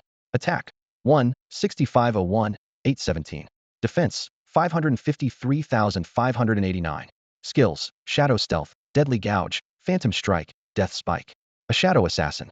There was no doubt he was using a hidden class, and his gear and stats were far beyond those of ordinary players, which was why he hadn't been one-shot by the sweeping AoE. On the snow-covered field, the male player with the ID Gue Wang reappeared, handsome features now rigid with caution. It was his first time facing such a terrifying opponent, and he finally understood why the Light faction had offered such a hefty bounty. This man really was worth every coin on his head. His last strike had failed, but he hadn't played his trump card yet, so the fight was far from over.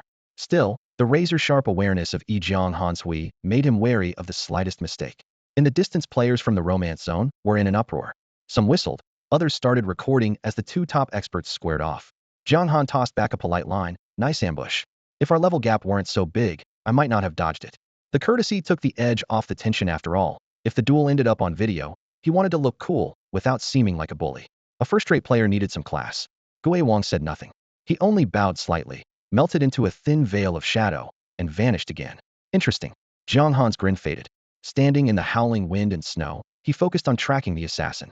The other players wisely busied themselves with Dark Legion soldiers, leaving the coming showdown undisturbed. 10 seconds, 20 times slipped by in silence. Snowflakes touched down without a trace, while Gue Wang lay in wait like a ghost. Pop! A tiny snowball landed by Jiang Han's right boot, and he instinctively glanced that way. Now, from behind, Gue Wang burst out, eyes flashing cold light, driving a killing blow at the back of Jiang Han's head, his dagger cutting a chilling arc. But in the blink of an eye, Jiang Han spun around, a faint smile on his lips. For an assassin, The left rear is the prime angle for a burst. Striking from the right usually creates more noise. That stray snowball had actually given away the real position. Clang.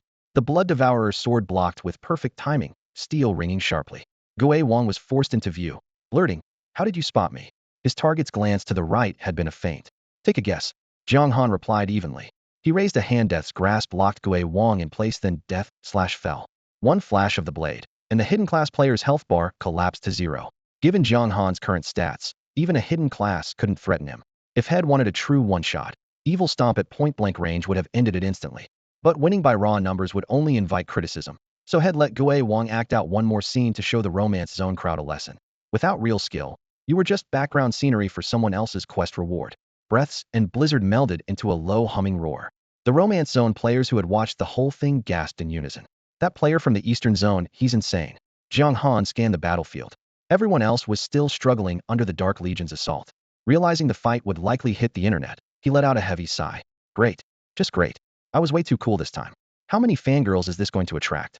It was clear that this adventurer's raid was only the tip of the siege's iceberg, and the system was never going to let them mount a full-scale assault before the event officially began.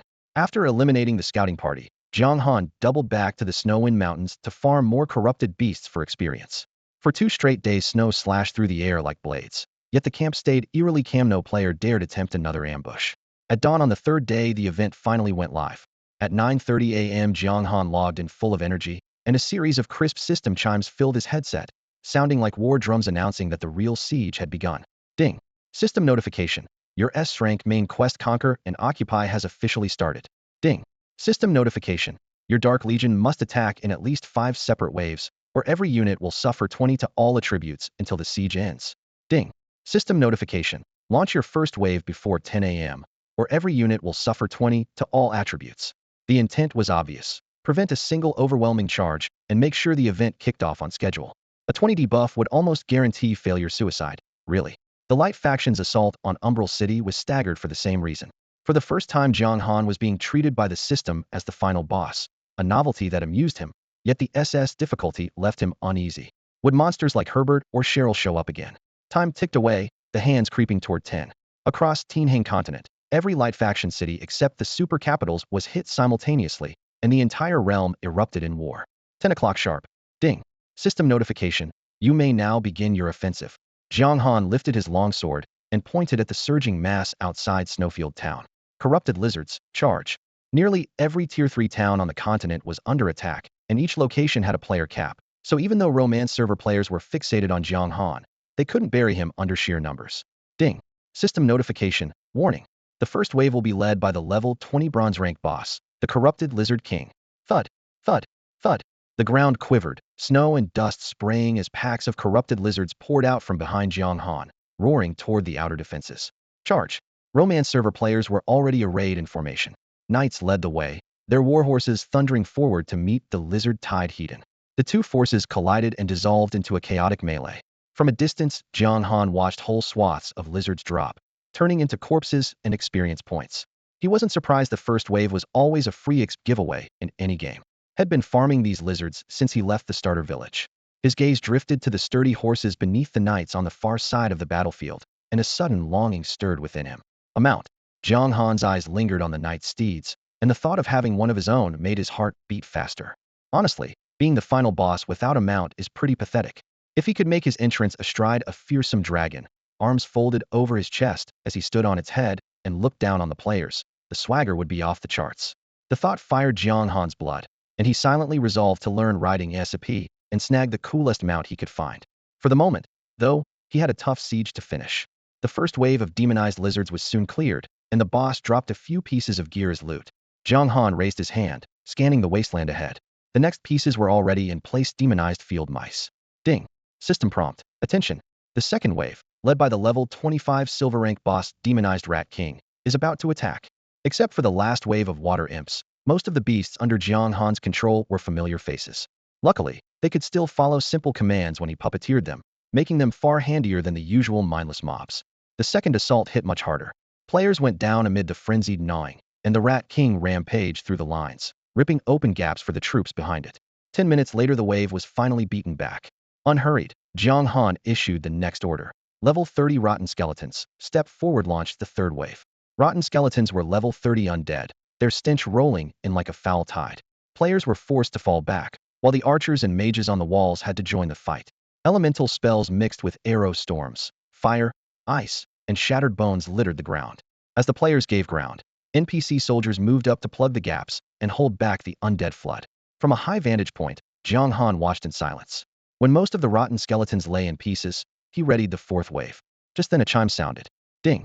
System prompt. You must wait 5 minutes before launching the fourth wave, otherwise, that wave's units will suffer 20 to all attributes. This system's thoughtful enough to schedule rest breaks. Jiang Han chuckled, but he could only wait. Beep beep. His friend Longting Wanli messaged. Someone in the romance server is streaming, and an Eastern region video site picked it up.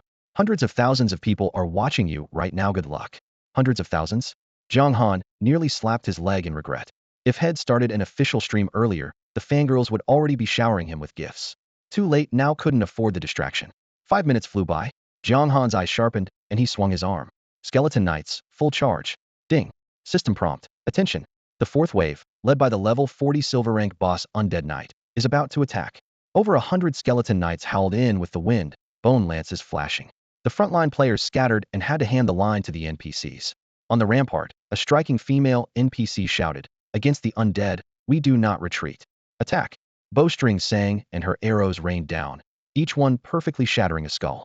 Jiang Han tried to pull up her stats, but she was too far away, so he simply made a mental note of her. After 20 brutal minutes, the undead knight finally fell under a combined assault, crashing from its horse. The defenders had paid dearly for the win. Gripping his staff, Jiang Han's gaze turned cold. I've waited long enough, me turn now. I failed the last rank main quest, but this time we'll see if I can pull it off. Ding. System prompt. Attention. The fifth wave, led by the level 43 gold rank boss Lord of Darkness, Jiang Han Sui and his water imps, is about to attack.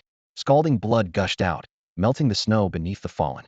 Outside Bingshua City, a frigid wind carried the stench of gore, while severed limbs and splintered bones littered the white expanse. In the distance, Jiang Han strode through the drifts, hundreds of Shuyu imps swarming at his heels, the horn for the event's final battle. On the battlements, every defender, adventurer, and NPC alike straightened with renewed resolve. Damn traitor. The striking NPC atop the parapet snarled, silver teeth clenched, eyes flickering with murder and barely hidden greed. Soldiers, hold the line, kill him. Understood. Soldiers and players answered in unison. The soldiers fought for their homeland. The players fought for the first kill. Their goal was shared, their motives worlds apart. Jiang Han eyed the united defensive line with calm detachment. Braving the howling snow, he surged to the front, sword in hand, killing intent spilling out. Shuyu imps, attack. At his command, the imps hurled themselves at the wall like a savage tide. Pull some people back, don't give him any buffs. A player in the crowd shouted. He escaped in Yuan City because we couldn't work together. This time well bury Jiang Han Shui in the Romance Division and humble the Eastern Division. The guild masters' orders stick to the plan. Others echoed. To keep Jiang Han from stacking HP and tenacity in the melee, the defenders had crafted a formation tailored to him. They were ready. Jiang Han Shui, your head is mine. A warrior player charged, flames racing along his blade, painting the snow crimson. Before the strike could fall, Jiang Han leapt, murderous aura erupting. An ice-crusted boot smashed into the warrior's face, driving him into the snow. 31,540. Even without weapon bonuses, Evil Stomp dealt damage no ordinary player could survive. If you can, Jiang Han said coolly, bringing his long sword down to finish him. Ding. System message. You have activated the skill War Domain. Your attack 20. Allies within 50 m attack 15. Enemies attack 25. Duration 3 minutes. A blood-red veil burst outward. The Shuyu imps gained the bonus and pressed harder, while the defenders lost a quarter of their attack. Most could no longer breach even the imp's armor. What a busted skill. A frontline player yelled. It was still early in the game, and percentage stats were priceless. This debuff alone could decide the battle. SHHK. Jiang Han's face stayed impassive. Every sweep of his blade claimed another life. Ding. System message. You have slain Adventurer Flying Heart. Gained 1,247 EXP. Ding. System message. You have slain Adventurer Phantom Enchantress. Gained 866 EXP. The stream of prompts cluttered his thoughts, so Jiang Han muted them. 38,971. 39,567. 40,144. With a base attack just over 4,000, only top-tier players could hope to endure him, yet Jiang Han's damage kept climbing. Because the Blood Devourer's sword carries the passive skill Bloodthirst, every kill grants a 1 attack boost, stacking up to 20 times for an extra 20 damage. pushing Jiang Han's lethality to a whole new level. The player chat exploded. The final boss flag hadn't been an empty threat after all. In that old Undercity video, Jiang Han was only silver rank. Now he was still climbing the tiers. Panic spread, and everyone pulled back, muttering, "Let the NPCs bleed him dry first." The real horror wasn't Jiang Han alone.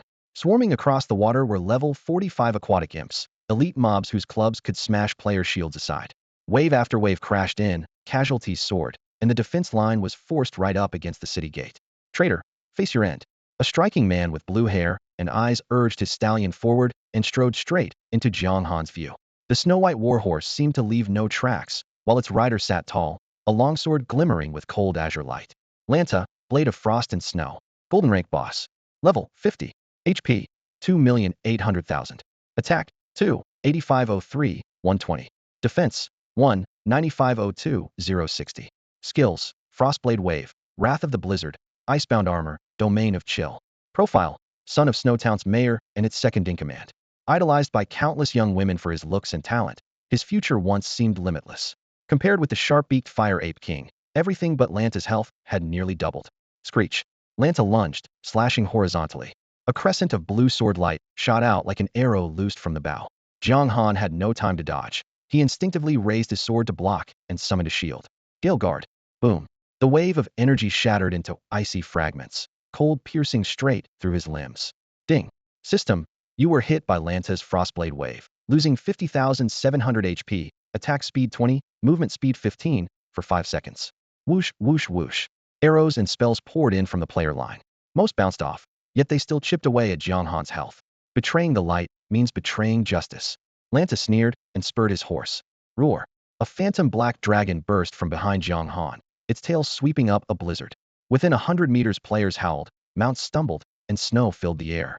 Dominating roar, equal to 100 of Jiang Han's attack damage, drew white beams of light as experience flooded his bar. He tossed back a healing potion, kicked off the ground, and leapt skyward. The opening move of Evil Stomp. Icebound Armor.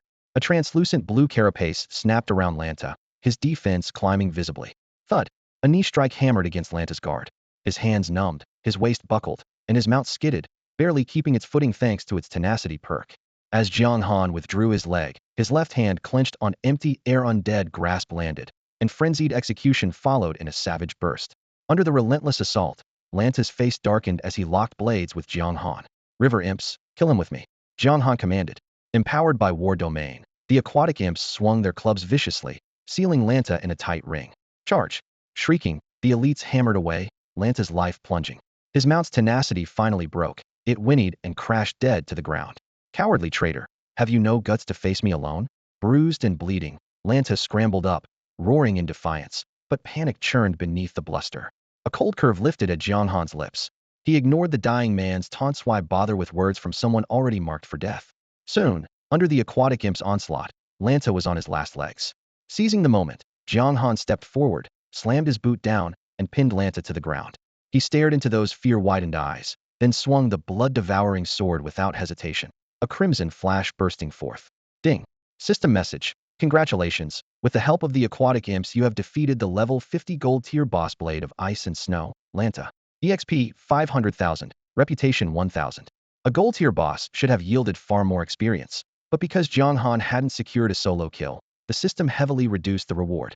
He bent down, scooped up the 2 pieces of loot and a handful of coins Lanta had dropped, and charged back into the melee where players and NPC soldiers were locked in combat. Damn him. He actually used such underhanded tactics to kill my dear brother. On the battlements, the woman who had been providing bow support clenched her teeth. The rules barred her from the field, so she could only watch Lanta fall. Her shoulders shook, and her clear eyes blazed with fury and hatred. The nearby ranged players exchanged looks and shrugged. An NPC's grief and anger rarely resonated with players, and the natives' constant hostility had only deepened the divide. So what if he's dead? It's not like he was an important NPC. That was their honest opinion. Ding. System message. The 4th defensive wave has been defeated. Ding. System message. Warning. The elite ice guard led by the level 50 gold tier boss Guardian of Wind and Snow, Phoenix, and the level 60 dark gold boss Wrath of the Cold Wind, Teo, will enter the battlefield as the 5th defensive wave. The crisp system chime exploded in every adventurer's ears. Jiang Han's expression hardened. 2 bosses, 1 dark gold and 1 gold. That's outrageous, he muttered, breathing in the icy air to stay clear-headed. Unless a hidden event triggers, This should be the last wave. He looked around. After 4 brutal waves, fewer than 2,000 combatants remained, most of them ranged classes huddled inside the walls. He glanced at his personal stats. Level 44, 83%. In less than an hour he had reached that progress. Killing players really was an incredible way to level. Aquatic imps, push into the city. Standing beneath Snowy Town's gate, Jiang Han reopened Warzone. The black and crimson blade of his sword pointed straight at the furious face on the battlement 5th wave boss, guardian of wind and snow, Phoenix. Kill. Fewer than 50 aquatic imps remained, but after so many battles each had gained a level or 2, and they were fiercer than ever. Level ups were never a player-only privilege. As members of the Dark faction, the imps earned experience by killing Light faction NPCs and players alike. Boom, boom, boom. Arrows and spells rained down as the imps, wreathed in fire and ice, slammed repeatedly into Snowy Town's gate. 1, 2, 1. With a durability of 5,000, the gate would take a long time to break if it was chipped away only 1 or 2 points at a time. Frowning slightly, Jiang Han moved up to the gate, then used Evil Stomp to spring high into the air. He's trying to jump up here? No, wait, back off. The shout from the ramparts had barely faded when the dark armor on Jiang Han flashed with a sinister gleam.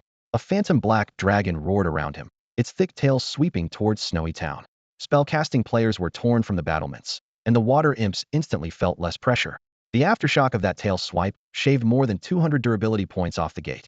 30 seconds a minute the water imps were whittled down to barely 20, and with a dull boom, the gate finally collapsed, splinters flying everywhere. Nothing stood in his way now. Sword in hand, Jiang Han charged into the main street with the surviving imps, only to be blocked by more than 100 elite snowfield soldiers. Atop the wall, the gold-rank boss Frost Guardian Phoenix was already hurrying down the steps. Together, she and the troops snapped the trap shut. Traitor, accept your execution. Phoenix raised an elegant longbow that gleamed icy blue, fixing its aim squarely on Jiang Han, her snow-pale face cold with murderous intent. Jiang Han, who had healed to full before the gate fell, narrowed his eyes and stood firm. Heart of Rose, Flame Mage, Invincible, Rock Knight, Blank Page, Thunder Summoner. Every player around him was an Incite elite. Not all of them had hidden classes, but their stats and gear left the outsiders in the dust. A lone wolf surrounded by a pack that was Jiang Han's plight. The players knew Jiang Han Shui wouldn't go down easily, so they waited for the perfect kill. Only a handful of imps remained at his side. A gold rank boss and 100 elite NPCs blocked the front, and the dark gold boss Tello lurked in the shadows. By every calculation, it was a death sentence. Turn this around? Not a chance. Someone sneered. Instead of an answer, Jiang Han burst into wild laughter that made every heart clench. Could he still be holding a trump card? We're in the early game, how many could he have? The laughter died, and his eyes turned frosty. On the contrary, the moment I set foot in Snowy Town, the victory was already mine. Only one move remains. After a heartbeat of silence, the crowd erupted. Don't give him a chance, Sago. A player drew his sword and charged, the others right behind him. A torrent of skills and arrows swallowed Jiang Han. 10,874. 16,471. 8,547. The combined damage from top-tier players was frightening, yet Jiang Han neither dodged nor retreated. Bathed in blood, he raised his hand, cut down one player in a single blow. Undead Grasp snagged a second, and Frenzied Execution fell before the clerics could even raise their staves. A summoned tiger lunged with a roar, but Evil Stomp crushed it lifeless.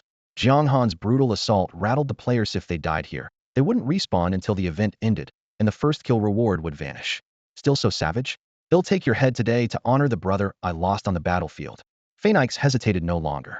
She drew back the string, the razor-sharp arrowhead aimed straight at Jiang Han's skull. Whatever ace he held, she swore she would kill this fiend today. Whoosh!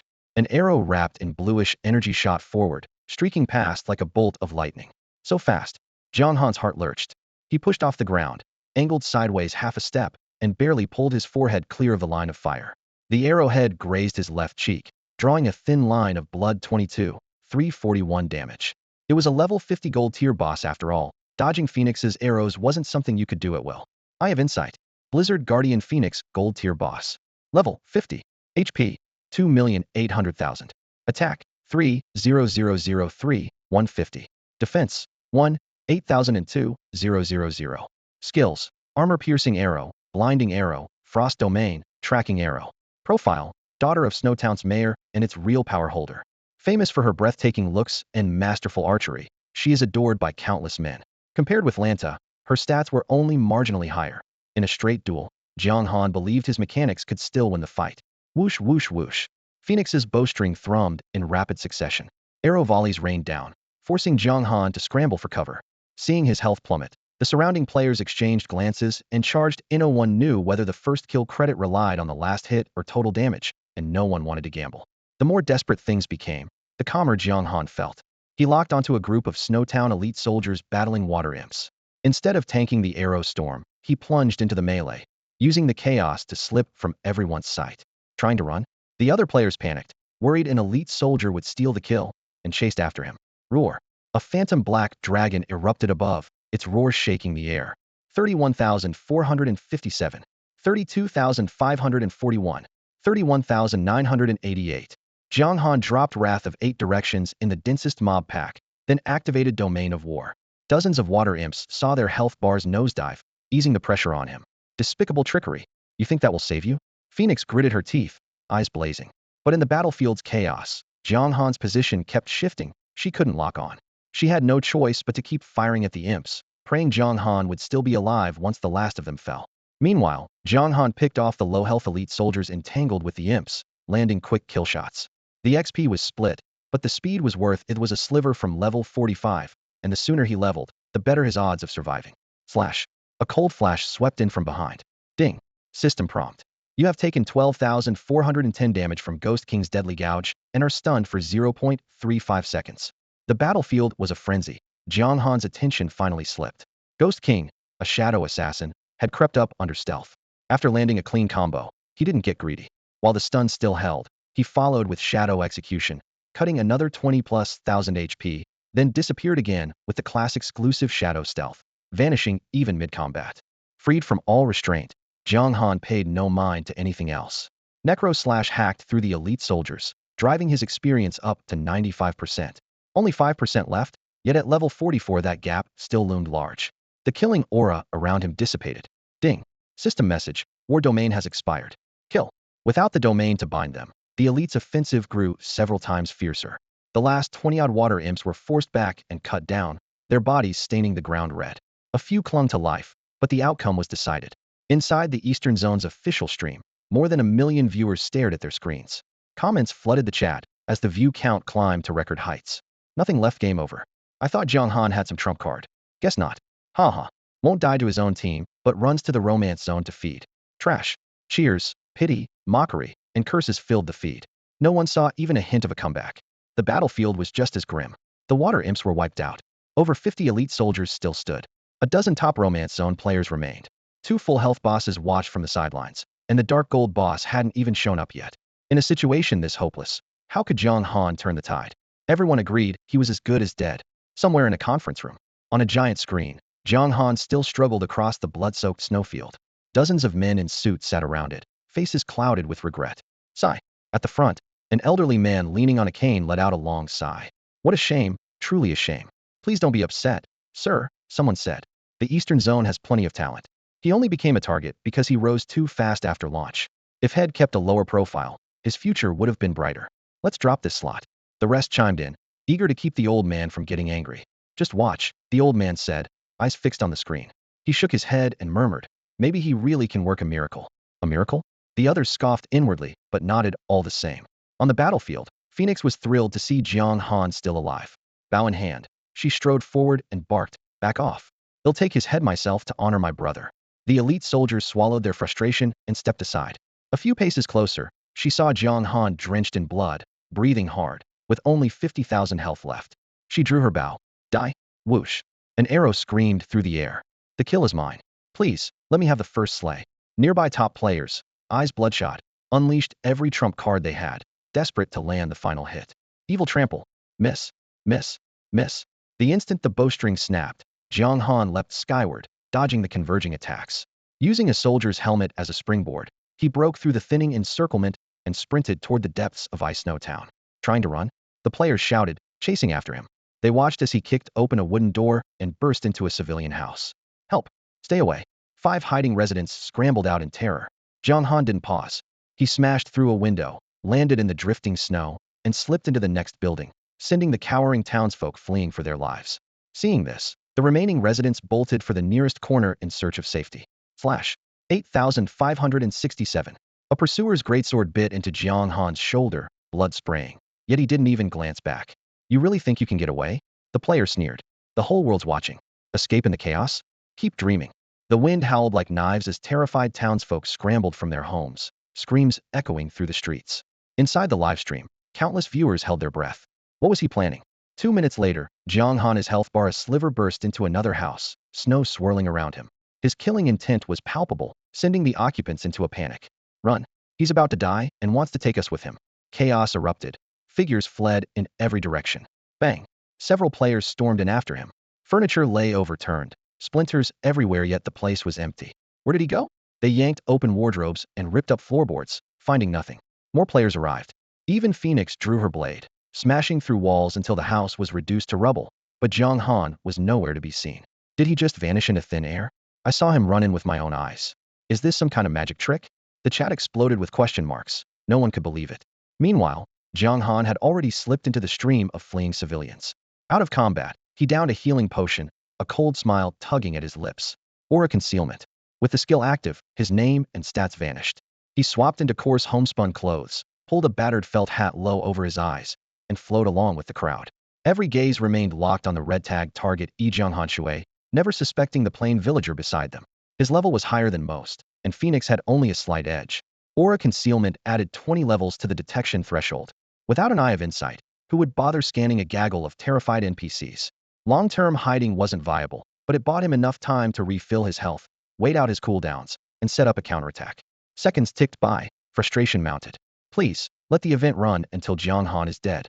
Bang. Phoenix slammed her fist into a wall, leaving a crater. How did he disappear? Slice. A flash of cold light at the corner of the street. A searching player dissolved into white light on the spot. Jiang Han, hidden among the crowd, tipped his hat and sauntered away. Ding. System message. You were hit by civilian Bob's basic attack and lost 37,416 HP. Ding. System message. You have been slain. When the screen turned gray and the body hit the ground, the stunned player still hadn't processed what had happened. Bob. The players in Frost Snow Town exchanged baffled looks. A seemingly ordinary villager had just one-shotted someone with basic attacks? More thuds followed, white light rising as fresh corpses appeared. At last everyone caught on. Jiang Han Shui was hiding among them, and he had even changed his character name. Find anyone named Bob. That's probably him. Someone shouted. Phoenix's eyes lit up. Round up every civilian. Don't let them scatter. Understood. Elite guards rushed out, hurting the townsfolk. Jiang Han stood quietly in a corner, calm and composed. The search radius was set, but he wasn't worried. The more kills, the better. Minutes later. SHHK? Bob's frenzied execution cleaved the sneaking Ghost King in two. He glanced at the corpse and said coolly, ambushers get ambushed. The siege event had pushed him to level 40, while the Ghost King was only 34. A 10-level gap this early made hunting a stealth assassin trivial. There, he's over here. A player shouted. Over here, over there nonsense. Bob silenced them with a few quick swings, donned his dark armor again, and topped off his health. You want to kill Jiang Han Shui? What does that have to do with Bob? No one believed him. Players surged forward like a tide. Die. Phoenix dashed in as well, unwilling to be left behind. Jiang Han casually opened War Domain. One spectral slash cut down a player, Death Grip snared another, and before a priest could arrive, 2 more sword strikes claimed another life. He downed a potion and calmly waited for the circle to tighten. Let's see where you run now. Phoenix loosed 5 arrows. Jiang Han dodged 3, but still took 21,140. 23,471. He dismissed the now useless veil of Qi, his real name appearing, tightened his grip on Blood Devourer, and charged into the crowd. The moment he entered the encirclement, he unleashed Tremor Shockwave. Blood mist exploded outward, and the health bars of more than 50 elite soldiers dropped in unison. Regular NPCs lacked death resistance. Their potions were expensive, and they were already weakened by earlier battles. Only 2 or 3 had leveled up and kept full health. That single AoE left most soldiers on the brink of death. Jiang Han ignored the NPCs and went for the players first. Phoenix's health pool was too thick. She could wait. 1-2. The remaining top players fell one after another, leaving only a few hiding behind elite guards, waiting to steal a kill.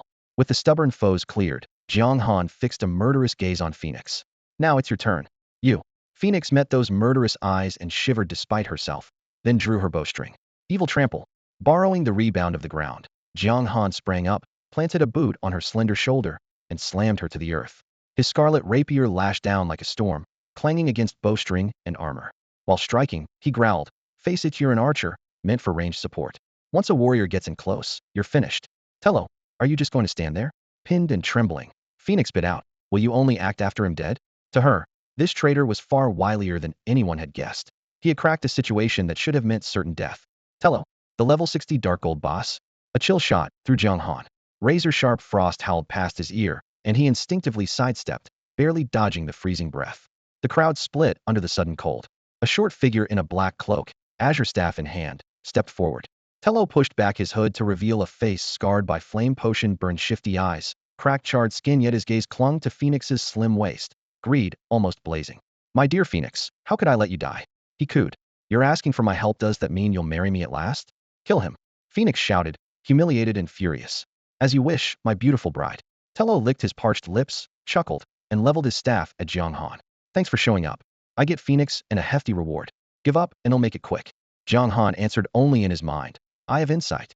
Wrath of the North Wind, Tello. Rarity, Dark Gold. Level, 60.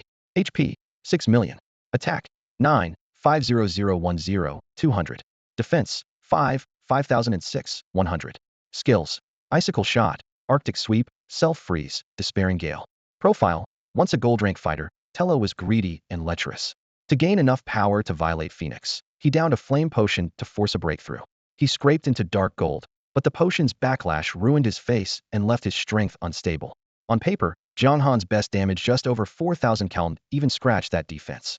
He wasn't surprised. The gulf between first and second awakening, between gold and dark gold, was huge. With every skill still on cooldown, he flipped straight into chat mode. "Tello, you're hopelessly short-sighted." "What was that?" Tello's eyes narrowed. "The world is vast, and beautiful women are everywhere. Phoenix is lovely, sure, but plenty outshine her." "Oh, name one." Tello arched what was left of his brows. "Let's see the Sword Saint." Jiang Han rifled through his memory for an NPC even prettier than Phoenix. "I met her once. Hair a bit wild, clothes casual, but that face, touch it up, and she's a flawless goddess." "I've seen the Sword Saint too," Tello mused. Interest genuinely sparked. "Sadly, she's gaudier, far above my reach." He could see perfectly well that Jiang Han was buying time, but he had already investigated. There were no reinforcements coming, and nothing suspicious was happening on the field. He relaxed and chatted a little more. If a few casual lines could overturn fate, what would ambition be worth? Jiang Han tilted back his head and drained a healing potion. While his opponent was off guard, he slid forward several steps. "Heh." Tello narrowed his eyes at the approaching figure, tightened his staff, and sneered. "So what? I will not lose this siege." The next instant, Jiang Han sprang forward, evil stomp aimed straight at Phoenix. "Humph." Tello snatched at the air, forming a bright blue icicle that whistled toward Jiang Han. "Frost Domain." Phoenix lifted her left hand. A translucent blue wall snapped into place and stopped the evil stomp cold. Grasp of the Undead. Violet-black energy surged. A giant spectral hand seized Phoenix, and 4 strikes of frenzied execution shattered the shield like glass. /102 for 35. The icicle drilled into Jiang Han's shoulder, carving away a third of his HP. A crimson rapier followed. Death slash struck Phoenix for over 50,000, while her arrow embedded itself in Jiang Han's chest. 24, 875. He's almost dead. Players lurking nearby grew restless. Jiang Han stayed calm, spun, and charged into a pack of elite soldiers. Warcry of Dominion roared out, dropping the half-dead troops. A shower of golden light washed over him, every stat filled to the brim. Ding. System notification. Congratulations, you have reached level 45. The moment he leveled, Jiang Han dashed at Phoenix again, intent on cutting her down before facing the Dark Gold tier boss, Tello. After only a few swings, 2 icicles, and an arrow slammed into him, pushing his health back into the red. A futile struggle. Contempt flickered in Tello's eyes. A third icicle formed in his palm. "Die. Damn it, a Dark Gold boss hits too hard," Jiang Han muttered. Spectators from the romantic zone were even more anxious. They rushed in, hoping to snipe the last hit. Impossible, right? Every other tier 3 town only has gold bosses, and Jiang Han's facing 2 golds plus a Dark Gold. The system's trolling him. "I told you, he's feeding. He just won't let the Nationals get the kill. At least an NPCL'll take it." The livestream chat was convinced Jiang Han was doomed. A Dark Gold boss with 10,000+ attack and 6,000 defense people could barely scratch it. 111. While everyone wondered who would claim one Jiang Han Shu's first kill reward, a flood of white 1 numbers filled the screen. The players who had thrown every skill at Jiang Han stared in disbelief. Was that really their damage? Even Tello was stunned. Swish, swish, swish. Expressionless, Jiang Han swept his blade. Anyone within reach was deleted on the spot. 412,457, 438,941, 425,719. 6-digit numbers in the 400,000 Rangino player could survive it. His low HP status vanished without a trace. Ding. System notification. You have used an upgrade item, purple lightning gem. Your latent power has been awakened. All attributes increased by 1000% for 1 minute. Jiang Han went all in on Phoenix. Every strike bit deep. She had only 2.8 million HP, and 40,000 per hit meant 7 swings at most, and Frost Domain was already on cooldown. He hadn't saved the purple lightning gem for drama. The buff lasted only a minute. If Tello had even a sliver of HP left after that, the boss could still reverse the fight. As for killing Phoenix first, the logic was simple. Even if she couldn't pierce his defense now, her armor shredding and blinding arrows could still be a huge nuisance. Better to clear her in a few seconds, then focus on Tello. Tello, help me! Phoenix screamed.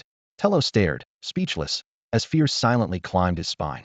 Snow fell in thick sheets, quickly covering the bodies, yet the crimson stains still stood out starkly against the white. A howling wind stripped the last warmth from the air, and Phoenix's anguished screams echoed across the clearing. The few surviving players huddled at a distance, forced to watch, powerless to intervene. Everything they saw was being streamed in first person. Audiences worldwide flooded the chat with question marks, convinced they were witnessing a cheater at work. They had sensed this impossible comeback once before in the City of Shadows, but an epic tier boss taking 0 damage? Single strikes topping 400,000? No one could explain it. Fighting back his dread, Tai Luo swung his staff wildly, sending one ice spear after another into Jiang Han. None broke triple-digit damage. The occasional sliver of lost health felt like a silent mockery that chilled everyone to the bone. Spare me. After 3 sword strokes, Phoenix was drenched in blood, her HP bar a hair from empty. She collapsed into the snow, begging for mercy. A flash of steel answered her. Blood sprayed, and the once glorious guardian crumpled onto the snow, already dyed red. Ding. System notification. Congratulations on defeating the level 50 gold tier boss guardian of Snow and Wind Phoenix. Rewards. EXP 2,200,000. Reputation 2,800. A surge of experience pushed Jiang Han straight to level 45 with 74 toward the next level. Time was short. He ignored the loot around Phoenix's corpse and charged at Tai Luo. As the city's gatekeeper, Tai Luo had nowhere to run. A bitter frost rose from his body. Ding. System notification. Tai Luo has used Frost Surge. You lose 1 HP. Attack speed 25, movement speed 20, lasts 5 seconds. Let's see how you kill me in under a minute, Tai Luo spat. His own system feed was just as clear. Jiang Han's stats were boosted by a staggering 1,000. Jiang Han slammed a foot into the snow and brought his crimson blade down. Relax, I can use this 3 times. 3 minutes is plenty.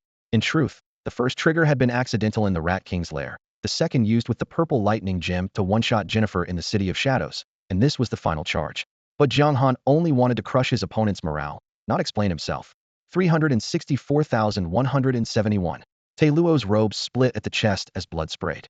The damage number over 360,000 hung in the air like a flare.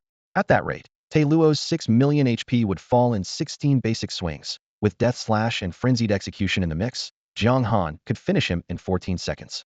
But an epic tier boss would never stand still. 3 minutes? Tai Luo's heart skipped. His face twisted, then he forced a sneer. You think I'll buy that? Believe what you want, Jiang Han hissed. Go join Phoenix in hell.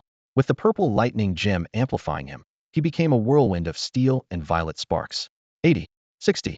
Each blow landed with over 40,000 attack power, shredding Tai Luo's HP. He refused to trade hits, blinking and weaving to burn through the remainder of Jiang Han's terrifying buff, doing everything he could to run out the clock. He knew perfectly well that attacking was useless. He could barely break through the defense, let alone land a killing blow. 30 seconds later, Tai Luo let out a deep snort. With his HP falling below 50, he crossed his arms. Blue ice crystals spread from his chest, and in moments his entire body was sealed inside a gleaming, glass-like statue. Ding. System notice. Fury of the Frostwind, Tai Luo has activated self-freeze. Defense 100, 200,000 HP restored per second for 20 seconds. Unable to act while active. 200,000. 200,000. Green healing numbers floated continuously. 20 seconds meant 4 million HP, about 67 of Tai Luo's total life. The recovery was outrageous. Clang, clang, clang. Jiang Han's longsword slammed against the ice non-stop, each sharp impact bleeding into the next. 301,427. 311,124. He never stopped. Despite the regeneration, Tai Luo's health kept falling. When the 20 seconds ended, Tai Luo was down to under 2 million HP, while Jiang Han's Thunder Crystal buff had only a few seconds left. It's over. Just before the crystal's glow vanished, cold light flashed in Jiang Han's eyes. He unleashed Frenzied Cleave, followed by Necro Slash. After images layered so quickly they blurred together. The all-stat boost raised not only attack, defense, and HP, but also speed thanks to a 5-star growth that added 0.5 movement and attack speed per level. The advantage snowballed. Even without a separate panel entry, Jiang Han's actions proved it. 100,000. 100,000. Where a kill shot should have landed, Tai Luo jammed in 2 emergency heals, his HP rising again. Think only you adventurers can chug potions? Tai Luo panted, bloodshot eyes glaring. The vial slipped from his fingers as he raised his staff. Razor-edged frost wind gathered in an instant. Accept the baptism of cold. Baptize this. Jiang Han sprang forward, stomping on Tai Luo's chanting mouth and knocking him flat. Ding. System notice. You used Evil Stomp, dealing 241,001 damage and interrupting fury of the Frostwind Tai Luo's spell. Tai Luo froze in disbelief. Die. Jiang Han followed through, driving his sword straight through Tai Luo's skull. He had time to Thunder Crystal Amplification so he could unleash a full combo while the buff was still active. Ding. System notice. You have slain level 60 Dark Gold Boss Fury of the Frostwind Tai Luo. Rewards. EXP 4,500,000. Reputation 6,000. Ding. System notice. First kill of a Dark Gold Boss achieved. Extra rewards. Reputation 8,000. 30 free attribute points. And rare item Divine Favor Gem. Ding. System notice. Thunder Crystal duration has ended. Phew. Jiang Han exhaled, picked up the loot, and rushed to Phanekisa's corpse. He had soloed her too, and with the pickup timer active, no one else could touch the drops. The spectators could only watch helplessly. What now? The remaining elite soldiers and defenders felt a chill. Even without that overpowered buff, Jiang Han was still at full health. Killing him was nearly impossible. Jiang Han didn't hesitate. He wiped out every surviving adventurer and NPC, cutting off the livestream entirely. That should be it, right? A trace of unease surfaced, yet the victory chime never came. Ding. System notice. Alert. The death of Fury of the Frostwind Tai Luo has triggered hidden storyline boss Holy Knight, He Boat. The howling, murderous wind still raged through snow-covered town, slicing around every corner like razor blades, and sending clusters of civilians scurrying into the shadows, trembling. In the midst of that dead silence, a crisp system chime suddenly rang out. Jiang Han's heart plunged into an icy abyss. He had seen this coming. The final boss of an SS-tier main quest would never be merely dark gold rank, like the threat in the City of Gloom. An even more terrifying hidden presence had to be lurking. Sure enough, Holy Light tore through the blizzard as a blonde knight in silver armor advanced with his lance, the Holy Paladin, Herbert. Damn it, you again? Veins bulged at Jiang Han's temples, and a flood of complaints flashed through his mind, but he forced them down. Through the swirling snow, he watched the figure crunch closer across the frost. Whoosh! A dark aura burst from his shadow armor. Ding! System message. Stimulated by the blood of a dark gold opponent, your shadow armor has evolved to dark gold rank. Attributes greatly increased. The armor had already rivaled gold gear. Now, with this new transformation, its stats were astonishing. Yet Jiang Han felt no joy at all. Without hesitation, he pulled the only game changer from his inventory before Herbert could close in the Demon Lord summoning scroll. The parchment crumbled between his fingers, unleashing a blinding white glare as a 6-pointed teleportation array etched itself into the snow, so brilliant the drifts could not obscure its radiance. Ding. System message. You have used Summon Demon Lord. In 1 minute, there is a chance a god-tier entity will descend. A chance. 1 minute. The wording betrayed how unreliable the scroll was, and Jiang Han could only smile bitterly. Clap, clap, clap. Crisp applause cut through his thoughts. Herbert brought his hands together as he strolled toward Jiang Han, his tone light, yet chilling. Magnificent. You single-handedly turned the tide of an entire town. Truly admirable. His smile seemed warm, but mockery and contempt simmered deep within those blue eyes. You're really hard to shake, aren't you? Jiang Han tightened his grip on the Blood Drinker's sword and sank into a lower stance. Why, thank you. I've always believed in pulling weeds up by the roots. The knight's grin widened, his silver armor catching what little torchlight remained and scattering it in cold gleams.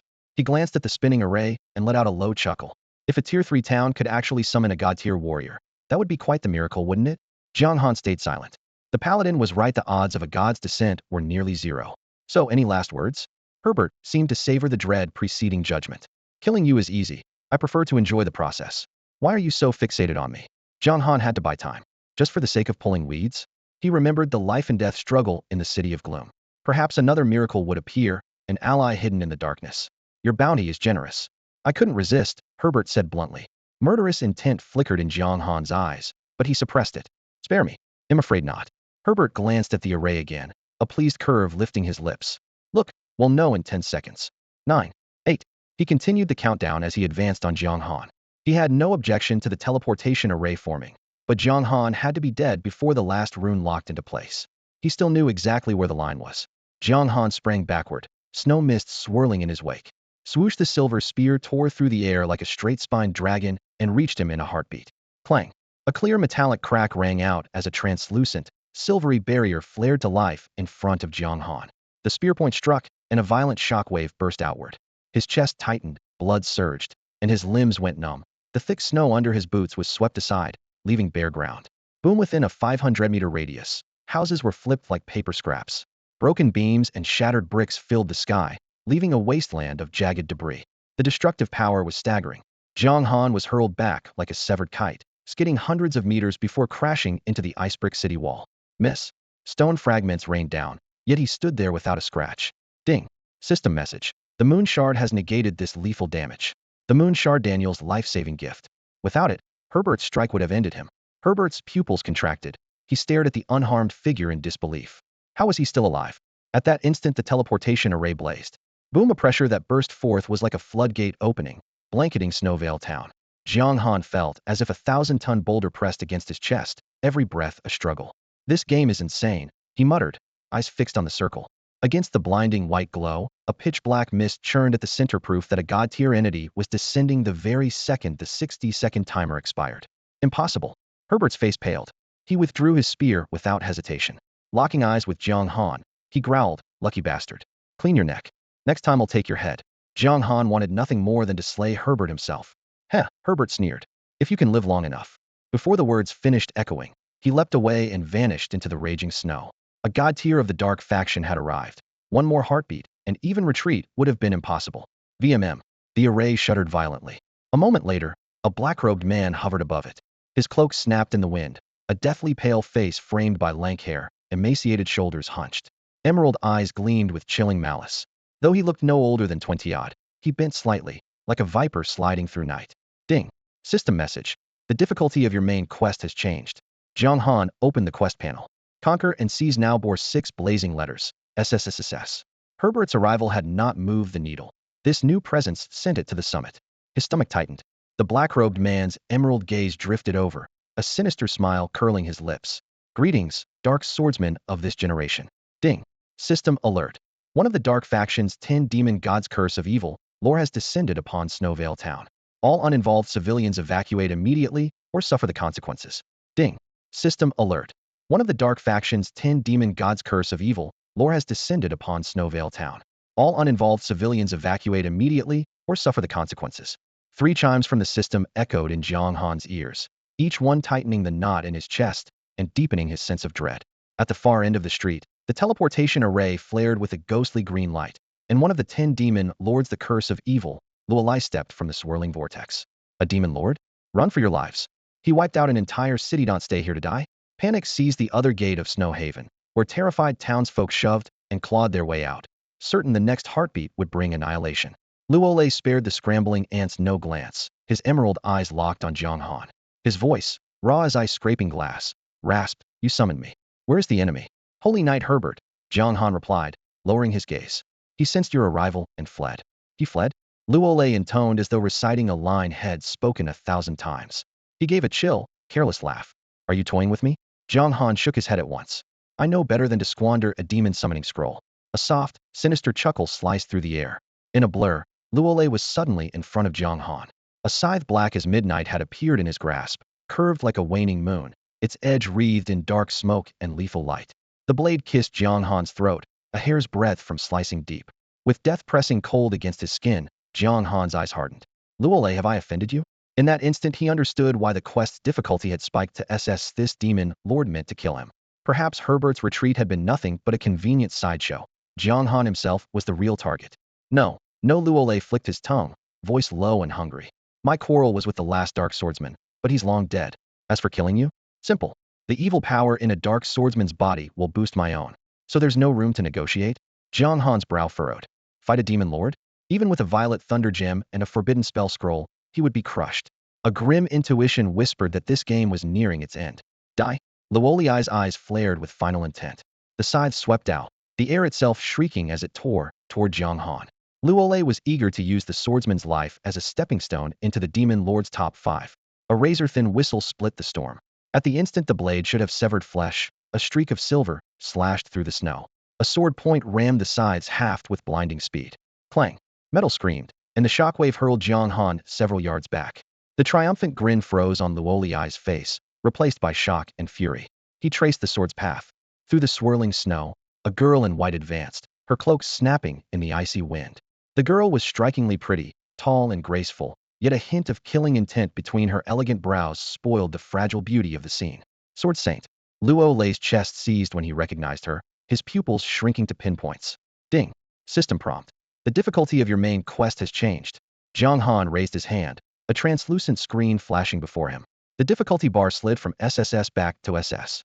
He blinked and muttered again. Luo Lei swept in with his black scythe, but Sword Saint Dongfang Yisun landed a step ahead, positioning herself at Jiang Han's side. Her lake clear eyes met his. You all right? I'm fine, Jiang Han answered. After a brief hesitation he added, thanks. Anytime. Dongfang Yisun's smile curved, and she flashed a quick V sign. That makes 2 favors you owe me. I never run at a loss. 2. Jiang Han began, but she was already pointing at Luo Lei. First, I stopped him from killing you. Second, as a member of the Light faction, I should execute a dark swordsman like you. Yet I'm letting you go. That's another life saved.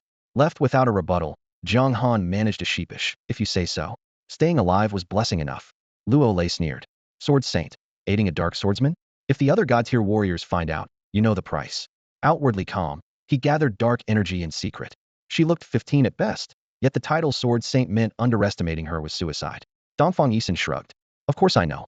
Which is why she raised her blade. They'll kill you, and the secret dies with you. Ice Snow Town was already emptied. Only 3 figures remained in the street.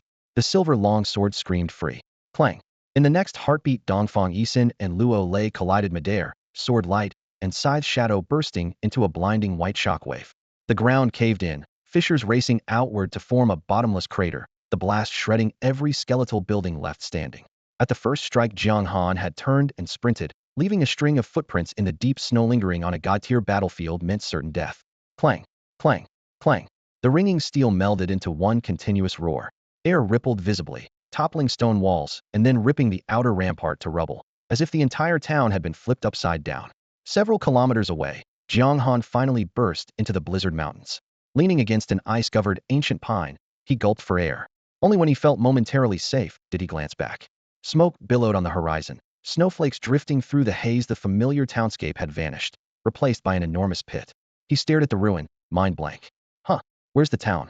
He tilted his head back and saw a colossal silver sword phantom crash down from the sky, tearing the clouds apart and sending the entire space into violent tremors. Gulp. He swallowed hard, palms sweating, and only one thought echoed in his mind. Is this the destructive power of a god-tier fighter? How is any player supposed to fight a boss like that? The battlefield was so far away that he couldn't make out the details. Yet from Luo Liai's rigid expression and the Sword Saint's aggressive momentum, he could tell the balance was tipping toward the Sword Saint. After a long while, the turbulence in the sky subsided. A burst of white light flickered almost like teleportation, and Dongfang Yisun landed at his side. Her battle dress had been sliced open in several places by sword energy, revealing flashes of porcelain skin, and her face was smeared with blood, yet she still wore an air of pride and confidence. Is Luo Lei dead? Jiang Han asked at once. Dongfang Yisun shook her head. Come on. He's one of the 10 demon gods. You don't take someone like that down so easily. But you said killing him was the only way to keep our secret. Jiang Han frowned in confusion. Just talking big to build momentum. Half of fighting is putting on a show, she said lightly. Jiang Han fell silent. It actually made a certain amount of sense. Relax, Dongfang Yisun continued. I forced him to swear before the god of oaths. For the next 2 years he can't touch you. And he's forbidden to mention what happened today. Got it. Comprehension dawned on Jiang Han, and he clasped his fists respectfully. Thank you. He suddenly remembered that Daniel had sworn an oath when taking him as a disciple, which was why he had dared to trust the man. Save it. That's 2 favors you owe me, Dongfang Yisun replied with a careless wave. I won't forget. Jiang Han answered earnestly. If the Sword Saint hadn't intervened, he'd be a dead man. There was no way he could disregard that debt. He covertly studied Dongfang Yisun. The delicate face, the slender neck, the narrow waist, youthful blood surging. A bold thought flashed through his mind. Could she have fallen for my handsome self? Ahem. Maybe that's just wishful thinking. Everything's settled, so I'm off. Dongfang Yisun nodded, stepped into the air, and soon blended into the distant sky. Watching her disappear completely, Jiang Han sighed. It's a crime to be this good-looking. Ding. System notification. Congratulations on completing this rank, main quest. Conquer and expand. Reward. For million experience and eligibility to enter the Demon God Treasury. Ding. System notification. Because Snow Town has been destroyed, occupation is no longer possible. Default result, destruction. Reward, 1 million experience and 1 rare treasure map. Ding. System notification. Attention, the Dark Legion led by Dark Sovereign Jianghan Shui has captured the level 3 town Snow Town in the Romance Zone. Nice, the quest is finally done. Jianghan arched an eyebrow. Another beam of golden light rained down, pushing his experience to 86%, just shy of the next level. Counting the experience from killing Phoenix and Teo, he had leapt from level 46 to 48 in one go. I wonder if taking down the Dark Gold boss Teo means the quest line is truly over, he mused. To be honest, he still wasn't sure whether the storyline was just a story or whether it could actually cost him his life. He had no intention of checking again. Staying alive was already blessing enough. Following the narrow trail back, he pushed through waist-high weeds and returned to the expansive border prairie. Because his account belonged to the Eastern Zone, no checkpoints stood in his way. Ding. System notice. The Vampire Legion led by Iceblood Moon, Catherine has captured the Eastern Zone Tier 1 capital, Vermilion Bird City. Ding. System notice. The Legion of Sin, commanded by Judgment of Vice, Solomon, has taken the Sakura Zone Tier 1 capital, Thunder City. The event raged on. While Jianghan walked, alerts of lost territories kept popping up beside his ears. Now and then a Tier 3 town managed to hold out with desperate player support. Yet the big picture was clear: the Dark Faction had come prepared, and most strongholds had already fallen. Time to see what I got. Talking to himself, he opened his inventory as he hurried along. 2 gold grade bosses, 1 dark gold boss, plus Jennifer back in the gloomy city. His bags were stuffed with spoils. 1. Drops from Phoenix. Azure Orchid Bow Gold. Attack, 300,330. Bonus, 20 attack. Bonus, 35 attack speed. Special, Wind and Snow Ward. Required level, 48. Description: Phoenix, guardian of wind and snow, commissioned this elegant yet deadly bow from a master smith. Knight's Now Cloak Gold. HP, 10,000. Bonus, 20 defense. Bonus, 20 tenacity. Required level, 45. Description: a symbol of leadership in Frost Town, wearing it radiates authority. Blinding Arrow Grade A. Description: a poisoned arrow aimed at the enemy's eyes. Even a mist clouds their vision. Effect: deals 150 damage and inflicts blind. Blind, 50 accuracy. Cooldown, 5 minutes. Class requirement: Archer. Nice haul. The weapon and skill book alone will fetch hundreds of thousands. Jianghan nodded in satisfaction. His gaze lingered on the silver-white cloak's smooth surface. So the game had cloak slots after all. Head thought his gear was complete, yet this missing piece offered both HP and defense, plus tenacity to cut crowd control time. He equipped it without hesitation, and his stats surged. 2. Drops from Lanta. Frost Gauntlets Gold. Defense, 100,120. HP, 5,000. Bonus, 30 HP. Required level, 46. Description: forged from ice crystal or famed for stellar protection. Frozen Armor Grade A skill book. Description: channel inner frost to form a sapphire armor that blocks attacks. Effect: 30 defense for 2 minutes. Cooldown, 10 minutes. Class requirement: none. Figures Lanta, a melee boss, would be kinder to a fellow brawler, he mused. Loot isn't always class specific, but experience told him tendencies existed. Phoenix, an archer, dropped bows and arrow skills. Lanta, a melee fighter, dropped gauntlets and defensive skills. He swapped out his weaker blackscale bracers, and his stats climbed again. Finally, the first kill reward for the Dark Gold boss. Divine Favor Gem Grade S. Description: a gemstone said to be granted only to those favored by the gods. Even deity-level entities covet its power. Effect: fuse any 2 skills you already possess into a single, stronger ability. Talents excluded. Jianghan sucked in a sharp breath. The first kill reward for an Abyss Gold boss was every bit as outrageous as rumored. The Divine Favor Gem could forcibly fuse any 2 skills into a higher tier ability, and that was simply insane. Forcing down his excitement, he pulled up his personal skill panel. The gem's description was blunt: the higher the original skills, the more frightening the fusion would be. Taken at face value, combining 2 S-grade skills might even produce an S-grade monster. He hesitated. It was still early in the game, and all of his abilities' passives included numbered only 11. Counting the freshly acquired frost armor. Among them, only 2 were S-grade: Evil Stomp and Domain of War. The level 50 Dark Rebirth couldn't be used yet. If an S-grade result were guaranteed, head hit fuse without blinking, but the odds were unknown, and the gem itself was merely glass. Was it really that miraculous? The thought of asking Xia Liar crossed his mind. With her knowledge, she might offer sound advice. But the line "even god-tier beings coveted" in the description screamed danger. Xia Liar had treated him well, yet the gem's allure was immense. What if she decided to kill him for it? He chuckled at the paranoia. No wonder Head inherited the dark swordsman legacy. His mindset was dark enough. Then inspiration struck. If it were just another S-class item, Why would God tier players chase after it? That practically confirmed a high chance of fusing an S-grade skill. Even so, he chose to hold off. The gem was a one-time treasure, best saved for the perfect moment. Besides, the Demon God Vault could still yield other rare grade skills, potentially opening better combinations. For now, the safest move was to learn Frost Armor first. Ding. System message. You have learned the skill Frost Armor, a grade. Ding. System message. Your Frost Armor, a grade, has been corrupted by the Dark Swordsman's evil power and transformed into Black Flame Armor, a grade. Black Flame Armor? Jiang Han raised an eyebrow and checked the skill list. Black Flame Armor, a grade. Description. Summons the latent black flames within your body to envelop you, greatly increasing defense and slightly enhancing stagger resistance. Effect. Defense 30, duration 2 minutes. Additional effect. Tenacity 10. Cooldown, 10 minutes. Jiang Han nodded in satisfaction. The only hidden class really didn't disappoint. Not only did the skill get a makeover, its numbers even got a modest boost. Nice. After that, he inspected the loot Jennifer had dropped.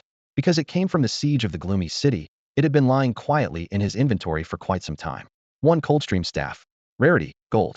Attack, 310350. Effect, 20 attack, 30 cast speed. Extra effect, 10 ice damage. Required level, 48.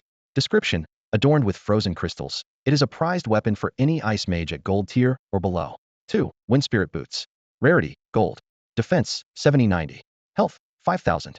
Effect, 20 movement speed. Required level, 48. Description, hand-sewn by a master tailor and enchanted by an air mage. They are whisper-light and highly breathable. 3. Ice Crystal Gem. Rarity, B tier. Description, a rare crystal that forms only on the summit of snowy mountains. Socket bonus. Weapons rings, increases ice damage. Armor, increases ice resistance. The Wind Spirit Boots far outclassed the heroic boots Jiang Han was wearing, so he switched them in without hesitation, immediately boosting his stats. Ding. System prompt. Socket the Ice Crystal Gem? Yes. Jiang Han confirmed, selecting the Wind Spirit Boots. Ding. System prompt. Ice Crystal Gem successfully socketed. Wind Spirit Boots gained 10 ice resistance. After squeezing every bit of value out of Jennifer's loot, Jiang Han turned his attention to the items dropped by Tello. A dark gold boss never disappoints. 1. Frost Steel Greaves. Rarity, Gold. Defense, 120130. Health, 5500. Effect, 20 defense. Required level, 46. Description, forged from frosted crystal, their durability defies belief. 2. Blazing Elixir. Rarity, Attire. Description, a crimson potion made from molten essence blended with rare reagents. Effect, 10 free attribute points. Side effect, 20 chance to reduce fire resistance by 10. 3. Chill Wind Robe. Rarity, Dark Gold. Defense, 280330. Health, 20,000. Effect, 30 defense. Extra effect, 20 ice resistance. Special skill, Self-Freeze. Required level, 55. Class restriction, Mage, Summoner. Description, paper-thin yet incredibly insulating. Its unique fabric is tough enough to repel ordinary blades. A dream robe for countless mages. 4. Flame Demon Helm. Rarity, Dark Gold. Defense, 200230. Health, 12,000. Effect, 35 defense. Required level, 58. Description, forged from the hardened lava plates of a flame demon and rare ores. Its imposing design places it among the finest dark gold sets. Set bonus. The Chillwind robe would have to wait, but the Frost Steel Greaves and Flame Demon Helm were too tempting to ignore, especially the helm with its hidden set bonus. Unfortunately, with a level requirement of 58, it would have to sit in his bag for now. Come to think of it, my dark armor just advanced, Jiang Han recalled. The system had notified him of its promotion to dark gold the moment he killed Tello. He wasted no time examining the dark armor, the class exclusive set for dark swordsmen that could easily rival epic gear. The stats appeared at once. Rarity, Dark Gold. Defense, 500,550. HP, 50,000. Passive, Defense 50. Bonus passive, HP 30. Skill, Shockwave of Dread. Requirement, Level 45, Class Dark Swordsman. Special, Indestructible, cannot be dropped. Lore. After the first Dark Swordsman slew the Sacred Dragon, he forged this armor from the dragon's inverse scale and rare metals. Bathed in enough blood, it grows stronger. Left unfed, it weakens over time. Whoa, Jiang Han shouted, grinning from ear to ear. Compared with this, his previous frost robe, despite being level 55, was trash. He equipped every new piece without hesitation. Heavy yet perfectly fitted plates snapped into place, dark gold runes lighting up inch by inch, while surging power flooded his body. The character panel refreshed. Dark Overlord E. Jianghan Shui. Tier, Gold Class Boss. Level, 48. HP, 655,200. Attack,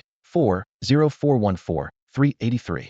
Defense 2, 3312, 583. Fame 69,300. Luck 1.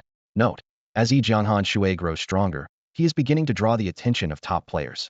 His attack barely changed, but his HP and defense skyrocketed to true boss levels. Below level 50, even most gold-tier bosses would struggle to dent his armor. Cutting down regular players would be effortless. Thrilled, Jiang Han darted onto the forums and typed a new thread title. Too powerful what now? Need help, urgent. Beep beep. No sooner had it posted than replies flooded in. First reply: user Knight sneaks into Widow Village. Quit flexing, poser. Within seconds Jiang Han's post was pinned to the top, the heat index exploding as sarcasm flooded the thread. Second reply: Qingyun, I've already reported you to the eternal devs. Enjoy the ban. Third reply: Tiandong Wanxiang, keep showing off. When the top players come for you, you'll be the one whining. Fourth reply: Laoshu Panjin, he's right. No matter how tough a boss is, players always kill it in the end. Getting a little full of yourself, aren't you? In front of the screen, Jiang Han took a deep breath, forcing down the surge of excitement. Most players were still hacking away in bronze or silver gear, yet he was decked out in gold with a few dark gold pieces, and his weapon had already reached the spirit tier. Anyone in his shoes would feel invincible. Low profile? Not happening. The Light Faction's bounty had already shoved him into the spotlight. The public enemy tag wasn't coming off. So why not lean into it and milk the hype?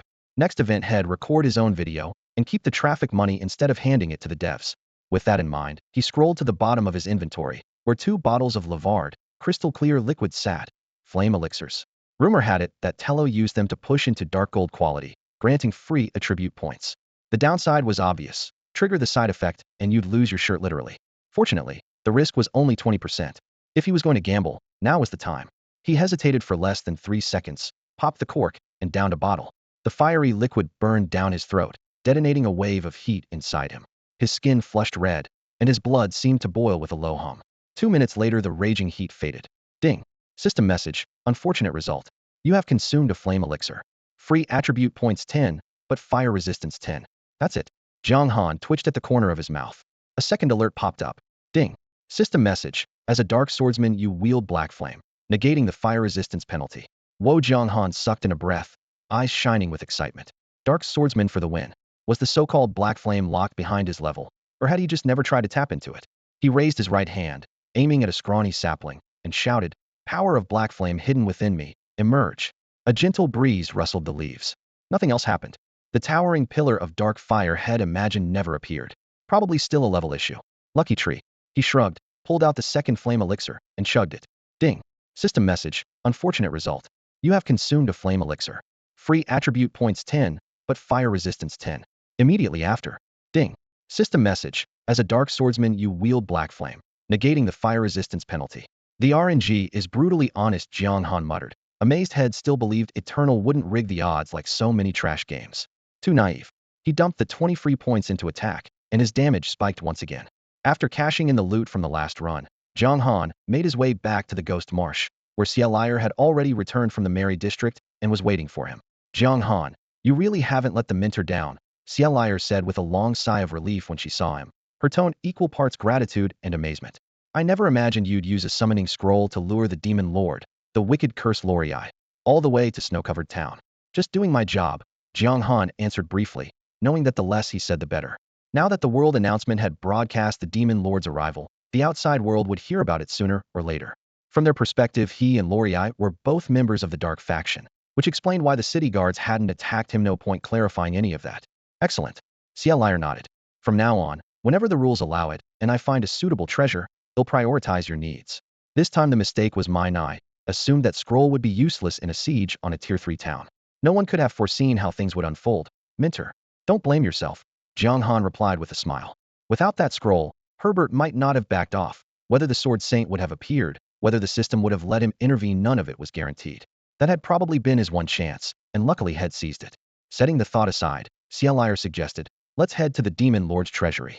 Leave right away, or? Let me rest for a moment first, Jiang Han said after checking his status window. All right, Xia Liar agreed. He removed his headset and glanced at his phone. 3:00 p.m. Thankfully had eaten breakfast at 9, knowing the siege would drag on. Otherwise had have been starving by now. After ordering takeout, he idly searched the forums for the keyword Flame Fiend. Dozens of posts appeared at once. Rogues could sneak through high-risk zones with stealth and target chests that didn't require kills. Nothing unusual about that. Vermilion Bird City. Jiang Han studied the map and locked onto the coordinates. The Flame Fiend helm was part of a dark gold set. Since the tooltip mentioned the Flame Fiend, odds were that monster dropped it. Vermilion Bird City had been overrun by the Dark faction, so the mobs inside were nominally friendly to him. The only question was whether players were currently allowed into a Tier 1 capital. A few minutes later his food arrived. He wolfed it down and logged back into the game. Even failing to defend Umbral City had earned him a dark gold Zephyr ring. The Demon Lord's treasury was an S-rank main quest reward, so its loot had to be far more impressive. His anticipation grew. A flash of white light, and his character materialized in the Ghost Marsh. Sia Lyre emerged from the mist and asked quietly, "Ready now?" "Ready. Mentor, please lead the way. Follow me." She turned toward the deeper reaches of Dark faction territory, and Jiang Han fell in behind her. Mid-journey, a thought struck him. "Mentor, when can I learn the riding skill?" In-game, knights received extra bonuses while mounted. Other classes could ride as well just without those knight-exclusive perks. "Mount up?" Cheryl chuckled as she led the way. "We're almost there." "All right." From that reply, Jiang Han guessed their destination was tied to his second-class advancement. After pushing through the Ghost Myria swamp, cloaked in miasma, Yiranthi headed due north at a rapid pace. The blighted forests soon fell behind, giving way to a barren, open plain. Cracked black earth lay underfoot, dotted with the occasional tuft of struggling grass. For nearly half an hour they pressed on while monsters of unknown level flashed along the edge of Jiang Han's vision-winged drakes, one-eyed ape fiends, scythed beetles, each exuding power far beyond anything he had met before. The sun dipped lower, painting the clouds blood red. 20 minutes later, a lifeless fortress jutted from the farthest point of the coast. Inky mist clung to its walls, salt wind had gnawed the stonework, and vines writhed through every crevice. The closer they came, the heavier the air felt. Ding. System prompt. You have entered the danger zone, Demonfog City. Super capital Demonfog City is the regular gathering place of the 10 demon lords and houses their treasure vault. Whoever takes this city will be hailed across the Tianheng continent. With a grinding rumble, the massive gates swung open. Inside, monsters crowded the streets like a tide. Some of the stronger ones had adopted human form, striding along in armor or hefting enormous blades. Jiang Han kept to Cheryl's back, terrified that a casual flick of some giant tail might swat him to instant death. Around him strode other top-tier powerhouses who had also completed siege missions. Every so often, he spotted a level 50+ gold rank boss proof they, too, had once conquered Tier 3 towns. 10 minutes of weaving through this throng brought them to the city's heart, a black tower that speared the heavens. Crimson runes crawled across its surface, and an occasional guttural roar echoed from within, raising gooseflesh on Jiang Han's arms. "This is the Demon Lord's vault," Cheryl whispered, pointing at a stone door. 5 floors equipment, potions, skills, common items, and special items. No fighting or looting inside, so take your time. Understood. Jiang Han committed every word to memory. But never go to the 6th floor, she warned, her expression turning cold. From there on it's a prison, holding terrors who once shook the world. With your current strength, stepping in is suicide. I understand, Jiang Han replied solemnly. As they spoke, the stone door creaked open. Monsters surged forward, their glowing red eyes brimming with impatience. Let's move. Cheryl, clearly eager herself, stepped inside. Jiang Han followed closely. Torches flickered along a broad corridor, their flames glinting off rows of metal shelves. On the 1st floor, Jiang Han's gaze was snared by the dazzling display of gear-heavy armor, staves, crossbows, mithril rings, each item neatly arrayed and pulsing with power. Ding. System prompt. You have entered the Demon Lord's vault. You have 10 minutes to choose one treasure. Claiming more than one will result in annihilation by the Vault Guardians. Whoosh, whoosh, whoosh. At the same moment, beams of pure white energy shot down from the ceiling above the 1st floor, shrinking the larger creatures so they wouldn't wreck the place while choosing their loot. Only 10 minutes? Jiang Han's heart skipped a beat. He didn't bother to hesitate. Vaulting past the 1st floor overflowing with gear, he stormed up the spiral stairs toward the 2nd level. The 2nd floor shelves were immaculate, rows of potion bottles standing at attention, their labels glowing softly. Had assumed single-use potions were low value and almost swept past, but habit made him trigger insight all the same. Text bloomed before his eyes like a holographic screen. Elven Spring Water Celestial.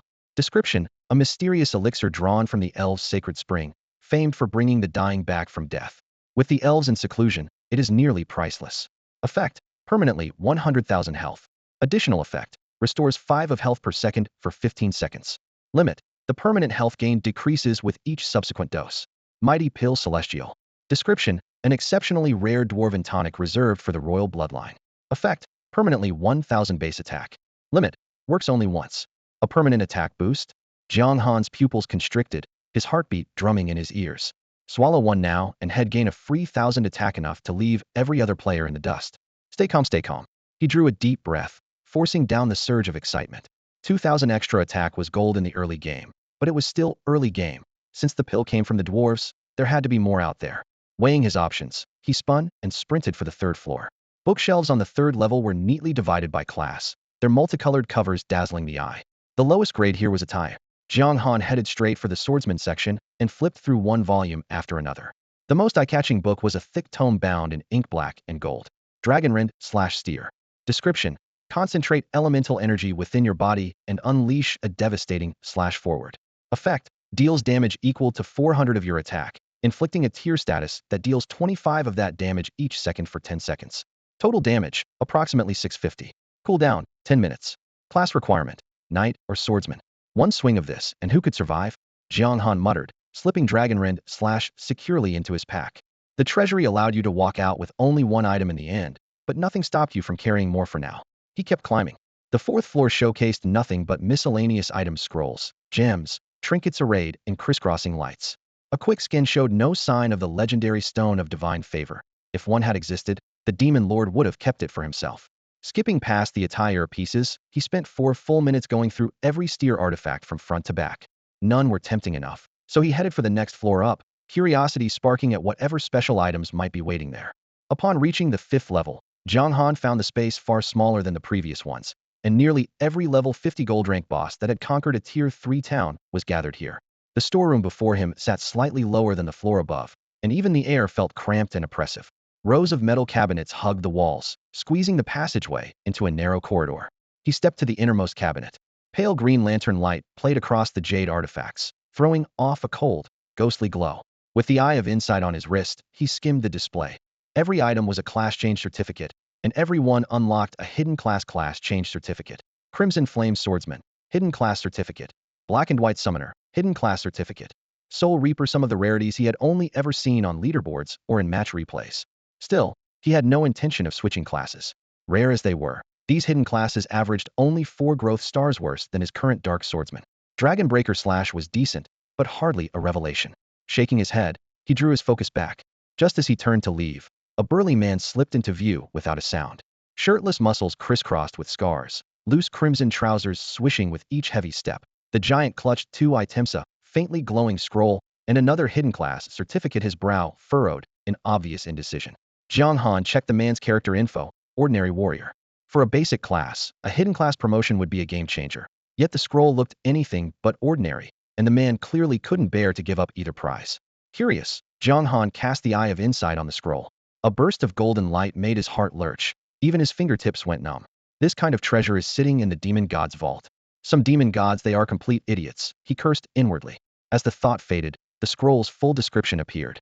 Replication scroll, grade S. This scroll houses a unique power that perfectly reproduces the effect of a single item.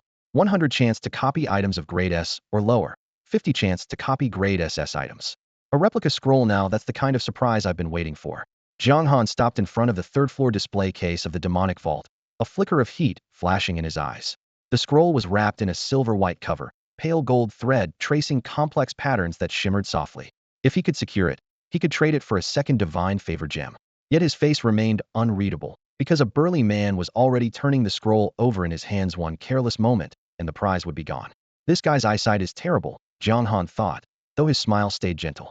He stepped half a pace closer, lining up shoulder to shoulder. Brother, what's on your mind? At our level, we're basically cannon fodder. If a real powerhouse shows up, they can squash us with a wave. Shouldn't we focus on grabbing a hidden class instead of a single scroll? The big man scratched his head and laughed roughly. You've got a point, but if you use a replica scroll well, it can be just as good as a hidden class. True, Jiang Han agreed, voice steady, eyes sincere. But what if we're killed before we ever use it? Then someone else walks off with the benefit. A hidden class steadily boosts survival. Staying alive is the real priority. He stressed the words steadily and alive, never insulting the scroll's value, only highlighting reality. If Head pushed the hidden class too hard, even a slow-witted man would suspect an ulterior motive. The big man frowned, eyes shifting between the scroll and a nearby row of job change certificates, his expression wavering. Jiang Han brushed dust from his sleeve with practiced ease. Idiot, he muttered, strolling toward another shelf, while keeping one ear tuned to the man behind him. No matter how rare a replica scroll is, can it outrank your own life? A moment later came the soft click of a cabinet door. Jiang Han pretended to tidy the neighboring items. Catching a glimpse out of the corner of his eye, the big man had put the scroll back and picked up a bright red certificate instead. Jiang Han exhaled in relief. Once the man stepped away, he doubled back, slipped the replica scroll into his cloak, and returned the dragon breaker head been holding to its spot. He let out a shaky breath, excitement pounding in his chest.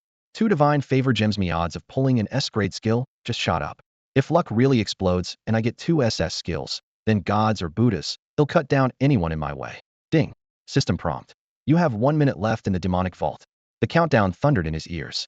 He was about to sprint for the exit when a heavy hand landed on his shoulder. Jiang Han turned to find the burly man grinning at him. Need something? Jiang Han narrowed his eyes, keeping calm. Brother, you were right. The big man beamed, flashing neat white teeth. That scroll isn't worth as much as a hidden class. Of course, Jiang Han replied coolly, even as he gauged the other man's intent. With the dark swordsman class, a standard hidden class meant little to him. For this fellow, the scroll truly was the riskier gamble. The big man extended a palm the size of a fan, voice earnest. Thanks for the tip, let's be friends. Fei Chi, I have insight. Berserker Fei Chi gold to your boss. Level 55. HP, for million. Attack, 3, 6503, 800. Defense, 2, 2002, 350. Skills, innate might, frenzied combo, blood boil. Bio, once a zealot of the Church of Light, his hatred turned him into a traitor. After leading the assault that captured the Tier 3 town of Tianhai, he earned the right to enter the demon god's treasury.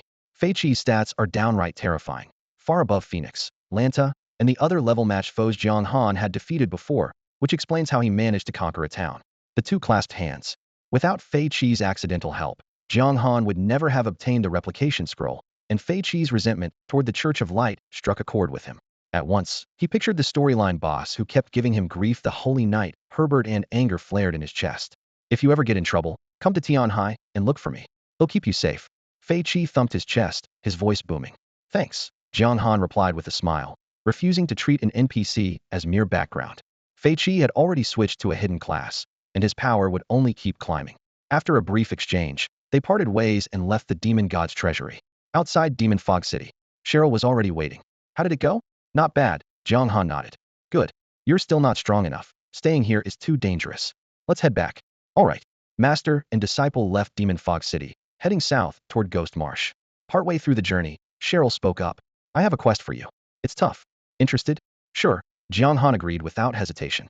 She paused, then said earnestly, you mentioned mounts before, and I've been thinking about it too. Now that I'm the Lord of Haishin City, I should have a ride worthy of the title. Jiang Han had already guessed she would become a city lord, and he knew the next chapter of the Light Dark War, the Dark faction, would seize large swaths of light territory, and an all-out clash was imminent. Mentor, what do you need me to do? Don't call me city lord.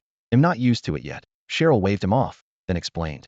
Near Yunbi City, there's a violet flame bamboo grove.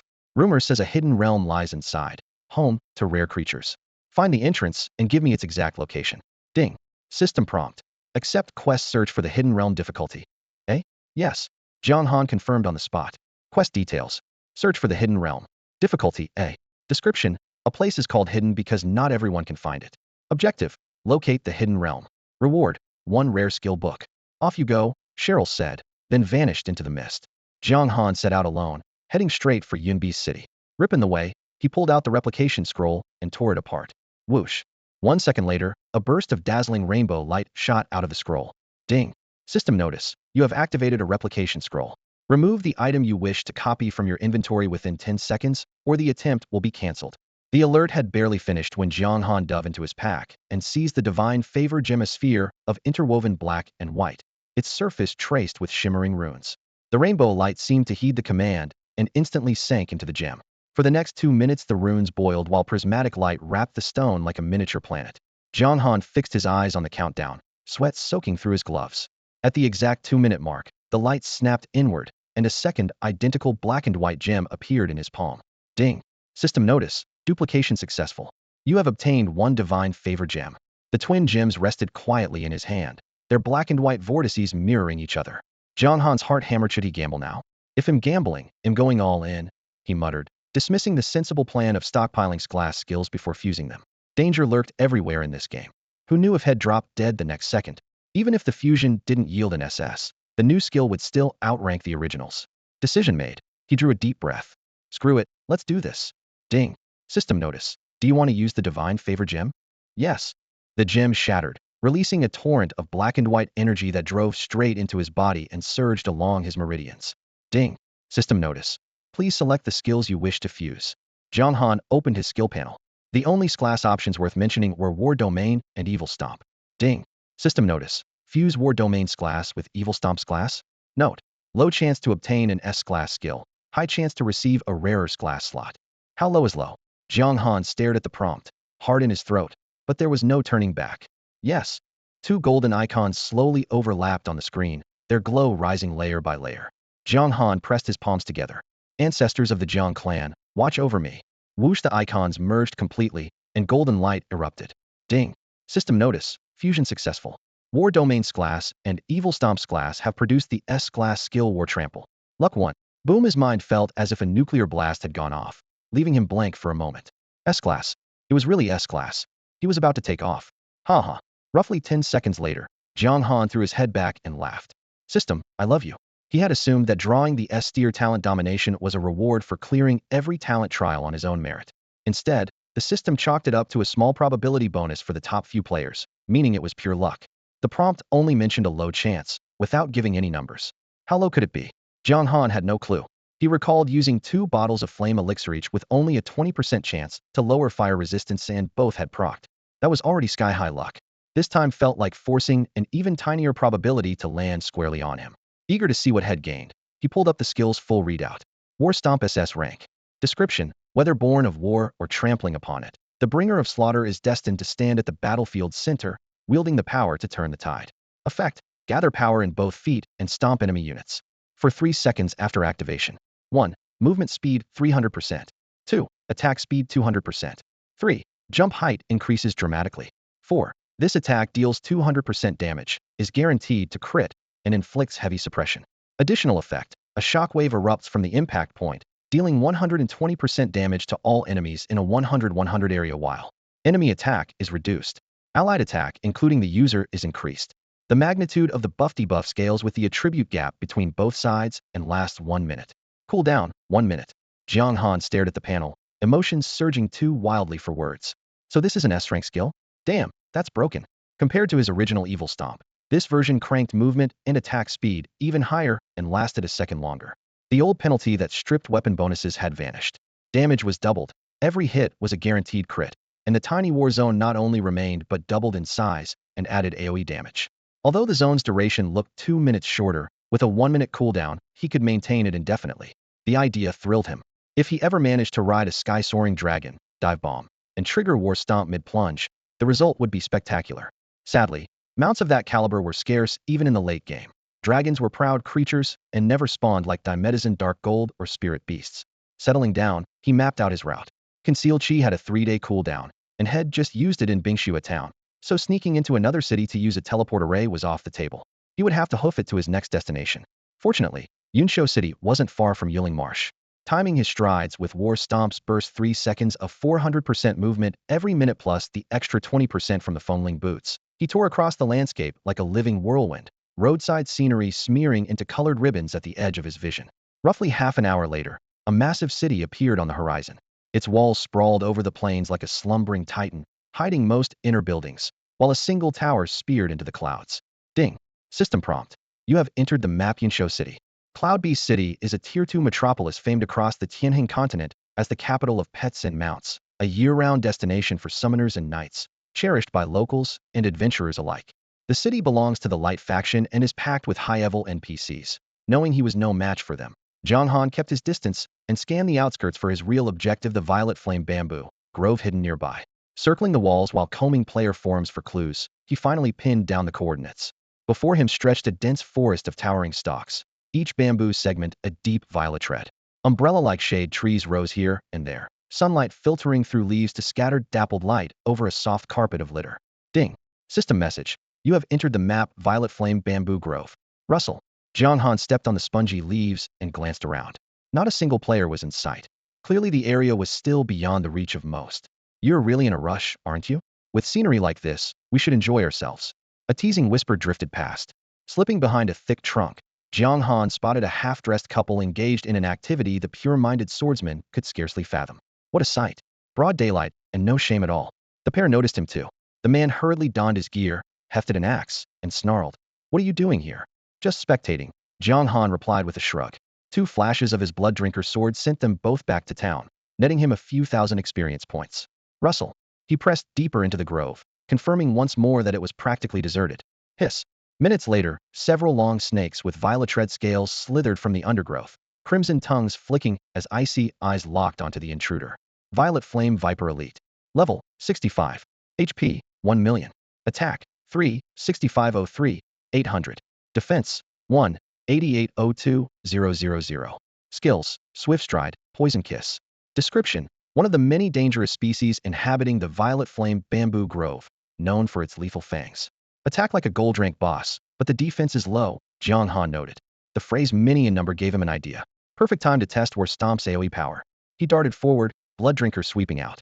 24,471.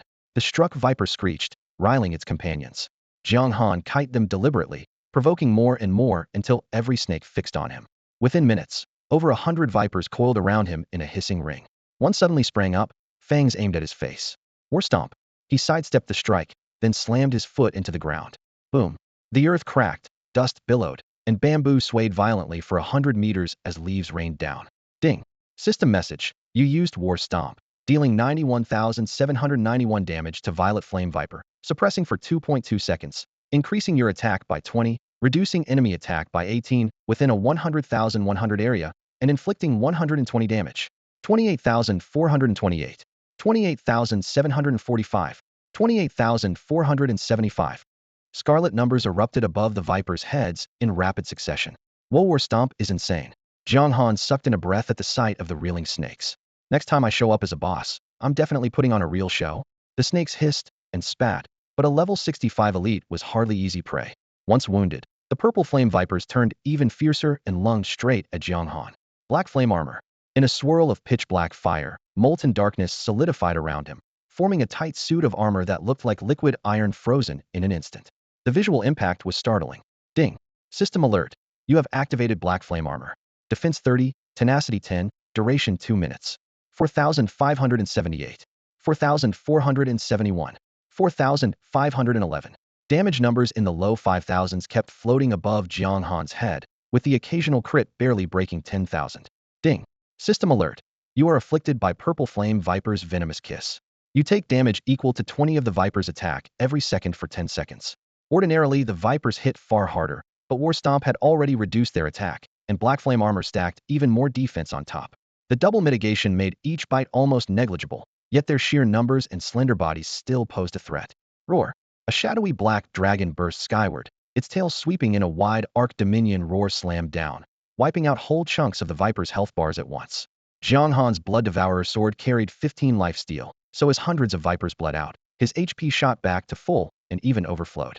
He simply rooted himself in place and spammed his 2 area skills the moment they came off cooldown, never needing so much as a potion. Time ticked by beneath a barrage of slashes and hisses.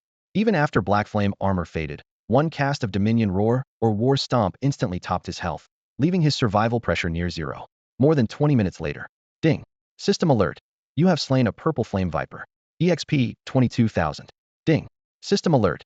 You have slain a Purple Flame Viper. EXP 22,000. Level 65 mobs already gave generous experience, and Jiang Han was only level 48, so the overlevel bonus doubled every drop. The chime of system alerts barely paused until the last of the Vipers collapsed. Flash. A pillar of golden light level 49 had been just 14 short, so the kill spree handed him a clean level up, leaving him 1 step from his second-class advancement.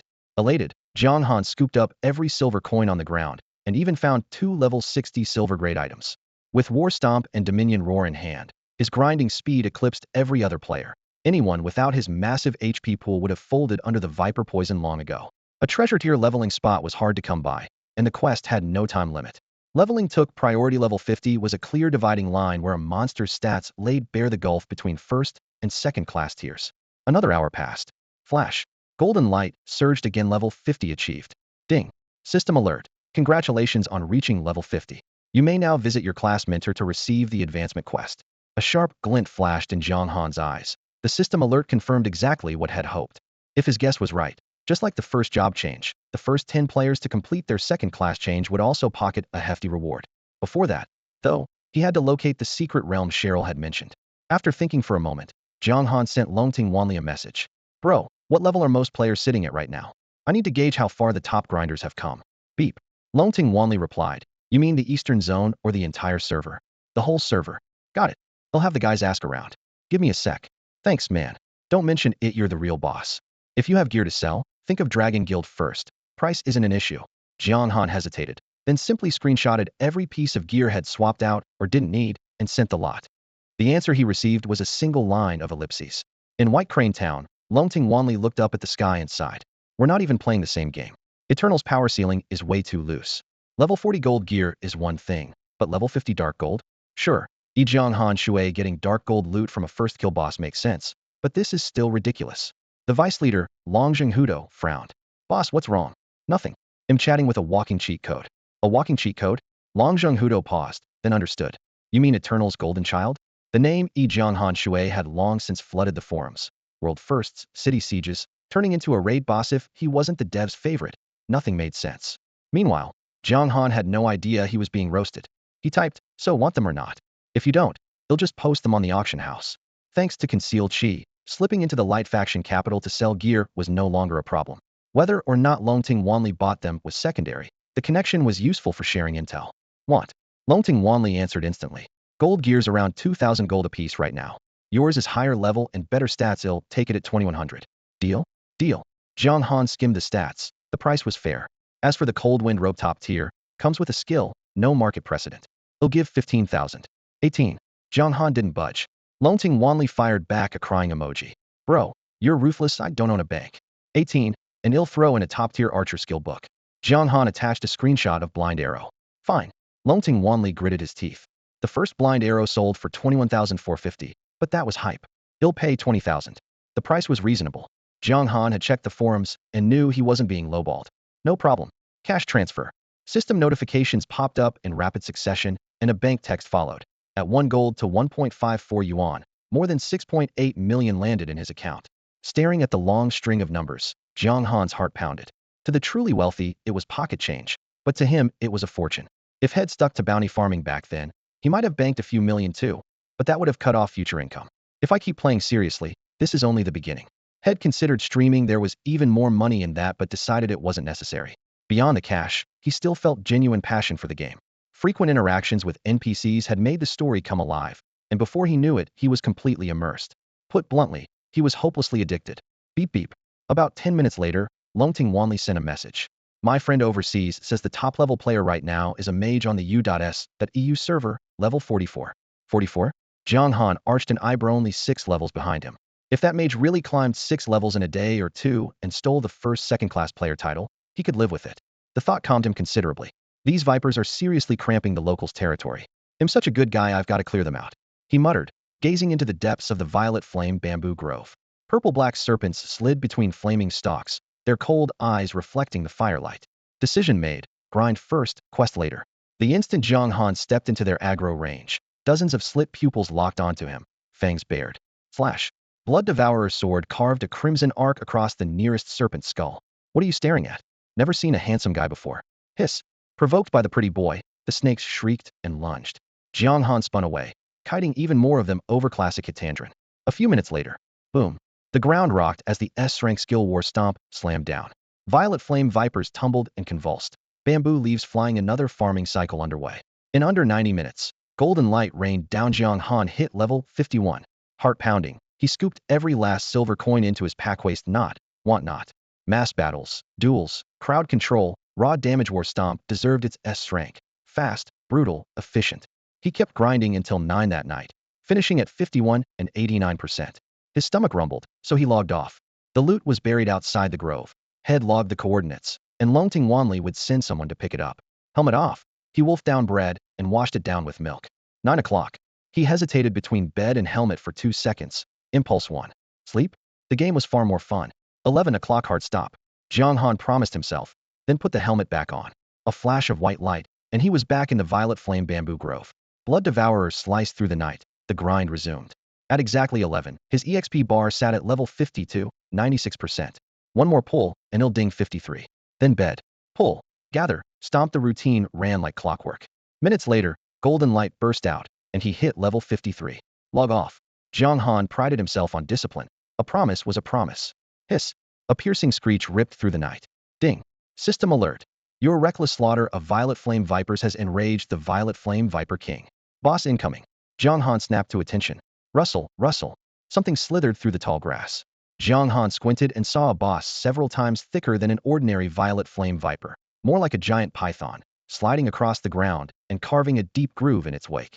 Its crimson scales gleamed, its fangs were pitch black, and its slitted eyes radiated menace. Violet Flame Serpent King, Dark Gold Boss. Level, 68. HP, 7,500,000. Attack, 11, 50012,000. Defense, 5,0005, 350. Skills, Rapid Venom, Serpent Kiss, Toxic Haze, Blood Frenzy. Description, Sovereign of the Violet Flame Bamboo Grove. Chosen from thousands of deadly snakes, enormous and ferocious enough to swallow you whole. Dark Gold. Jiang Han's fighting spirit vanished on the spot. The gap between dark gold and gold quality was a chasm. Any strike he managed would bounce off those scales long before it dealt damage, never mind the level 68 suppression. Exhaustion washed over him. With a self-deprecating mutter, lucky you, am half asleep and out of stamina, logged off just as the boss closed in. A streak of white light erupted, and his avatar vanished from the bamboo forest. He wasn't worried. No one on the entire server could kill a dark gold boss yet, and he already held the first kill title for that tier. The next day, 8 a.m. The aroma of frying oil drifted up from the breakfast stall downstairs.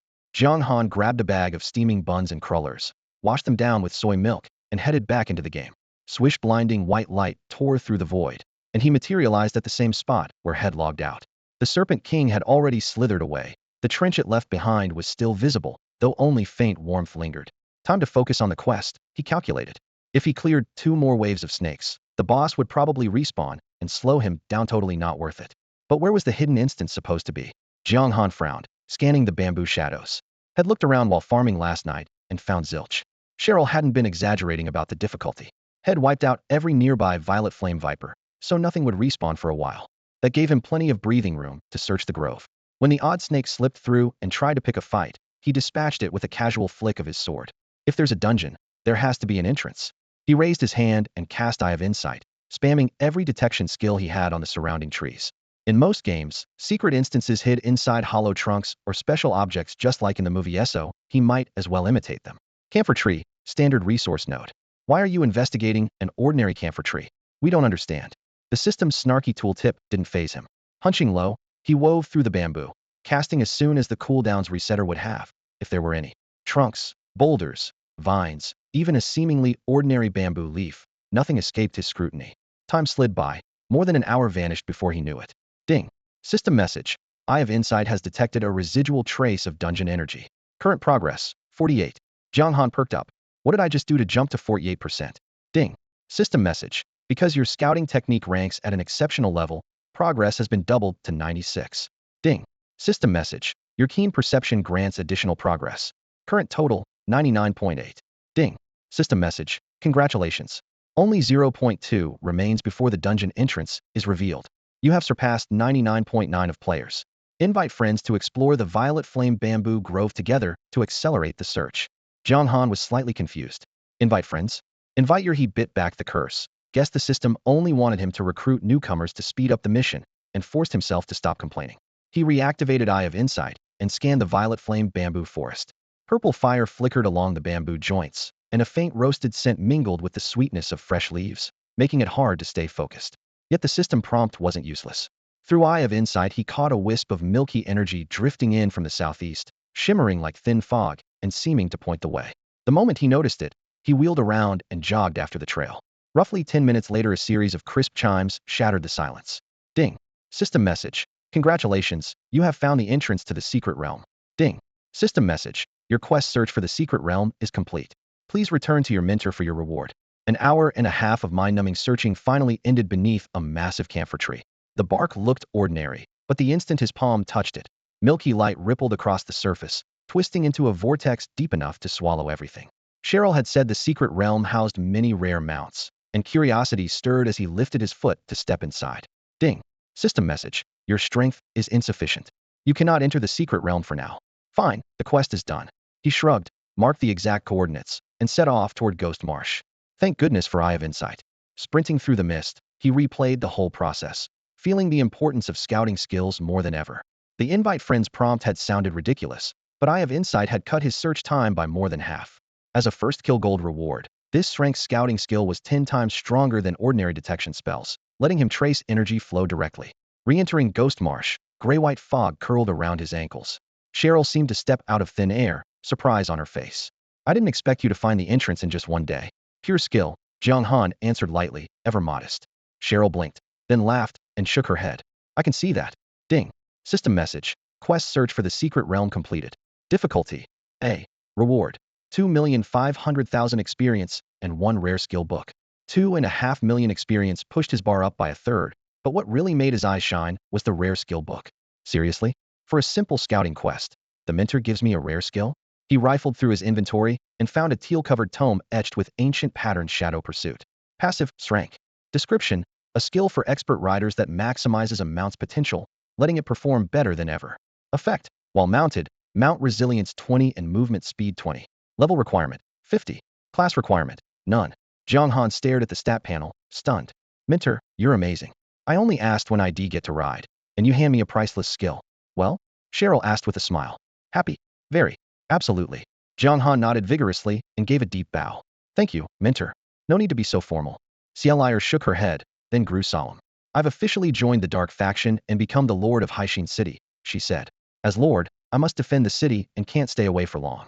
Here, take these 2 scrolls. She drew 2 dark purple scrolls from her robe. Ash-gray lines coiled across their surface, exuding a faint aura of death. Handing them to Jiang Han, she watched him activate Eye of Insight the moment his fingertips touched them. Undead Sense, Grade A.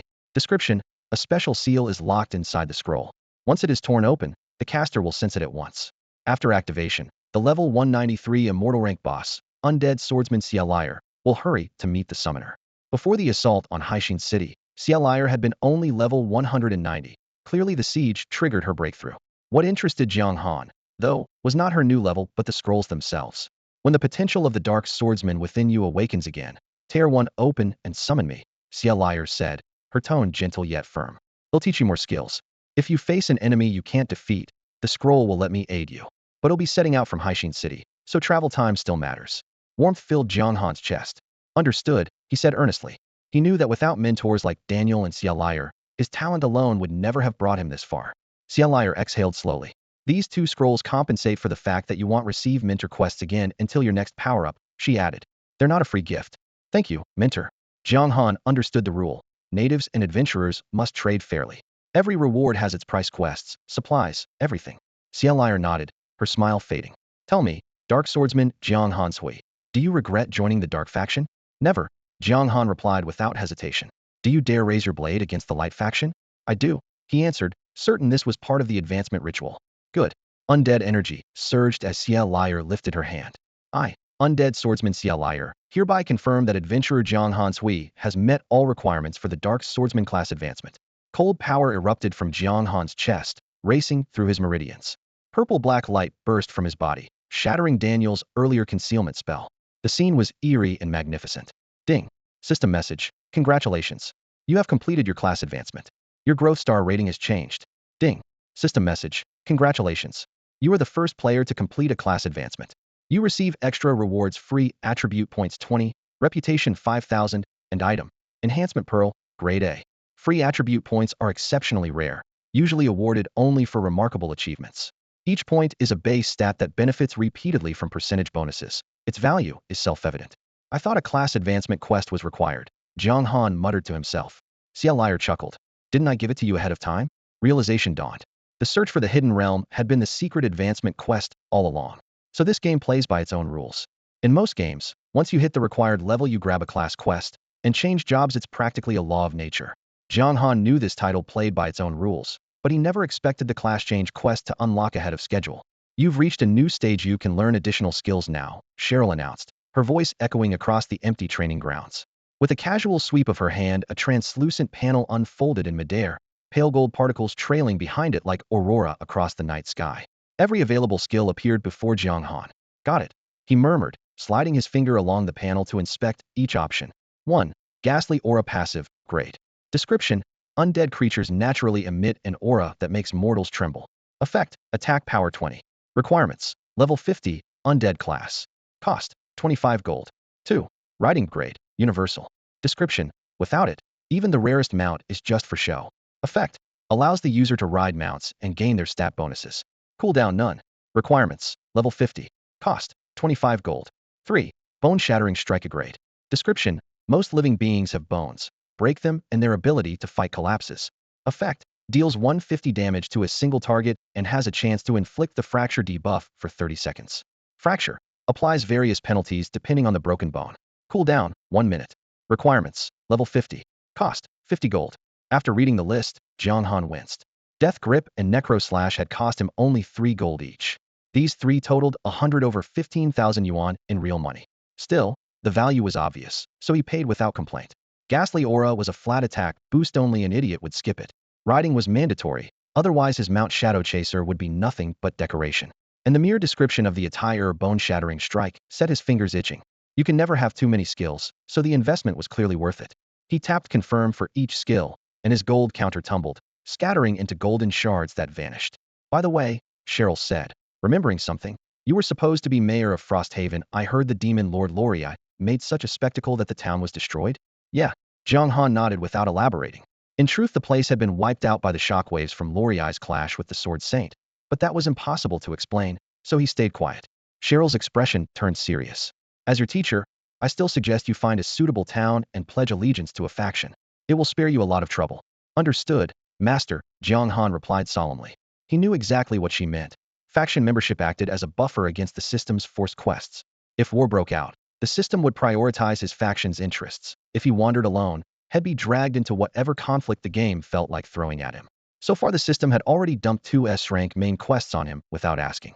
If it decided to hand him an SS ranker next time, he'd be a dead man. Based on past experience, the difficulty of siege or defense missions rises with a city's rank, which is why, even after Jiang Han's recent power-up, Cheryl still suggested he rest in a well-equipped town rather than a city. You understand, and that's all that matters. A meaningful gleam flashed in Cheryl's eyes as she nodded.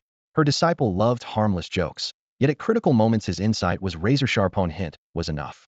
Since you've mastered the skill, you'll head to that secret realm you mentioned, find an appropriate mount, and then garrison Hyson City. Safe travels, mentor.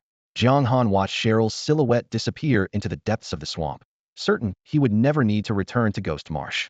He opened his backpack, and the first thing he saw was the system's reward for the first player to reach Tier 12 Fiery Red A-Grade Enhancement Pearl. Enhancement Pearl A-Grade. Description: a rare gem that greatly boosts equipment. Effect: choose any one piece of gear to increase its power. Note: high chance of raising the item's required level. Use with caution. Limit: effective on Earth-grade gear and below.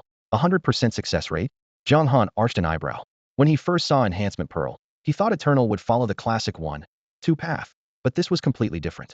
For him, it was fantastic. Other games boasted a 10 success rate, and you were lucky if 5 worked. Even a dog would shake its head. Ding system prompt. Do you want to use the Enhancement Pearl? Yes. He didn't hesitate. His level and power were climbing too slowly. Holding the pearl until he found Earth-grade equipment would only waste its value. Ding system prompt. Please select the equipment you wish to enhance. Blooddrinker Sword. The bead dissolved into crimson energy that flowed into the blade. The slender sword flared scarlet, its edge razor bright. After a dozen seconds, the glow faded. Ding system prompt. Your weapon Blooddrinker Sword has been enhanced. Its attributes have risen dramatically. A surge of raw strength raced from the hilt into Jiang Han's arm. Blooddrinker Sword. Grade: Spirit. Attack: 11001300. Effect: 50 attack. Effect: 60 attack speed. Extra effect: 15 lifesteal. Special skill: Advanced Blood Feast. Required level: 48. Description: the personal sword of the dark swordsman Luo Yi. Though countless years have worn it down to 1,000th of its original might, it is still a rare weapon. Holy! Jiang Han's heart pounded. The weapon's top attack stat had nearly doubled, every percentage bonus had climbed, and even its skill had evolved. Advanced Blood Feast passive A-grade. The sword's power rises with every drop of blood it consumes. Each kill adds 1 attack, stacking up to 30 times until combat ends. Enhancement bonus. Max stacks 10. That meant another 10 attack in a mass brawl. With his Tier 2 boost and the weapon upgrade, just how outrageous were his stats now? Eagerly, Jiang Han opened his character panel. Dark Overlord Jiang Han. Water Gold Tier Boss. Level 53. HP 817,600. Attack 7, 1067, 799. Defense 2, 9403, 192. Fame 74,300. Luck 2. Description: called the child of eternity by adventurers, he possesses talent and potential beyond imagination. How far he will go, no one knows. Over 7,000 attack. Jiang Han tightened his grip on the sword and blew out a hot breath. He was now more than twice as strong as a gold-tier boss of the same rank. The outrageous jump in damage can't be explained by weapon buffs alone. That thought flashed through Jiang Han's mind, and he immediately opened the growth star panel. Dark Swordsman. Description: the most powerful and mysterious beings among the undead. Countless historical records tell of dark swordsmen wreaking havoc across the land. They harbor a force of pure malice, are cold, violent, domineering, bloodthirsty, and possess unmatched potential for growth. Health, attack, defense, speed. Row after row of stars almost swallowed his vision. He stared for a full second. His growth stars had doubled. A normal class averages 3 stars, and the hidden class dark swordsman already starts with 5 on every stat, with a groundbreaking 6 in attack. Now every attribute had doubled, leaving at least a 4-star gap over any regular player. Gaining 6 base points per level versus 10 might sound abstract, but anyone could imagine how absurd that difference really was. After confirming the panel, Jiang Han turned and sprinted back to the violet flame bamboo grove. With 5 extra stars in speed, his movement at level 53 was 26.5% faster than before. The mountain wind howled past him, and he reached the grinding spot in just over 20 minutes. The grove looked exactly as before, forked tongues flickering, razor-leafed stalks rustling. Jiang Han raised a hand, summoned Grasp of the Undead, and began his routine. Pull, group, and clear. Smooth and efficient. Ding. System prompt. Your wanton slaughter of Violet Flame Vipers has enraged the Violet Flame Viper King. Exactly what had been waiting for. Jiang Han's eyes narrowed. The real target of this trip was that dark gold-tier boss. Hissing echoed from deep in the bamboo. The massive Viper King burst through the stalks, its icy pupils locking onto Jiang Han. He advanced instead of retreating, taunting it while pulling even more vipers until the snakes pressed in on every side. Trying to body block it? Impossible. The ordinary vipers were far too small to stop the enormous boss. Whoosh. The Viper King shot forward. Its fangs were like twin battle axes, clamping down on Jiang Han's shoulder. With the snake swarm hemming him in, he had nowhere to dodge. Pain exploded through him as though a drill were tearing his flesh apart. Ding. System prompt. You have been struck by venomous serpent's kiss, losing 132,470 HP and suffering toxic erosion, taking damage each second equal to 25% of the Viper King's maximum attack. 3,000. 3,000. 3,000. His health plummeted, a flush rising to his face, limbs tingling as the venom churned inside him. Yet his expression stayed calm. His skills chained together like flowing water. Grasp of the Undead, frenzied cleave, death slash, all slamming into the boss. 51,420. 20,021. 22,414. Red damage numbers sprayed forth. The Viper King's attack was terrifying, but its defenses were soft. Jiang Han's blows tore straight through. Seconds ticked by. The toxin gnawed at his HP bar, while his skills hammered the serpent's scales in wave after wave. 40+ seconds later, Jiang Han's health hit rock bottom. The purple flame Viper King didn't strike often, but every hit was devastating. Even with his full concentration, Jiang Han could barely last 40 seconds. Soloing it was impossible unless he had teammates. With his HP in the red, Jiang Han unleashed War Stomp. A thunderous boom echoed as his burst of speed let him plant a boot squarely on the Serpent King's skull, driving it into the shattered ground. Dust billowed and a shockwave tore outward. Ding. You used War Stomp, dealing 107,700 damage to the Purple Flame Viper King and suppressing it for 0.75s. Your attack 20, boss attack 10. All Purple Flame Vipers within 100,100 lose 22 attack and take 120 damage. 9,912. 10,471. 10,054. Hundreds of small vipers instantly became walking blood bags, refilling Jiang Han's health bar. With his defense now over 3,000 and War Stomp's debuff stacked, the regular vipers couldn't even pierce his armor. They were just free lifesteal. Guys, let's finish it together. Jiang Han raised his sword and stuck to the boss, confidence restored by his squad's presence. Hiss. The Serpent King watched its prey climb from near death to full health and thrashed in fury, but War Stomp still dampened its damage. 80-60 Jiang Han ground away 7.5 million HP. At 50 health, the king's scales turned blood red. It writhed violently and spewed pitch-black poison. Ding. The Purple Flame Viper King used Miasma. Your attack 15, attack speed 25 for 1 minute. Ding. The Purple Flame Viper King used Super Bloodlust. Its attacks gain 20 life steal, attack 20, attack speed 20 for 2 minutes. Figures it wouldn't be that simple. Calm. Zhang Han activated Black Flame, Aegis Dark Fire formed armor around him, boosting defense by 30 for 2 minutes and triggered the ring skill Gentle Breeze Ward.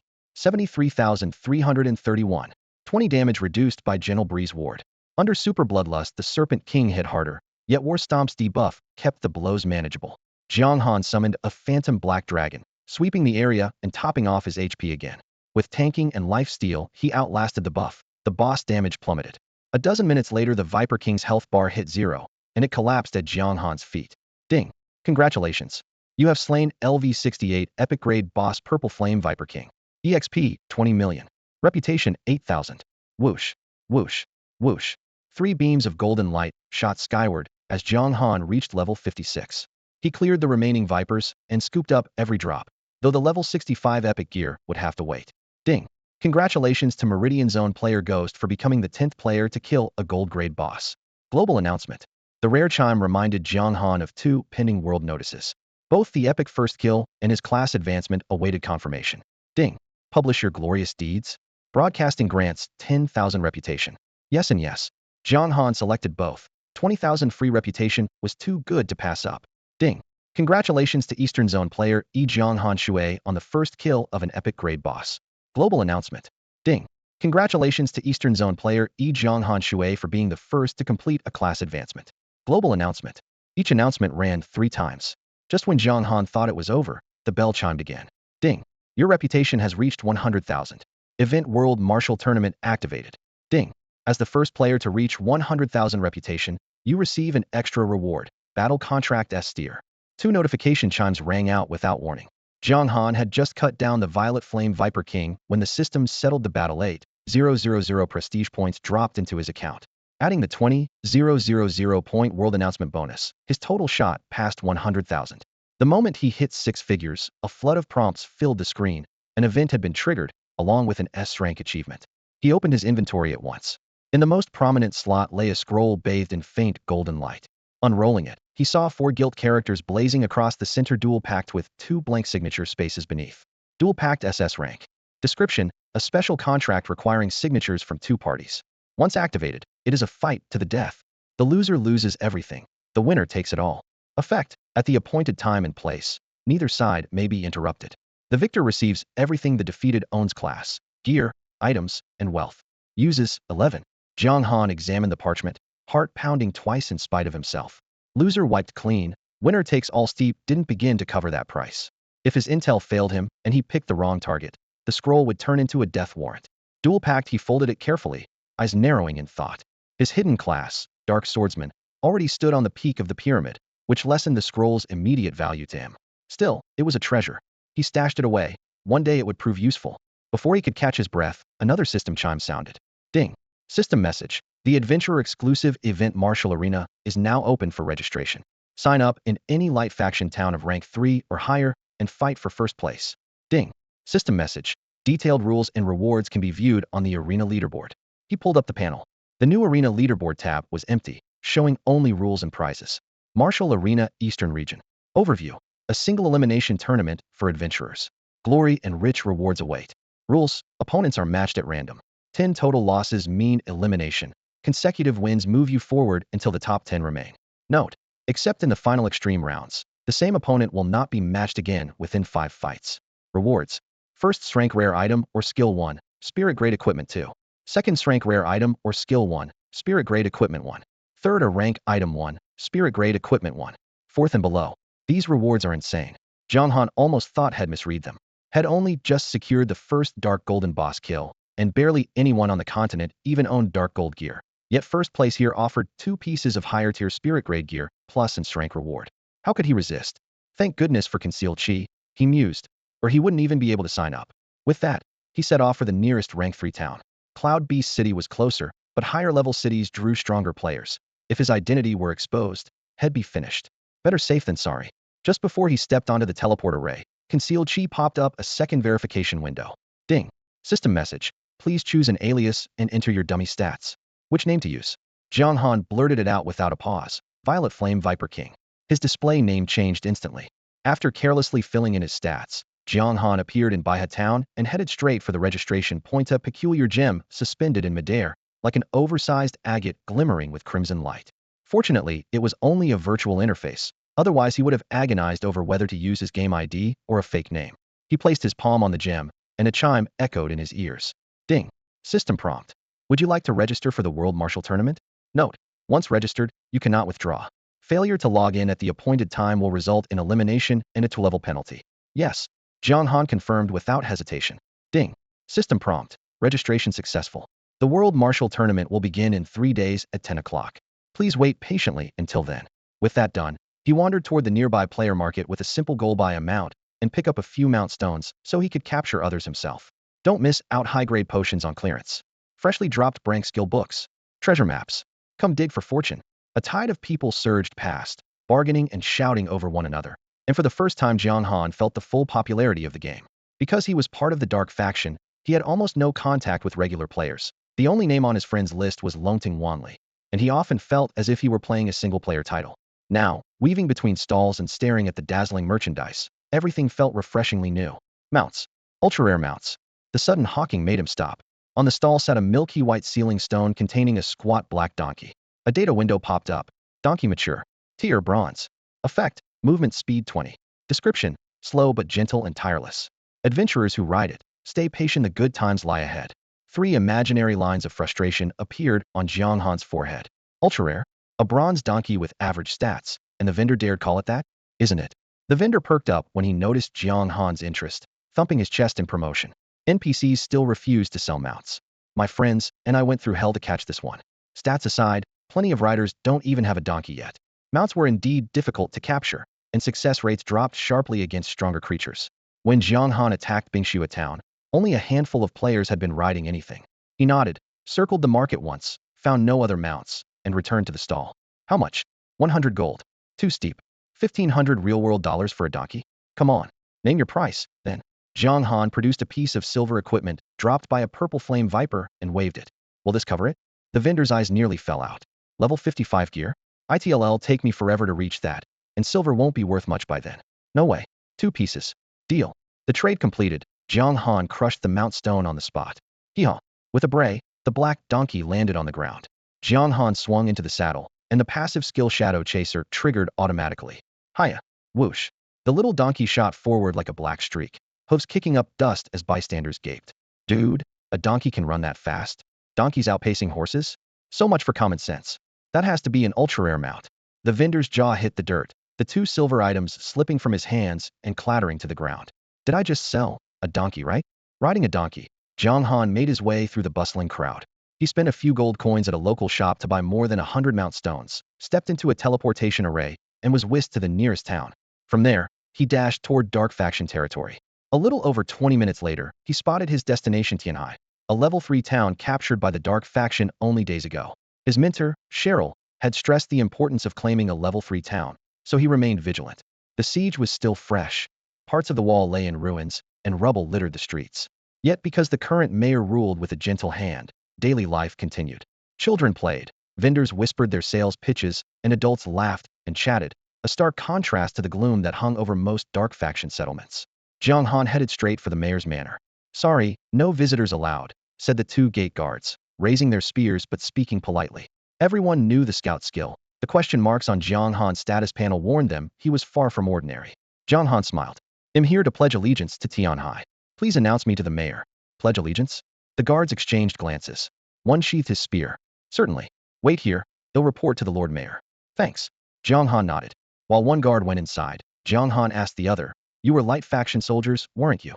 I didn't see many dark faction creatures on my way in. That's rare. The guard gave an awkward grin. We kind of switched sides. The mayor's a local, so he didn't give us a hard time. Jiang Han nodded, understanding. Moments later, a burly man burst out of the manor, beaming. Brother, didn't expect to see you again so soon. Jiang Han laughed. The town I took got wiped out. I need a place to stay. Hope you don't mind. The mayor was Berserker Fei Kai's hardy fellow who had once urged Jiang Han to abandon a replication scroll and choose a hidden class in the demon god's treasury. Back then Fei Qi had said, if you ever need help, come to Tianhai. Trusting that promise, Jiang Han had come. Fei Qi waved away his thanks. Not at all. Then his expression turned serious. Actually, your timing is perfect. Jiang Han felt a twinge of unease. Perfect? Don't scare me. He suspected the system had set up another quest for him. Fei Qi leaned closer. Honestly, I think you'd do better as mayor than I do. Would you take the job? Ding. System prompt. Do you accept Berserker Fei Qi's abdication and become the mayor of Tianhai? Hell no. Jiang Han practically blurted out the words, barely stopping himself from cursing the system's entire family and slamming the reject option. Mayor of this town? What's next? Making me the final boss of the siege event. He waved his hands frantically. You don't want the position? The burly Fei Qi asked, scratching the back of his head. Brother, we really mean to hand the town over to you. Tianhai is running smoothly now. All you need to do is keep things as they are. No way. Jiang Han's hands were a blur. What have I ever done to deserve your throne? I just want to stay low-key and look good while I'm at it. Spare me, please. He had already attracted enough top-tier trouble. Slap the word mayor on him, and the system would nail him in place as the end-stage boss of every siege. Any hotshot could show up at his door. He wasn't strong enough yet. Better to keep his head down and grind. Fei Qi opened his mouth, then sighed in defeat. Jiang Han pressed. Brother, you insist on making me mayor. Is there some reason or some awkward secret behind it? What he really wanted to ask was whether the system was targeting him, but that was a bit too blunt. Fei Qi hesitated, then nodded and signaled the gate guards. Let's talk inside. Ding. System prompt. Congratulations, you have triggered the hidden side quest salvation. The chime echoed in Jiang Han's ears, making his heart skip a beat. Again? System, I love you but stop playing me. A single offhand comment, and a hidden quest pops up? Someone clearly dug this pit in advance, just waiting for him to fall in. The feeling of being watched was uncanny. The manor's grand hall was empty and silent, candle flames flickering. Fei Qi's smile vanished as he spoke in a low voice. Jiang Han Shui, I know about your past. Jiang Han feigned surprise and waited. On Tianxin continent, he was half a celebrity wanted by the Light faction, hunted by adventurers. Someone knowing his dirt wasn't exactly shocking. Fei Qi continued. You were once with the Light faction, but after falling out with the natives and racking up debt, you turned to the necromancer Daniel and betrayed them outright. He met Jiang Han's eyes. So I think you'll understand my dilemma. What dilemma? Jiang Han stayed wary, his face calm. Fei Qi took a deep breath. It involves you. After the Battle of Shadow City, Cheryl got you out, but your mentor Daniel died. With that, all 9 necromancers are gone, and the Light Church has gathered the 9 pearls formed from their remains. The air grew heavy. Jiang Han's instinct to dodge the quest vanished in an instant. This side story involved the necromancers and the Light Church. Legend said the 9 necromancers originated from shards of power left by a supreme being who called himself the Explorer. Collect all 9 pearls, and you could shatter the world's rules, allowing higher-dimensional beings to descend upon the continent. Fei Qi's expression darkened. The Light Church wants the pearls to summon their god. The Explorer? Jiang Han mused. According to Luo Yi, the Tower of Divinity battle hadn't targeted Daniel, but the Explorer himself. He pressed on. What exactly does breaking the rules mean? The game's rules? And if they really break, what happens? Thoughts tangled like loose threads. The more Jiang Han pondered, the more chaotic it became. The lore of Eternal had gone from absurd to outright bizarre. I'm not entirely sure. Fei Qi shook his head. With my current strength, I can't reach the secrets bound by the rules. I've only picked up fragments of this story from ancient texts. All right, go on, Jiang Han muttered. Fei Qi drew a long breath and went on exposing the grim truth. The Explorer's power is inherently tainted. To summon their deity, the Radiant Church plans to sacrifice 100 young girls virgins with exceptional affinity for the element of light in hopes of cleansing the lingering evil inside the pearls. His face darkened completely, knuckles whitening around his clenched fists as he fought to keep his rage in check. Jiang Han saw all of this and felt a chill. Your family is one of the offerings? Yes. A frigid killing intent flared in Fei Qi's eyes. They preach love and justice, yet turn innocent girls who long for the light into sacrifices. My sister is only 8. How dare those animals do this? Jiang Han immediately connected this to Fei Qi's sudden decision to hand over the town. So you want me to run the place while you save your sister? Fei Qi nodded. Only then did Jiang Han fully understand why Fei Qi's profile labeled him a traitor who loathes the Radiant Church. In his shoes, Jiang Han would likely have done the same. Jiang Han pieced the clues together. The fall of Gloom City, Daniel's death, the Radiant Church successfully gathering 9 pearls. This entire storyline had robbed Fei Qi of his sister. No wonder the developers had said the game world would evolve on its own. I know I'll probably die, Fei Qi said with a bitter smile, yet he showed no sign of backing down. But if I don't try, what right do I have to call myself her brother? How will you save her? Charge straight into the Radiant Church. Jiang Han asked. With the player's current power, that side quest was at least S level, maybe even SSS. I have a special method, Fei Qi whispered. I can teleport right to her side. If I kill the guards around her, I can get her out. There was no hint of secrecy in his tone. Jiang Han's background ruled out any chance he was a Radiant spy. Ding. System message. Congratulations, you have triggered the hidden side quest rescue. Difficulty SSA. Except, Jiang Han's pupils contracted. Unlike Luo Yi's earlier, return the jade pendant quest, which had shown no difficulty rating, this one displayed a range of SS to A from the start. The outcome clearly depended on the choices players made. It could be impossibly hard or comparatively easy. Suddenly, Fei Qi seemed to remember something. Back in the demon god's treasury, do you know why I hesitated between the replication scroll and the hidden class? Jiang Han caught on. You plan to trade the replication scroll for your sister's freedom? Exactly. Fei Qi admitted it. The replication scroll was incredibly valuable, and he had no idea what the church really wanted. Such a versatile item was the safest bet. Jiang Han's words hit him like a hammer, forcing him to reassess. For the strong, the replication scroll is a treasure. For the weak, they might die before they ever use it, and it will only benefit someone else. You're right, building my own strength matters most. He was genuinely grateful for Jiang Han's insight. Jiang Han's reminder echoed in his mind. Would he really march into the Radiant Church with nothing but a replication scroll to buy his sister's freedom? Perhaps the outcome would still be his sister on the altar and him never returning, handing the Church of Light a replica scroll for free.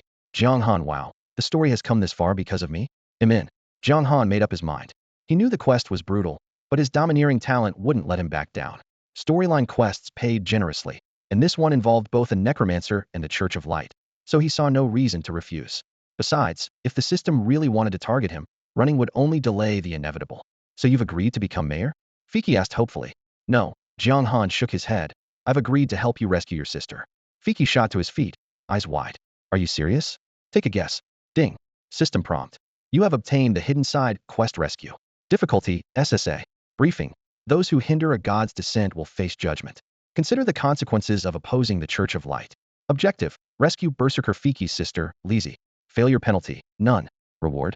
Although it said no failure penalty, Jiang Han knew failure basically meant death label or not. When do we act? He asked. Anytime, but no later than 5 days, Fiki said gravely. On the 5th night, they'll sacrifice 100 girls to summon the deity. I can't watch that happen. Fine, Jiang Han nodded. Give me some time to prepare. Prepare? He wasn't even sure what that meant, so he planned to grind levels like crazy and grow stronger in the meantime. All right, Fiki agreed. Give me an official post in Tianhai Town, anything but mayor, Jiang Han added. If he showed up only as a traveler, the system might not count him under Tianhai's jurisdiction. He needed belonging without being high profile, otherwise a swarm of players might siege the town. How about a sinecure? Works for me. Ding. System prompt. You are now captain of Tianhai Town's Salted Fish Squad number 1. I'll take my leave. See you in 4 days. Safe travels, brother. Leaving the mayor's residence, Jiang Han summoned his little donkey, swung into the saddle, and raced toward the Flame Demon range outside Vermilion Bird City, hoping to farm flame demons for XP and maybe score a dark gold flame demon set. Clip-clop, clip-clop, the donkey galloped over hills and fields. Across a vast grassland, he spotted a herd of powerfully built creatures that looked like horses, only more imposing. Gray Rhino Beast. Normal monster. Level, 30. HP, 80,000. ATK, 250,260. Def, 120. Skill, charge. Description, gentle by nature, highly sought after as bronze-grade mounts, but extremely hard to capture. Not bad. Tempted, Jiang Han crept closer and hurled a mount stone at the nearest rhino. Whoosh. The stone flashed faint red on contact, then dimmed and shattered. Ding. System prompt. Capture failed. Startled, the herd scattered. Run? Not a chance. Jiang Han squeezed his donkey's flanks and, relying on its 10-star speed growth, chased one down. Ding. System prompt. Capture failed. Ding. System prompt. Capture failed. Dozens of mount stones flew out, all ending in failure. This hard to tame? Fury flared in Jiang Han's eyes. Grabbing the last stone, he wound up and hurled it. Kneel. Thud. The stone slammed into the rhino's back, punching through flesh as blood sprayed. Woo. The gray rhino beast collapsed with a miserable cry. 80,000. One shot. Ding. System prompt. You have slain a gray rhino beast normal. You gain 2 XP. Apparently, catching a mount is harder than it looks. No wonder even a scruffy little donkey is hyped as a rare ride. With a helpless shrug, Jiang Han stowed the reins and shelved the idea of taming anything for now. He swung onto the dusty gray donkey and raced toward the Yinma Mountains. Only 4 days remained on the hidden side quest, so every second had to go toward boosting his combat power. Even grinding a few extra mobs would have to wait. Leaving the outskirts, he tore across the empty plains. On the horizon stretched a barren chain of crimson ridges, like molten iron plates hammered into the earth. He was still some distance away when scorching heat washed over him. Sweat slid down his hair, and his tunic stuck to his back. Ding. System message. You have entered the Mapyanma Mountains. Farther in, the gravel underfoot was charred black, and thin white steam hissed from fissures in the ground. Soon, monsters more than 3 meters tall strode out of the flames, bodies pieced together from obsidian blocks, wreathed in roaring fire. Every step made the earth tremble, and searing air mixed with choking black smoke shot skyward. Flame Fiend Elite. Level 70. HP 1,500,000. Attack 6, 6006, 800. Defense 3, 8004, 000. Skills: Fireproof, Stone-Skinned, Blazing Fists. Description: Beasts born of volcanic lava whose temper turned brutal after being tainted by demonic energy. If they didn't cling to these high-temperature zones, the soldiers of Zhuke City would already be in dire straits. The star after elite minute stats were even nastier than those of ordinary elites. Jiang Han frowned. Mass bull farming here would be no picnic. He had left the Purple Flame Bamboo Grove because the respawn time of the Purple Flame Vipers kept stretching longer and longer. The Purple Flame Viper King had appeared only because had wiped out too many of its brood. Now, on his first day without grinding those snakes, he actually missed that boss. Sigh, first day without Purple Flame Vipers, and I already missed them, he muttered. Right? I feel the same way. A clear, bell-like voice chimed beside his ear, echoing his lament. Jiang Han whirled around. A girl of 15 or 16 stood quietly behind him, slender and delicate. Waterfall-long blue hair draped over her snow-white shoulders, and in the sunlight her skin shimmered with a faint azure glow, as though translucent jade. With looks that stunning, she could only be an NPC. Her crystalline blue eyes met his, widening in shock before freezing over with fury. You little thief, it's you again. Little thief? We've met. Jiang Han blinked, and triggered Eye of Insight. Shui Qilin Jiajia. Immortal rank boss. Level 20. HP 5 million. Attack 6, 5006, 800. Defense 3, 5003, 800. Skills: Breath of Water, Freezing Tide, Sacred Auspice, Frozen Realm, Raging Surge, Forbidden, Ocean Domain. Description: An extraordinarily rare auspicious beast from the vast seas.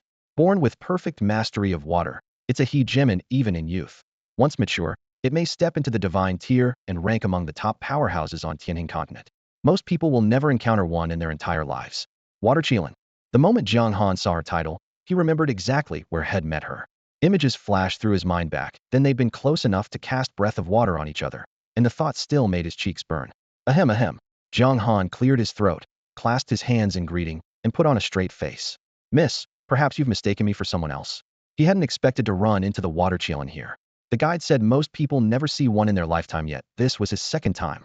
Jiang Han Shui, your name is etched in my soul. I'd know you even if you turn to ash. The girl, Jia Jia, snapped, biting her lip in irritation. With a flick of her wrist, a shimmering sphere of water formed in her palm. Hold on. Jiang Han raised a hand. Last words? Jia Jia arched an eyebrow. Fight if you want, but how about a fair duel? Jiang Han suggested, scanning the surrounding slopes for ambushes. The girl before him was a level 20 celestial rank boss too rare to pass up. Still, Water Qilins never traveled alone in trial zones, and he didn't buy that this one was an exception. Fine, a fight to the death. Jia Jia didn't flinch. And if you lose, you want call in your teammates? Jiang Han pressed. I want. Jar, that's enough. A deep voice rolled across the Yinma mountain range like distant thunder, shaking the rocks. Knew it, Jiang Han muttered, cold sweat running down his back. Good thing he hadn't attacked first, they'd already be dead. Jia Jia snorted. Lucky you. I'm here to hunt flame demons, Graham. Go wash your neck and wait for me. No can do. I'm hunting flame demons too. Jiang Han waved her off, then grinned. How about this, little sister? Whoever kills more wins, and the loser has to grant one request.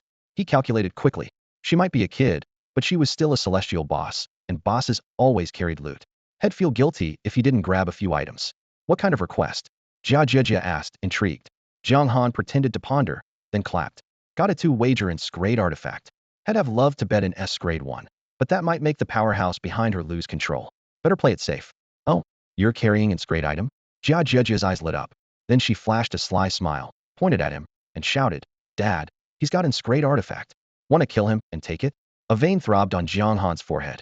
So much for fair play, kid. If your dad weren't watching, I'd beat you until you call me daddy. He hurriedly flattered the unseen elder. Sir, you're wise and honorably a true gentleman. You'd only step in to protect your daughter, never do something so low, right? None of your business. Jia Jia pouted. So betting or not? Say it. Bring it on, we wouldn't I? Ding. System message. You've received the quest The Wager, difficulty A. Quest overview. Bold move challenging the Water Qilin Jia Jia in front of her father to see who can slay more flame demons. Reward. Beneath the Inferno Ridge, a man and a woman were chatting cheerfully. Name the time limit, Jia Jia said, bumping her fists together as she rolled up her sleeves. A battle-hungry gleam flashed in her eyes. 2 hours. Jiang Han raised 2 fingers, then patted the heavy storage pouch at his waist. No problem. While you're at it, why not open your pack and show me that steer item again? Jia Jia grinned, taunting him. It'll be mine soon enough. Oh, Jiang Han arched a brow. What if I win? I'm pretty confident in my strength, so relax. Jia Jia flashed a row of white teeth. Fine. The bet's on. Ding. System prompt. 2-hour countdown has begun. The info panel updated both kill counts. Jia Jia 0. Jiang Han 0. Whoosh. The instant the clock started, Jia Jia shot forward in a streak of blue.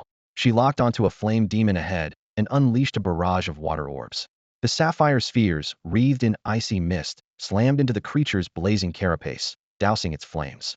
Steam hissed. 4410. 41788. Water naturally countered the flame demon, and every hit dealt just over 40,000 damage. Jiang Han was equally busy. Raising his dark red bloodthirst sword, he cleaved down onto another flame demon's spine, then pivoted to draw its aggro. Roar. The demon bellowed, fists blazing, but Jiang Han slipped aside. Yoi farming? Jia Jia glanced at Jiang Han, frowning slightly. With his defense, can he really tank that many? Ignoring her look, Jiang Han danced around, kiting more monsters. Once head gathered over 30, he leapt high. Cold light flashed under his boots. War stomp. Boom. The impact shook the valley. His heel smashed into the lead demon's forehead, driving the massive beast to its knees. Crash. The ground caved in, dust billowed, and the shockwave made nearby flames flicker. The demons froze for a heartbeat. Ding. System prompt. You used War Stomp, dealing 410 damage to flame demons, suppressing them for 1.5s, increasing your attack by 20, reducing all enemy attack by 13 within 100,100, and dealing 120 damage. 45,800. 46,205. 45,552. Health bars for the 30-odd demons plummeted in unison. Calm as ever, Jiang Han chained Frenzied Execution, Grasp of the Undead, and Necro Slash. But a flurry of fiery punches soon struck back. 27,845. 28,414. Ding. System prompt. You were hit by Flame Demon's flaming fists, losing 27,911 HP and taking 1,000 burn damage per second for 10s.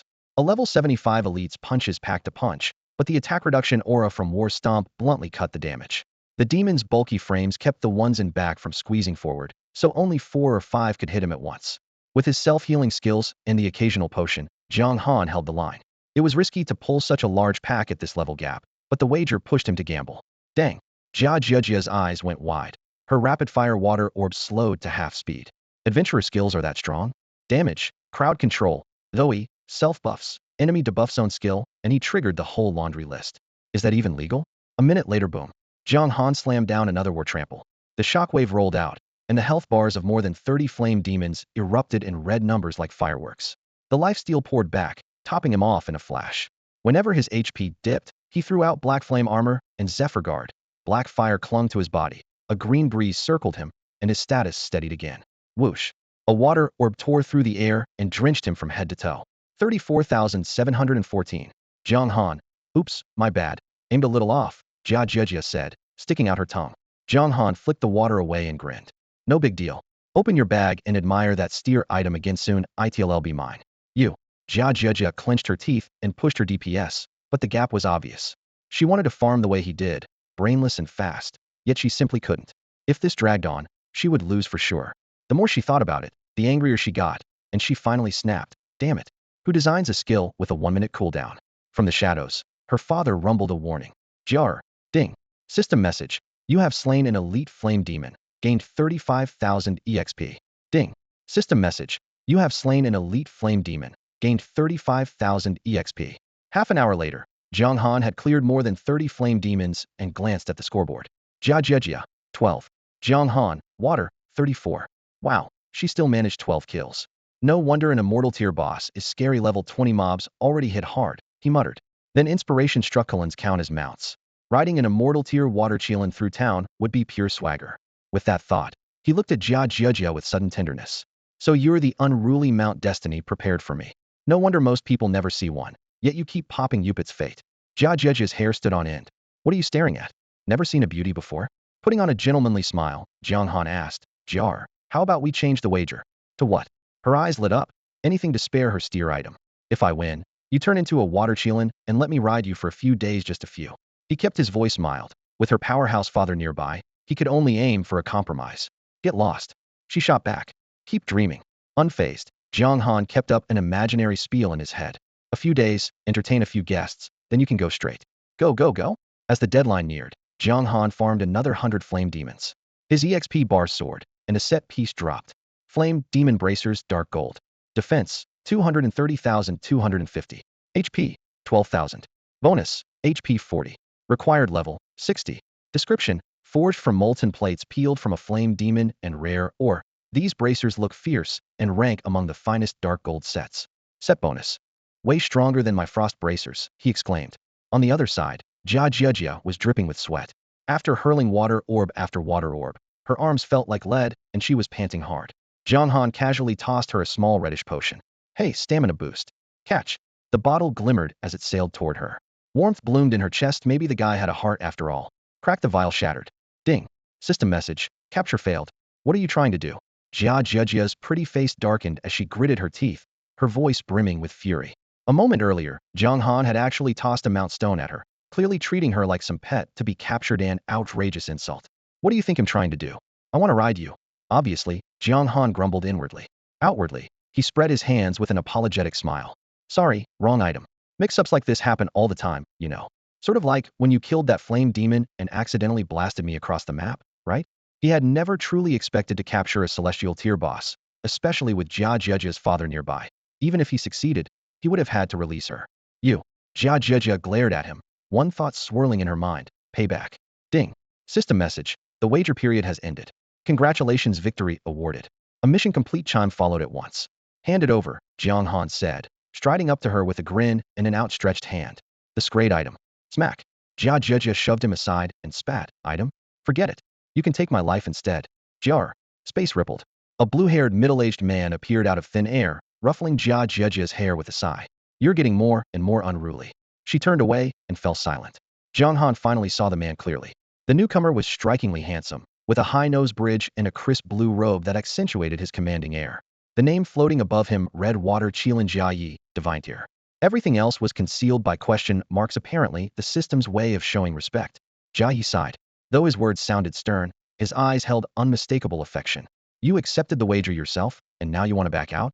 You'll ruin the Water Qilin's reputation. Jia Jiajia snorted, but kept her head down. After reproaching his daughter, Jia Yi turned to Jiang Han. Young man, this is our second conversation, isn't it? A divine tier powerhouse was standing an arm's length away. Jiang Han immediately dropped all pretense of humor. Yes, our second. The first time was in the talent trial, Jia Yi recalled. I lamented that you'd chosen the wrong faction, and you replied, the light faction doesn't guarantee a heart of light. Then we went our separate ways. Your growth is astonishing, he continued, genuine admiration in his voice. Faster than I expected. In barely 10 days you've leapt from the local average to gold tier and are already edging into dark gold. Remarkable. Thank you for the praise, Jiang Han answered respectfully. Jia Yi's expression smoothed out. He reached into his inventory, produced a silver-rimmed scroll, and handed it to Jiang Han. A bet is a bet. Take it. Dad, that's way too. Jia Jiajia began, eyes widening at the scroll. Jar. Jia Yi cut her off with a raised hand. She bit her lip and stayed quiet. Jiang Han studied Jia Yi's face, seeing no hidden agenda. He accepted the scroll with both hands. Thank you. Blessing of the Qilin, S-rank overview. As an auspicious Qilin, its blessing grants boundless benefits to all living beings. Permanently increases base HP by 50,000, base attack by 500, base defense by 400, movement speed by 10, and luck by 1. Additional effect. State. Cannot be used. Jiang Han drew a sharp breath, shock rippling through him. The scroll stats were spelled out in black and white. Each line an overwhelming number: permanent 50,000 HP, 500 attack, 400 defense, another permanent 10 to movement speed. Even the rare luck stat went up by 1. Yet the note at the end read, State. Unusable. This is ridiculous. Jiang Han's fingers trembled as he locked his gaze on the scroll.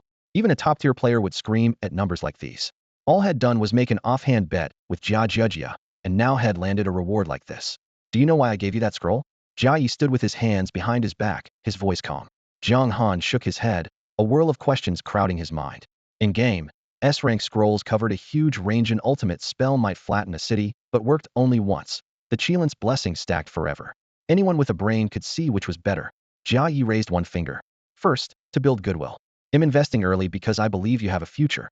He raised a second finger, his tone darkening. Second, we Water Qilin are born with auspicious insight. We can sense fortune and calamity.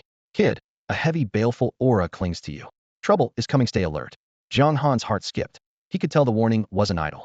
So how do I use it? He pointed at the words cannot be used, completely stumped. No rush, Jia Yi said mysteriously. When the time is right, you'll know. Then his smile turned wry. By the way, were you planning to make my daughter your mount? Jiang Han said no way to hide the trash talk head, shared with Jia Jia. He forced a laugh. Just a joke to liven things up. I knew you were right there. Jia Yi didn't take offense. Instead, he ordered, summon your mount. Thinking another perk was coming, Jiang Han hurriedly pulled out his mount stone. A flash of white light, and a scruffy gray-black donkey appeared, wagging its tail. Hee-haw the next second, the donkey felt the pressure of Qilin blood, its knees buckled, and it collapsed in a shuddering heap. Jia Yi arched a brow. A donkey? Jia Jia burst out laughing. Your mount is really a donkey? Jiang Han shot back. It's a donkey for now. One day it might be you. You. Jia Jia's face darkened at once. Jia Yi raised a hand, ending the bickering. Before you go, one more gift. He drew a dagger and slashed his left palm. Blue blood spilled across his hand. In the next instant he flashed beside the donkey, slapped its back, and said, merge. Boom. Blue light poured from his palm into the animal. Frost exploded outward, and scorched earth instantly glazed over with thick ice. The donkey's body stretched taller, skin cracking into patterns as deep blue scales spread.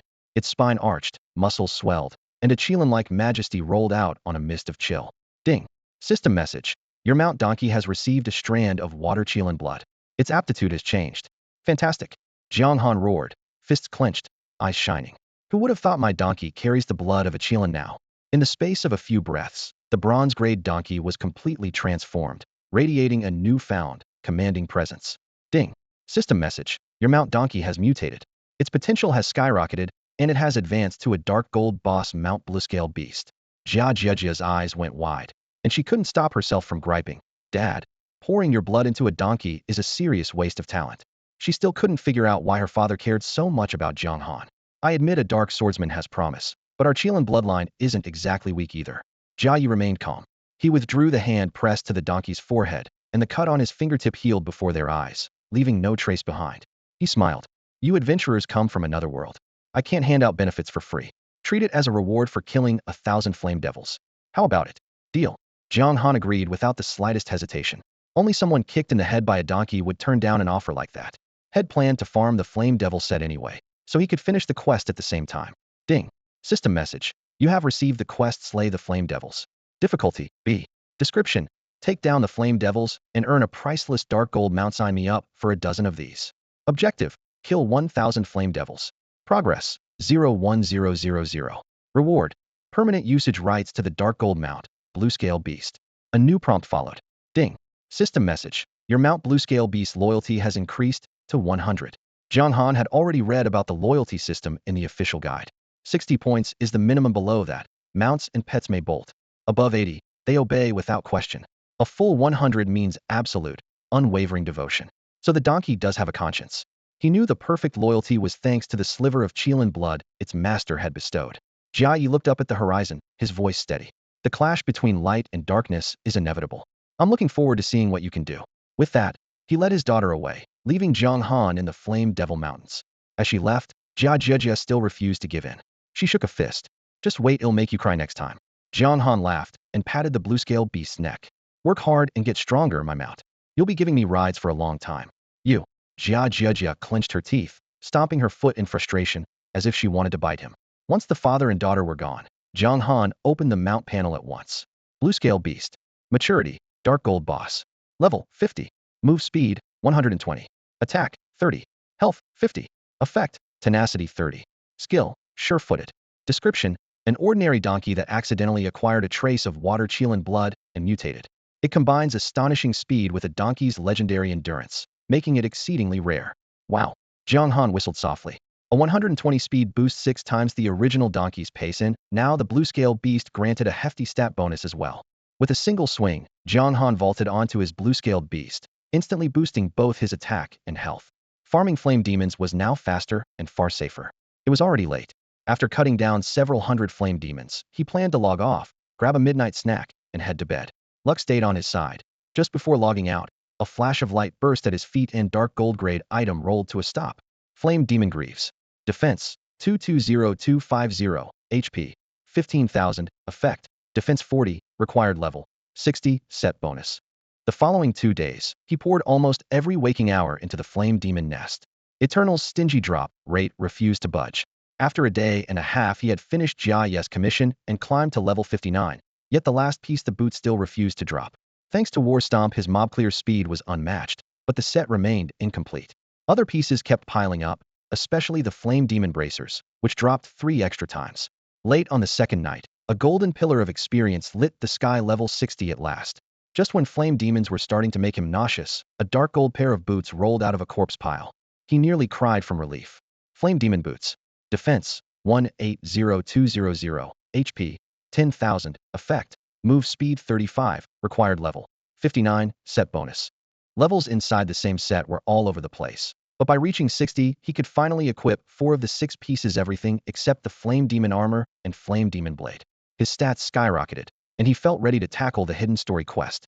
Dark Lord Ejian Ganshui Gold Grade Boss. Level, 60. HP, 1,545,600.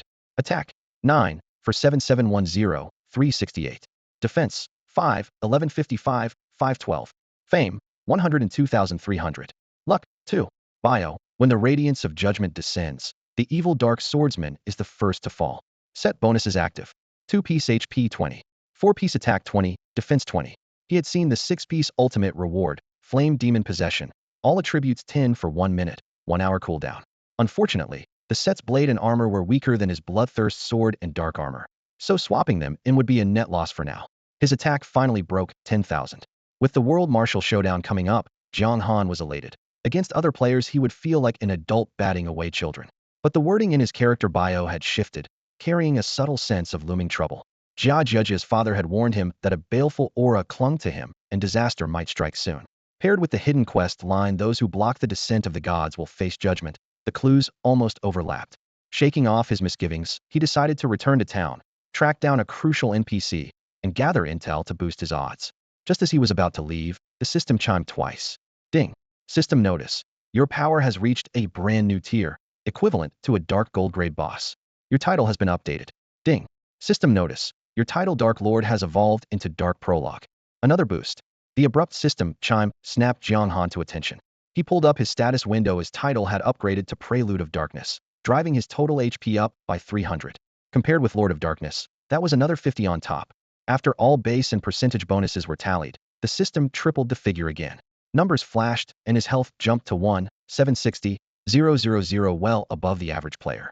Still not enough. He stared at the panel, feeling the gap was huge. The third class change would unlock more passive skills and stat growth. Yet he couldn't shake the thought of Tello in Snowtown, a fellow level 60 Dark Gold boss, with 6 million HP, more than triple his own. Right now every slot, but his cloak was Dark Gold. Had he missed another piece? The lesson with the cloak was still fresh. He made a note, but shelved the doubt for now. A title upgrade was always a windfall, and would make story quests easier. Thud, thud, thud. He swung onto his blue-scale beast, and shot out of camp. The planes blurred past. The wind howled in his ears far better than the old donkey days. The mount gave a 120 speed boost, its skill Shadow Pursuit added 20, and its star rating another 60, for a total of 200. Now, and then he triggered War Stomp, and for 3 seconds his speed spiked to 500. 4 hooves became a single streak, an arrow released from the bowstring. Minutes later he reached the nearest level 3 town. Casting Chi Concealment, he slipped into the crowd, skipped the system's lengthy first visit tutorial, and stepped onto the teleport array. Ding. System message. You have entered Clearwind Town. It was his second visit. The first time had come with Xie Li en route to the Sword Pavilion. This time he was alone. To be safe, he waited until nightfall. Using War Stomp's built-in leap, he cleared the city wall with ease. Ding. System message. Warning, you have entered Sword Pavilion. Trock. The instant he landed, a piercing hiss split the air. Jiang Han jerked his head up to see a snow-white sword beam expanding in his vision, filling it completely. 1,766,399. The huge damage number popped overhead. The sword aura ripped through him and vanished midair, leaving only a faint breeze and no mark on the ground, a testament to the attacker's control. Jiang Han's heart pounded as he checked his panel. 1 HP remaining. 1 breath from instant death. A white blur flashed. A girl in white sheathed her sword and appeared before him in a blink, anger flickering in her eyes. Enjoy barging in, do you? Do you know how much pressure you put on me every time you show up? Jiang Han raised a hand in peace, expression solemn. I've come to discuss something important. Jiang Han let out an awkward chuckle. He knew full well the sword god would never kill him if she had wanted his life. She would never have risked saving him in the first place. With that in mind, he decided to shamelessly use every trick he could to complete his mission. Oh, Dongfang Yisun raised an eyebrow. What is it?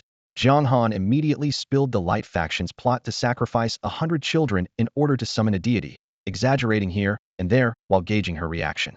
He finished in a righteous tone. Letting those kids die? I won't stand for it. So that ritual has to be destroyed. Dongfang Yisun frowned and fell silent. Zhang Han stopped talking and waited for her answer. After a long pause, she spoke solemnly. I ultimately represent the Light faction. My hands are tied. I can't help you.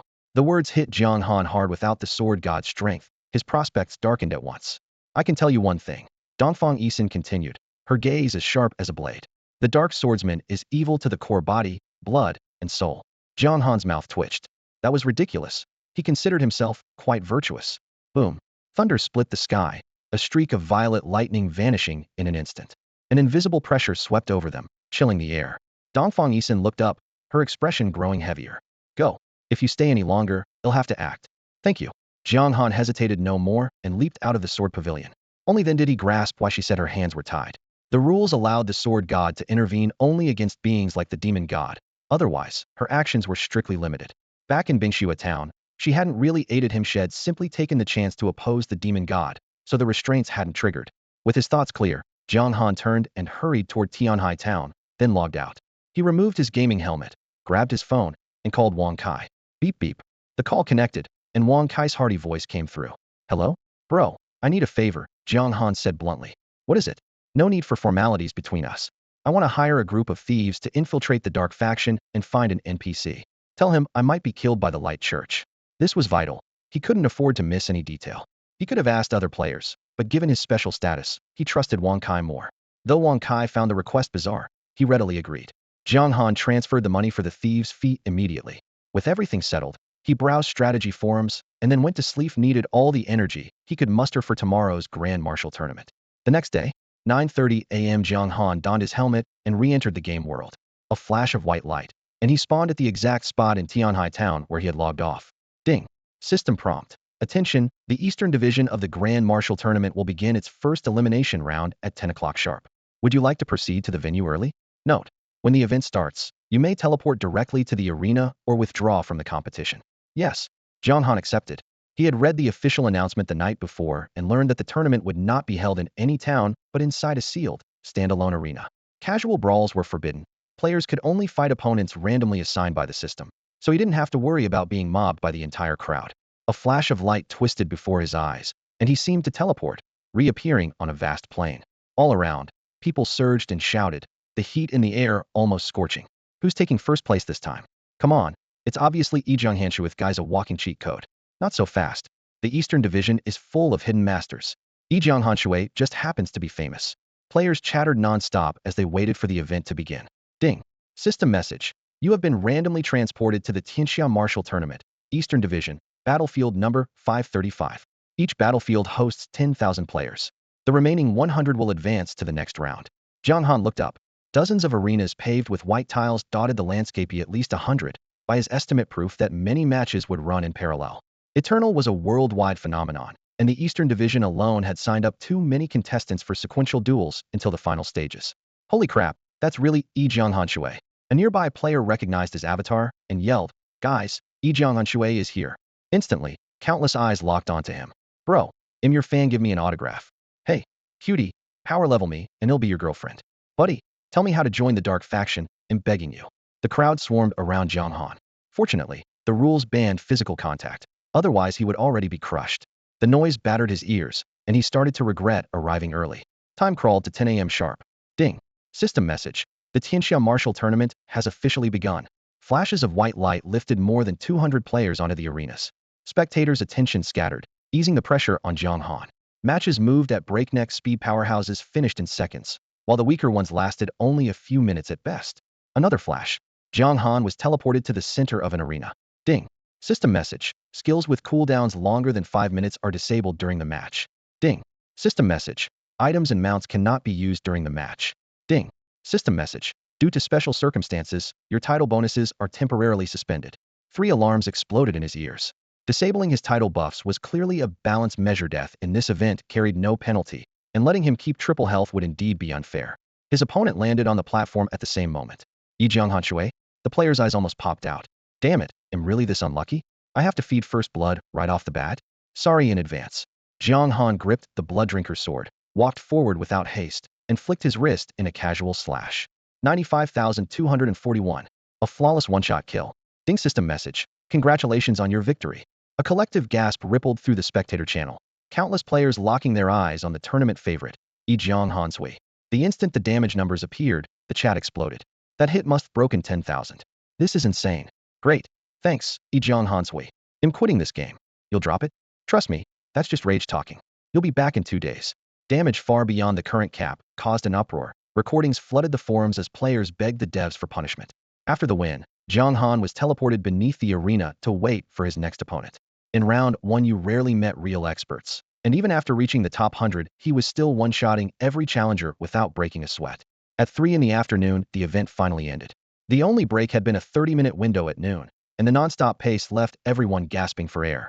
Ding system message. Congratulations on advancing to round 2 of the World Martial Tournament. The next round begins tomorrow at 10 o'clock. Please be prepared.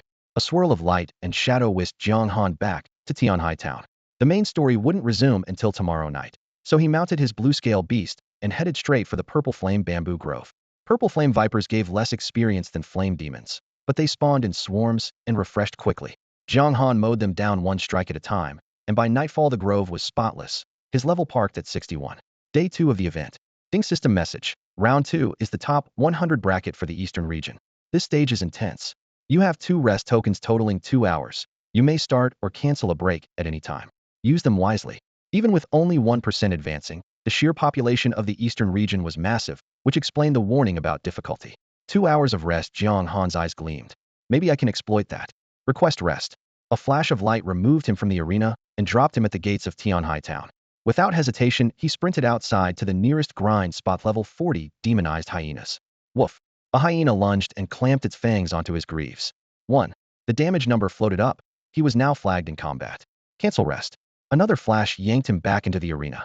1 rest token remained, and he grinned. Combat status didn't block his return to the tournament. He absent-mindedly steamrolled the next few matches, then used his second break. Back in the open world, he vaulted onto his blue-scale beast and charged toward Tianhai Town once more. At the mayor's residence, the gate guards barely looked up before the blue-scale beast unleashed War Stomp, soaring over the high wall. Fei Qi. Jiang Han's voice cut like an arrow. Inside the courtyard, Fei Qi was loosening up with a massive axe. He turned, puzzled. Who's calling me? Change of plans. Jiang Han thundered, reining in the beast. We're rescuing your sister right now. This urgent? Fei Qi blinked, completely lost. Very. If we don't get her out within 2 hours, she's dead. Fei Qi's eyes went wide. Those light church fanatics moved the ritual forward. Jiang Han nodded grimly.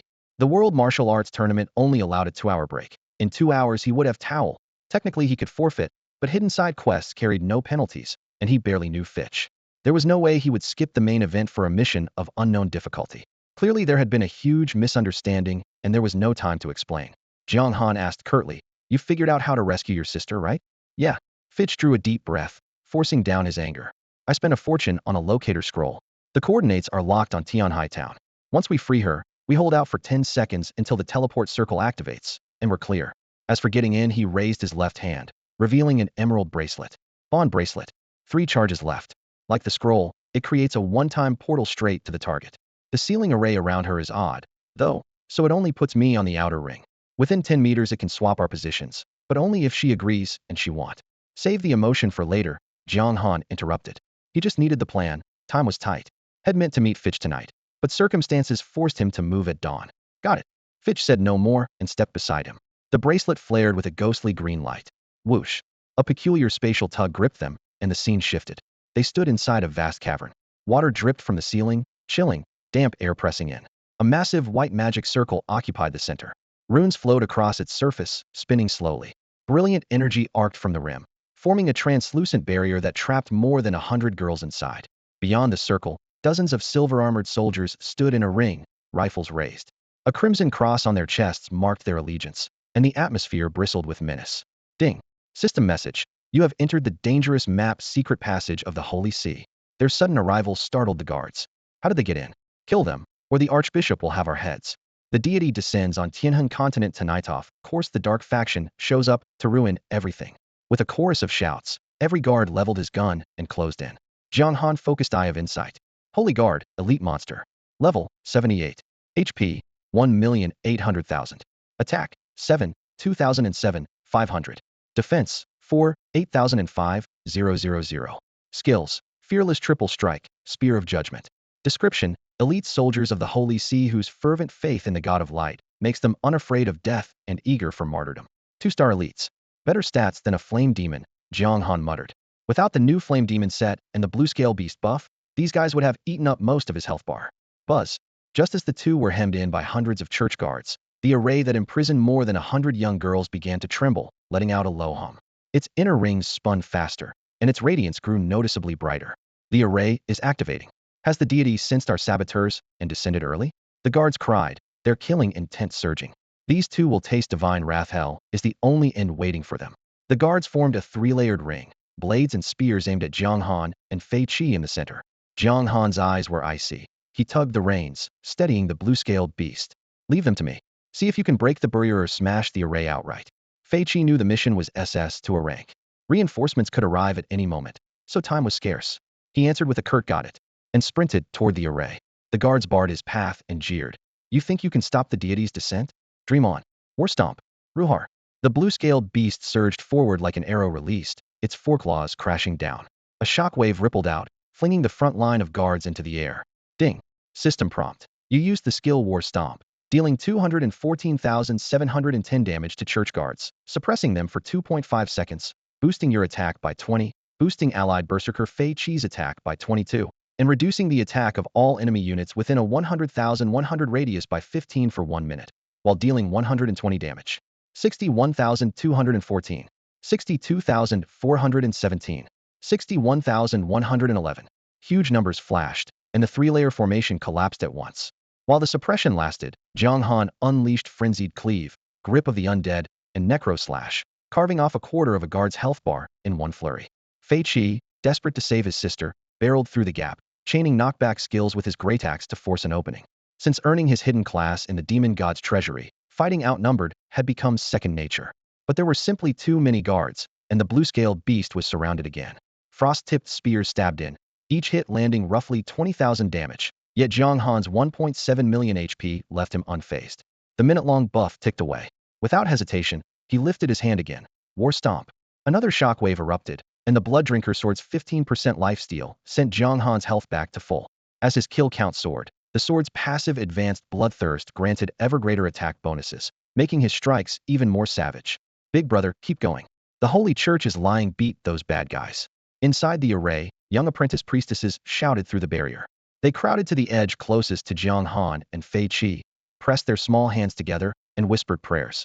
Pearly white orbs slipped through their fingers, past the barrier, and sank into the two warriors. 24. 5. 43. Sadly, they were only children attuned to light, and their healing was so faint it was almost negligible, unable to change the tide of battle.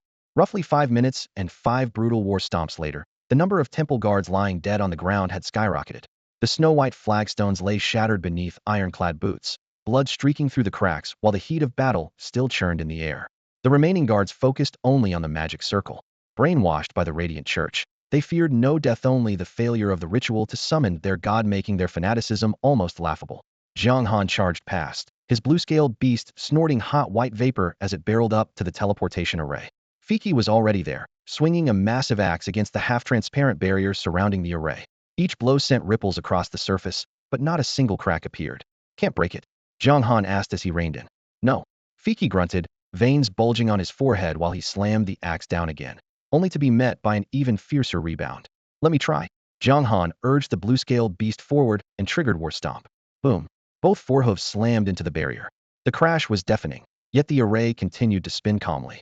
Instead, scales exploded from the beast. It screamed, burst into blue light, and vanished. Jiang Han was tossed aside, landing hard. Ding. System message. Your blue-scaled beast has died and cannot be summoned again for 3 hours. Mounts never die for real.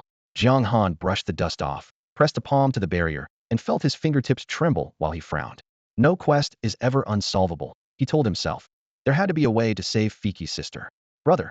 Among the 100 children trapped inside, an 80-year-old girl with a blue bracelet ran toward Fei Qi. Tears shimmered in her eyes. Thank you for coming, but you have to go. The bishop is coming. and he's really strong. I want. Fiki roared, eyes bloodshot, hacking like a madman. The recoil split open his palms. Blood streamed down. Yet he kept screaming, break damn you. Vim. The array abruptly spun faster. Lights surged from its center, coalescing into a dazzling white crystal that floated in midair, exuding a holy, chilling pressure. The ritual had clearly advanced. At the same moment, a crushing aura rumbled from deeper within the passage, as though a boulder had slammed into their chests. Jiang Han's breath caught the enemy. A powerhouse was closing in fast. The quest can't be a dead end, there has to be a way. Jiang Han's mind raced. Clang. The great axe finally flew from Fiki's hands under the backlash. His blood-soaked fingers trembled as he collapsed, laughing hoarsely. Haha still couldn't save her. Crimson cracks laced his eyes. Despair swallowed him whole. The radiant Chuch's bishop was at least heavenlier. Against that, he and Jiang Han were nothing. Suddenly he looked at Jiang Han, gritted his teeth, and forced an amber necklace and a teleport scroll into his hand. His voice was urgent and raw. Brother, thanks for coming with me. You shouldn't die here. When you go back, take care of everyone in Tianhai town for me. Please, that's all I ask. Ding. System message. Do you wish to complete the quest and claim the reward for rescue at difficulty level A? Jiang Han was speechless. So this counted as completion? They hadn't even saved her, yet he could claim the reward and escape safely? Jiang Han took a deep breath, brushed aside the necklace and the teleportation array, and, seeing Fei Qi's confusion, said, I don't like tragic stories. Give me the bracelet, and I'll swap places with your sister. The bonded bracelet is the real key to breaking this quest. The bracelet worked exactly as Fei Qi had said. If the wearers were within 10 meters of each other, they could exchange positions instantly. Li Si couldn't bear to watch her brother suffer, and Fei Qi refused to abandon her. Letting an outsider like Jiang Han take their place was the best possible ending. Jiang Han knew she could neither pass the dark faction's trial nor survive in the light faction. Wherever she went, she would be captured before long. This Fei Qi hesitated. Are you kidding me? Your sister's about to die and you're still dithering? I'm not throwing my life away for nothing. I'm walking out of here alive. Jiang Han barked. The shout snapped Fei Qi out of it. He tore off the bracelet and handed it over. Jiang Han clasped it on, took a quick glance at the new skill icon, then glared at Li Si. Don't copy your brother. Send me over now. Li Si clenched her teeth and nodded. Whoosh. They switched places in an instant. Li Si was free, and Jiang Han stood at the center of the array. Ding system message. You have entered the state imprisoned and cannot use any teleportation items. Just as he expected. If teleportation still worked, Li Si would have swapped out long ago. Keeping his face impassive, Jiang Han shouted, Go. Now. Fei Qi grabbed his sister and tore the scroll. A teleport circle flared beneath their feet. Before leaving, Fei Qi fell to his knees, tears shimmering in his eyes. Brother, thank you for saving my sister. From now on, my life is yours. Footsteps thundered from the tunnel entrance. Hundreds of church guards surged in, led by a skeletal cardinal whose frail frame radiated murderous intent. His eyes glinted with malice as he lunged at the siblings. Trying to run? Dream on, grasp of the dead. Purple-black energy formed a giant claw that clamped onto him for a split second, just long enough to break his charge. Helpless, the cardinal watched Fei Qi and Li Si disappear in a flash of white light a dozen meters away. Worm, you dare block me? He glared at Jiang Han in the array. I already did. Asking whether I dare is pointless. Use your head. Jiang Han shot back. The cardinal laughed in fury. Very well. They'll tear you apart and feed you to the dogs. He pressed his palm against the barrier and began to chant, trying to tear it open. The array spun faster, white light bursting from the floor. Crack, crack, crack. Wounds split open on the children inside. Blood seeped down their skin and flowed into the white crystal at the center, staining it bright red. We're finished. We're all going to die? I want my mom, I want be naughty again. The children's cries filled the air, hope snuffed out in an instant. Jiang Han was no saint, and he knew this was just a game instance. Yet the sight still pierced his nerves. Clang. He charged the crystal and hacked at it with Blood Drinker. Metal rang, but the crystal didn't even scratch. If the barrier held, the core was untouchable. Is it impossible? Jiang Han frowned. Then he shook his head hard. No, there's a way. SSH. He gripped the sword with his left hand and slashed his palm. Blood poured out. Ignoring the pain, he slammed his bleeding hand onto the crystal, as if he could crush it by sheer will. You. The cardinal roared outside the array. Little beast, do you know what you're doing? Of course I do. Jiang Han's eyes were clear, his voice low but resolute. The sword saint said a dark swordsman is evil to the core body, blood, and soul. If this crystal needs the blood of children blessed with light to summon a deity, then he'll defile that holiness with the purest evil, the blood of Jiang Han. Bzz. The white crystal, now stained with the dark swordsman's blood, vibrated violently, then burst into a dazzling dark red light. The enormous magic circle etched into the floor began to slow its rotation. Good. The sword god's hint really worked. Jiang Han let out a quiet breath of relief. Those trapped children might be nothing more than data-driven NPCs, but saving them would be even better. Damn it! Damn it! At the far side of the circle, an elderly man in ornate bishop's robes glared until his eyes seemed ready to split. His gaunt frame quaked with rage, teetering on the edge of losing control. Today you'll see you erased from existence. Crack! His roar tore open a gap in the glowing barrier around the circle. A tidal wave of murderous intent and crushing pressure rushed toward Jiang Han. The old man blurred forward, ivory energy boiling in his palm as he bellowed, "Die and break." At the critical moment, Jiang Han unhesitatingly spent his final break in the world tournament. Everything that needed doing was done. In a flash of light, he vanished from the cathedral's secret passage. The elder's airborne strike hit empty space. He froze for half a heartbeat, then his face twisted. "Brat, wherever you run, the Radiant Church will hunt you to the end. This ritual is meant to bring our deity to this world. Its stakes are enormous. He'll suffer the cruelest punishment for ruining it." Just when he thought the right was lost, the massive array on the floor began to turn once more. Ecstatic hope flared in his eyes. He bent to the white crystal. The purple-black blood was being repelled, sliding off drop by drop. Flash. The scene shifted, and Jiang Han was back in the World Tournament's special arena. Battles raged on the towering platforms. The stands were packed shoulder to shoulder, and the cheers were deafening. Ding. System message. You have no remaining breaks. Made it. Jiang Han exhaled, finally relaxing. It had been messy, but overall the plan held. As soon as the tournament ported him back to his starting point, he would use the bracelet's teleport to reach Fiki's little sister. While his match was still pending, he opened his character panel to inspect the bracelet. Bond bracelet steer. Lore. Legends say the god of time and space forged this pair before his ascension to protect his beloved. Effect 1. Out of combat, instantly teleport to the partner's safe location. Effect 2. Ignore all restrictions and swap positions with the partner. Effect 3. 1 minute of long-range telepathy. Uses, 15. Insanely strong, but only one charge left. Jiang Han closed the panel. Wish. Space warped again, and he appeared on a platform. "It's you." The rogue opposite him peered from beneath his hood, face going stiff. A curse slipped out. "Damn tough draw." Jiang Han also found the face familiar. A casual eye of insight tagged the man's ID, and everything clicked. "So it's you, the generous brother, who fed me my first kill." Qing Yun. Gale Rogue, level 48. HP, 83,700. Defense, 3, 2153, 374. Skill Strength, 1, 0051, 140. Abilities, Rapid Stealth, Puncture, Blind, Shadow Sprint, Thunder Flash, Tempest Cleave. If he hadn't kited the Wild Bull King to the creek back then, Jiang Han would probably have missed the server-first bronze kill, and without that early edge he might never have become the powerhouse he is today. "Brother, my foot, stop acting like we're close." Qing Yun swore under his breath, nearly flustered. They barely knew each other. A first kill gift? As if he had meant to hand it over. This was a tournament. Who had time for small talk? A faint glow covered him, rapid stealth engaged, and his outline melted into the air. Skirting the edge of the arena, he tried to slip out of Jiang Han's line of sight. Given Jiang Han's monstrous stats, breaking his defenses was a fantasy, but a crisp set of footwork and combos could at least prove that Qing Yun's mechanics matched any pros. He was here to erase the shame of having his stealth broken back in the starter village. 10 seconds 20. Qing Yun crouched like a blood-hungry night wolf, waiting for the slightest lapse.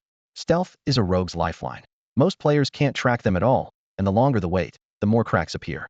He felt sharper than ever. One moment of carelessness, and he would pounce, showing the crowd that Jiang Han was not untouchable. 30 seconds passed. Curled in a corner, he waited.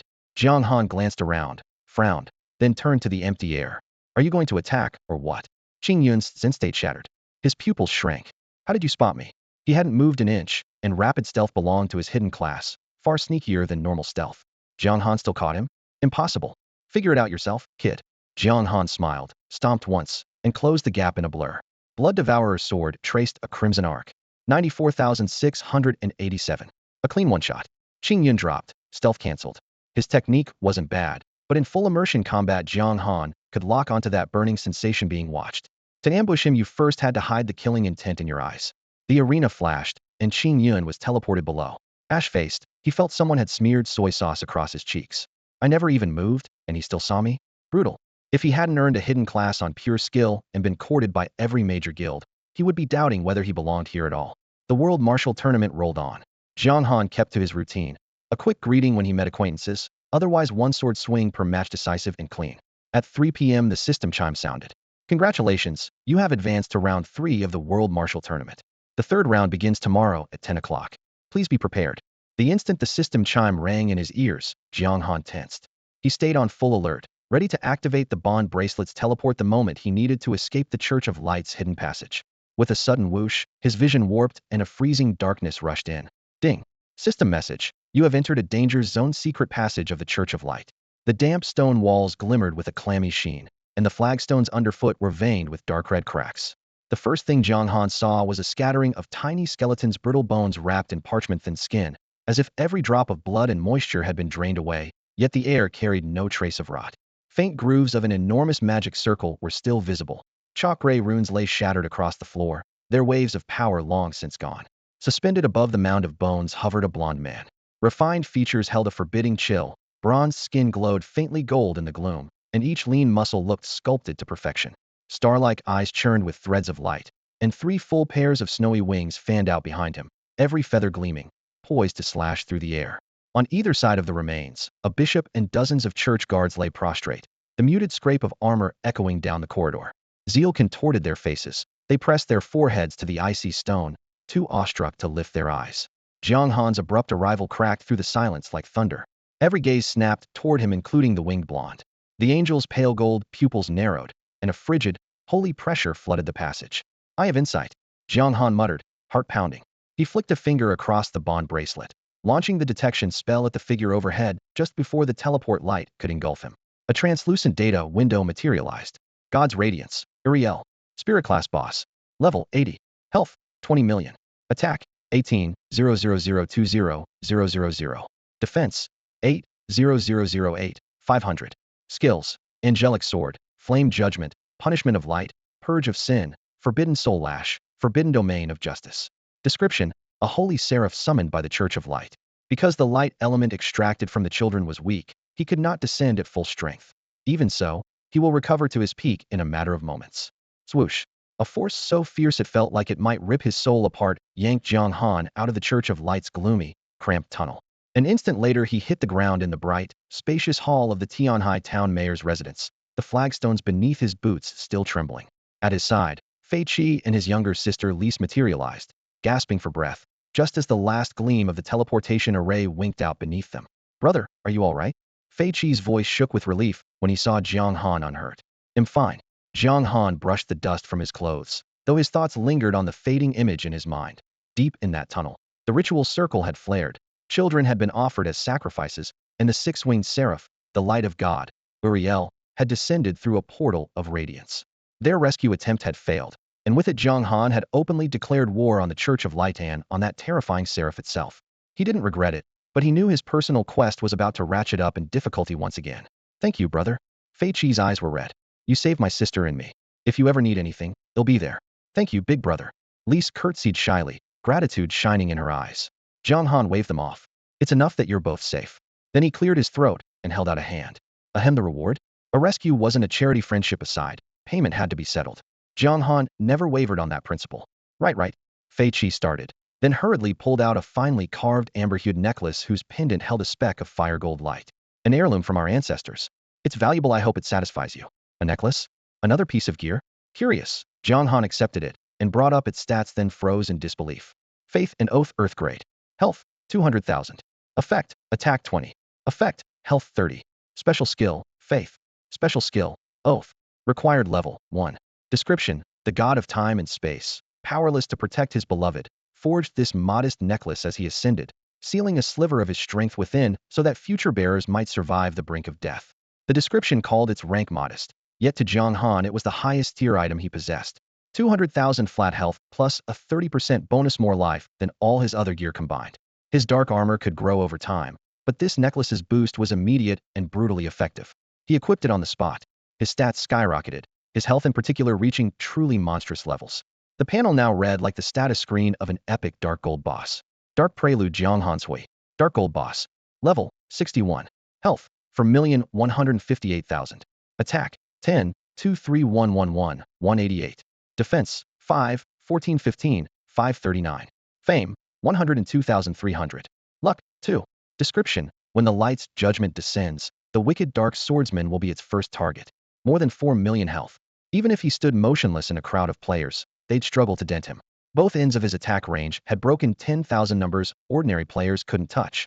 He was, without question, an overspec monster. Jiang Han's mood soared as he scanned the panel. And the necklace still had two skills he hadn't even tried out yet. Remembering that he still hadn't fully grasped the necklace's power, Jiang Han opened his equipment tab to examine its special abilities. Faith passive, S rank. When your conviction is absolute, that conviction will answer you. Vow one-time passive, S rank. Swear upon your soul, and gain great power for a short time.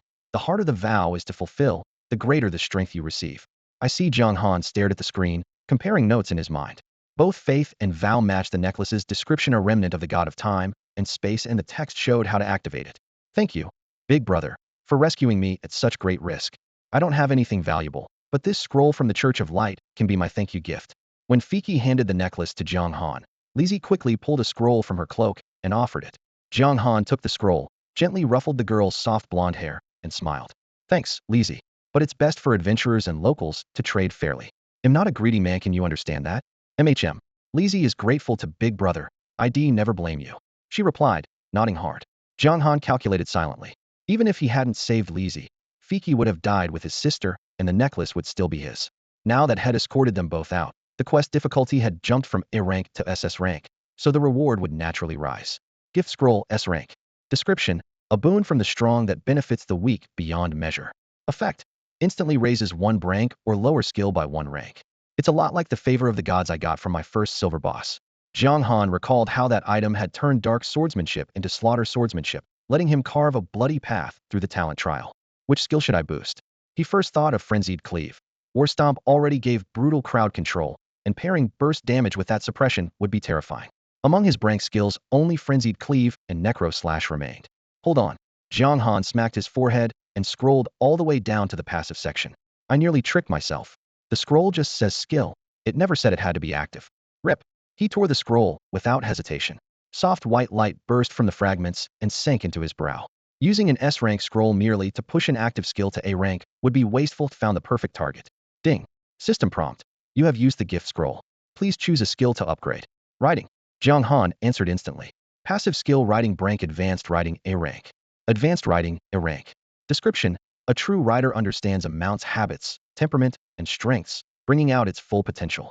Effect: allows writing and grants greater attribute bonuses from the mount than ordinary riders receive. Extra effect: movement speed 10 while mounted. Perfect. Jiang Han closed the prompt with satisfaction and opened the mount panel to see what bonuses his blue-scaled beast now provided. At that moment, a cascade of crisp system chimes rang in his ears. Ding. System prompt. Destruction of the Divine Descent Ritual by level 61 Dark Gold Boss Prelude of Darkness Ijang Ganshui has provoked the Church of Light's wrath. Main quest Clash of Light and Darkness activated. Ding. System prompt.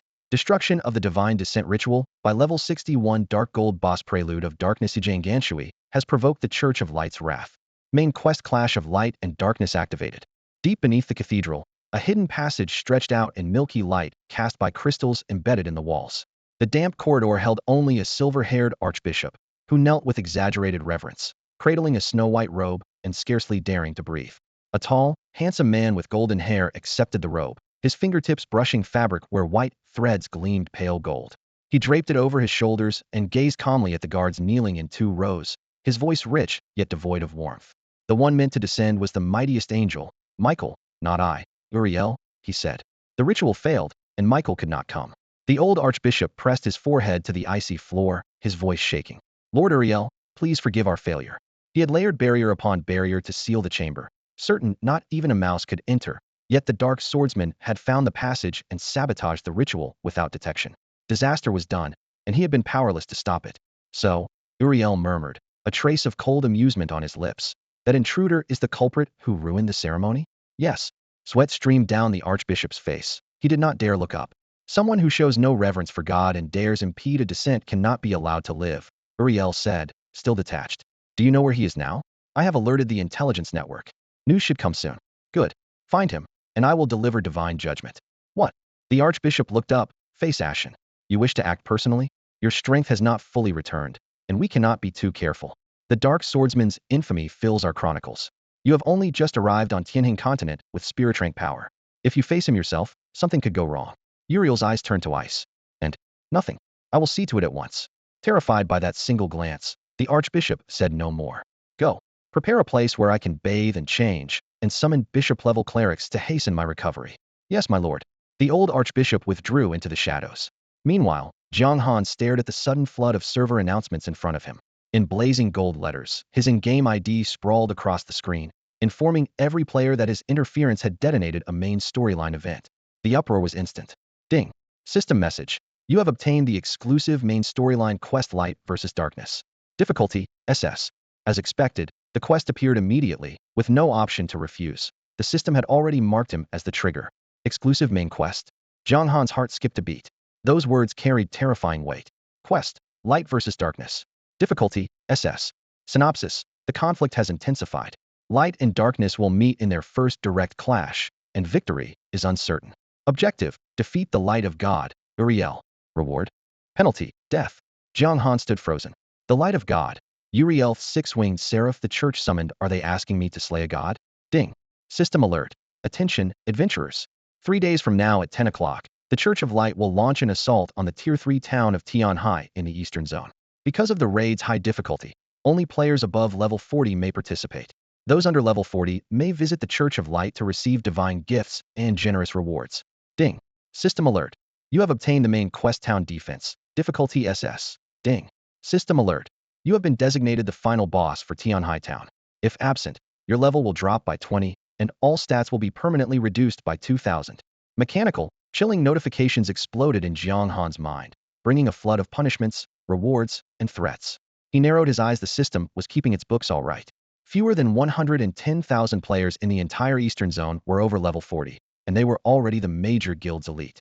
With numbers like that, assaulting a Tier 3 town was hardly overkill. Yet the system still shoved him into the role of final boss, as if afraid the raid wouldn't be hard enough. Brother Fei Qi, a local NPC who had received the same notice, looked guilty. Sorry. No need, Jiang Han replied calmly. It's just a test. He had only been passing through Tianhai, but the system tossed him a hidden side quest, and then a personal main quest clearly digging a pit for him. He doubted he could avoid it, even by switching towns. Why? Maybe because Head joined the dark faction, breaking with the game's mainstream. Maybe jealous players had mass reported him, and instead of banning him the devs chose to drop him into hell mode. Fei Qi shook his head in disbelief. A test? That rotten system's obviously out to get you. Before the words were cold, another window popped up. Ding. System warning. Adventurer, Jiang Han Shui, watch your language or face severe penalties. Jiang Han's expression didn't change. So, in Eternal, you're not allowed to badmouth the system in front of an NPC? Rules by any other name are still rules. Exactly, Fei Qi said, half understanding. Where there are people, there are rules. Only a tiny handful at the top can ignore them. That answer made Jiang Han arch a brow. The guy caught on fast. So don't feel indebted, Jiang Han said, patting Fei Qi's shoulder. Let the Church of Light come. We're not doomed yet. Had survived S-class content before. Last time, the Sword Saint had helped him through. Maybe he could pull in more allies this time. Nearby, the little priestess Lizzie blinked her big eyes. Big brother, do you already have a plan to beat the Church of Light? Of course. Jiang Han puffed out his chest. If they come with men, we counter with men. If they come with water, we counter with earth. Whatever they throw at us, we'll block. Brilliant. Absolutely brilliant. Fei Qi gave him a thumbs up, overflowing with admiration. Using the unchanging to handle the ever-changing, truly a master of warfare, versed in both letters and arms. Jiang Han coughed awkwardly at the praise and let it drop. That was laying it on a bit thick though. Admittedly, it wasn't untrue. If word got around, even heathen-skinned as he was would blush. Cough, cough. Jiang Han cleared his throat, forced down his excitement, and said solemnly, we've got 3 days left. Use every minute to get stronger. 3 days from now, the World Martial Tournament will pick its top 10. As the first head-to-head event for players, the rewards are rich enough to decide the success or failure of each participant's personal storyline. Jiang Han believes he can squeeze out one more level before the deadline. Challenging the Spirit Rank boss Yuliel will be brutal, but not suicidal. Fei Qi and Lizzie exchanged a glance and nodded in unison. Outside the mayor's residence, the last blaze of sunset slanted over their shoulders. Jiang Han waved his hand, and the blue-scaled beast stepped out of the contract space. The mount was about the size of a mule, its body covered in fine azure scales, with steady hooves and deep blue eyes. He opened its status screen. Blue-scaled beast mature. Grade, dark gold boss mount. Level, 50. Movement speed 130. Attack 50. Health 80. Tenacity 40. Skill, sure-footed. Description, once an ordinary donkey. It mutated after absorbing a trace of water Chelan blood, combining the speed of a charger with a donkey's endurance. Since his riding skill had advanced to high-level riding, every mount bonus was now fully active. Jiang Han swung into the saddle, and golden numbers exploded across his character panel. Attack cap, 20,000. Health, 20 million. The boost steadied his nerves, but the next screen made his brow furrow. Ulil. Level, 80, Spirit Rank Boss. Signature skills, Forbidden Soul Lash, Forbidden Domain of Justice. Trait, Rapid Regeneration. On paper, Ulil was merely formidable. The nightmare lay in those two forbidden spells. A normal Spirit Rank boss can't even cast one, yet Ulil held two trump cards. Give Jiang Han 10 or 15 more days, and he could fight the boss Hedon. Right now, it felt like scaling the sky. Worse, Ulil would be back at full strength in a matter of hours, and even tougher in 3 days. Should he consult the Sword Saint again? The thought died as quickly as it came. The Dark Swordsman's blood had already delayed a god's descent once, and the Sword Saint's warning was surely tied to that. The rules wouldn't allow her to interfere twice. Begging her might prompt those same rules to erase him. In the end, he would have to rely on himself. His stomach growled. The time was 1716. Between the tournament, hidden side quests, and a flood of intel, this was his first real break of the day.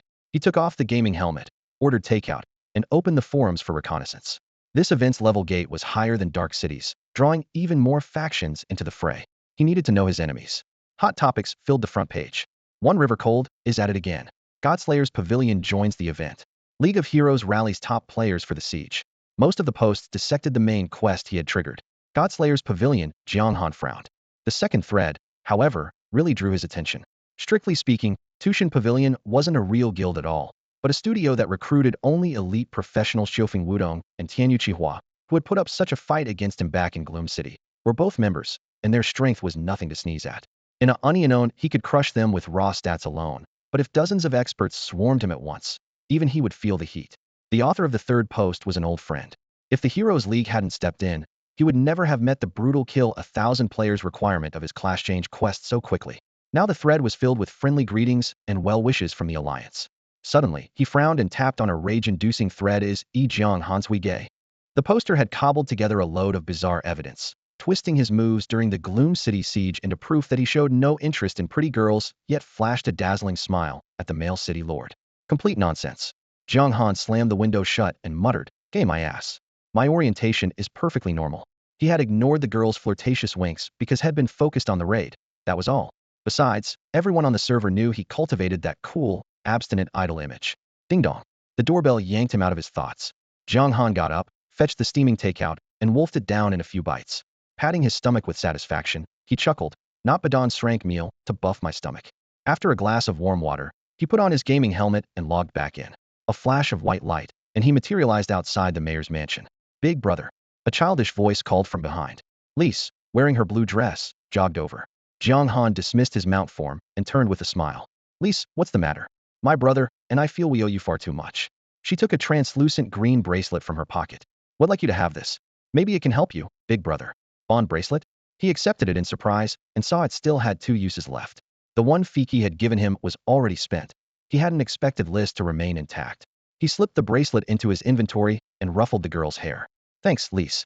Obviously, this was an extra reward for finishing the S-rank side quest. As long as it helps you, I'm happy." Lise clasped her hands behind her back and smiled shyly. After saying goodbye, he headed for the Violet Flame Bamboo Grove and resumed his struggle with the Violet Flame Vipers, hoping to squeeze in a few more levels before his exclusive main quest unlocked. While farming, he decided to unload the equipment head replaced, as well as the extra Inferno Demon set pieces. He opened a private chat with Longting Wanli. "Bro, I've got a batch of good stop quality. Took a huge risk to get them. Interested? As long as the quality's high and the supply is large, price isn't an issue." Longting Wanli's reply hit the nail on the head. He opened his inventory and sent screenshot after screenshot dark gold, and silver gear of every level gleaming under the system's lighting, filling the chat window. He had to tackle his personal storyline quest in 3 days and still wasn't sure he could win. There was no way Head let these stockpiled items sit and gather dust before then. A full level 60 dark gold set. Longting Wanli nearly flew out of his chair. If a player wore full silver with 1 or 2 gold pieces, they could brag on the forums for a year, and Jiang Han had just tossed over an entire dark gold set. Even though Wanli had met him in the starter village, he couldn't help wondering if Jiang Han was a hidden dev-controlled NPC planted to hype the game. "Name your price." Jiang Han replied casually. "If it's too low, they'll just put them in the auction house." He held all the cards and sounded in no hurry. Selling to Longting Wanli made sense. The deal was easy, their partnership smooth, and the man was the Dragon Clan Guild leader, a connection worth keeping. "Deal. They'll have my accountant crunch the numbers." Both men were decisive. Minutes later, the trade window flashed green, and Jiang Han's bank balance jumped by more than 7 million. Nobody could beat dark gold bosses yet, so dark gold gear was the rarest of the rare. Jiang Han had thrown in set pieces, weapon, armor, everything, so the price had climbed accordingly. We'll be joining the siege in 3 days. Longting Wanli paused, then got to the point. I'm the guild leader, but we're all players. If I bench all our level 50 elites, both the guilds and my own reputation will tank. I hope you understand, brother. No problem, Jiang Han answered with a calm smile. I get it. Just a heads up, keep your distance from me so you don't get killed by the splash damage. Longting Wanli shot back 3 giant question marks. Was Jiang Han really saying his aftershocks alone could one-shot them? That was insane. Jiang Han closed the chat and moved on. He had arrived at the purple flame bamboo grove, where poisonous mist coiled and crimson bamboo leaves glowed.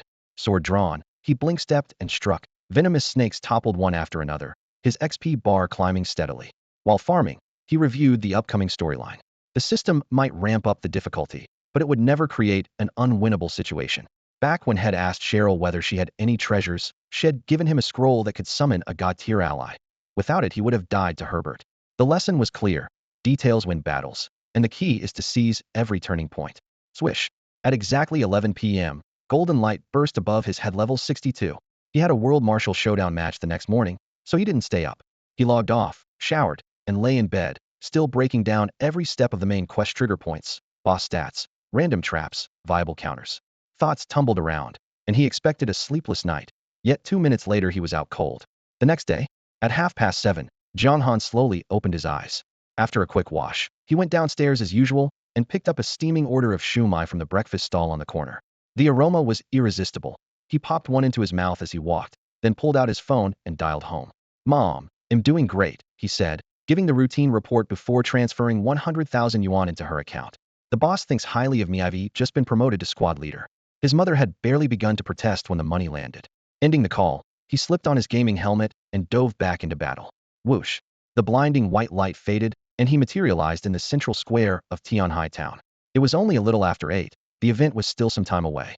Swinging onto his blue-scale beast, he sped across the plains, hoping to scout out a new grinding spot. In less than 10 minutes, a lake came into view. The water was crystal blue, colorful fish breaking the surface in glittering arcs. A light breeze carried a hint of moisture, and a few white cranes strolled along the shore, occasionally beating their wings. Ding. System prompt. You have entered the map Pingding Lake. Jiang Han's eyes narrowed. Upon a boulder in the middle of the lake sat a gaunt old man in a bamboo hat, rod in hand. So still he almost blended into the scenery. Anyone would overlook him without a closer look. I have insight. Fisherman common, NPC. Common? No way. Pingding Lake had long since fallen to the dark faction. What ordinary NPC would dare fish here? Jiang Han marked the coordinates, returned to Tianhai town, bought 2 rods and a large bag of bait, and hurried back to the lakeside. Instead of striking up a conversation, he settled beside the old man, baited his hook with practiced ease, cast into the water, and sat cross-legged. Young man, here to fish as well? The hoarse, yet lively voice drifted from beneath the hat. Jiang Han turned and saw a weathered face etched with deep lines, white hair and beard framing a pair of clear eyes. Yeah, I've had a lot on my mind lately. Saw how relaxed you were and figured I'd join you. Have to sit right next to me? The old man's tone was half teasing. It's more fun talking while we fish, Jiang Han replied evenly. The old man laughed aloud. Interesting. How about a contest, see who catches more? In game, Jiang Han said, then added, but every competition needs a wager. If you win, they'll give you the finest fish I've ever pulled from this lake, the old man said, pointing toward the deeper water. Deal? And if I lose? Jiang Han asked warily. What could I possibly want from a youngster like you? If you lose, you owe me a favor, the old man said with an airy wave. Ding. System prompt. Accept the quest fishing contest? Yes, Jiang Han answered without hesitation. Ding. System prompt. You have received the quest fishing contest. Difficulty, B. Description. Compete with the mysterious old man. If you win, you profit. If you lose nothing. There's no sweeter gamble under heaven. Objective. Catch more fish than the old man. Time limit. 1 hour. Reward. At the shore of Pingding Lake, an old man and a young man made a wager. The old man's eyes gleamed, eager to see the dark swordsman across from him walk away empty-handed. Shall we begin now? He asked. Jiang Han nodded, his voice calm. Anytime. Very well, let's. Before he could finish, the old man caught a twitch at the tip of Jiang Han's rod and quickly raised a hand. Wait. Splash. The lake erupted as Jiang Han lifted the rod, and a 10-inch crucian carp burst from the water. Silvery scales flashed in the sunlight while its tail beat wildly, scattering droplets everywhere. Crucian carp, grade D. Description. An ordinary crucian carp with tender flesh and high nutritional value, said to revitalize the body. Effect, when made into fish soup, increases the drinker's maximum HP by 5 for 10 minutes. Jiang Han was a little surprised. So even the fish in Skyfall have stats? And this was only grade to knows what higher tiers might do. His interest in the lake's best fish, as the old man had called them, soared. The bet hasn't started. That one doesn't count. The old man reminded him with a sigh of relief, trying to keep a stern face. Fine. Jiang Han tossed the carp aside to avoid a pointless argument. Then the contest starts now. As soon as the words left the old man's mouth, a countdown appeared in Jiang Han's quest log. He steadied himself and cast again. 2 minutes later. Splash. A bright red fish arced through the air. Red carp, grade D. Effect, raises defense by 10 for 10 minutes. Jiang Han unhooked the fish, baited the line, and flashed the old man a cheerful grin. Pardon my modest skills, sir. He cast once more. A vein throbbed on the old man's forehead. The kid looked like a rookie, yet his touch was unreal. Another minute passed. Jiang Han reeled in another crucian carp. The quest counted only numbers, not quality, so he didn't mind. From then on, every 2 minutes or so the line jerked again. Jiang Han seemed to be giving a demonstration, while the old man was stuck with the single fish head caught at the start. His float never even twitched, and his face grew darker by the second. Playing the fool to trick Meshemless. He fumed inwardly, powerless to change his luck. Roughly 20 minutes in, Jiang Han's wrist suddenly dipped, the immense pull forcing him to stand and leverage his whole body. The surface exploded as a massive turtle, the size of a water vat, flew into the air. Its shell was mottled green and black, and before it hit the ground it had tucked itself inside. Tiny arcs of lightning crackling across the carapace. Thunder turtle grade A. Description, highly attuned to lightning, extremely rare. Effect, a dish made from its meat grants 20 to all attributes for 10 minutes. Extra effect, on first consumption, permanently adds 50 to base attack. Both Jiang Han and the old man drew sharp breaths. Are you cheating? The old man blurted, questioning reality itself. In less than half an hour the boy had pulled out a thunder turtle. What could possibly be next? Jiang Han promptly stowed the giant turtle in his inventory and shook his head. Sir, you can't accuse me of that. You've watched me the whole time. How could I cheat? The old man was at a loss for words. If he'd known exactly how the other guy was cheating, he would have blown up already. Hold on. Jiang Han's eyes lit up as though someone had flipped a switch. Did you find the loophole? The old man pressed. Don't worry, just tell me, and I won't make things difficult. Maybe, Jiang Han said with mock solemnity. Is there some kind of bonus for good-looking anglers? Give me a break. The old man nearly spat in his face, furious at the nonsense. Then I'm fresh out of ideas. Jiang Han shrugged helplessly. Even he had no clue. A deafening, wrath-filled dragon's roar exploded from the lake bed. Though muffled by unfathomable depths, it cracked the air like distant thunder. Schools of fish burst from the surface, thrashing wildly as white bubbles boiled across the lake. The roar came so suddenly that both men jumped back half a step. The old man's face drained of color. Snatching Jiang Han's rod, he yanked hard. You win the wager. The instant the line left the water, the roar faded and the lake fell silent once more. Ping. System message. Congratulations. You have won the quest fishing contest and earned the reward Emerald Water Fish, grade S. Don't cast here again anytime soon, the old man warned, snapping the rod in two. If you actually haul that thing up, you'll die a horrible death. Jiang Han opened his mouth to complain, but had no idea where to start. Fishing triggers plot events now? Exactly a plot event.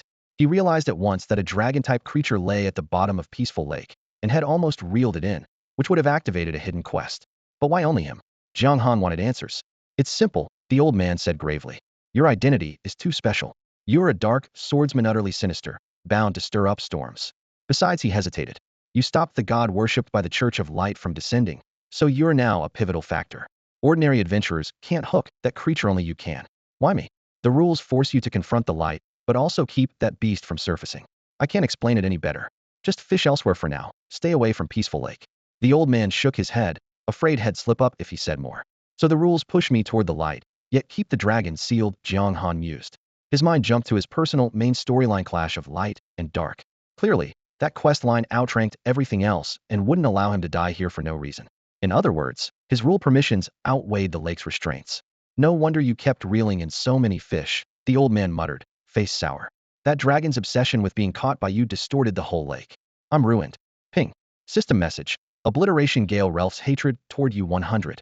Obliteration Gale Relf? Jiang Han stared at the prompt. The name rang a bell and sounded ridiculously arrogant. A spark of insight hit him. He opened the power rankings available only to high-level members of the Dark Faction. On the very first page he saw 7. Obliteration Gale Relf. Jiang Han looked stunned.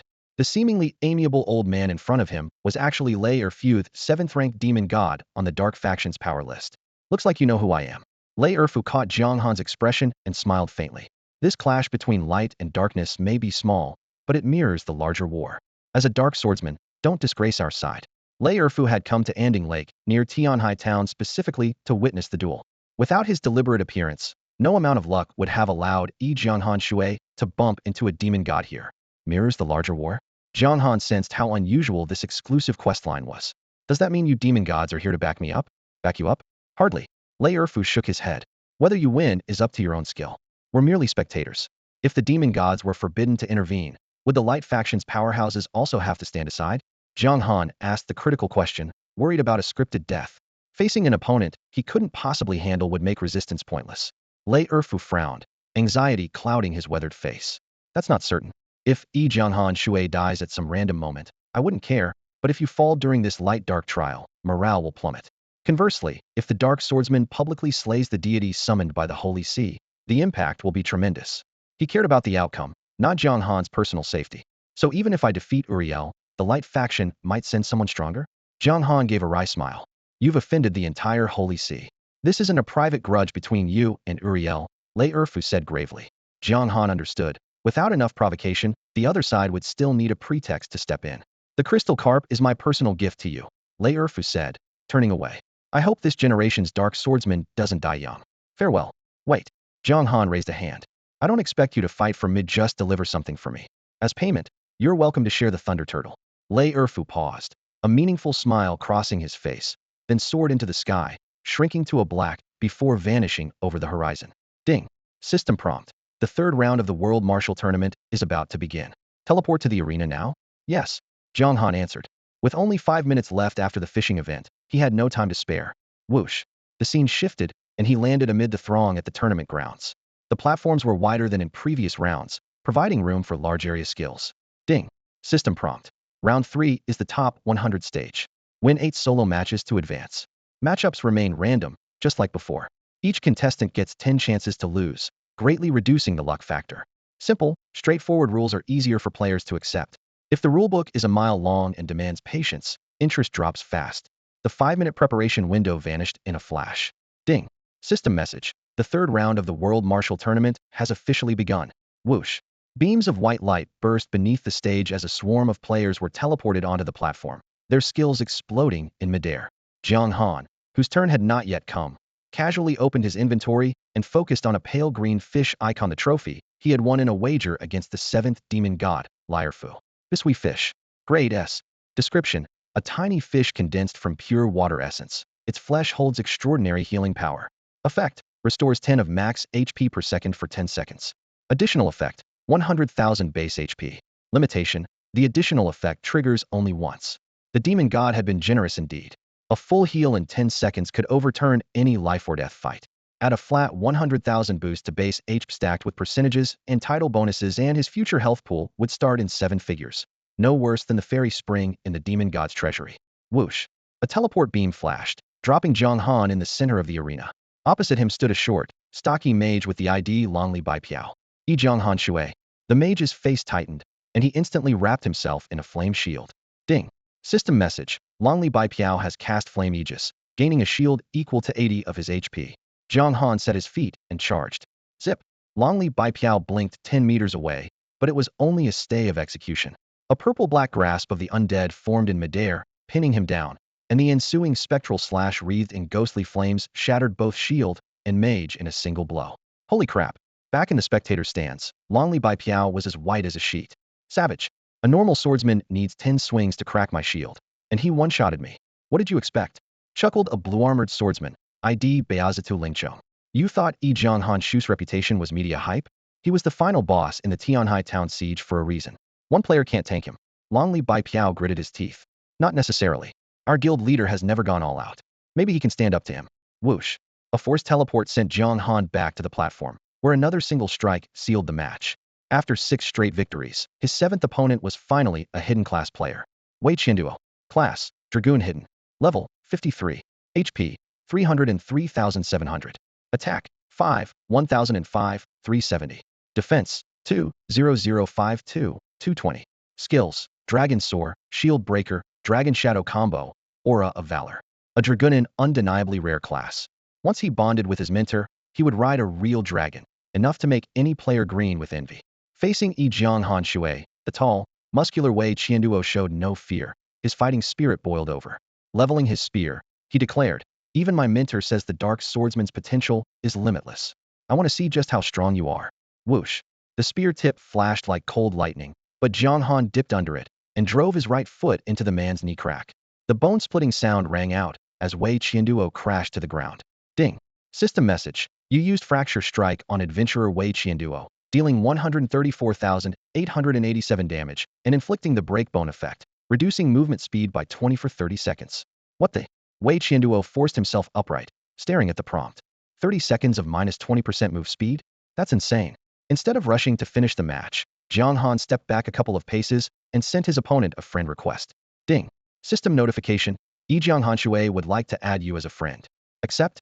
Wei Qianduo froze, confusion flickering in his eyes as he looked at Jiang Han. Let's be friends. Jiang Han smiled. His voice was quiet but sincere. He wasn't drawn to the Dragon Knight class itself. He doubted any Dragon Knight could outshine a dark swordsman in the long run. What intrigued him was Wei Qianduo's natural bond with dragons. Through this player, he might learn how to secure a draconic mount before anyone else. Besides, he had already set his sights on a temperamental water Qilin. But who would turn down an extra mount? He had one for the ground. He might as well prepare one for the sky. Wei Qianduo had no reason to refuse and nodded. Sure. Ding. System notification. Wei Qianduo has accepted your friend request. In his friends list, a genuine Longting Wanli finally appeared next to the note Longting Wanli. With the clock ticking, they didn't chat further. Jiang Han raised his sword. Death's grasp flowed into frenzied execution. An instant kill combo. Even a Dragon Knight couldn't survive the stat gap. If you run into a tough quest, feel free to call me. He added the line offhandedly. The mount was only part of his plan. He had a deeper motive. A dragon was sealed beneath Anding Lake, and if that beast ever broke loose, Dragon Knight Wei Qianduo might come in handy. Building connections early never hurts. Ding. System notification. Congratulations. You've advanced to round 4 of the World Martial Tournament. Round 4 starts tomorrow at 10 o'clock. Please log in on time. Round 3 was only the top 100 stage, yet Jiang Han still felt no pressure. His superior level and stats reduced every fancy technique to window dressing against overwhelming force. Nothing else mattered. Returning to the scenic Anding Lake, he stepped onto a boulder by the shore. Facing the gentle breeze, he took a long breath, exhaled slowly, clasped his fists, and called out, "It's not that I don't wish to help you, but I'm too weak to protect myself right now. I'm sorry." He wasn't sure whether the dragon underwater could hear him, but it was better to stay on its good side. Lei Erfus' reaction earlier had proved this dragon was no ordinary creature. A single misstep could be disastrous. Whoosh. Just as he turned to leave, a dark silhouette tore through the air and landed softly before him, without stirring a ripple. "Kid," Lei Erfu said with a slight smile, "I've taken care of that matter you asked about." "Thank you, senior." Jiang Han cupped his fists and pointed ahead. "Please come to Tianhai Town with me and try this thunder turtle." "All right, let's go." Lei Erfu agreed readily. An extra 50 points of base attack wasn't a grand reward to him, but even a mosquito's leg is still meat. Tianhai Town, mayor's residence.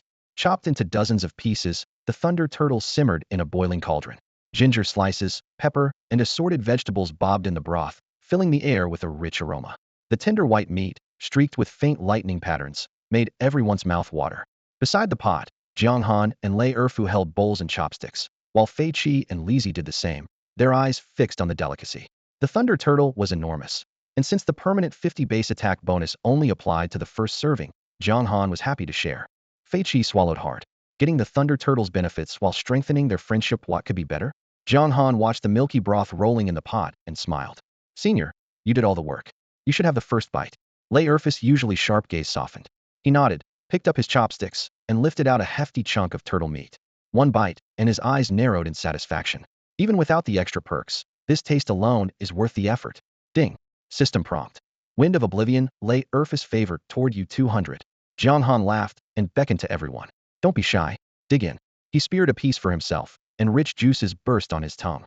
Heat surged down his throat and spread through every limb, flooding him with raw power. Ding. System prompt. First time consuming Thunder Turtle base attack 50. Ding. System prompt. Consuming Thunder Turtle all attributes 20 for 10 minutes. Hearing the consecutive prompts, Jiang Han stored 3 more pieces of meat in his inventory. The one-time base attack bonus was gone, but the 20 all-stat boost would be a priceless ace in any future fight. Urfa glanced at him. Once it's cooked, the potency fades over time if you keep it on you. Thanks for the tip, senior. Jiang Han nodded, mentally noting that freshness was also a hidden system factor. A dozen minutes later the pot was scraped clean. Urfa set down his bowl, face once more impassive. Kid, I'm looking forward to your performance. The other demon gods are watching. Good luck. Without waiting for a reply, he vaulted into the sky and vanished. After seeing him off, Jiang Han gave the Fei siblings a few final instructions, then logged out for lunch. Once fed, he logged back in, left Tianhai Town, and rode his blue-scaled beast toward a higher-level grind zone. The third round of the world tournament wasn't too difficult, so he still had plenty of time. Beyond Lake Anding, dense woodland took over, the breeze rustling the treetops. Ding. System prompt. You have entered Goblin Forest. Venturing deeper, Jiang Han soon spotted a band of green-skinned humanoids about 1.2 meters tall. Thin and sharp-eared, they clutched crude wooden clubs. Their clothes were rags, but their eyes gleamed with cunning. Goblin Elite. Level 80. HP. 2 million. Attack. 7,0007, 500. Defense. 4, 2504, 500. Skills. Call reinforcements, critical strike, club beatdown. Description. Goblins are malicious humanoids gunning, disliked, and unexpectedly strong. 3-star elites? Jiang Han lifted a brow. In most games goblins are newbie fodder. Eternal had turned them into high-tier mobs. While he observed them, the goblins spotted him. At the front strode a massive specimen 3 meters tall, muscles knotted, a gleaming greataxe on its shoulder. It grinned and stepped into Jiang Han's range. Dark swordsman? Boys, kill him. We'll take his head to the Church of Light, switch sides, and get a fat reward. Kill. A dozen goblins raised their clubs, bellowed hoarsely, and charged like a tide. Seriously? Are you all that eager to die? Jiang Han sat astride his blue-scale beast, watching hundreds of goblins surge toward him like a tide. Amusement and exasperation waged a small war on his face. Had still been deciding whether to strike first, but the goblins had answered for him. Die. A particularly burly goblin charged in, silver battle-axe raised high, the blade whistling through the air. Jiang Han nudged his heels. The blue-scale beast exploded forward war stomp. All 4 hooves slammed into the earth, thunder booming beneath them. Blue scales flashed with crackling arcs of lightning, and its movement speed spiked. The axe sliced nothing but air as Jiang Han swung the beast's foreleg, booting the goblin head over heels. A shockwave tore outward, flinging the surrounding runts like rag dolls. Ding. System notification. You used the skill War Stomp, dealing 167,887 damage to Goblin King and suppressing it for 1.5 seconds. Self-attack 20, Goblin King attack 8. All enemy units within a 100,100 range have their attack reduced by 13 for 60 seconds. Additional damage dealt, 120.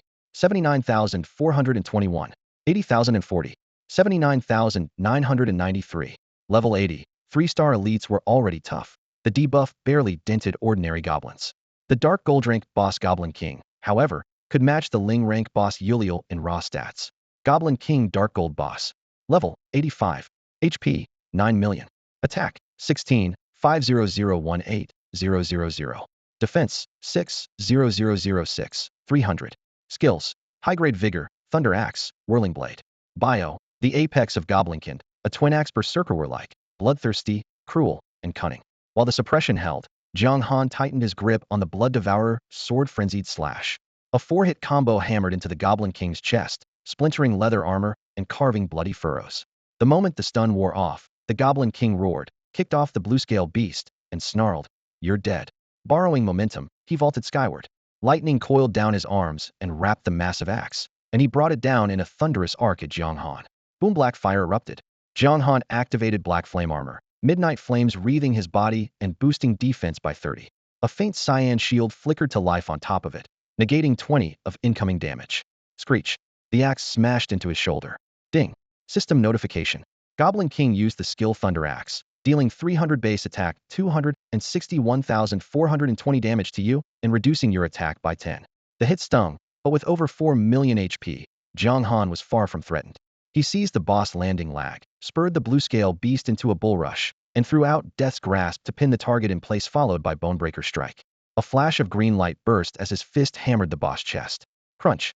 Even the Goblin King's bulk couldn't withstand the beast's full-force charge. Several ribs snapped, and his face flushed crimson. Ding. System notification.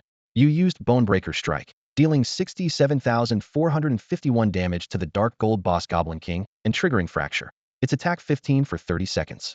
With War Stomp stacked on Bonebreaker Strike, the Goblin King's attack power plummeted, and the threat level dropped sharply. No wonder it's the only offensive skill unlocked after the second class. Change anything with bones, just gets wrecked. Jiang Han's eyes gleamed as he tightened his grip on the longsword. Charge. The nearby goblins weren't about to sit back and watch. After being staggered by War Stomp, they rushed in with wooden clubs, hammering at the blue-scaled beast and Jiang Han's legs. Their blows, however, were nothing like the Goblin King's. They couldn't even dent the armor. Jiang Han glanced at the cooldown timer. War Stomp was ready again. He ordered the blue-scaled beast to slam the ground once more. With a thunderous crash, the charging goblins were knocked sprawling, damage numbers filling the air. The lifesteal effect topped off Jiang Han's health bar, leaving him perfectly safe. Now isolated, the Goblin King was pinned down at close range. Jiang Han's relentless strikes finally brought the boss crashing to the ground, dropping 3 items in the process. Ding. System message. Congratulations. You have slain the level 85 Dark Gold boss, Goblin King. Rewards. EXP 6,500,000. Reputation 6,500. A shower of golden light poured into his character sheet, and Jiang Han's level shot straight to 63. Without missing a beat, he crouched to scoop up the loot, then rode the blue-scaled beast through the remaining goblins, pocketing another chunk of experience. Once the area fell silent, he opened his inventory to inspect the Goblin King's drops. Thunderclap Great Axe. Rarity, Dark Gold. Attack, 10501, 200. Effect, 40 attack. Effect, 20 attack speed. Special, Thunder Axe on proc, deals triple damage and applies attack reduction. Special, Seasoned Grip requires 20 fewer levels to equip. Required level, 80. Description, forged from powdered thunder crystal blended with rare ores. This weapon unleashes devastating lightning attacks. The axe's silver body was veined with violet rinse imposing at first glance. Its 2 specials stood out in particular. Thunder Axe's triple burst spoke for itself, while Seasoned Grip meant it could be equipped at just level 60. Jiang Han stroked his chin. Fiki specializes in great axes, and as the town mayor he can probably afford it. With the siege event in 2 days, letting the second-to-last boss, Fiki, power up early would be ideal. Of course, gaming was both pastime and business to Jiang Han. This weapon wouldn't come free. He stowed the Thunderclap Great Axe and moved on to the rest of the loot. Advanced Fortitude. Type, Passive. Grade, A. Description, Fortitude makes a creature significantly stronger. Skill effect, increases a pet's or mount's attributes, scale based on aptitude. Requirement, pet or mount. Treasure map. Grade, B. Description, follow its clues and you might strike it rich. Both items were highly practical. Jiang Han eyed Advanced Fortitude. Only summoners currently had pets, but the pet system would open eventually. Rather than wait, why not boost the blue-scaled beast right now? Decision made, he hit learn. Ding. System prompt. Teach Advanced Fortitude to Dark Gold boss mount. Blue-scaled beast? Yes. Ruhar. A piercing howl rang out as blue light surged around the beast. Its scales shimmered like rippling water, growing even tougher. Muscles swelled along its limbs, and its deep blue eyes gleamed with feral menace. Ding. System message. Your mount, Blue-scaled beast, has advanced to Spirit tier boss mount under the effect of Advanced Fortitude. Advance. The system chime filled Jiang Han with delight. He had assumed the Azure-scaled beast would only gain better stats, not jump to an entirely new tier. Donkey, you've really outdone yourself. He laughed, patting the creature's broad Foradata bronze rank mule had just vaulted into a Spirit class boss mount. Luck was clearly on his side. Nahi. The freshly evolved Azure-scaled beast lowered its head and let out 2 long calls, gratitude shining in its eyes. It plainly understood his praise. Jiang Han hurriedly opened the mount panel. Azure-scaled beast mature. Class, Spirit class boss mount. Level, 60. Movement speed, 180. Attack, 75. Health, 100. Effect, tenacity 50. Skill, sure-footed. Skill, unwavering loyalty. Description, an ordinary donkey that, by chance, absorbed a trace of water Chelan blood, granting it remarkable speed and traditional donkey endurance. He clicked his tongue in amazement. Every stat had climbed, and an extra skill had appeared. Sure-footed was only grade C, reducing terrain penalties, but unwavering loyalty was a passive grade A skill that boosted the rider's health and defense by 20%, a genuine lifesaver. Mounted, Jiang Han felt his confidence soar. His odds of surviving his personal storyline had just risen sharply. After calming down, he turned to the 2 treasure maps in his inventory. The first, a grade B map dropped by the Goblin King, was nothing special. The other was his reward for raising the level 3 settlement Bingxiwa town. Rare treasure map, grade S. Description, as the name suggests, the loot at the designated location is substantial. He had wanted to use it earlier, but each time the system flashed a warning, so he had postponed it until now. Ding. System prompt. Use rare treasure map? Note, the destination indicated by this map is extremely dangerous. Ensure you are strong enough before proceeding. Extremely dangerous, Jiang Han frowned. If it only said hi, he would have rushed over at once. Extremely was harder to gauge. Stranger still, this was a reward for destroying a level 3 town. If the danger was truly that high, what about level 2 or level 1 towns? The final boss of Bingshua town had only been dark gold rank. Surely a treasure map, however rare, shouldn't be impossibly deadly. After a moment's thought, he still tapped yes. No matter how tough it was, could it be harder than his personal storyline? If the map held something that could turn the tide there, it would be worth the risk. Besides, the storyline was mandatory and granted special permission since he had to live to that point. The system would probably reduce the chance of him dying beforehand. At least, that was how he reassured himself. Ding. System prompt. You have used the Scrade item rare treasure map and obtained the treasure location Fallen Fortress. Coordinates 1741, 4545. The treasure will vanish in 3 days. Act quickly. Where on earth is the Fallen Fortress? Jiang Han stared at the screen, baffled. He logged into the in-game forum, hoping the all-knowing online community could tell him more about this location. After entering the keywords, only a handful of posts popped up. The attached image showed a fortress shrouded in mist, its gray-black walls looming like a ghost. The title read, Level 1 Capital of the Fallen Fortress. The post explained that deep within the dark faction, on the edge of a canyon, stood a gloomy city with a hidden passage to purgatory, guarded by Sela, the fallen angel ranked 4th among the 10 demon gods. Jiang Han closed the page in silence. Sela? A level 1 capital? That's where the treasure is. Considering he was also part of the dark faction, he consoled himself. If a demon god really shows up, please be as reasonable as Ralph. With a wry smile, he swung onto his blue-scaled beast, turned it around, and headed straight for the faction's heartland. Give up a rare treasure? Not a chance. A dangerous location didn't always mean an impossible quest. Thud, thud, thud. The beast thundered forward, iron hooves kicking up dust. Jiang Han hugged its neck, the mountain wind whipping his face. Half an hour later, a towering silhouette appeared. At the canyon rim, the fallen fortress rose behind swirling black fog, its heavy gate like a beast's fangs. Above the archway drifted a golden skull that radiated power far beyond the current level cap. Jiang Han didn't need insight eye to know he couldn't afford to provoke it. Ding. System alert. You have entered the danger zone Fallen Fortress. He skirted the main gate, hugging the canyon wall. Massive rubble and broken walls served as natural cover. Canceling his mount, he crouched low and sprinted, chaining together War Stomp's burst of speed and brief invulnerability to move from one shelter to the next. Soon he reached the base of the fortress wall. Looking up, he estimated it at 24, maybe 25 meters high. He summoned the blue-scaled beast again, not to ride it, but to use its head as a springboard, shaving off as much height as possible. Then, War Stomp. Boom. The beast dipped, and Jiang Han shot upward like an arrow. The S-rank skill's explosive leap hurled him skyward. 10 meters 5 the parapet was within reach. Just as he stretched out a hand, he realized he was still rising, not falling. 5 meters 10 only when he cleared the battlement by 15 meters did gravity finally catch him. He canceled the skill, adjusted his posture, and landed silently on the corner of the wall. That jump is ridiculous, he muttered, plastering himself against the stone. Had been worried about coming up short, only to turn into a high-altitude scout instead. Retracting the beast still waiting below, he waited out the cooldown, then triggered War Stomp again and dropped inside the wall. He landed on his toes and rolled into a narrow alley, weaving through eaves and crates to avoid patrols as he headed for the coordinates on the treasure map.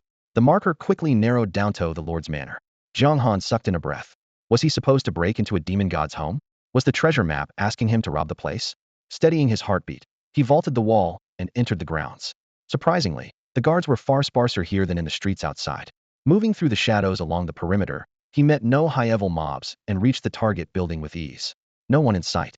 He pushed open a half-latched window and slipped inside. Ding. System alert. You have entered the map Lord's Chambers. Jiang Han froze, thunderstruck. The Lord's Chambers meaning this could be Sela's private room. What truly chilled him, though, was the figure at the center of the room.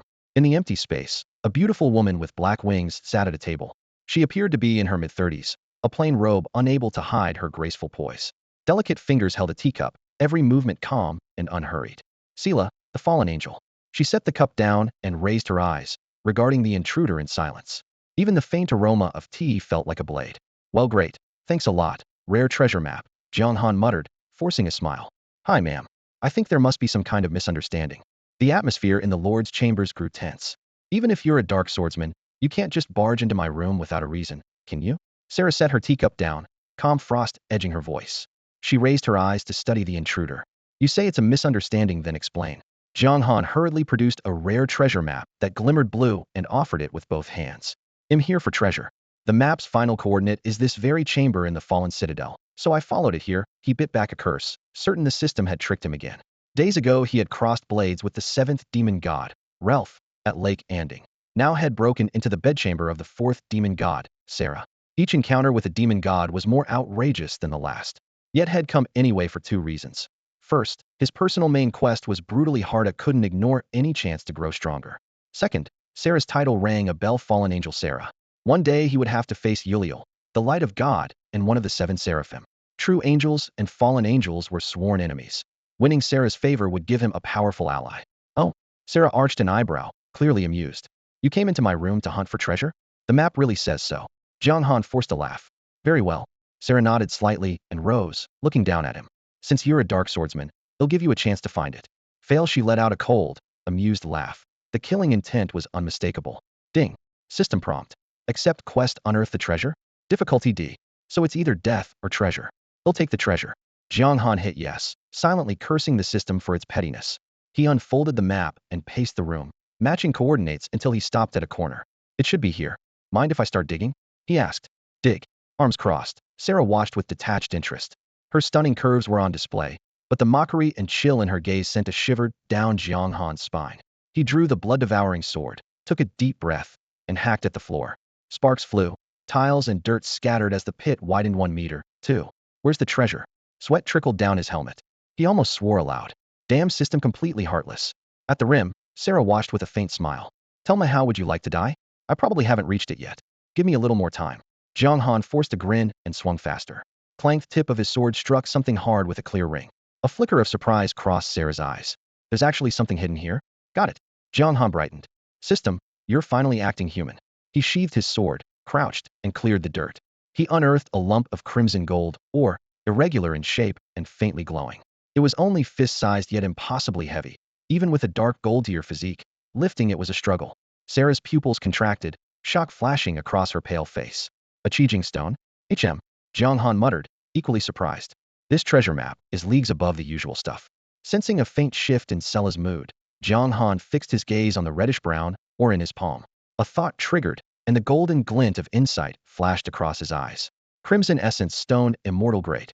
Description: an exceptionally rare natural ore. Any weapon forged with crimson essence stone will see its rank soar. Thanks to its flawless compatibility, it blends with any metal and is the perfect choice even for divine arms. Immortal grade ore?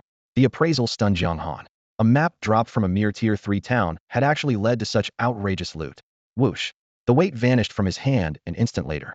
When he looked up, Sela was already cradling the stone, violet eyes sparkling. Excellent. It really is crimson essence stone. Her excitement bled into every word. You knew I still needed this for my personal divine weapon and fetched it for me. Well done. Ding. A crisp system chime followed. Congratulations. You have completed the quest, unearth the treasure. Reward, fallen feather escrate. Jiang Han smiled. As long as you're happy.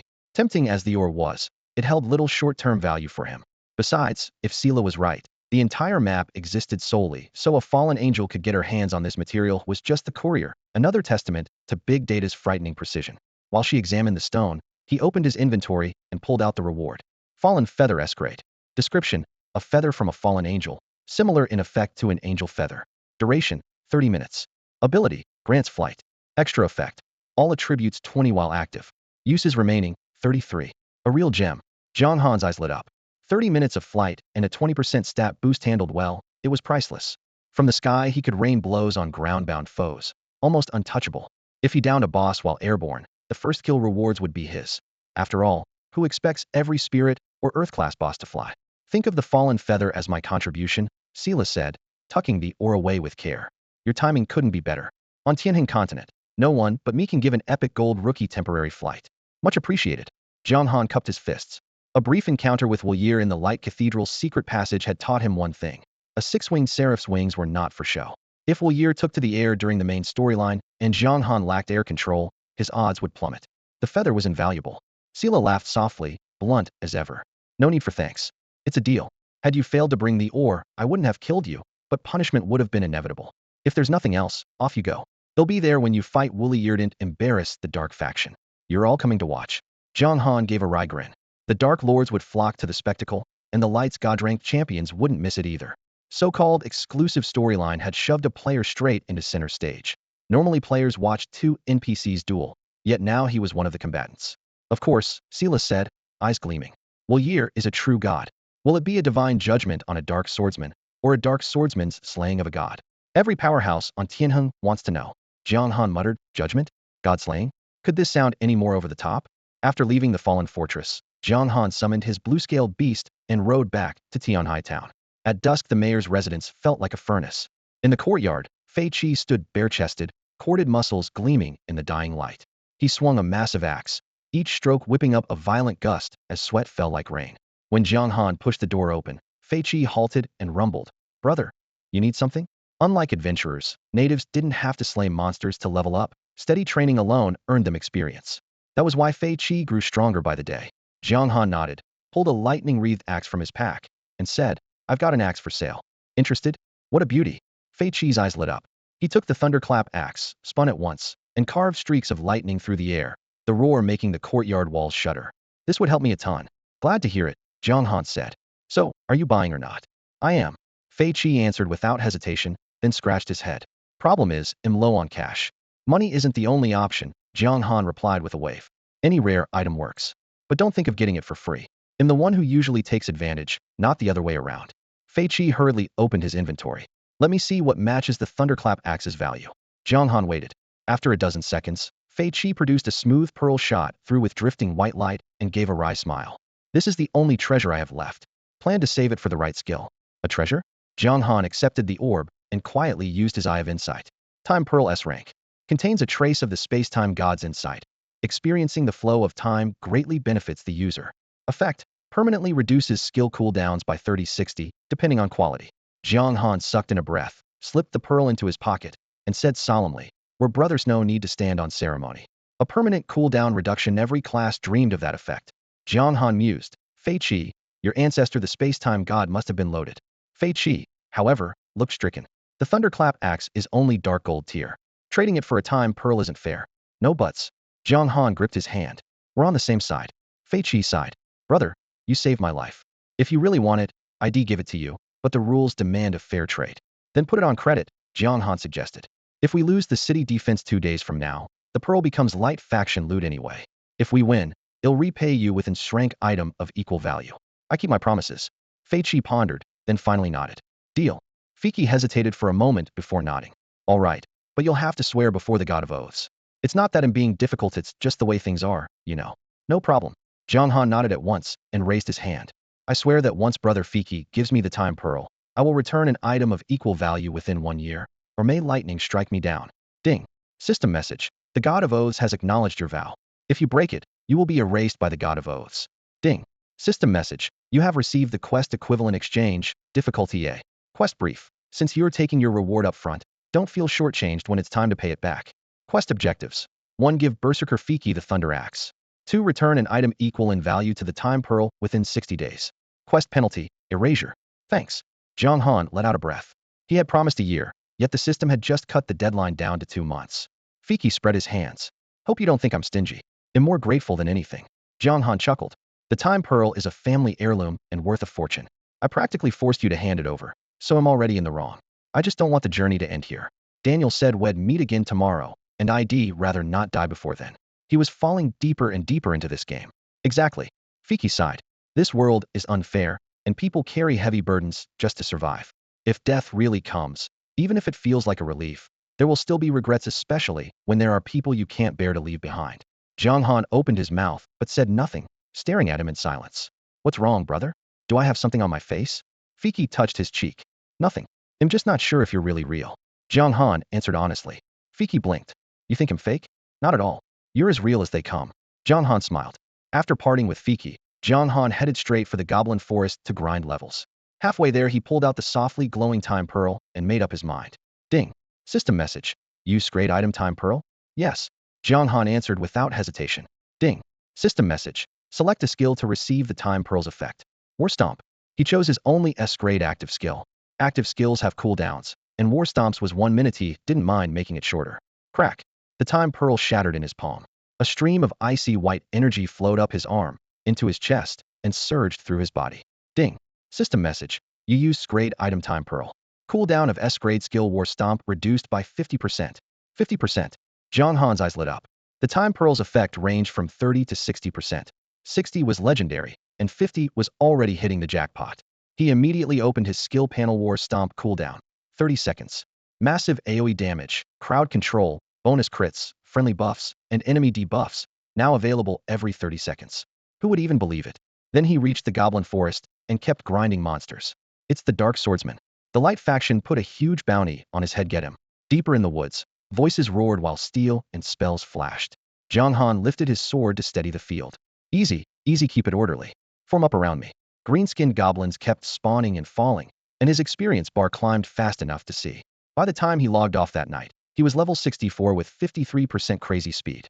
The next day, only 2 days remained before his exclusive storyline unlocked. At exactly 10 o'clock, whoosh, a burst of white light carried Jiang Han back into the pale void of the World Martial Tournament. Unlike the first 3 rounds packed with players, the fourth held barely 100, every one of them an elite from the Eastern server. Ding. System message. Round 4 of the World Martial Tournament has begun. Ding.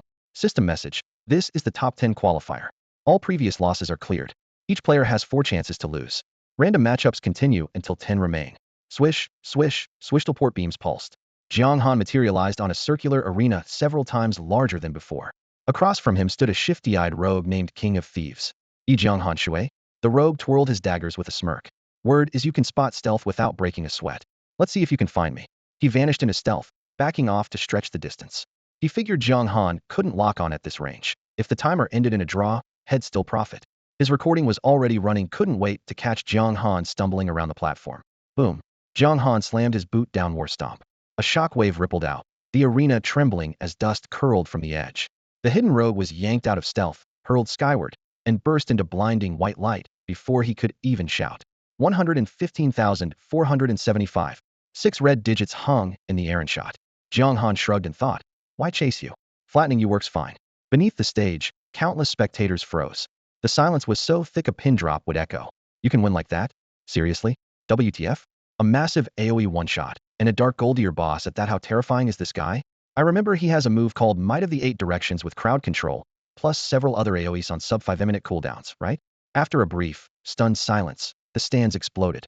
Everyone replayed that breathtaking moment in their minds. With a single stomp, Jiang Han Sui rode the resulting shockwave and blasted his opponent into a burst of white light. The system teleported him to the base of the arena, and he simply watched as if nothing had happened, ignoring the crowd's stares. A few minutes later, it was his turn to step up again. His new opponent was an ordinary-looking woman. She raised her staff, fully alert. The instant she saw Jiang Han Sui across the platform, she fired off her ultimate. Soul Marionette. Whoosh, whoosh, whoosh. Several deep purple threads emerged from the void and wrapped around Jiang's limbs and torso. Ding.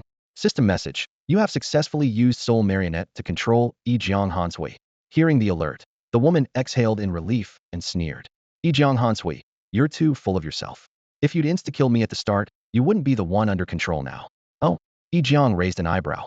He had indeed planned to finish her instantly, but seeing that she was a hidden class, he changed tactics. No matter how tough a dark swordsman is, he still needs to understand a soul puppeteer's toolkit for future battles. Get off my stage. She snapped, tapping her staff.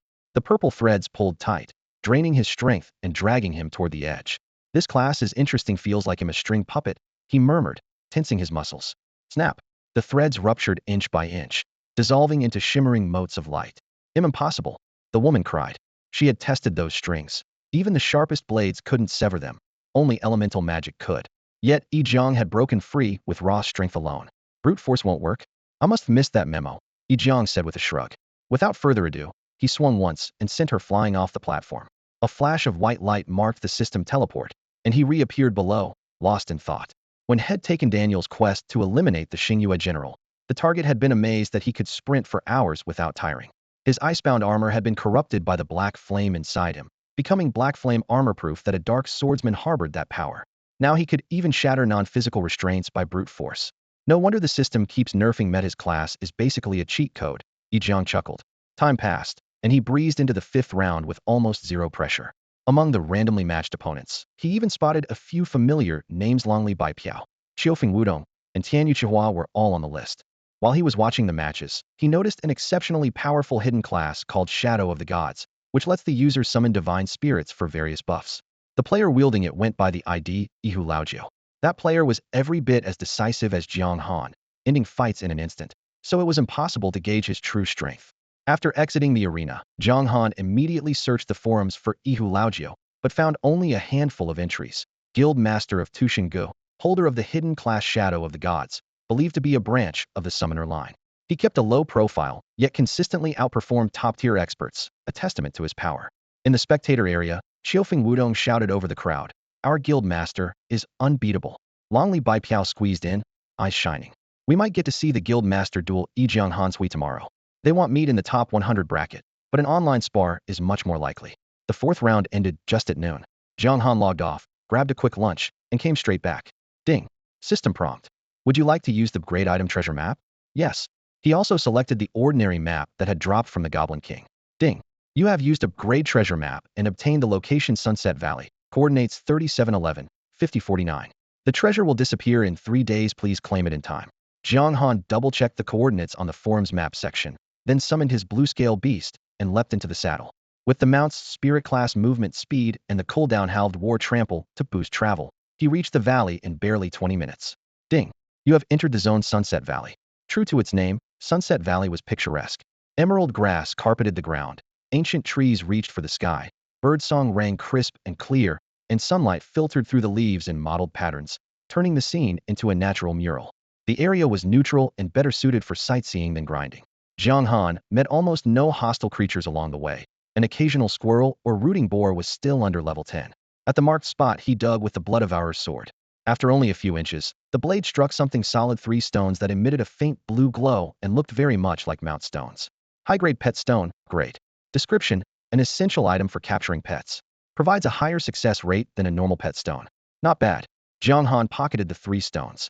He didn't yet know their exact success rate or when the pet system would open, but the trip was already worthwhile. Next, he opened the forum again and searched for Spirit Class boss.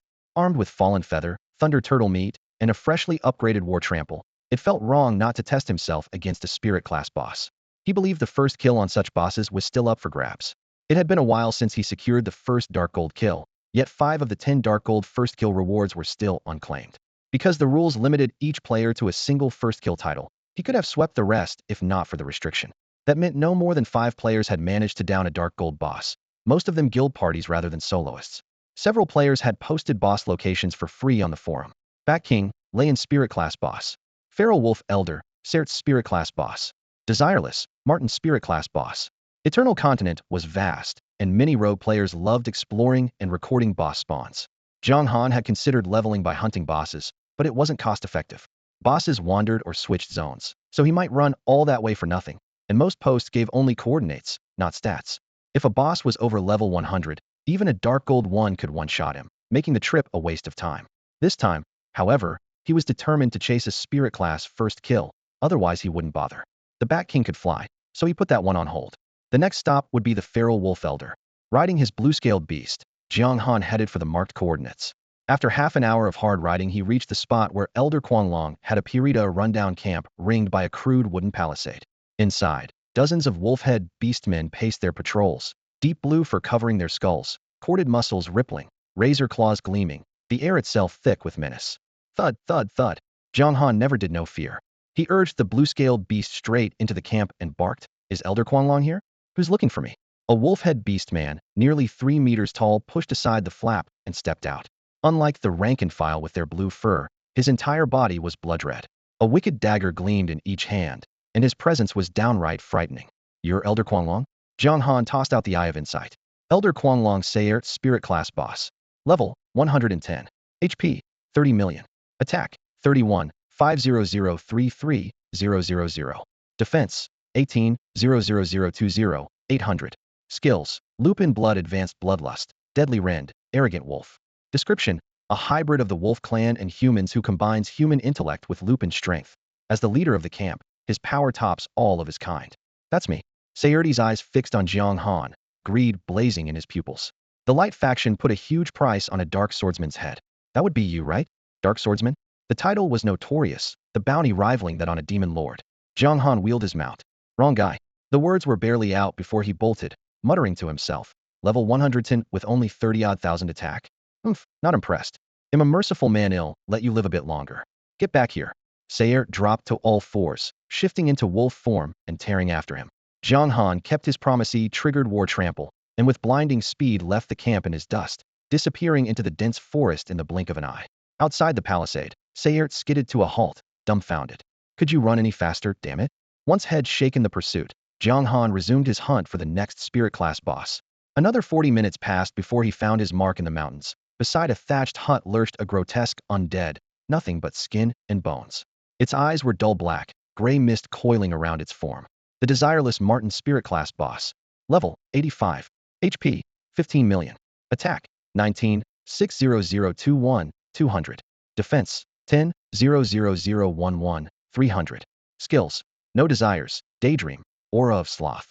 Description. A human whose boundless resentment kept his soul from resting after death, now roaming the world as an undead. This one's a lot weaker than Elder Quanwang. Jiang Han tightened his grip on the blood-devouring sword, fighting spirit burning. Compared with that red-furred boss 30 million HP and 30+ thousand attack, this undead was miles behind. No time to waste. Jiang Han doubted he would ever see a weaker spirit class boss. Woolier's max hit was barely 20,000, yet that guy still carried 2 forbidden spells, and this was only his initial form. Next time they crossed paths, it definitely wouldn't end so easily. With that in mind, Jiang Han squeezed his legs around the blue-scale beast. The warhorse shrieked and charged straight at Martin the Desireless. He opened with War Trample. Giant hooves slammed down, dust exploded, and Martin was driven half a meter into the earth, the 0.5-second suppression leaving him defenseless. 84,210. The skill always crits and adds 200% damage 4 times a normal strike on paper, yet the number still wasn't dazzling. At least it broke his defense, and Trample also applied a follow-up damage boost. Jiang Han didn't pause. Frenzied Cleave, Grasp of the Undead, and Death Slash flowed together. Crowd Control and Burst intertwining and carving nearly another 100,000 HP off Martin. I never even provoked you. Why are you hitting me? Martin screeched. Ding. System message. Martin the Desireless casts Desireless, reflecting all damage taken in the last 5 seconds. A flash of reflected light burst out, and Jiang Han's health bar instantly lost more than 200,000. Seeing he still had over 4.5 million left, he decided he could tank it and kept swinging. Freed from control, Martin flipped up and hammered a palm onto the blue-scale beast's skull, forcing the mount to stagger and almost kneel. 148,780. Even the weakest spirit class boss had a scary damage ceiling. Bone Shatter Strike. Steadying the beast, Jiang Han rammed at Martin's chest, hoping to snap a rib and cut his output. Instead, Martin locked his arms around the mount's head and shoved it backward step by step. Ding. System message. Your skill Bone Shatter Strike has been interrupted. Seriously? That's strong. Jiang Han cursed, letting his long sword rake across Martin's throat as black blood sprayed. Without hesitating, he stuffed a piece of Thunder Turtle meat into his mouth. Ding. System message. You consumed Thunder Turtle. All attributes 18, duration 10 minutes. As Wind of Oblivion RYLPH had warned, food buffs were being nerfed. The original 20% boost was now only 18. The crackling taste of lightning hadn't faded before Jiang Han downed a potion and went full throttle. Attribute buffs were multiplicative, pushing his max attack to 15,760. Every swing landed for roughly 50,000, and Martin's HP dropped visibly. 80% 60% when the boss fell to half health. Jiang Han's focus sharpened to a razor edge. I wish I could blow you up with one punch. Martin wailed. Ding. System message. Martin the Desireless casts Daydreaming. Next attack damage 2,000. Attack rating 300. Guaranteed critical hit. Jiang Han stared at the log, heart clenching. He instantly triggered Black Flame, Aegis, and Zephyr Guard. A second later, only a lone one floated above his head. Haha, fooled you. Martin crowed. So much for daydreaming. Jiang Han drew a long breath and unleashed another torrent of skills. There was no doubt about it. The so-called daydream skill was pure bluff, terrifying in the tooltip, yet worthless in battle. Cursing this stupid game under his breath, Jiang Han muttered to himself that not only the character sheet, but even skill descriptions were rigged to fool players. This is what happens when you challenge Medjet ready to turn into a lazy slob. The moment Martin finished, a thick ash-gray mist erupted around him like ink exploding in water, rolling outward in waves. Jiang Han was only a few meters away, far too close to dodge. Ding. System alert. Desireless Martin has cast Slothful Miasma. Movement speed 30, attack speed 50, duration 3 minutes. 2 can play at the Disgusting Tactics game. Jiang Han rolled his eyes. The stat gap was obvious. His health was dropping faster than Martin's. He spun his mount around, hooves flinging mud as the speed bonus let him break free in an instant. Thanks to the passive Death's power, his HP began to climb back up, and the slow from Slothful Miasma barely touched him. Damn it, don't you run. Martin's furious roar echoed behind him. He swung his fists and stormed through the gray fog, but all he managed was a wild, pointless chase. Keep daydreaming. Jiang Han sneered, pulled the reins, and widened the gap even more. Once his health hit 80%, he wheeled around, eyes icy, and charged back in. The two health bars rose and fell in turn for more than 10 minutes. Jiang Han couldn't even be bothered to use Fallen Feather. He simply ground Martin down through sheer endurance. Ding. System alert. You have slain LV. 85 Spirit Tier Boss Desireless Martin. Rewards. EXP 30 million. Reputation 10,000. Ding. System alert. You are the first player to defeat a Spirit Tier boss. Additional rewards. Reputation 15,000. Free attribute points 50. Rare item blessing of the war god. Whoosh whoosh whoosh. 3 golden beams descended from the sky, bumping Jiang Han up 3 levels in one go and settling him at 67. Barely containing his excitement, he dismounted, crouched by Martin's corpse, and looted in a hurry 3 drops in total. 2 pieces of gear and a dark-covered skill book. A skill book? Jiang Han's eyes lit up as he swallowed hard. Don't tell me it's that one. Ding. System message. Stimulated by the blood of a Spirit Tier powerhouse. Your dark armor has advanced to Spirit Tier, gaining a significant boost in stats. TSK, TSK. Jiang Han clicked his tongue. I was right to take down a Spirit Tier enemy before facing Ulriel. Between the first kill reward and the upgrade of the dark armor, my combat power just shot through the roof. This haul was incredible. Jiang Han first picked up the skill book. The moment his fingertip brushed the cover, a light screen unfolded. Daydream Grade B. Description. A dream may be imaginary, but no one can strip another of the right to dream. Effect. If the target is no more than 50 levels higher than you, you can feed them false information. Cost. Your next attack's damage is forcibly fixed at 1 point. Cooldown none. Uses. Once per day. This is only Grade B. Jiang Han was stunned. Used properly, Daydream was practically a god-tier skill, enough to force an opponent to burn through every life-saving trick they had. Even more absurd, the Chronicles said the most powerful demon god in Tianheng history, Jiang Hanshu, had once fallen victim to this very skill. With that thought, he pressed confirm without hesitation. Ding. System message. You have learned the skill Daydream. Next, he turned his attention to the 2 pieces of loot dropped by the Spirit Tier boss, a crimson cloak and an azure staff. Their stat panels popped up in turn. Phantom Cloak Spirit Tier. HP 50,000. Defense 200220. Effect Defense 40. Effect HP 20. Effect Tenacity 30. Special Fleetfoot. Required level 80. Flavor text dashing beyond words. This was the favorite cloak of the desireless Martin in life. Unfortunately, after Martin was almost disfigured in death, he never dared wear it again. Skyspring Staff Spirit Tier. Attack 10001 200. Effect Attack 50. Effect HP 20. Cast Speed 20. Healing bonus 20. Special Old Hand. Required level 80. Flavor text. A staff coveted by countless clerics. Its stat bonuses are exceptional across the board. With a cleric wielding this staff, a party's survival rate climbs sharply. The cloak's great, but I'm still a ways off from level 80. Jiang Han stowed the cloak in his bag, then fixed his gaze on the Skyspring staff, one of the few Spirit-Tier staves on the entire server, its value immeasurable. Wait a second. A sudden thought struck him. Fei Qi's sister, Lizzie, was a cleric. If he gifted the staff to her, could he squeeze even more benefits out of the siblings? After all, Fei Qi and Lizzie carried the blood of the god of time. Fei Qi already had the time orb and the necklace of faith and vows. There was no way his sister was empty-handed, right? Rotten always looking to fleece those two. Jiang Han shook his head with a wry smile. A pang of guilt pricked his conscience, but he still tucked the Skyspring staff into his inventory and set off in search of Lizzie. On the road, he opened his pack and checked the first kill reward he'd been most excited about. A crimson scroll blessing of the god of war, Scrade. Description.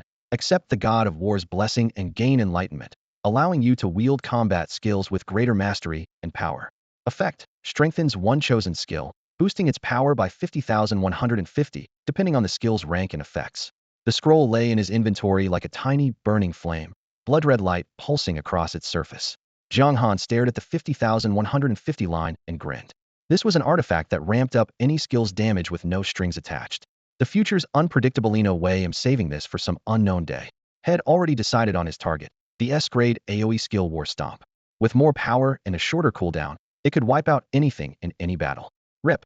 He tore the scroll, and scarlet light burst into fist-sized sparks that burrowed into his body. Hesitate? Not a chance. He muttered. Ding. System prompt. You have used the Scrade item blessing of the god of war. Please select a skill to enhance. War Stomp. Ding. System prompt. Your S-grade skill War Stomp has been enhanced. Increase 80. 80%? Jiang Han raised an eyebrow. Could be worse. Pretty lucky, actually. The scroll was only Scrade.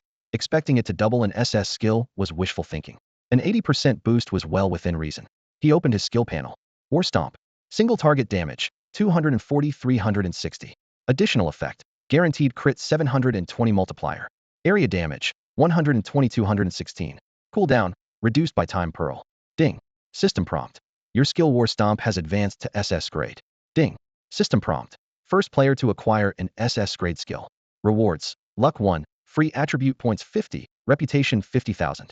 The golden SSS flashing beside the skill name made Jiang Han's heart soar. With the time pearl shortening its cooldown and the god of war's blessing boosting its power, the skill's rank up felt inevitable. He switched to his equipment panel, eyeing the newly upgraded dark armor. Dark armor spirit grade. Base defense. 10001, 200. HP, 150,000. Effect, defense 80. Extra effect, HP 50. Trait, dominion. Required level, 60. Exclusive class, dark swordsman. Special, indestructible, cannot be dropped. Description, brief, growth capable. Dark swordsman exclusive armor top tier at any rank. Jiang Han nodded in satisfaction. Back in Tianhai town, the setting sun gilded the cobblestone streets. In the mayor's training yard, Fei Qi swung the thunder axe, its blade howling and crackling with lightning. After just a few days of intense training, Head hit epic rank, and his attack stat was closing on 13,000. Bro, back again. Fei Qi wiped sweat from his brow and grinned. Need something? Yeah, a little favor. Jiang Han nodded. Is your sister around? She's studying under the town's only gold-rank cleric. Pride shone in Fei Qi's eyes. High affinity with light. She hit bronze cleric in 2 days' bright future. Blood of the time god, no surprise, she's talented. Jiang Han praised, then asked, where is she now? Northern Plaza, healing civilians for free. Fei Qi pointed, then looked curious. Why do you need her? Nothing huge. Jiang Han smiled. I've got a decent staff lying around. Better it go to family than a stranger. The smile on Fei Qi's face froze. That move feels way too familiar. Bro, you're my own flesh and blood. Fei Qi almost dropped his thunderclap axe, clutched Jiang Han's leg, and looked ready to burst into tears. My sister doesn't have any treasure on her. Hey, is that something a brother should say? Jiang Han flashed an innocent smile. Would I really go and squeeze loot out of my little sister? But the next moment Fei Qi's face hardened. If we lose the siege the day after tomorrow, even the best treasure won't save her. Jiang Han's grin faded. If it comes to that, he'll swear to the god of oaths again within 2 months he'll repay her with something of equal value. My word is iron. He knew he was asking too much. Yet what if the item on Fei Qi's sister was the key to turning the battle? Missing that chance could spell annihilation. After a long silence, Fei Qi exhaled heavily. She's carrying a scroll the god of time left for his heirs. I hope it really helps. Jiang Han clasped his fists and bowed. Thank you. I won't fail either of you. Leaving the mayor's residence, Jiang Han vaulted onto his blue-scaled mount and sped toward the square. The place was packed, and he quickly spotted Lizzie with a white-robed woman in her early 50s, both channeling healing magic for the wounded. Remember this, Lizzie, the woman said solemnly. Affinity with light isn't tied to alignment. Serving the dark faction doesn't blunt your healing. Look at those bishops outwardly merciful, yet who knows what filth they hide. Keep a clear conscience, that's all that matters. Lizzie nodded hard. Having nearly been sacrificed once herself, the words struck deep. Lizzie, Jiang Han waved. She turned, eyes shining. Big brother. The white-robed woman patted Lizzie's shoulder. That's enough for today. He'll take care of the rest. Go on. Thank you for teaching me, Sister Olga. Off you go. After parting from her mentor, Lizzie skipped over. What brings Big Brother here today? Jiang Han steeled himself and produced the Springwater staff. I'd like to trade this staff for the treasure you're carrying. Treasure? Lizzie blinked and drew a scroll from her cloak. You mean this? Jiang Han accepted it at once and read. Time Rewind S-Class. Description. One of the relics left to mortals by the god of time, containing a trace of divinity. Effect. Rewinds time, allowing the past to be altered and thus the future. Note. The divine power is unstable. The rewind lasts anywhere from 10 seconds to 2 minutes. It really is a treasure, Jiang Han thought, startled. Used right, it could save lives. If Big Brother needs it, it's yours, Lizzie said without hesitation. That staff is valuable. You might regret giving it away. What do you want in return? No matter how the siege ends the day after tomorrow, I want Big Brother and my brother to come back safe and live long lives. Ding. System prompt. Accept quest live to fight another day? Jiang Han paused, then tapped decline. It was probably a good quest, but he wasn't someone who would trade every principle for a reward. He crouched down, ruffled the lively girl's hair, and laughed. Don't be ridiculous. I'm not that petty, and am winning this siege no matter what. Take the Springwater staff, it'll pay you back with something of equal value. Before the words were even out, Jiang Han faced the god of oaths and swore solemnly. Ding. System prompt. You have received the quest equivalent exchange. Difficulty A. Description. This is a choice you made yourself. Refusing to take advantage of a child is admirable. Objective: give the Springwater Staff to Dark Cantor Lizzie and return an item equal in value to the time reversal scroll within 60 days. Time limit: 60 days. Failure penalty: erasure. The notice was almost identical to Fiki's trade quest. Only the recipient had changed to Lizzie and the deadline was the same. Dark Cantor? Jiang Han stared at the prefix, startled. That title sounded far too grand for an ordinary kid. He'll let you in on a secret. Big brother, the girl whispered proudly, eyes sparkling. Lizzie also has a special class stronger than Brother Fiki's hidden class. Mine is the one and only unique hidden class. Jiang Han immediately activated Eye of Insight on her. Dark Cantor Lizzie. Rarity: Bronze. Level: 10. HP: 1 million. Attack: 500,550. Defense: 400,420. Skills: Dark Favor, Soul Purge, Sacred Darkness, Dark Judgment. Profile: a girl whose soul is pure and unstained. Though fate has been cruel, she would walk into the deepest abyss without regret. The numbers nearly blinded him. A mere level 10 bronze cleric with stats on par with a boss. Thank you for your generosity, big brother. Lizzie twirled the staff. The aquamarine gem glowed with a cold light. May the god of darkness watch over you. Whoosh. A streak of dusky light shot from the gem into Jiang Han's body. Ding. System prompt. You have received Soul Purge from Dark Cantor Lizzie. All attributes 10 for 3 days. His whole body felt lighter as his stats surged. Who on earth is this girl? You can wield that staff already? He asked, unable to hold back. The panel said the Springwater Staff required level 80, yet she swung it with ease. Dark Favor lets Lizzie ignore all equipment requirements. She flicked the staff and said earnestly, I'm really strong, it'll definitely help you one day. Warmth spread through Jiang Han's chest. What had seemed like a casual rescue might have saved a future dark deity. Ignoring every equipment restriction, utterly insane. Meanwhile, in a hidden chamber deep within the Cathedral of Light, whoosh whoosh, milky white energy surged around Ulier, rapidly restoring his power. 8 bishops formed a spell array, burning their own light essence to feed him. Moments later, 6 wings burst open behind Ulier. His eyes snapped wide, molten gold swirling within. Congratulations on reaching Earth tier, my lord. The bishops chorused, though shock churned inside them. 1 rank in just 2 days, how much further could he go? A trifling matter, Ulier replied coolly, unmoved by their praise. Once I kill the dark swordsman and awaken my divinity with his blood, stepping into god tier will take no time at all. The bishops finally understood why he had insisted on hunting the dark swordsman. The moment he descended, there was more at stake than they'd thought. But the dark swordsman's reputation, one bishop ventured hesitantly. Wouldn't waiting until you recover a bit more be safer? Humph. Ulier snorted. His 6 wings flared, flooding the chamber with crushing pressure. The creatures of this world are insects. Your so-called dark swordsman is simply a larger insect. Killing him will not cost me the slightest effort. The next day, at exactly 10 o'clock, with a burst of blinding white light, Jiang Han was teleported from the Goblin Forest to the Tianxiao Wudo venue.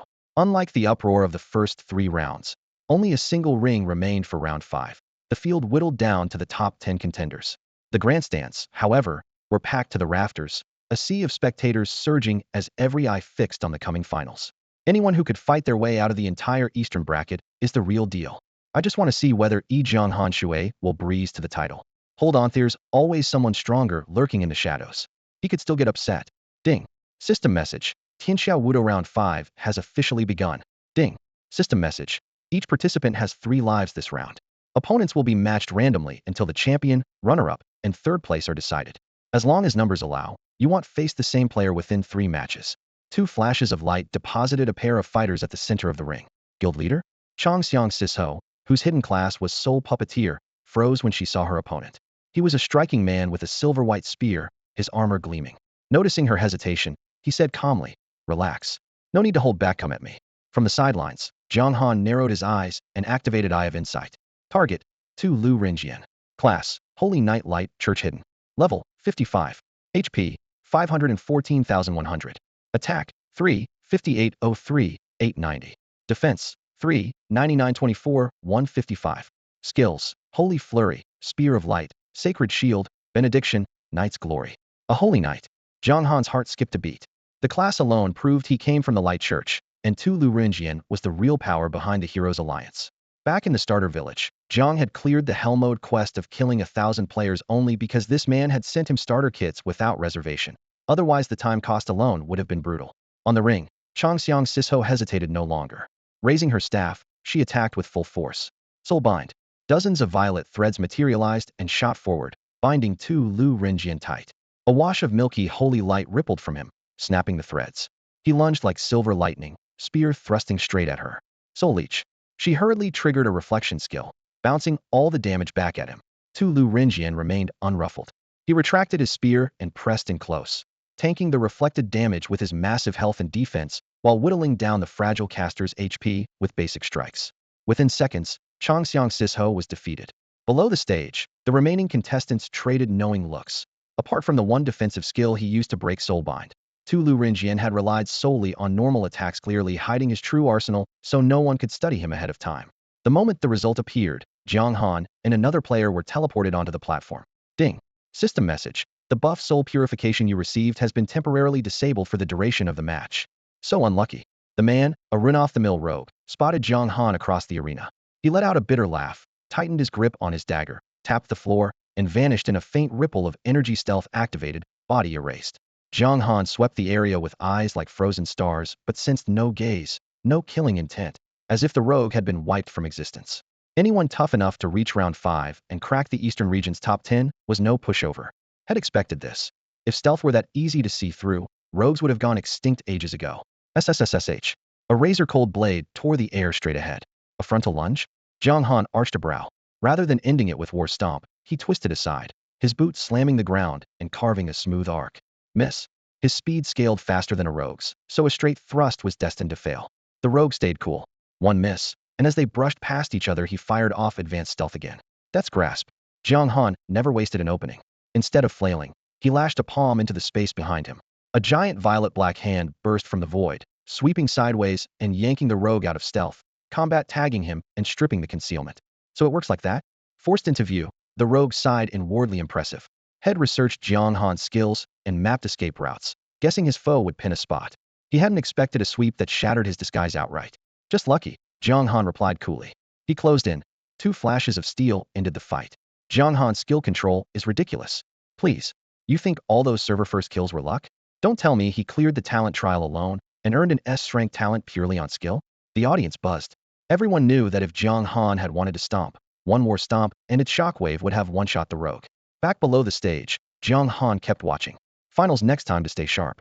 He had no intention of tripping in a gutter. Soon, Tu Shun Guest Guild Master, Ihu Laojio, took the platform. 2 effortless sword strokes finished his opponent, and he casually showed off Battle God's avatar. All stats 20 for a full minute, cool down under 5 minutes. The crowd went wild. Jiang Han compared notes silently. His own dark reincarnation spiked every stat by 50, but carried a heavy penalty and a long cooldown. Strong, sure, but no cheat code. He rubbed his chin, half joking, better than nothing. Dark reincarnation not good enough for you? A sudden male voice exploded by his ear, brimming with irritation. Kid, I can't just ignore that. Jiang Han's heart lurched. Who? He hadn't expected an answer to a mutter. Luo E, the voice supplied. I left a mark in the dark armor to see whether you disgraced the dark swordsman's name. What? Jiang Han froze. The previous dark swordsman, Luo E, wasn't dead?